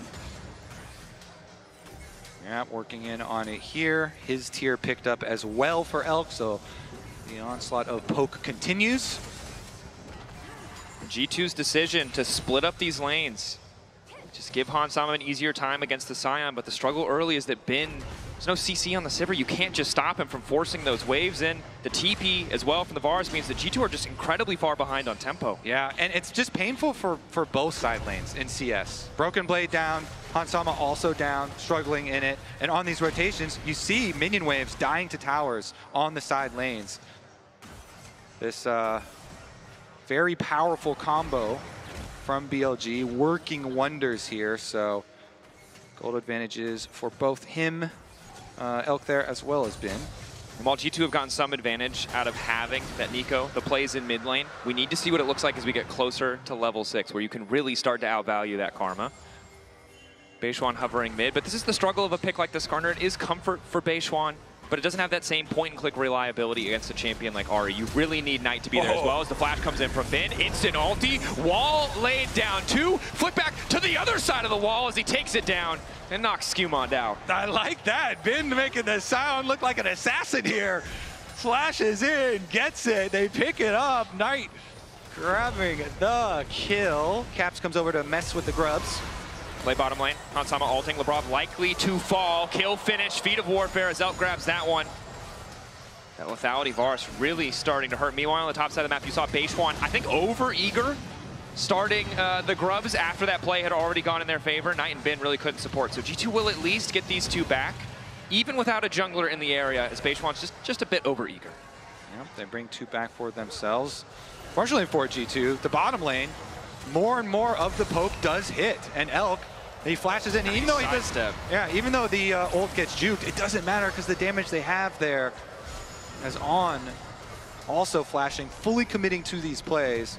And it looked to me like the mantra Q really is the difference there, as it manages to connect despite the spell shield from Hansama. He's only able to protect himself. Yeah, that is all the summoner spells used though. They both flashed and they healed for that, so full commitment to be able to get that kill onto the nerf to Nico. See if they can continue to press this advantage. As you highlighted, down sums does mean some of this objective contests might be a bit harder. We're still quite far away from the Drake, and Brokenblade, with that time he spent on the bottom side of the map, at least has a Phage under his belt, which may make this lane a little bit easier. Yeah, and G2 right now, when you've got Vi ultimate and there's no sums for BLG bottom lane, like this Varus should be a target. Varus and Karma down here, though, have done such a good job constantly hitting their poke, constantly timing that pressure. So let's see where this Vi Ahri does go, because both ultimates being available, gonna be looking for that proactive play. Looks like Skewmond at the moment just farming though. And as we have a break, I think it's important to highlight how effective and annoying Bin has been already in this series. This is a guy who's come under a lot of criticism. BLG as a team as a whole. Beginning of the year, yeah. But Bin, I think, has been a stellar performer. We saw it yesterday. We saw it in game 1. Just outputting insane damage, consistently a threat to deal with. And even in this game, even on Sion, who, yes, can be strong early, but isn't someone that you necessarily expect this level of dominance from, is already doing so much work. He's such an annoyance for G2. And you said it yourself, he's playing it like an assassin. He's going over the wall. He's ready to go. He is. He definitely is. Successful this game. Okay, Skewmond with a little takeaway here. And he's got his little experience lead at the moment over Beishuan. But again, now with the recall, okay, Sundered Sky completed here for Skewmond. Now, surely, they've got ult, they've got Sundered Sky. Ulti. Melk hits the real Labrov. Labrov zooming, running. That's the ulti down, and Labrov is at least able to walk away. He does use the heal, but he holds onto the flash. And that Sundered Sky is big. Those beefy frontliners, while Sion can do a lot of damage when that ulti is up, when he can guarantee the full channel Q, Skewmond going to be a lot tankier, a lot harder to deal with if they go for a full-on fight, but neither side has gone for a 5v5. It's just been picks, little skirmishes. Those Nikos are hard to hit with Elk, with the Varus ultimate, but no harm, no foul, nobody dead in the aftermath. So once again, jungle support moving up to try and get that mid lane vision. Ulti there, locked down onto Elk, and this is the problem with the Varus. As good as he looked for the game up until now, he can't get away. There you go, Dracos. That's the play we're looking for. The Vi ultimate should mean a dead Varus. They get Elk. He completed his Thunder Sky. He went for the play on the bottom side. Nicely done from G2. Still is a long way ahead of the Dragon, so it's just that gold right now. Yeah. But we'll see what happens now with the Dragon spawning, because those cooldowns are going to be quite meaningful. Yeah. Yeah. And Caps doesn't have Malignance completed, as we see the lockup is there. Looks like easy pickings onto Skewmond. On in position, a lot of healing though. And Skewmond's able to make it away. Sundered Sky is the difference as the charm connects, and Labrov is ready. A 3-man. Hansama is here. It's only one item on the Zipper, but he might have enough to get it done. Fortunately, he doesn't. It's G2 over eager. Labrov has to try and sidestep, but Beishuan's just ready to throw a rock on his head. And in the meantime, it's been breaking towers. And look, yeah, he got him. Okay, so they did in the end chase down Labrov as we cut away, looking at the other side. Teleport goes back out on top side too, for him to push right back out. But you know, BLG with the lead, and the Dragon finally does come up. They should be able to secure this one to continue stacking. And the big thing about stacking these Drakes is most of the games we've seen today, it's been 1-1 split on the first 2 Drakes, but when you're the team that can approach Soul Point, you can guarantee the enemy team has to come to you, and we know how good this BLG team composition is when you get that setup on those objectives. Yeah, and well, let's see here. They're going to be a little bit late coming over. Doesn't look like it'll be meaningful. But I have to point out, once again, you already did earlier with the Bin graphic, he is over 1,000 gold ahead in the top lane matchup. The top lane matchup was going to be big. Even though it's not on our screen at the moment, the Scion will be massive. So here's a look at them trying to punish Skewmon afterwards, after the previous play. He barely does get out, does not tick down to the Scorpion passive. It was 3 Sundered Skyprocs, and we come back and Hansama is dead. Elk and On, despite us leaving the lane phase, are still finding those same advantages. Yeah, and this time On flashes in, and they're like, yep, we're going to get him again. They keep this Sivir down. Another kill. So in addition to Bin with his lead, it is still Elk here on the poke Varus. Gaining that mid lane priority once again, but on the side lanes, G2 kind of hunting. They have both Lubrav and calling Skewmon as well on the Vi. His ultimate is back up and available with addition of Caps, and they're going to go for the dive. Waiting for the angle, Lubrav pre-uses the ult. He knows exactly what Knight has to try and do to escape, so in the end, it's just a clean dive, a nice side lane pick. Yep, he's like, you are going nowhere, Knight. They shut him down, they get their kill. Can they get the objective afterwards here? Pushing in once again, constantly here too after the play, Skewmon hovering. And you can see on your mini-map, Broken Blade leaving top lane. Will move back as the wave starts to come in, but with Triforce, maybe Bin is afraid. One more Demolish proc, and this tower goes down. Yeah. Broken Blade feeling better about the fight. You highlighted it earlier, Jack's a little bit more attack speed, more damage in these sustained exchanges, but not enough damage to threaten this Scion, unfortunately. Yep, he's got his plated steel caps, finished Sunfire, which scales nicely with all the extra HP on his Soul Furnace, so Bin is a big boy. Yeah, the 15-minute 700 bonus HP is not a feels good. Yeah, and he G2 just takes out these towers. It's definitely been a rough tournament so far for Broken Blade. This Jax being a bit behind here, but does have his training force at least. Skewmon finding Knight, 1-2, waiting as long as he can for the ulti. Of course, doesn't have the cooldown this time around, but Caps does have an ulti of his, fishing for the charm. Knight, a casual sidestep, the heal, forced to come out, and it's not enough, Caps! Oh, yeah, that's... You want that one back, Draco? Say it, Kobe. Say it, Kobe. Say the thing. That tower dive sucked. Is that what you wanted? That's not what I wanted, but I think it's what the people needed to hear. Okay. That's ruthless. And again, Skewmon, if he has ult here, it's easy. If the charm connects, there's so many ifs in this play, but the ultimate truth is, Knight's footwork just better, and Caps and the heal calculation, well, they did not do the math correctly. Yep. Meanwhile, in the mid lane, another person dies. The game does not stop. And it's Hansama. Hansama taken down, and again, the scaling angle for G2 is getting further and further away. Broken Blade cannot stay in lane against Bin, cannot stop him from taking towers. Hansama cannot sit comfortably in the mid wave. And this relentless pursuit of towers by BLG is so necessary here with this team. They've got the beefy front line for the mid part of the game. And so, wait a second, they're going to go up top side here. Look at the roam. Talia's already there. Karma's on the way. They've got their eyes on Broken Blade. On, the Mantra Q comes out. Uses the tether now, knowing that Broken Blade will have no way out. Immediate response is the flick back. Counter-Strike blocks some of the damage, but not nearly enough. Broken Blade taken down. Skewmon just in time to watch his top laner fall. And BLG, not only are they taking towers, they're finding these side lane picks now. Yeah. And the map's getting smaller and smaller for G2 Esports. The triple teleports. Elk with the teleport up to the play as well. Bottom side, Bin still has his teleport, but he's close enough here. Just walk on over, destroy the minion wave, collect yet another. And I will say I really like this adaptation coming in from BLG. You know you have generally stronger lanes when you pick something like the Karma Varus. You add another TP to the picture just to make sure that G2 never get to be comfortable. You can always be ahead on tempo because you have that extra TP. And it's just meant that the avenues for G2 have been just few and far between. Yeah, and as the Dragons continue to stack, we have to see when G2 are really going to fully throw down here. Number 3 looks very dark here, so this might not be the time. Checking in to try and retake vision at the moment, though. Nico is very good at that. The clone's such a useful tool. And Hansama doesn't have a second item yet. And again, once you Caps has no ult. Caps has no ult now. Neither Bin does. Yeah, but I think for G2 right now, even trades are a little bit tough coming into these fights because you know the BLG have the stat advantage. Oh, yeah. That's got to be Dragon number 3. You don't want to fight number 3. It's just sole point.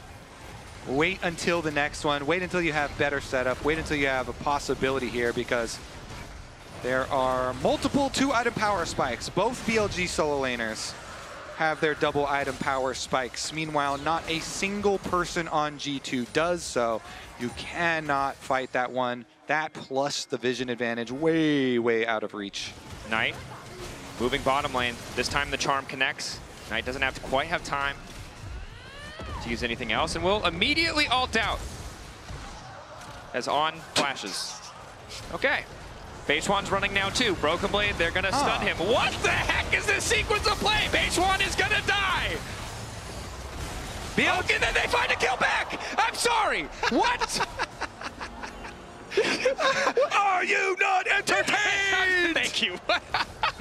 Knight creates the wall, on flashes over. Beishwan is in there. And this is also in there. We have witnessed the biggest strengths and biggest weaknesses of BLG in a single game. When they are on the same page, they are unstoppable. Right now, they seem to be on the same page. Broken Blade, not happy about this sequence as the slow is there, as is the decimating smash. So in the end, if we take all that play together, it's a 2-for-1. Yeah. Plus a tower on the top side. Okay, a little bit something back. This one, of course, a secondary tower worth so much more than the first one. So BLG will get the better of it. And you can see that Hansama just doesn't, again, needs to finish the Navori Flicker Blades because he wants that auto wave clear. Even then, though, a third item probably necessary before he can do much to this front line. Yeah. Sivir so far behind here. And Dragon stacking plan for BLG is going to be it. So they will continue on that. It's pretty far out in the future, so we'll take Otacon first. Skewmon on the way in. Or rather, Skewmon clone on the way in. Caps has no teleport, so it's just a full trade here. Yep. The team-wide 800 gold of that top tower for the Otacon G2 trade. If Lebrov could stop disguising himself as the jungler and sending the clone towards objectives, it would make my job. All right, that one looked really funny, though. That was Skewmon. I was like, he's topside. He's topside. Just doing the punching bag down, sliding through the river. I will say this. I may not be pleased that that interaction works, but it is funny every time. Beishwan grabs another camp. Again, I mean, you can take a look at the bottom of your screen. 2.4K for Bin. He's feeling unkillable. There's no carry on this G2 lineup alone that can 1v1 Bin right now. Maybe Broken Blade with, 10 minutes, but lockdown there. Beishwan locked up. Good pick. Good damage. Caps wants to keep it going now on to Knight. Sidestep on the Unraveled Earth. The seismic shove won't catch him, but Bin now on the way down. Good news is they have the clone to give them that little bit of extra free vision. Been fishing for a bit more, but BLG have just bullied them out. It's still 2 minutes to the objective, however, so G2 don't mind. Knight trying once again on the bottom side. Lebrov, rocket belt away, and they will be able to back off. On not forced to flash over a wall this time, which is good, because he doesn't have flash, so would end very differently, I imagine. Okay, I guess it just ends at that single kill, and since we're still a minute and a half away from the Dragon, not going to have too big of a lasting effect. I mean, nobody used their flashes. That's the critical thing. When teams are fishing for a lot of these plays, usually a minute, 2 minute out, as we get the punching bag in, it's definitely critical not to blow your summoner spells. So just die if you're going to die. Give over the little bit of gold in favor of the bigger possible reward when that Dragon fight does come. And I think right now for G2, while the gold is stacked against them, if they can get decent vision, it's a pretty solid opportunity to fight because there's not a third completed item on the side of BLG. I don't think you're going to get a better timing than that unless BLG fumble and give more space for G2 to come back in this game. Hans has opted for the IE, wants more immediate upfront damage, not as worried about that infinite wave clear cooldown reduction. So maybe G2 try and go for this. I think conceding Soul really would start to make this game feel impossible. Definitely is going to be painful because the sustain wait. Secret LeBron, flashback from Elf. The ulti does connect on him in the meantime. Bin now ready to follow. Decimating smash a little bit out of range, but the seismic shove makes everything okay. BLG, Beishwan now here. Knight continuing to chase. The follow-up damage as the arrows find their target. G2 once again forced back. 17 seconds till the soul, and they've already lost their support in jungle. Great counter from BLG. Elk says, you're not going to catch me sleeping. Flashes away, and BLG will take that as the key to the base of G2. They open up the front door, but now they turn back around for the Dragon Soul. Still 20 seconds left on Skewmon, so they should be able to go pick that one without a contest. A tier 3-2, a tower, and the soul is more than you could have hoped for the side of BLG. The soul alone would have been plenty, and the gold lead only continues to grow in their favor. Now the value of that soul with so many poke champions, with so many beefy frontliners. It's looking hard at this point for G2. It certainly is. The extra sustain here when you have such a strong front line and the pokes coming through. Let's take a look at that in our priceless moments. Elk, he flashed away and he hit his ulti. Beautiful stuff. Beautiful stuff from Elk there. Evading plus hitting his own ult, set up the seismic shove, set up these counter kills for BLG.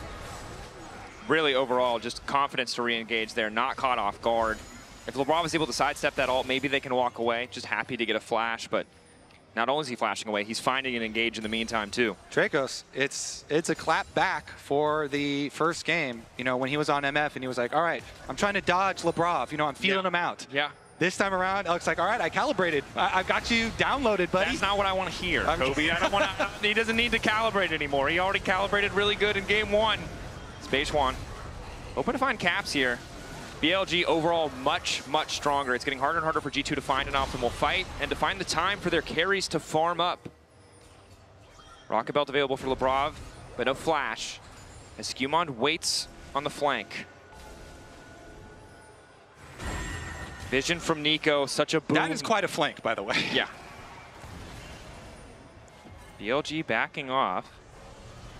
Want to wait for mid-prime. Slow pan. And as you'll see, up into the top right corner here. That is a Vi. He does have a control. That is also a Vi. There's also a Vi top side. There are many Vi's. Which of them are real? You're a liar. You're a liar. That's the level of deception G2 need to bring to bear if they want to find that engage. Sure, sure. Unfortunately, aren't we all Vi, you know, if you really think about it? I don't know what to reference in our opinion. I don't know. I don't know where to go with that, Kobe. But maybe you go for the flank. I see some of the pings going down now, but now he's going to go over the control ward. He didn't know there's a control ward by Raptor Pit. He's been seen. BLG. The game is spotted him. The game is up. Oh, he's been detected. He's too young to have played Splinter Cell, Kobe. He wasn't ready. The Metal Gear Solid blip appeared above his head, and now he's just got to get the hell out. We must go deeper. In order to escape, we must go deeper. The only way out is through, Kobe. Yeah. Another TP used. Skewmon running, tries to sidestep, knocked back into the wall. The rest of G2 posturing around Baron. He lives a little bit longer. Decent damage onto Knight, but not enough to make the difference. Knight now on a rampage. The long flank denied. What do we call that play? Committed. I call it as a committed play is what I would call that. That is the flank from the moon, but they do pick him off. And that's going to be BLG Baron. No enemy smite to think about. No. I mean, honestly, though, when you are in the position like that, you're like, your risk tolerance goes way up. Well, and the important thing to note is we got to make something. G2 do have a scaling angle. They just don't have the time to do it. So that's why you see the flank. Maybe it's for a Baron steal. Maybe it's for the hope of a team fight.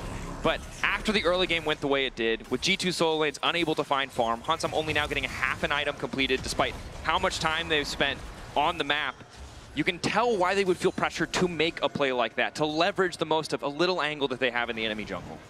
Yeah, and I don't think Ben is ever dying. This guy is so freaking monstrous in this game.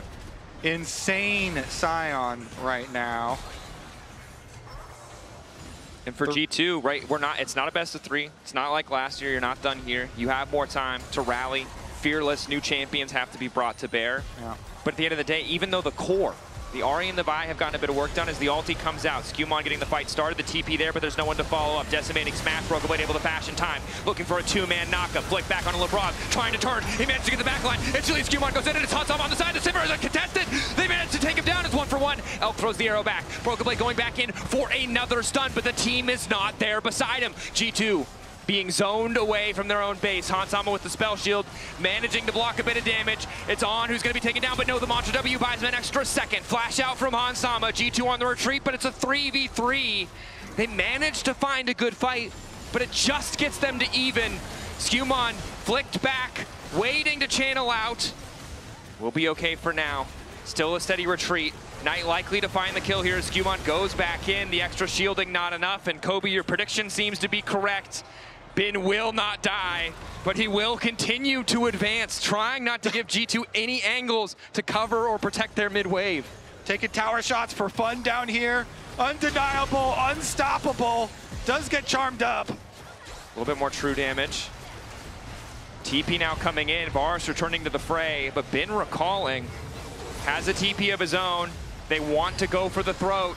They want to end it here. Ulti goes wide. Charm still connecting. Eyes on Knight. The flick back could be big. Isn't going to hit. Caps 2 charges left. Bin standing in the midst of the towers, threatening to end the base. Counter-strike ready to go. Brokenblade going to lead back. Caps going to go in. Health bars are getting lower, but G2 need to pull the trigger because it's Hansama who's been caught out. Elk manages to grab the kill. 2 low health towers. BLG on the cusp of match point. But G2 holding on as best they can. Weaver's Wall there. Zoning. Lebrov away. Skewmon going in onto the backline trying to find Elk. The knockup is there from Bin though. Base 1 and Bin. The beefy frontliners to find the mid laner, and Elk is still alive. BLG pushing G2 back, holding the line in G2's base and bringing it to match point. Super solid follow-up here from BLG. Bin, my goodness, on the Scion. Farming into a monstrosity. And G2, they tried to swap to get away from the rough laning phases. They ended up with 2 rough laning phases anyway. The picks that they brought, you could see some of the logic, but it just did not work out. The extra TP for the Varus, so many small adaptations for BLG to make that game look even cleaner than the game 1.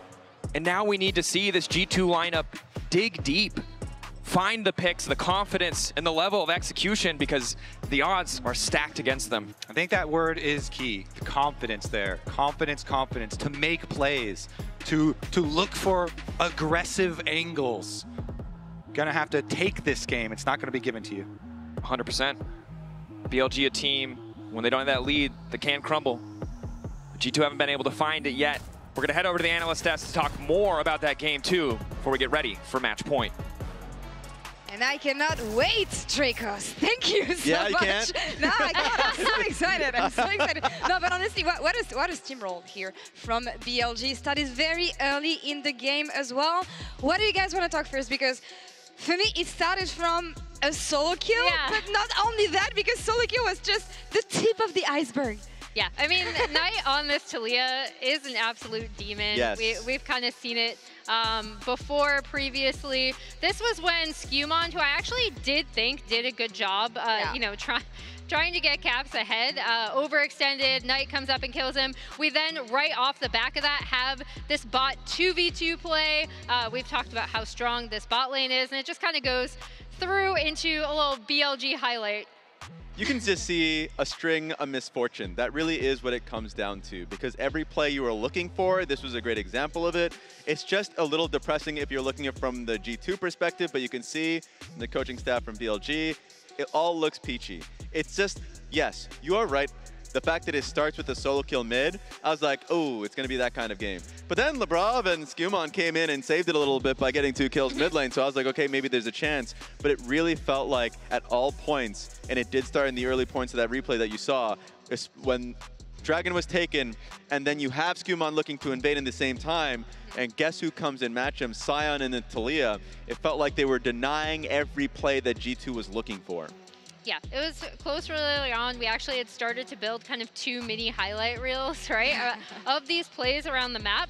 But another thing that, I really want to point out about this BLG team is that when they are on the same page, they are one of the best teams in the world. And we're seeing it here, right? In a lot of these fights, in a lot of these fight setups, they're really, really well coordinated, even when they're doing things that seem like it could potentially be an overextension. And I think that's really important to call out. And the hardest thing to address after you come out of a game like this is like individual error. Because you saw the dive onto Knight and the death. You saw the Lebrov get, 2v2 killed bot lane. And then Hans goes mid during a replay, of course, and then dies to Varus and Karma. And like all of this happened. And there was the TP top lane that ended up getting the kill on towards Broken Blade. All of these things are happening. A lot of the times it feels like if it's happening in succession, there's no resetting. Of course, in like mentality, calling out who has TP, all of these things, knowing what you can and cannot do, it sucks. And so what is super important is just, you're in the back room, there's a banana, if there's a bottle of water, if there's like, it's like anything to dip your head into an ice bucket, something to reset yourself, because now you're in match point, you must try and survive here. I don't think they need fruits, Raz. I think they need protein. I think they need way more. I think they need to be on the same page. I mean, Hansama himself was saying it. We need to play without fear. I don't feel like they were playing without fear here, but I'm also wondering, what do you want to do with a composition like this? Do you want to split the map? Do you want to fight? It doesn't look like they had a lot of options either.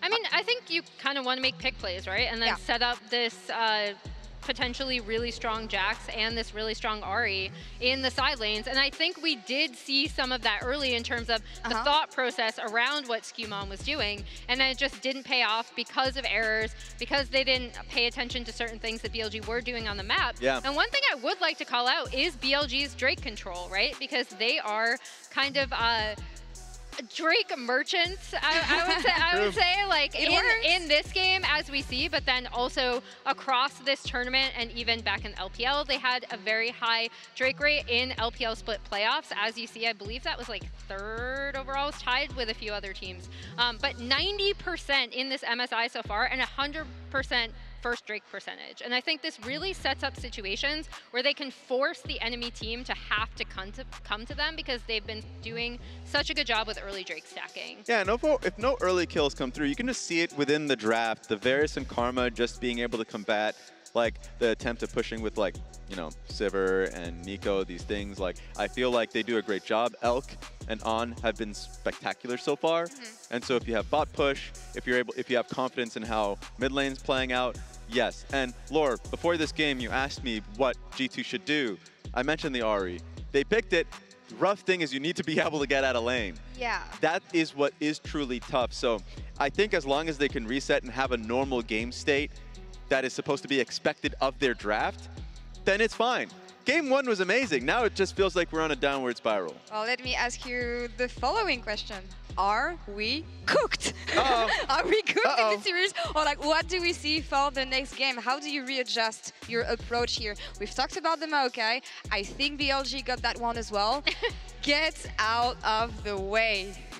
I should have made an edit. I should have made an edit with the car coming closer. The BLG car needs to be, because I expected this to be a lot closer, because I did expect to see some of the mistakes we kind of saw in that game versus GAM in game 1 yesterday coming out of BLG. I've seen this team kind of be very up and down, even against some teams in the LPL that I would say are lower level than they are. However, like G2 also need to get on the same page, right? If they're making these plays around the map, they need to communicate with each other in terms of what they're doing. And then in these 5v5 fights, they need to be able to go together, because that is where BLG are absolutely owning them in team fights. Hey, we said what we wanted to see coming into the next game. That fan had an idea. He knows. He knows. He already knows, all right? Hit the Nexus, but no, hit the Nexus. If you get the chance, they might not, because so far BLG rolls this series. They get us to match point. Is G2 going to be able to fight back and bring us a series, or is that going to be the end of it, sending BLG to the main stage? We'll find out right after this.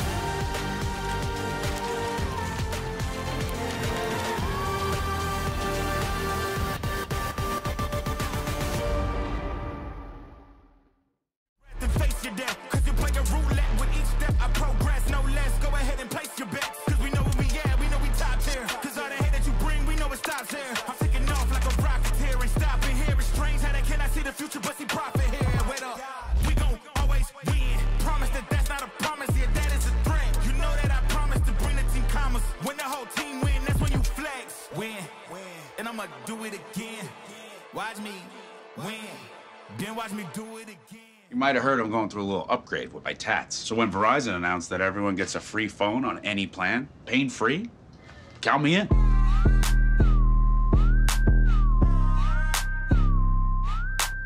Try and beat it. I'll give you a sec.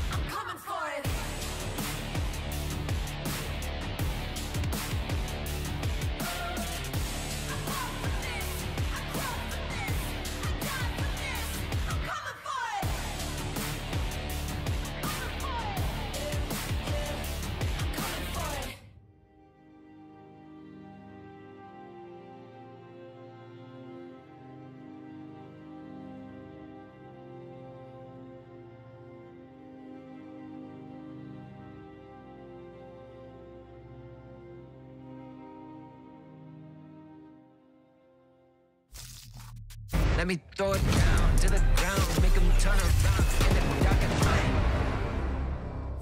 Bin now ready to follow. Decimating smash a little bit out of range, but the seismic shove makes everything okay. BLG, Beishwan now here. Knight continuing to chase. The follow-up damage as the arrows find their target. Looking for a two-man knockup. Flick back on Lebrov, trying to turn. He managed to get the back line. And Chili's Q1 goes in and it's hot off on the side. The Simmer is a contested. They managed to take him down. It's 1-for-1. Elk throws the arrow back. Brokenblade going back in for another stun, but the team is not there beside him. Lebrov away. Skewmon going in under the back line, trying to find Elk. The knockup is there from Bin, though. Beishwan and Bin, the beefy frontliners, to find the mid laner, and Elk is still alive. BLG pushing G2 back. Match point for BLG. And the way these first two teams have gone, I'm not sure if we're getting a game. Even if history has shown us that G2 always get one. They always have before. They always have before. Uh-huh. It's technically not an elimination series, so maybe it's a little bit different, but I think for G2 fans, a game win would feel like the start of something. Yeah. You want to know that there is more here. For the first time in 2 years, you had to wait an extra split to be on the international stage, and you want to see them make the most of it. And thus far, it's been a struggle. Yeah, it certainly has been a struggle for G2. Especially so, we got to refocus on the top lane again. because I feel like, again, there was a really big difference. So coming into draft here, we got to see something comfortable here for Broken Blade. I personally actually want to see Bin just drop a Camille game. You know, like they did in versus AL in upper bracket finals. He goes Camille plus Galio combination with Knight. I want to see some fun style, you know. Yeah. And I mean, to be fair, we're running out of these utility mid-style champions. Galio might be next on the list for Knight, depending on what gets drafted here. I mean, most of his plays at this point are Yone, Band Away, and then things like the Silas and the Kali, these assassin picks. Yeah, I mean, those would be sick. Those are fun to watch. I would like those too. Some action, some action. Regardless, though, the Maokai will remain banned. No safety Maokai pick for you. Yeah. And cold determination, I think, on the face of Broken Blade. Rare to see him without a smile, but you can understand why. It has been a hard tournament thus far. Yeah. Yazir taken, the Maokai taken again. BLG recognized they don't want to give the simple, easy access, the simple compositions to the side of G2. Don't want to give them the chance to get the confidence back or regain their footing in the series. As now the Silas is also banned, so it seems like a lot of focus on Knight in the ban department, potentially setting Caps up for something comfortable. Let's see here. Okay, the Wukong does also get taken out, so whittling down on those junglers once again of the AD focus. Twisted Fate got through back again. Forgot about Twisted Fate. It's super fun. Okay, so that they banned the Silas already. That's a good answer. You could do like Annie or Rise or both. Annie's already fearlessly banned. I can't remember if the Galio is good or terrible. I remember it's one of the two. I feel like it can soak. Yeah, should be okay. I can't remember. The last time TF was meta, it was top. It's the meta before that I'm trying to remember. But the Rise though. The Rise, yeah. Yeah, that short range option there. Damage threat. Again, that point and click setup. And Realm Warp here. Yeah. Split push for later. And a Poppy that was banned in our first game as well, finally able to go to the side of BLG, even as the available champions for Beichuan start to shrink. Instead, maybe the Orianna. So yeah, Orianna, pretty good range here. Definitely can set up. Wait a second. Oh! Vanguard Cage! Vanguard Cage! Okay. With the Poppy! Vanguard Cage with... Yeah, okay. You punch him into the cage! Okay, tackle him in. Okay. Vanguard V2, are you watching? Gonna slam it down into the Twisted Fate here. I have to pull the laptop out. Yes. We gotta stack up some AP. I'm gonna be honest, I prepped a lot of things. Generally is a really good pick when you see some more of the enemy team because you want to get value out of Cage with lower range opponents. But into the Twisted Fate, he already thinks it's a good matchup just right there. And you can scale really easily Twisted Fate against these non-melee champions. It can be kind of just a farm fest, which isn't gonna hurt. 3 Vigar games all time for Knight. It's 2-1. Can't tell you off the top of my head what years those are from. Now also Trundle there, and again, Vagar very immobile champion. Trundle pillar behind him, easy to find that setup. Vagar also not a very strong side laner. Great at denying siege though. Need to see what this counter pick really brings because the core of G2 right now, very powerful. The Trundle eliminating any potential tanky picks, great against the Poppy regardless of what she builds. If my quick stats search is correct, in the top 4 leagues of pro play this split, this is the first Vagar. Yeah. I mean, we're digging deep into the Knight history to get another Vagar. As now the Renekton's locked in, so a bit of a mismatch. Top lane will get pinched even further. See what Broken Blade wants to bring, but the core of G2 here is pretty powerful. It's just Han Sama and Broken Blade that we're waiting to see what they're going to go for. Last game, the AD carry pool in second phase was heavily pinched by the side of BLG. This time around, it seems to be top lane options. They get Jace ban, which is you know, it's not a priority for G2 generally, so I think G2 pretty happy to see that one taken away. Probably wasn't on their short list of champions to pick up. Yeah, I mean, well, since they invested in Twisted Fate, like, you're expecting to have both side lanes of G2 drafted as gank opportunities, you know? Yeah. Some sort of carry matchup there for Broken Blade. So that's what BLG are trying to defend against. Like, all right, fine. If you are going to have a Twisted Fate ganking for your side lanes, you know, we're going to have to whittle down on some of those more scary and snowballing options for you. Interestingly, in high elo Korean solo queue, this is a terrible matchup for Vagar. Shout out to Analytics. Nice to just checking in, you know, seeing what people are building. So Get some stats in there. All right. Might look to make the difference. So Renata banned again. Mundo now banned as well. Mundo played both by Broken Blade and Skewmon. Really good into champions, or team comps really, that rely heavily on magic damage. Let's see. AD carries that can deal with Twisted Fate ganks. Xayah is still up. Ezreal was already taken. Sivir Spell Shield. Sivir was already taken. I don't think Elk's going to play Neela, but you know, you can block some autos. There's the Xayah ban though. Yep, good one there. So what is Take the out 4 that pick option. for the side of BLG? Can still put Poppy bot lane. You've seen the rel. Okay. Oh. I was like, Draven. I don't know about you, but I'm feeling the tension. Normally I yap a lot more in pick ban, but I think I'm a little anxious. Like, I'm trying my best not to show it, but yeah, how do you? He's thinking the same thing. He's like, how am I going to stay safe? Twisted Fate is going to come for me. Okay. Well, by going in. By going in, Dracos. By going in. Okay. Kai'Sa certainly not a strong lane. Trying to abuse it here. But as you said, though, you know, the Poppy definitely still a potential flex, yes, absolutely. The Renekton and Veigar feels pretty likely to go into the respective solo lanes, but still room. And it does make this pick much harder for G2 because they're blinding multiple positions. They don't really know. Sama Draven, okay though, with a Twisted Fate on your team into a Kai'Sa. Oh. And this would be a hard game to play Draven. That Veigar cage, that Poppy, difficult to deal with. That's a carry right there. That's a carry. You can gank for that, Dracos. Olaf Slam. That is what you do. You get your Twisted Fate early, and you go gank for it. The word we talked about in the last game, confidence. I thought we'd see it in the form of a Draven lock-in. Senna, obviously a universally pretty powerful pick. Instead, it's the Olaf. It's Broken Blade, who's doubling down. He's like, hey, we're gonna select one lane to focus on. We're gonna do the Draven and the Olaf. I guess they decided. So they're gonna have the Senna scaling, which was nerfed. So the not gonna scale as quickly with the Soul Generation. I believe it was 14 down to 10. Yeah, they reverted it once people figured out that static was a good item and was pretty optimal. They tapped it back down a bit, but okay, this is going to be all about this Olaf then. Twisted Fate ganking for the Olaf. Trundle here does have really good 1v1 potential, and so the jungle also, you know, play towards top. Senna ultimate, play towards top. Yeah.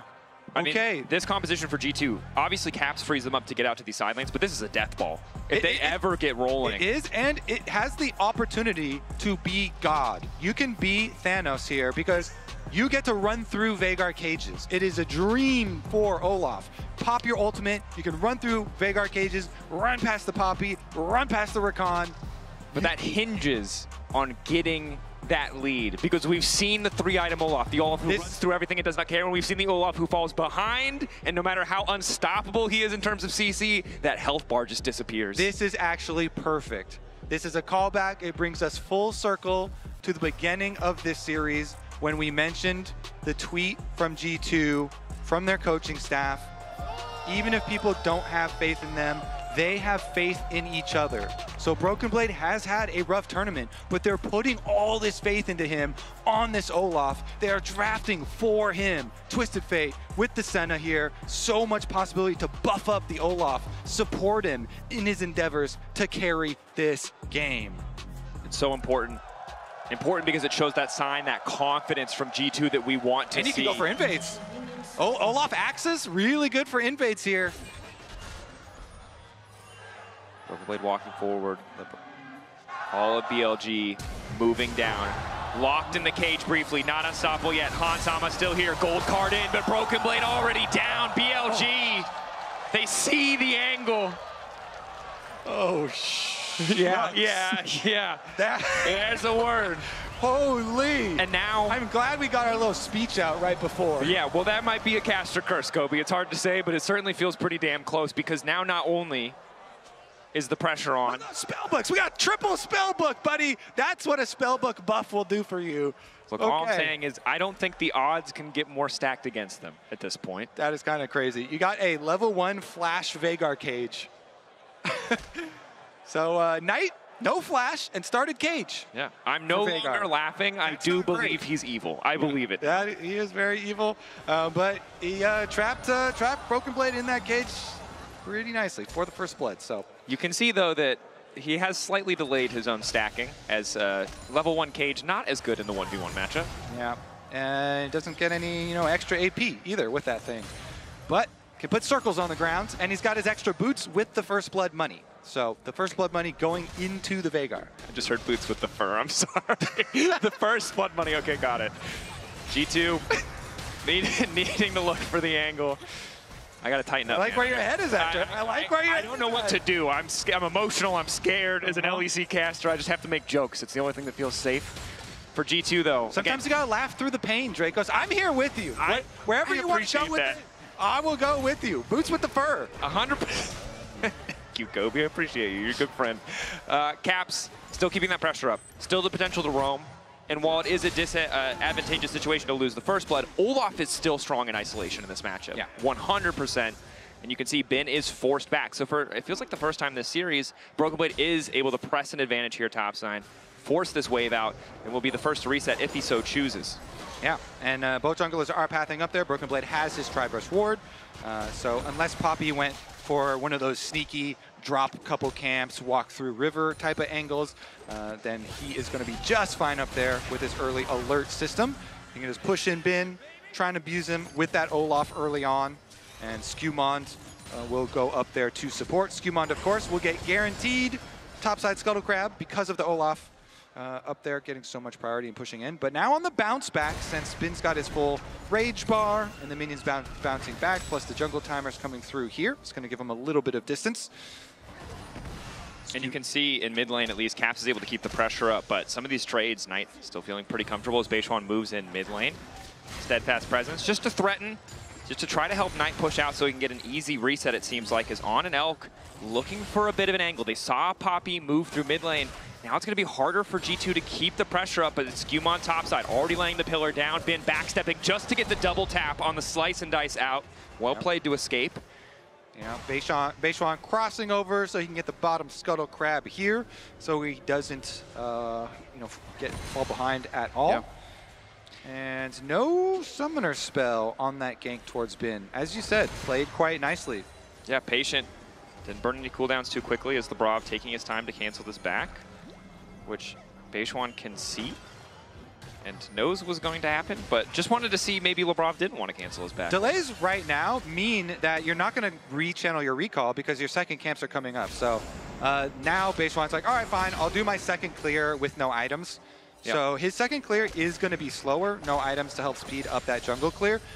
Maybe we'll see something happen and something come of that. Maybe Skewmond then is able to go back up to topside, maybe pressure it a little bit more. Maybe that then results, in some extra little lead for Olaf or something.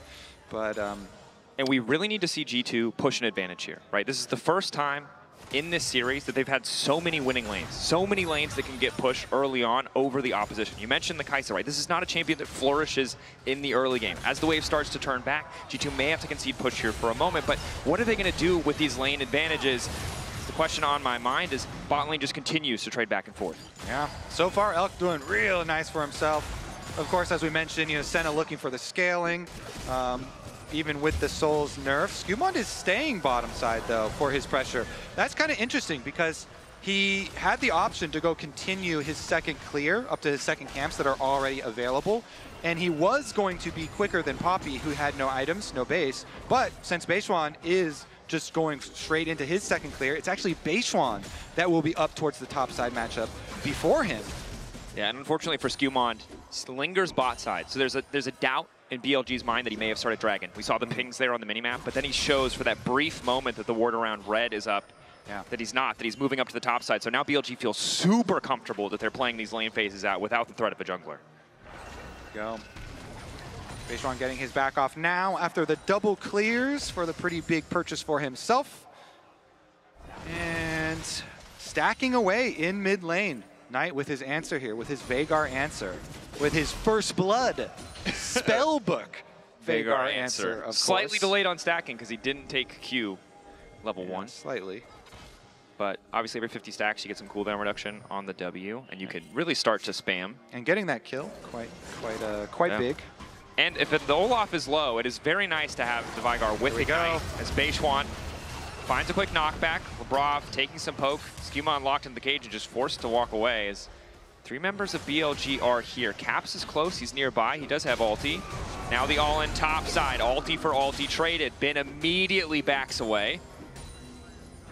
And overall, this is the kind of trade that does favor Bin. Broken Blade doesn't keep any advantages after the ult fades away. Bin still gets to hold on to a bit of health, gets that Fury to heal back up. They start to trade again. Still here, Twisted Fate ult popped. Twisted Fate ult going bot lane though. Now they know they can try and finish for this play. Elk locked up for a moment. Hans trying to step forward. They don't have the damage. The cleanse from Elk just allows him to walk that little bit extra away as Broken Blade very intelligently are walking into the wave. Poppy ult goes out. It's going to knock back to support. Now it's Broken Blade ghosting away. Knight on the way down. They know that he cannot go unstoppable. Bin flashing in. Broken Blade trying desperately to get back to the tower. The Senna shield. It's too little, too late as BLG find their man. Again, wait a second. Bot side. Yes. Flashes out. Finishes the job, makes good on the mistakes from game 2. Oh, that was close. Caps gets him in the end, though. He's finishing up the minion wave as the teleport is coming through. Teleport finishes.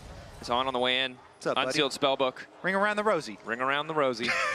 We might see Gleaming Quill kill a man, which I never thought would be a thing, but Skewmond is there, ready to body block, and Caps makes it out. Oh, nicely done from Caps. Under the tower, gets the better of Elk. G2 definitely needed that because remember the heart of their comp that we talk about, this Olaf at the end that they lock in that has the opportunity to later on run through the entire team. It's just been focused down, and now Beishwan knock up there. LeBron flashing away from the cage. Skewmon locked up for a moment. Does get the ulti. The ignite is ticking, but it's not enough to finish Beishwan. And I think more than that, just good to have the confidence. You go for an aggressive play like that tower dive last game, completely whiffed. This game, it's clean. You flash over the wall. You make it look good. The team is there to back you up. And again, that's the kind of confidence that can carry you through the rest of this game. It was so close too. I think the plasma passive was fully stacked. Yeah, it's one more auto, but it's not enough there. Caps nicely done from him. Right over the back. And then, of course, you know the end of it. He gets escorted out by Skewmond. Wow. Okay, Roman.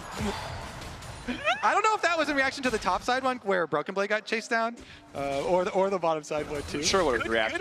Yeah. A hell of a reaction, whatever it was too. Could be to either, honestly.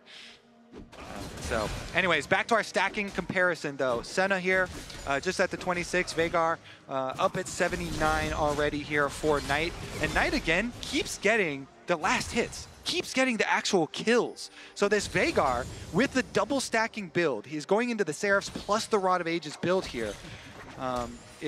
With these early kills, like greatly accelerated. Yeah, and I think right now, if you just drop a cage, you're feeling comfortable, but later in the game, he's going to be a massive threat. Yeah.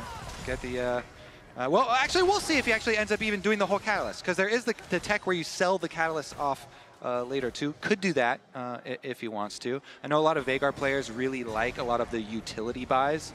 Of course, you have to fit a death cap in there somewhere in your build to magnify 100%, all of your extra AP. And the thing about Veigar players is we know that they don't have to focus on a lot of niche mechanics, so they have a lot of time to think about builds. Good cage placement, though. Good cage placement. It's very hard to do. It's very hard to do. Very, very... Okay, boomer moment. But you remember when it was just instant and we all thought that was okay?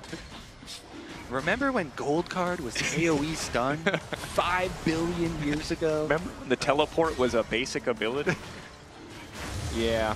Anyway, right now we're playing League in 2025, and as such, things make a bit more sense. But it is the completed Broa. Yeah, does the full rod. So he's going to stack up, look towards that extra level. Lockdown's there, perfectly layered. Caps, though, good patience on the cleanse. Yeah. Spellbook value, I mean, has really come through. This thing, those buffs to Spellbook were quite big. Yeah. Very clearly, the balance team is like, please play this. and pros have answered, sure. Yeah. Yeah, we're getting 2 to 4 Spellbooks per game, which is a lot for a single Keystone that doesn't provide damage. I think my favorites are when supports do teleport plays with them. Obviously, this time around, they like that teleport play. Didn't get anything, but... Unlocked up. Pillar goes down. Again, tough to really follow that play up. Skewmon, good damage on the Trundle, but needs a lot of time. In the meantime, though, they do buy space for Hansan. Overload. Okay, they're going to sacrifice top side there for a bin and just overload bottom side, rush down tower. Honestly, it is good. Honestly, it is good here for G2. They can get this one, and even though they're behind on the kills, But the thing is, they have 3 grubs and multiple people on the bottom side, right? So the disadvantage is you're also conceding a bit more tonight than maybe you would like. Yeah, but this Veigar's getting, okay, turret plate money too. Kind of worried. He's scary. Tiny Master of Evil. True. With the most maniacal laugh as well. I love Veigar voice lines. I hope they never change. Anyway. But, anyways, with the bonus on the with the extra gold here, let's see what they can do on reset, because we have the static shift, so every Senna player loves this. And actually, wait. Ooh, accidentally hits the side of the cage though. Maybe not ideal as the Rob backs out, but they get the ignite. Yeah. Knight's TP just about to come up, so we can reset and try to get active again on the map. We're still 2 minutes and 30 seconds away from that Herald, 3 minutes from Drake, so there's not a lot to really play for, but they may just look to rinse and repeat when it comes to overloading that side lane. They can put 3 members on the top side, but Labrov is really low. It definitely was chunked out pretty heavily. There it is, though. The static shiv on the Senna really changes their game, and you're really able to clean up waves, and they sent him out top really early on. But the teleport answer from Knight to get back up there, Senna is squishy. So squishy champions have to be very worried around Veigar champions. Yeah. Succinct analysis, Kobe. I think it's safe to say. The ultimate is on cooldown right now, so you got some time. But if you ever get locked up, and Hansama does have barrier, but no cleanse, so I have to be very careful. Senna can use move speed as well to avoid cages, but if you ever get locked up by Veigar like that, that is the exact champion that you want to blow up. That is the squishiest champion on G2. 100%. You can see, obviously, the cleanse coming in for On as well, so doesn't have the flash, but will be that much harder to lock down. You've seen Labrov has been able to catch him out many times. They just really cannot finish the kill just because of how slippery that champion is. And additional Mikhail's on top of that. I think a good recognition from the side of BLG that the CC from G2, a lot of their most reliable upfront plans include gold card. And if that's gone, everything else is very reactable. It's really hard for G2 to immediately pick people off as long as On is in the area. Yeah, and those picks can snowball really heavily. Map's starting to open up a bit, of course, with that one tower that G2 took. And they're the team with Twisted Fate. Very obviously, they want the longer lanes, more room to work with, so you can use the Senna ult and Twisted Fate ult that we are highlighting. The gold lead, however, is a bit deceiving as TF is printing extra money, but Knight is printing extra AP, so. Look at all these cleanses with the spellbooks over too. Wait a second. Caps caught out. Elk looking to follow up. All the stacks together. Beishwan, nice angle flash over the wall, but it's gold card. Quick cleanse to come through. And that's the feat of warfare for the side of BLG. Okay. They also have a Mikhail's on the team. Yep. They're cleansed. They're cleansed up. As you said, they've got so many outs. They are not interested in being dirty in this game. They want a clean game. This Knight. Skumon is coming over for the defense. Uncontested. This is a bit scattered from the side of G2 though. Once Caps respawns, you'll be able to get on the map pretty quickly, but BLG much better positioning around this Herald. No real angle in. Labrov does have all of his cooldowns alongside the Locket, so he can block a lot of that upfront damage, and we did just see Beishwan and Elk both use ultis. BLG taking their time on this one. A lot of CS being deleted in the mid wave in the meantime, but it's really tough for Hansama to step up solo. Broken Blade gonna go all in again the second that Axe connects. Bin level 11, but he's not too concerned. Caps on the way down. Gold card over. Beishwan finally coming in. Senna ulti over the top. Bin trying to hold on. Knockback from Beishwan is big, and Broken Blade goes down. The play again turns against them. Bin is still standing. Dominus doing so much as BLG find 2. G2 want this Olaf to be powerful later so badly, but BLG have put a stop to it from literally level 1 in the game. The third kill, they take down the Olaf, even with the Twisted Fate and the Senna ultimate used. It's not enough to sustain. The charm lands on Labrov, and down he goes. Level 11 for Knight, just in time for rank 2 in that ulti, and a quick kill onto Labrov. Skumon trying to hold the line, but it is all falling apart for G2. The TF was helping them hold on to that gold lead, but now it's BLG, 2K in the lead. Knight continuing to stack up here. 3 kills now on the Veigar. Uh-oh, well, he's going to go back to base and probably complete an item as well. Here's another look at the play. Again, the whole thing from the beginning with the draft, you know, trying to get the double globals with the Senna ult and the Twisted Fate. Bin did a very good job utilizing that wall, though. Utilizing that wall to gain time for Beishwan to come over. Just huge, huge stuff there. So nicely played by Bin.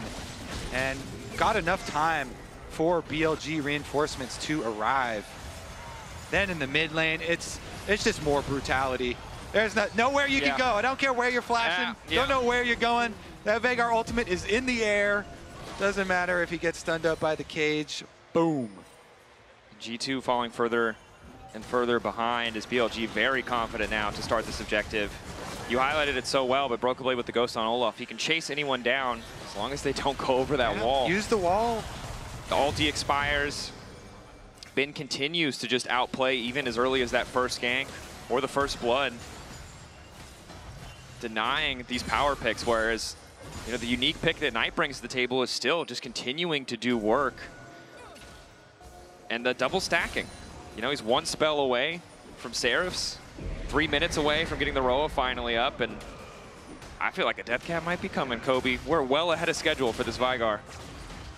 I hope so. I feel like all Veigar builds should include a death cap. Then you can get fun stuff too, like Dead Man's Plate and stuff sometimes they get. But okay, G2 pushing in on the tower at least. They do get this tower, but look at the mini-map.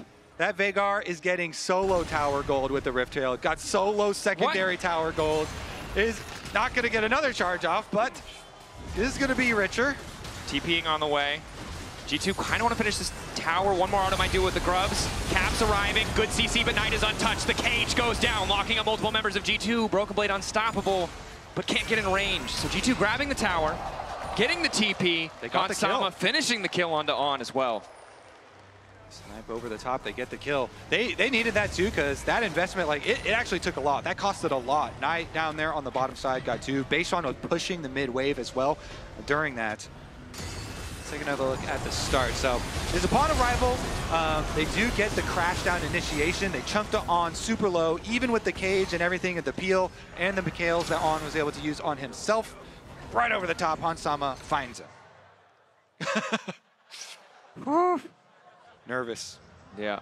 Again, this is not an elimination series. No. So. G2, if they lose here, they have a chance. BLG, if they win, are qualified. Tomorrow, the final series with double the stakes. Loser of that final best of 5 will be eliminated. Winner will be our second to qualify. But BLG on that road to locking in the first seed out of play-ins. As now Caps knocked into the sky. BLG immediately descending the Kaisa. So easy to follow up. And it's, you know, something we talk about for years of League of Legends. You gank the TP, you go for the person with that side lane threat. BLG taking Caps out of the equation makes all their decisions so much easier. Otacon about to spawn in 10. Minute 30 on Infernal. We'll see how much prior they put on it. Once again, in a position where they've been stacking this Drakes even from the early stages of the game. Call. Hey, I don't see the way in which G2 do get enough money onto this Olaf for them to really function as they envisioned, you know, when they drafted into this game. I think the scary thing is you mentioned it before, right? You can run through the baby cage, you can see the angle, you can get a lot of work done, but if you don't have the health to tank that damage, it just all falls apart. And Knight is so accelerated in this game. Both stacking items completely online. Maybe Cosmic Drive is next. Not sure where he's going to go with the Aether Wisp, but he's going to do a ton of work in these fights. And now, damage there. Broken Blade holding on. Doesn't want to immediately ulti, but does cost Caps his to try and support, as well as the Ghost. Yeah, Caps coming over to defend his teammate here, and everybody up by Otacon now. Look at Beishwan is going through mid lane. He showed himself on the tower. He's behind. Has he been caught out? Nice steadfast presence to block the immediate fall of Elk. Still here, On the way, and keep your eyes on that Rakan as Beishwan gets lower and lower. Just a little bit of healing coming into the Gleaming Quill will keep him alive. That flank was so deep it went and showed by the secondary tower. Now he's chunked out for Dragon. Dragon is available. Beishwan has to recall. He gets scouted out. They can try and poke stop his recall. Dead Man's means a quick retreat. Every ulti except for Olaf's on the side of G2 unavailable. But with Beishuan out, this should be a Drake for G2, and this gives them a new lease on life. This buys them so much more time to get their items. Yeah. BLG still posturing. They love looking for these exit kills around objectives.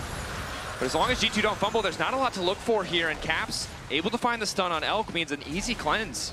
And remember, they too have stacking. They've got their Senna stacking up here for G2.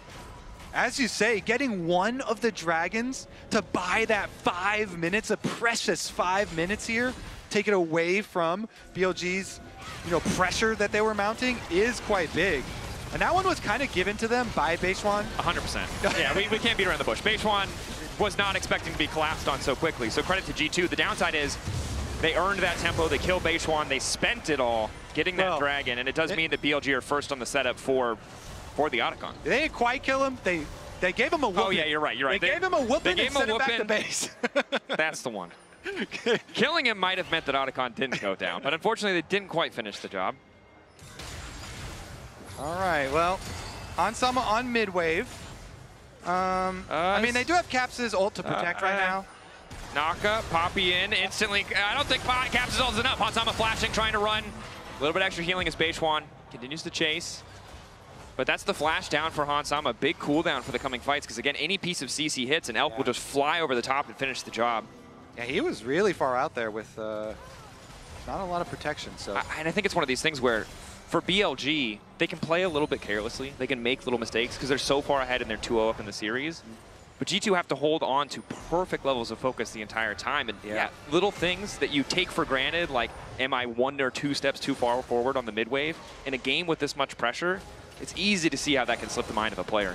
Yeah, gonna have to be very careful with his positioning now, Hansama. Does have a bit of extra HP because he went for the Black Cleaver style build here. Also, of course, remember we are building towards the Olaf, so he's trying to shred armor for Olaf and Trundle. Okay, it's really bad news for G2 though, because Knight's going for not more damage. He doesn't need it. He's going for Shirelli. Yeah, so yeah, that's even cooler. That's even cooler than the Deadman's option. Speed up the team. Those utility buys for Veigar are very popular. And again, I still really like when Deathcaps get into the build at least some point. Maybe I like when number big. Yeah. We're simple men. We want the number to be big. And it's pretty big right now. 236 extra AP, courtesy of that power, or passive. But I think the big thing here is you have Mikhail's, you have the additional movement speed of the Shirelias. It is so hard for G2 to find a good fight ever. Broken Blade finding and staying on a priority target feels nearly impossible, even if he was at a normal, even gold metric. Okay, this time it's BLG with the 4-1 split push, having been on top side. Caps is kind of hovering there with Twisted Fate ultimate ready, so this jungle fight. They weren't ready, they didn't know the ward was there. The instant follow-up coming over the wall from Elk. Skewmon trying to retreat as best he can. Beishuan on a killing spree, and down goes Hansama. Great angle from on there. The Prof doesn't make it over the wall! Yeah, he was toast no matter. He was toast no matter what. On sees this Senna, and you're like, you have no flash, buddy. You are in the wrong jungle. Takes him down. They're going for Bin though. Try and get a counter kill for G2. Skewmon blast code going back. Bin exhausted. The pillar trying to prevent the escape, but Knight is here. The cage goes down. Broken Blade using the ulti, wants to go face first into Knight, but Knight does a hell of a lot of damage. The Olaf! He's not powerful enough to survive. Too far behind. He doesn't have his completed item here. The second item, the Death's Dance, not available. He gets burned down before they could get their counter kill on the Bin, so that is going to be Baron. The teleport already out to the bottom side. G2 say, fine, that Baron is yours. Caps goes for a little rage push. Got to get something. Just a bit of gold as Knight finds Skewmon. BLG uncontested. They will get the Baron. See how much they can make of this Red Bull Baron power play. It feels like the writing is on the wall. G2. Yeah. They bet. I respect that they doubled down. Even when players were struggling, they brought out picks like the Olaf, but it has not paid off. Caps fishing for picks, though. Has the rapid fire cannon. But the minions are there to creep block. Make it that much harder for BLG. I spy a rod. That's half a death cap. That's part of a death cap right there. That is going to be some powerful magic. He's already got one hat. He needs two. A bigger one. Yeah, more. A more death-like one. Yeah. And I think for BLG, you expect them to do well in the play-in stage of a tournament. Yeah. But they're on the cusp of being undefeated I mean, it's kind of crazy. We mentioned at the end of the first game, but this series in play-ins has 3 previous MSI champions in it. Yeah. Very star-studded lineup here with Knight, Bin, and Caps. And I think for G2, it feels like for the second day in a row, the story is how will they rally for their next match. It's a tough spot to be. 2 spots there for plans, a series tomorrow, and hope still as they hold on in this game 3. It's a long road to win this series, even to win this game or this next fight. Rapid fire cannon there for Caps. Can maybe fish for those picks, but Beishuan grabs third Drake completely uncontested. BLG pushing mid, pushing bot. Lockdown there. Cage laid out. Finn going for the stun. Ulti's onto Broken Blade. Broken Blade ultiing back. A little bit more shielding as Knight flashes away from the Olaf. Just refuses to give them even an inch. Skewmon will fall as well. BLG, the push back into the wall. Caps ready with the cleanse. Quick on the trigger. Gold card ready to go. Lock up there, but there's no one else from G2 available. 3 out of 5 dead. BLG pushing. Could just look for the end here. Oh, they're doing that all right. I mean, Bin is already knocking down mid. They're going to tower dive past this inhibitor tower, into the Nexus towers. On to Beishuan. Oh, the damage from Vigar. Vigar hitting hard. Beishuan, the rest of the team pushing in. Seems like they don't want to risk. They are going to back away, but BLG with a 12,000 gold lead, it's just a matter of time. I think BLG leaving no doubt this time around. No, and it more than anything feels like they want to savor the moment. Yeah, you go sit in your rubble of Take a your time. base. Give you a few more minutes of gameplay here in the upper bracket before we send you down. Medjai's, okay. GAM. Hey, Medjai's Soul Stealer upgrade for Knight. He loves building Medjai's. Let's get it. He's like, you know what? We're gonna end this game before I get my death cap. So I want more stacks. Let's do that Medjai's upgrade, baby. See if LeBron will oblige him. Does manage to make it out. He's so fast. Elk's going in anyway. Good pillar to interrupt from Skewmon. Elk taking a lot of damage back. Gold card still hitting, but has the Seekers forced to use it. Beishuan off to the side. Skewmon looking to body block any skill shots that come through, and BLG looking to make their final push. And it has just been such a difficult final game here for G2 from that first blood all the way through. BLG not giving up anything, really. Again, a good interrupt from Skewmon. Beishuan forced to flash out.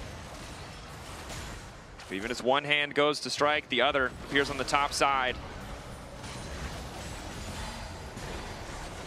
Holding onto the tower, getting a few more souls for Hans Sama. But the cloud's not going away anytime soon, hanging over G2. Dracos, these are the most painful ones, where you see your castle is just crumbling around you slowly, and there just are not any straightforward counter punches or opportunities for G2. You're praying for a mistake and a misstep. You are literally praying. Yeah. You are. And the thing is, BLG are a team that have made mistakes, but we saw them temper that aggression. Back, reset. They know they have to prove something on this tournament stage. Death cap is completed in addition now. BLG of the LPL and LCK representatives, I think universally the lowest rated. Right? A team that might even drop games to Western teams, or maybe drop a series. So many people were talking about. They're not happy with that level of expectation. They want to prove people wrong to rise back up. Definitely is big for BLG because the year has been rocky. Of course, it got a lot better when they made their jungle swap. Let's talk about the end of this game, though. Shirelia's popped. Knight zooming forward. Caps clearing the waves as best he can while BLG set their sights on the bottom side. It really is just for G2 about keeping those waves away from their towers. All this minions moving towards Hansama does mean that the rate at which he's stacking is accelerated by a decent amount. But again, 10,000 gold lead feels nigh insurmountable. 30 seconds to Baron. BLG looking to make it tutorial style. They're just stacking and stacking and stacking. Okay, Knight with blue buff with full build on his Vagar. Yeah, and if you're G2, walk up? I mean, the thing is, if you're red side, maybe you can steal a Baron, but I don't think you can get in the pit. I think you die. I think if you walk too far forward, your entire team just gets wiped. Yeah, I mean, even if Olaf walks up, and he's got even the Senna behind him, and he pops his ult, he's like, "Rah!" He runs straight into the Veigar. Like, even if we drop Nigel just look straight at his face. You get a baby carrier, you put a Braum in it, and you run face first. There's too strong, Kobe. There's not enough in the world of League of Legends to stop this. All right, well, you got to just continue to say, "Don't worry, boys, we're scaling." That's the mentality that you have to have in situations like this. And it's probably what's going on in the comms. At least you hope so, because the alternative is probably not a lot. Yeah, don't worry about the enemy scaling, but we are. Okay, teleports come here. Bin in the bottom river. He's going to go for it. On the side. Bin looking for the flank. Baby Cage laid down a little bit earlier on, finding a nice engage. G2 trying to hold the line. Caps moving into the back line to try and take out Knight, but it might be too late. Broken Blade living for a little bit longer than expected, but Elk is just too damn strong. Hansama down. Broken Blade down. Knight, godlike, and G2 about to be sent to the lower bracket. They certainly are. They're going to chase down Caps first as well. Base one's on the way to set up Knight for another one. Godlike wasn't enough for a player like Knight. He had to go legendary. Bin continues the push. Skewmon does what he can. It's a last desperate hold to clear the way, but it will not be enough. Bin unafraid of towers, certainly unafraid of Trundle. Willing to give up a GA just to go for another kill as BLG, from start to finish, the better team on the day. They have been dominant every stage of play-ins. And as the inhibitor respawns, G2 are praying that is the miracle. It's a cruel joke. It goes on longer. Hansama not enough. BLG move on to the main stage. Woo. All right, that one was brutal. That was brutal. That was a straight slaughter. From level one. Straight from level one. They're like, you know what? All right, we see you with that, Olaf. And the tournament is ruthless. It's not the old Worlds format where maybe a few days. You do have to wake up tomorrow and play again. Yeah, get back to work. Get back to work immediately for this BLG team. And for BLG, it has been an inconsistent year, a rocky year, but it's been a pretty, inconsistent moments, but the scoreline looking pretty damn consistent here in play. This series was all them.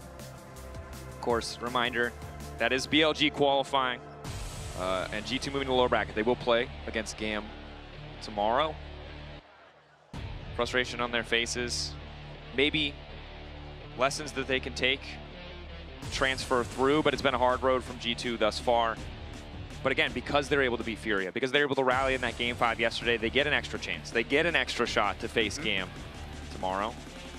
Yeah, and now we get to see, G2 beat Furia 3-2, GAM as well. So now the final matchup here, and that one is an elimination match. Tomorrow is going to have a lot riding on it. It's a ton of pressure, especially on a G2 lineup where you have a jungler who hasn't played on the international stage thus far, right? He's played 2 best of 5s already, a lot more experience than most people can hope for in an elimination match. But again, need to rally as we take a look at the post-game breakdown powered by AWS.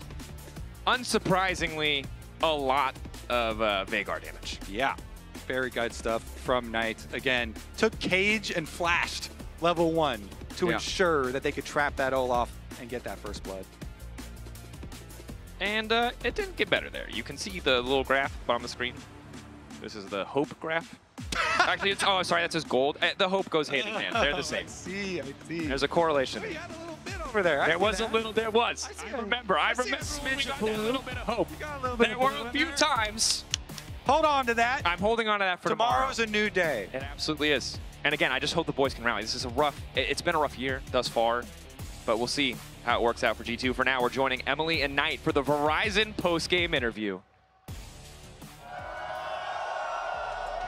Thank you so much, Dracos. I am here with Wendy and Knight and all of Knight's BLG fans standing in front of me. Gongxi, congratulations on making it to the main stage. Talk to me about this Veigar pick into the Twisted Fate. Why did you choose Veigar specifically, and how much did you prepare to let Twisted Fate through this draft? 那首先恭喜你们获得今天比赛的胜利，也成功挺进下一轮的争夺当中。首先想要问到的是英雄选择的问题，第3局的时候也选出了小法来面对到对面的卡牌，所以说也想问一下选择这个英雄的背景，以及说怎么样可能在面对卡牌的对局当中来尽可能的发挥呢？因为我们训练赛是尝试过小法波比这组合的吧，就感觉打卡牌也比较好，所以就选用了。然后比赛打卡牌的时候就要一直帮 miss 嘛，就有点麻烦。 So actually in the scrims and in the normal practices, we have already prepared like the Polby and the Vigar pick, and we feel like it could be a very good encounter for the Twisted Fate mid lane. So we try to I'll give it a try for today's game. And actually in the actual game, we feel like Twisted Fate always missing around the map, so it's a little bit troublesome for us. I still think you did great. Beichuan had previously said in an interview he was brought on to this BLG team to make you more coordinated with each other. You look very well coordinated today and throughout this play-in stage. So what has it been like working with Beichuan, and what has he brought to the team? 那在之前的一些采访当中，北川选手也有提到说，可能他在加入到这个 BLG 的大家庭之后，你们不断的磨合成长，然后现在也是不断在进化嘛。所以说也想问一下，因为你们今天在比赛当中也展现出了非常好的竞技力，你觉得可能和他一起打比赛是个什么样的感受？你觉得北川选手给现在的 BLG 可能注入了哪些不一样的活力呢？ 我觉得北川选手是非常有潜力的吧，就他操作还有意识都非常好吧，就可能就缺少大赛的经验，所以我们就一步一步陪着他打就行。 I must say, Beichuan is a great player and he really got the potential. He really did a super good job in all the mechanics and macro. What he lacked maybe for this moment is the experiences, especially in the international events. So what we need to do is really to work hard all together and try ourselves to just make more growth in the future. Having qualified to the main stage, is there any mid laner you're specifically looking forward to facing? 那接下来也进入到下一轮的争夺当中，那么多非常优秀的中单选手当中，有没有奈的选手特别想要面对的呢？先打 Faker 吧，因为上次输给了他。不想和 Faker 交手，因为上次就 BO5输给了他嘛，这次想复仇一下。 Definitely, I like to face off against Faker in this MSI because last time we just got a loss against Faker in the best of 5. Though this time, I like to just try my best to take the revenge. That ties into my last question. You actually won MSI 2023 with JDG against your current org, BLG. So what are BLG going to do to bring the MSI trophy back to the LPL? 那其实，在23年的时候，奈的选手和北京 JDG 一起夺得了当年的 MSI 的冠军，并且在决赛的舞台当中，也是面对到现在你所在的 BLG 嘛。所以说，你觉得今年如果你们想要再一次的把 MSI 的冠军奖杯捧回 LPL 的话，你觉得 BLG 需要做到哪些呢？我觉得现在 BLG 其实也是非常强的嘛，就我们面对任何对手都有机会赢的。就23年可能赢了他们，就没和队友一起拿冠军吧，就今年还他们一个。 So definitely I must say, for now BLG is still a super strong team. I feel like we got the potential to win against any opponent on stage. So back in 2023, I beat BLG in the grand final. So this time, I'll take the responsibility to help my teammates to bring this trophy back to BLG. Thank you so much, Wendy. Thank you so much, Knight. 谢谢. We will toss it back to the desk to close out the day.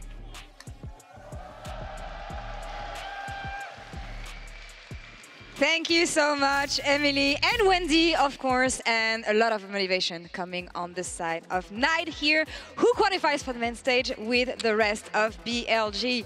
3-0. Dracos, thank you for joining us.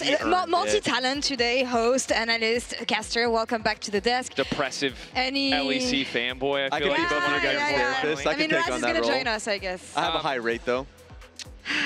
Okay, so first off, obviously credit to BLG before I complain. But this is a disaster for G2. And I fundamentally believe in the core of this team. I really do. I think they have the potential to do great things. But this is the worst showing we've seen in a long time. I mean, if you had gotten a game, you know, maybe things would be better. I was kind of praying that night when he's like, hey, we want to give Beichuan more experience. Maybe, you know, give us one, give us a little bit of hope. Yeah. We got nothing. There was nothing we got today. Well, I don't feel like more lessons were learned today than were learned yesterday.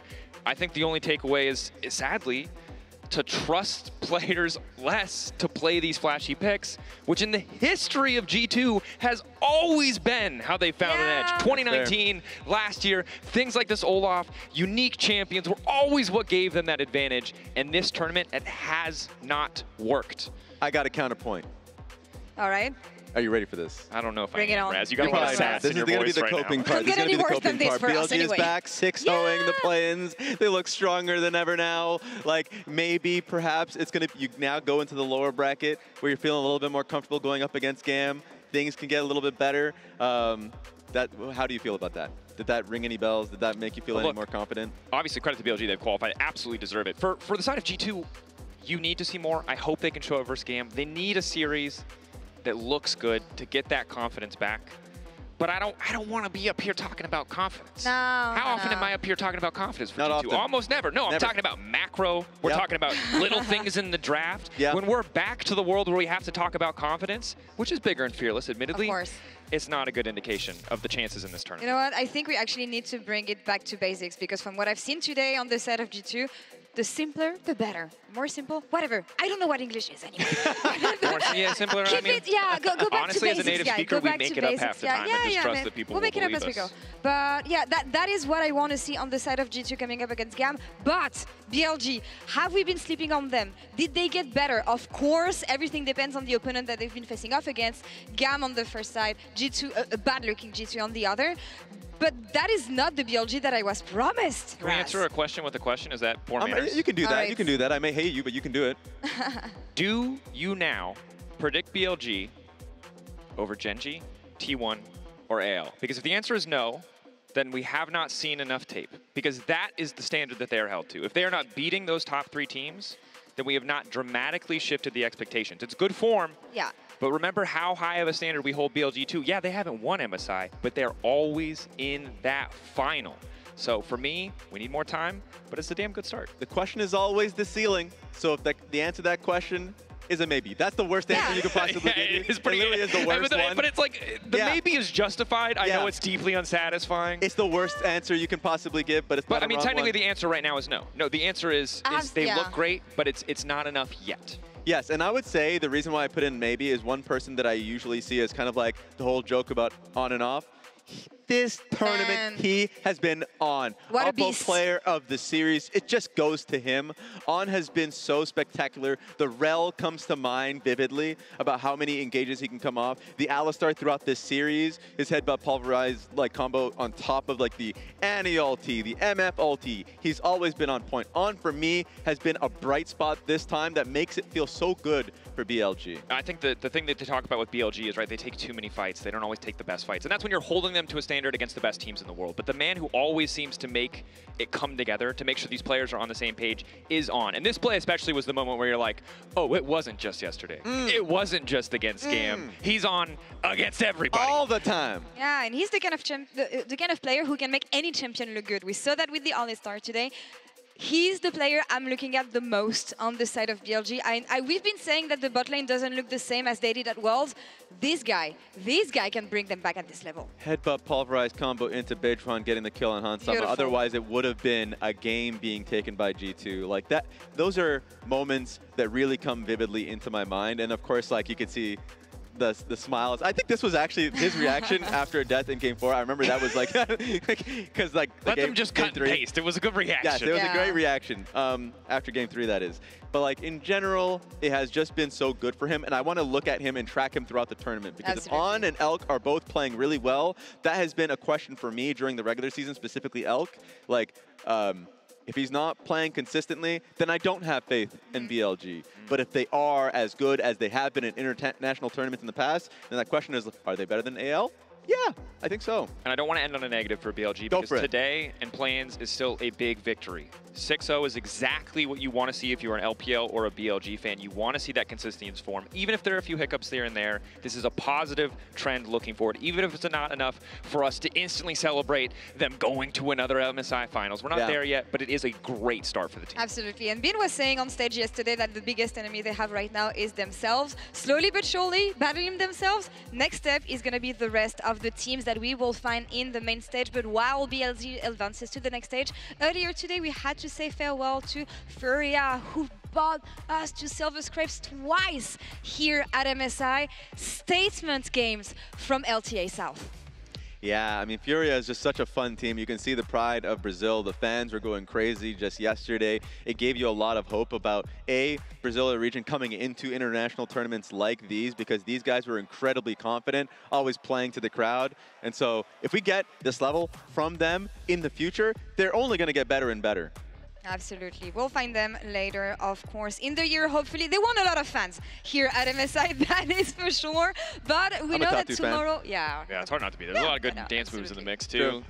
Moving forward, I know with tomorrow that we will know which team, of GAM or G2 will be joining BLG in the bracket stage. And normally, we would follow this game with a draw show. However, this time around, there's only a few possible scenarios based on the rule set. So let's take a look here, because Tier 1 teams will be matched against Tier 4 teams, and Tier 2 teams will be matched up against Tier 3 teams. Additionally, teams from the same region will not be placed on the same side of the bracket.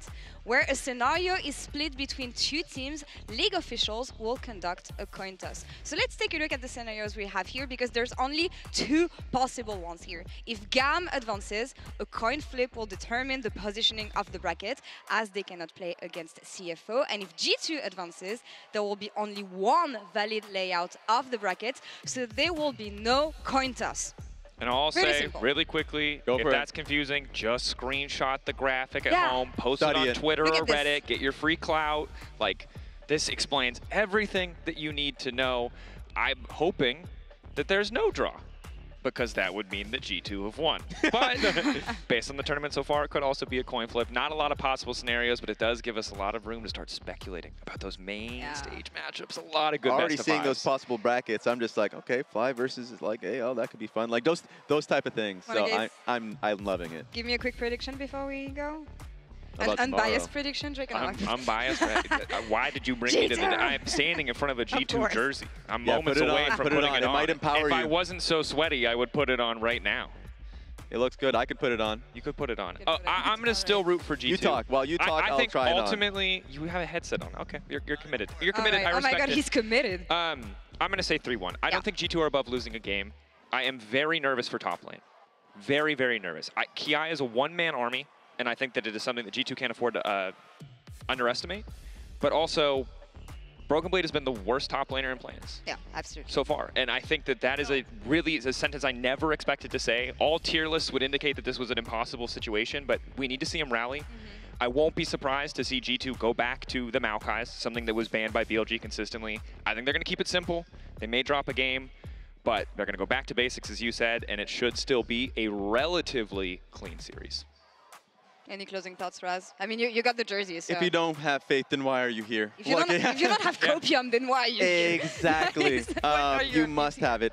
I mean, I agree with the points that you made. And what we saw from today, there's going to be a very long VOD review. It's going to take a long time. And I think for me, my focus is going to be how they play on sides. Because a lot of the times, they weren't couching TPs, they weren't clearing out vision, they were getting picked off every single time. And every single time they were trying to get a reactive play, they were getting denied. So just like looking at that, because G2 in the past were so good about trading sides on the map, playing the map a lot better, and losing to BLG in that regard sucks. So tomorrow is going to be a reset play. They're going to be going up against a very hungry GAM.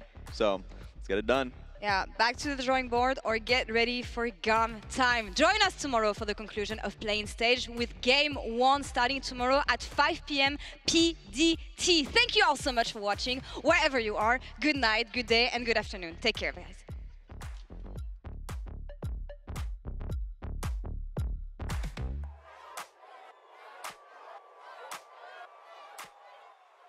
And in comes Levi from the top. Can't actually get into any of the carries. It's a great engage from JoJo. The Galio ultimate going to get interrupted, unfortunately, though, and Galio is going to get knocked down. Tatu trying to run, trying to turn the fight around, but IU in so much trouble. Down to 5% HP, looking for damage over the wall. No one can actually knock him down, but the rest of Fury is falling on the Nexus. It's going to be GAM and an absolute banger. The focus is onto Gigo, but Gigo is healing. Gigo is standing. The locket comes in through to keep him alive as IU arrives as well, and he's back onto the back line with Artemis. Artemis gonna get knocked down. Furia crushing the fight. Game 1 was back and forth. It was close, but Game 2 was all Furia.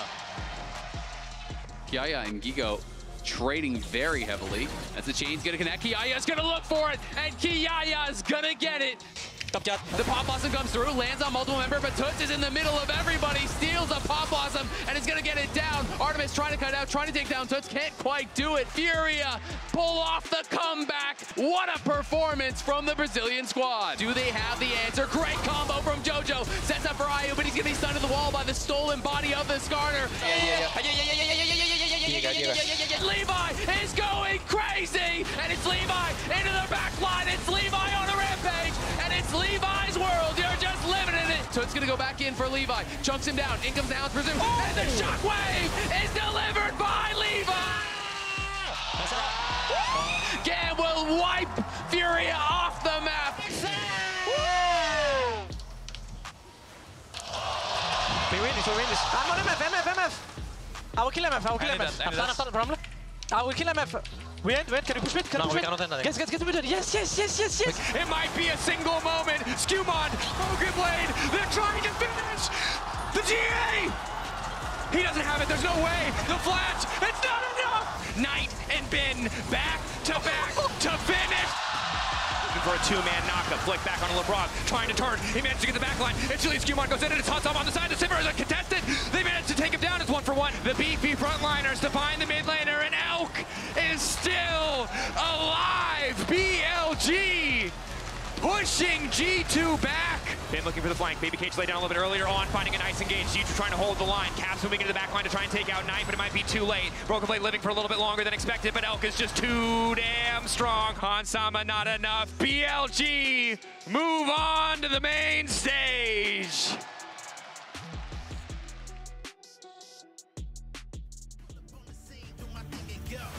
City on blaze when I'm in the mix. Everybody trying to stop me, but I'm too legit. Showing up with a brand new bag of tricks. I'm at the top, y'all know me, y'all never slip. New grip on life, I live it right. Getting everything I said in my sight, I shine bright. Nobody understand what it took for me to lead. I woke up feeling like I reached a new speed. Clock ticking, I strive with no limits. Making waves without a blemish on my image. The people listen when I speak another sentence. I'm on go while you're trying to replenish. We gon' run it. We gon' run it. Yeah. Push it to the limit with my heart is up. We gon' run the road till we take it home. Turn the lights on and put on a show. Ain't nobody better, yeah, I got the glow. Pull up on the scene, do my thing and go. We gon' run the road till we take it home. Turn the lights on and put on a show. Ain't nobody better, yeah, I got the glow. Pull up on the scene, do my thing and go. We gon' run the road. I'm in control. Where you wanna go? Push it to the limit with my heart is up. We gon' run the road. I'm in control. Push it to the limit with my heart is up. We gon' run the road till we take it home. Turn the lights on and put on a show. Ain't nobody better, yeah, I got the glow. Pull up on the scene, do my thing and go. We gon' run the road till we take it home. Turn the lights on and put on a show. Ain't nobody better, yeah, I got the glow. Pull up on the scene, do my thing and go.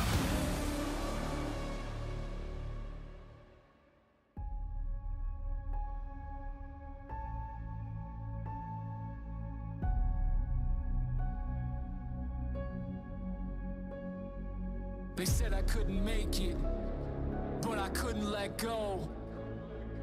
The dream inside is all I've ever known. Run till I gotta walk, crawl till I hit a wall. Never see me fall, I'ma get it all.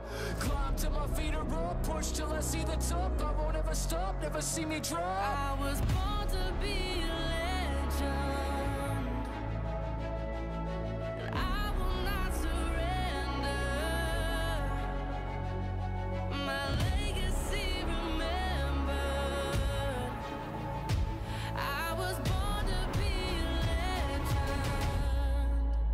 Legend.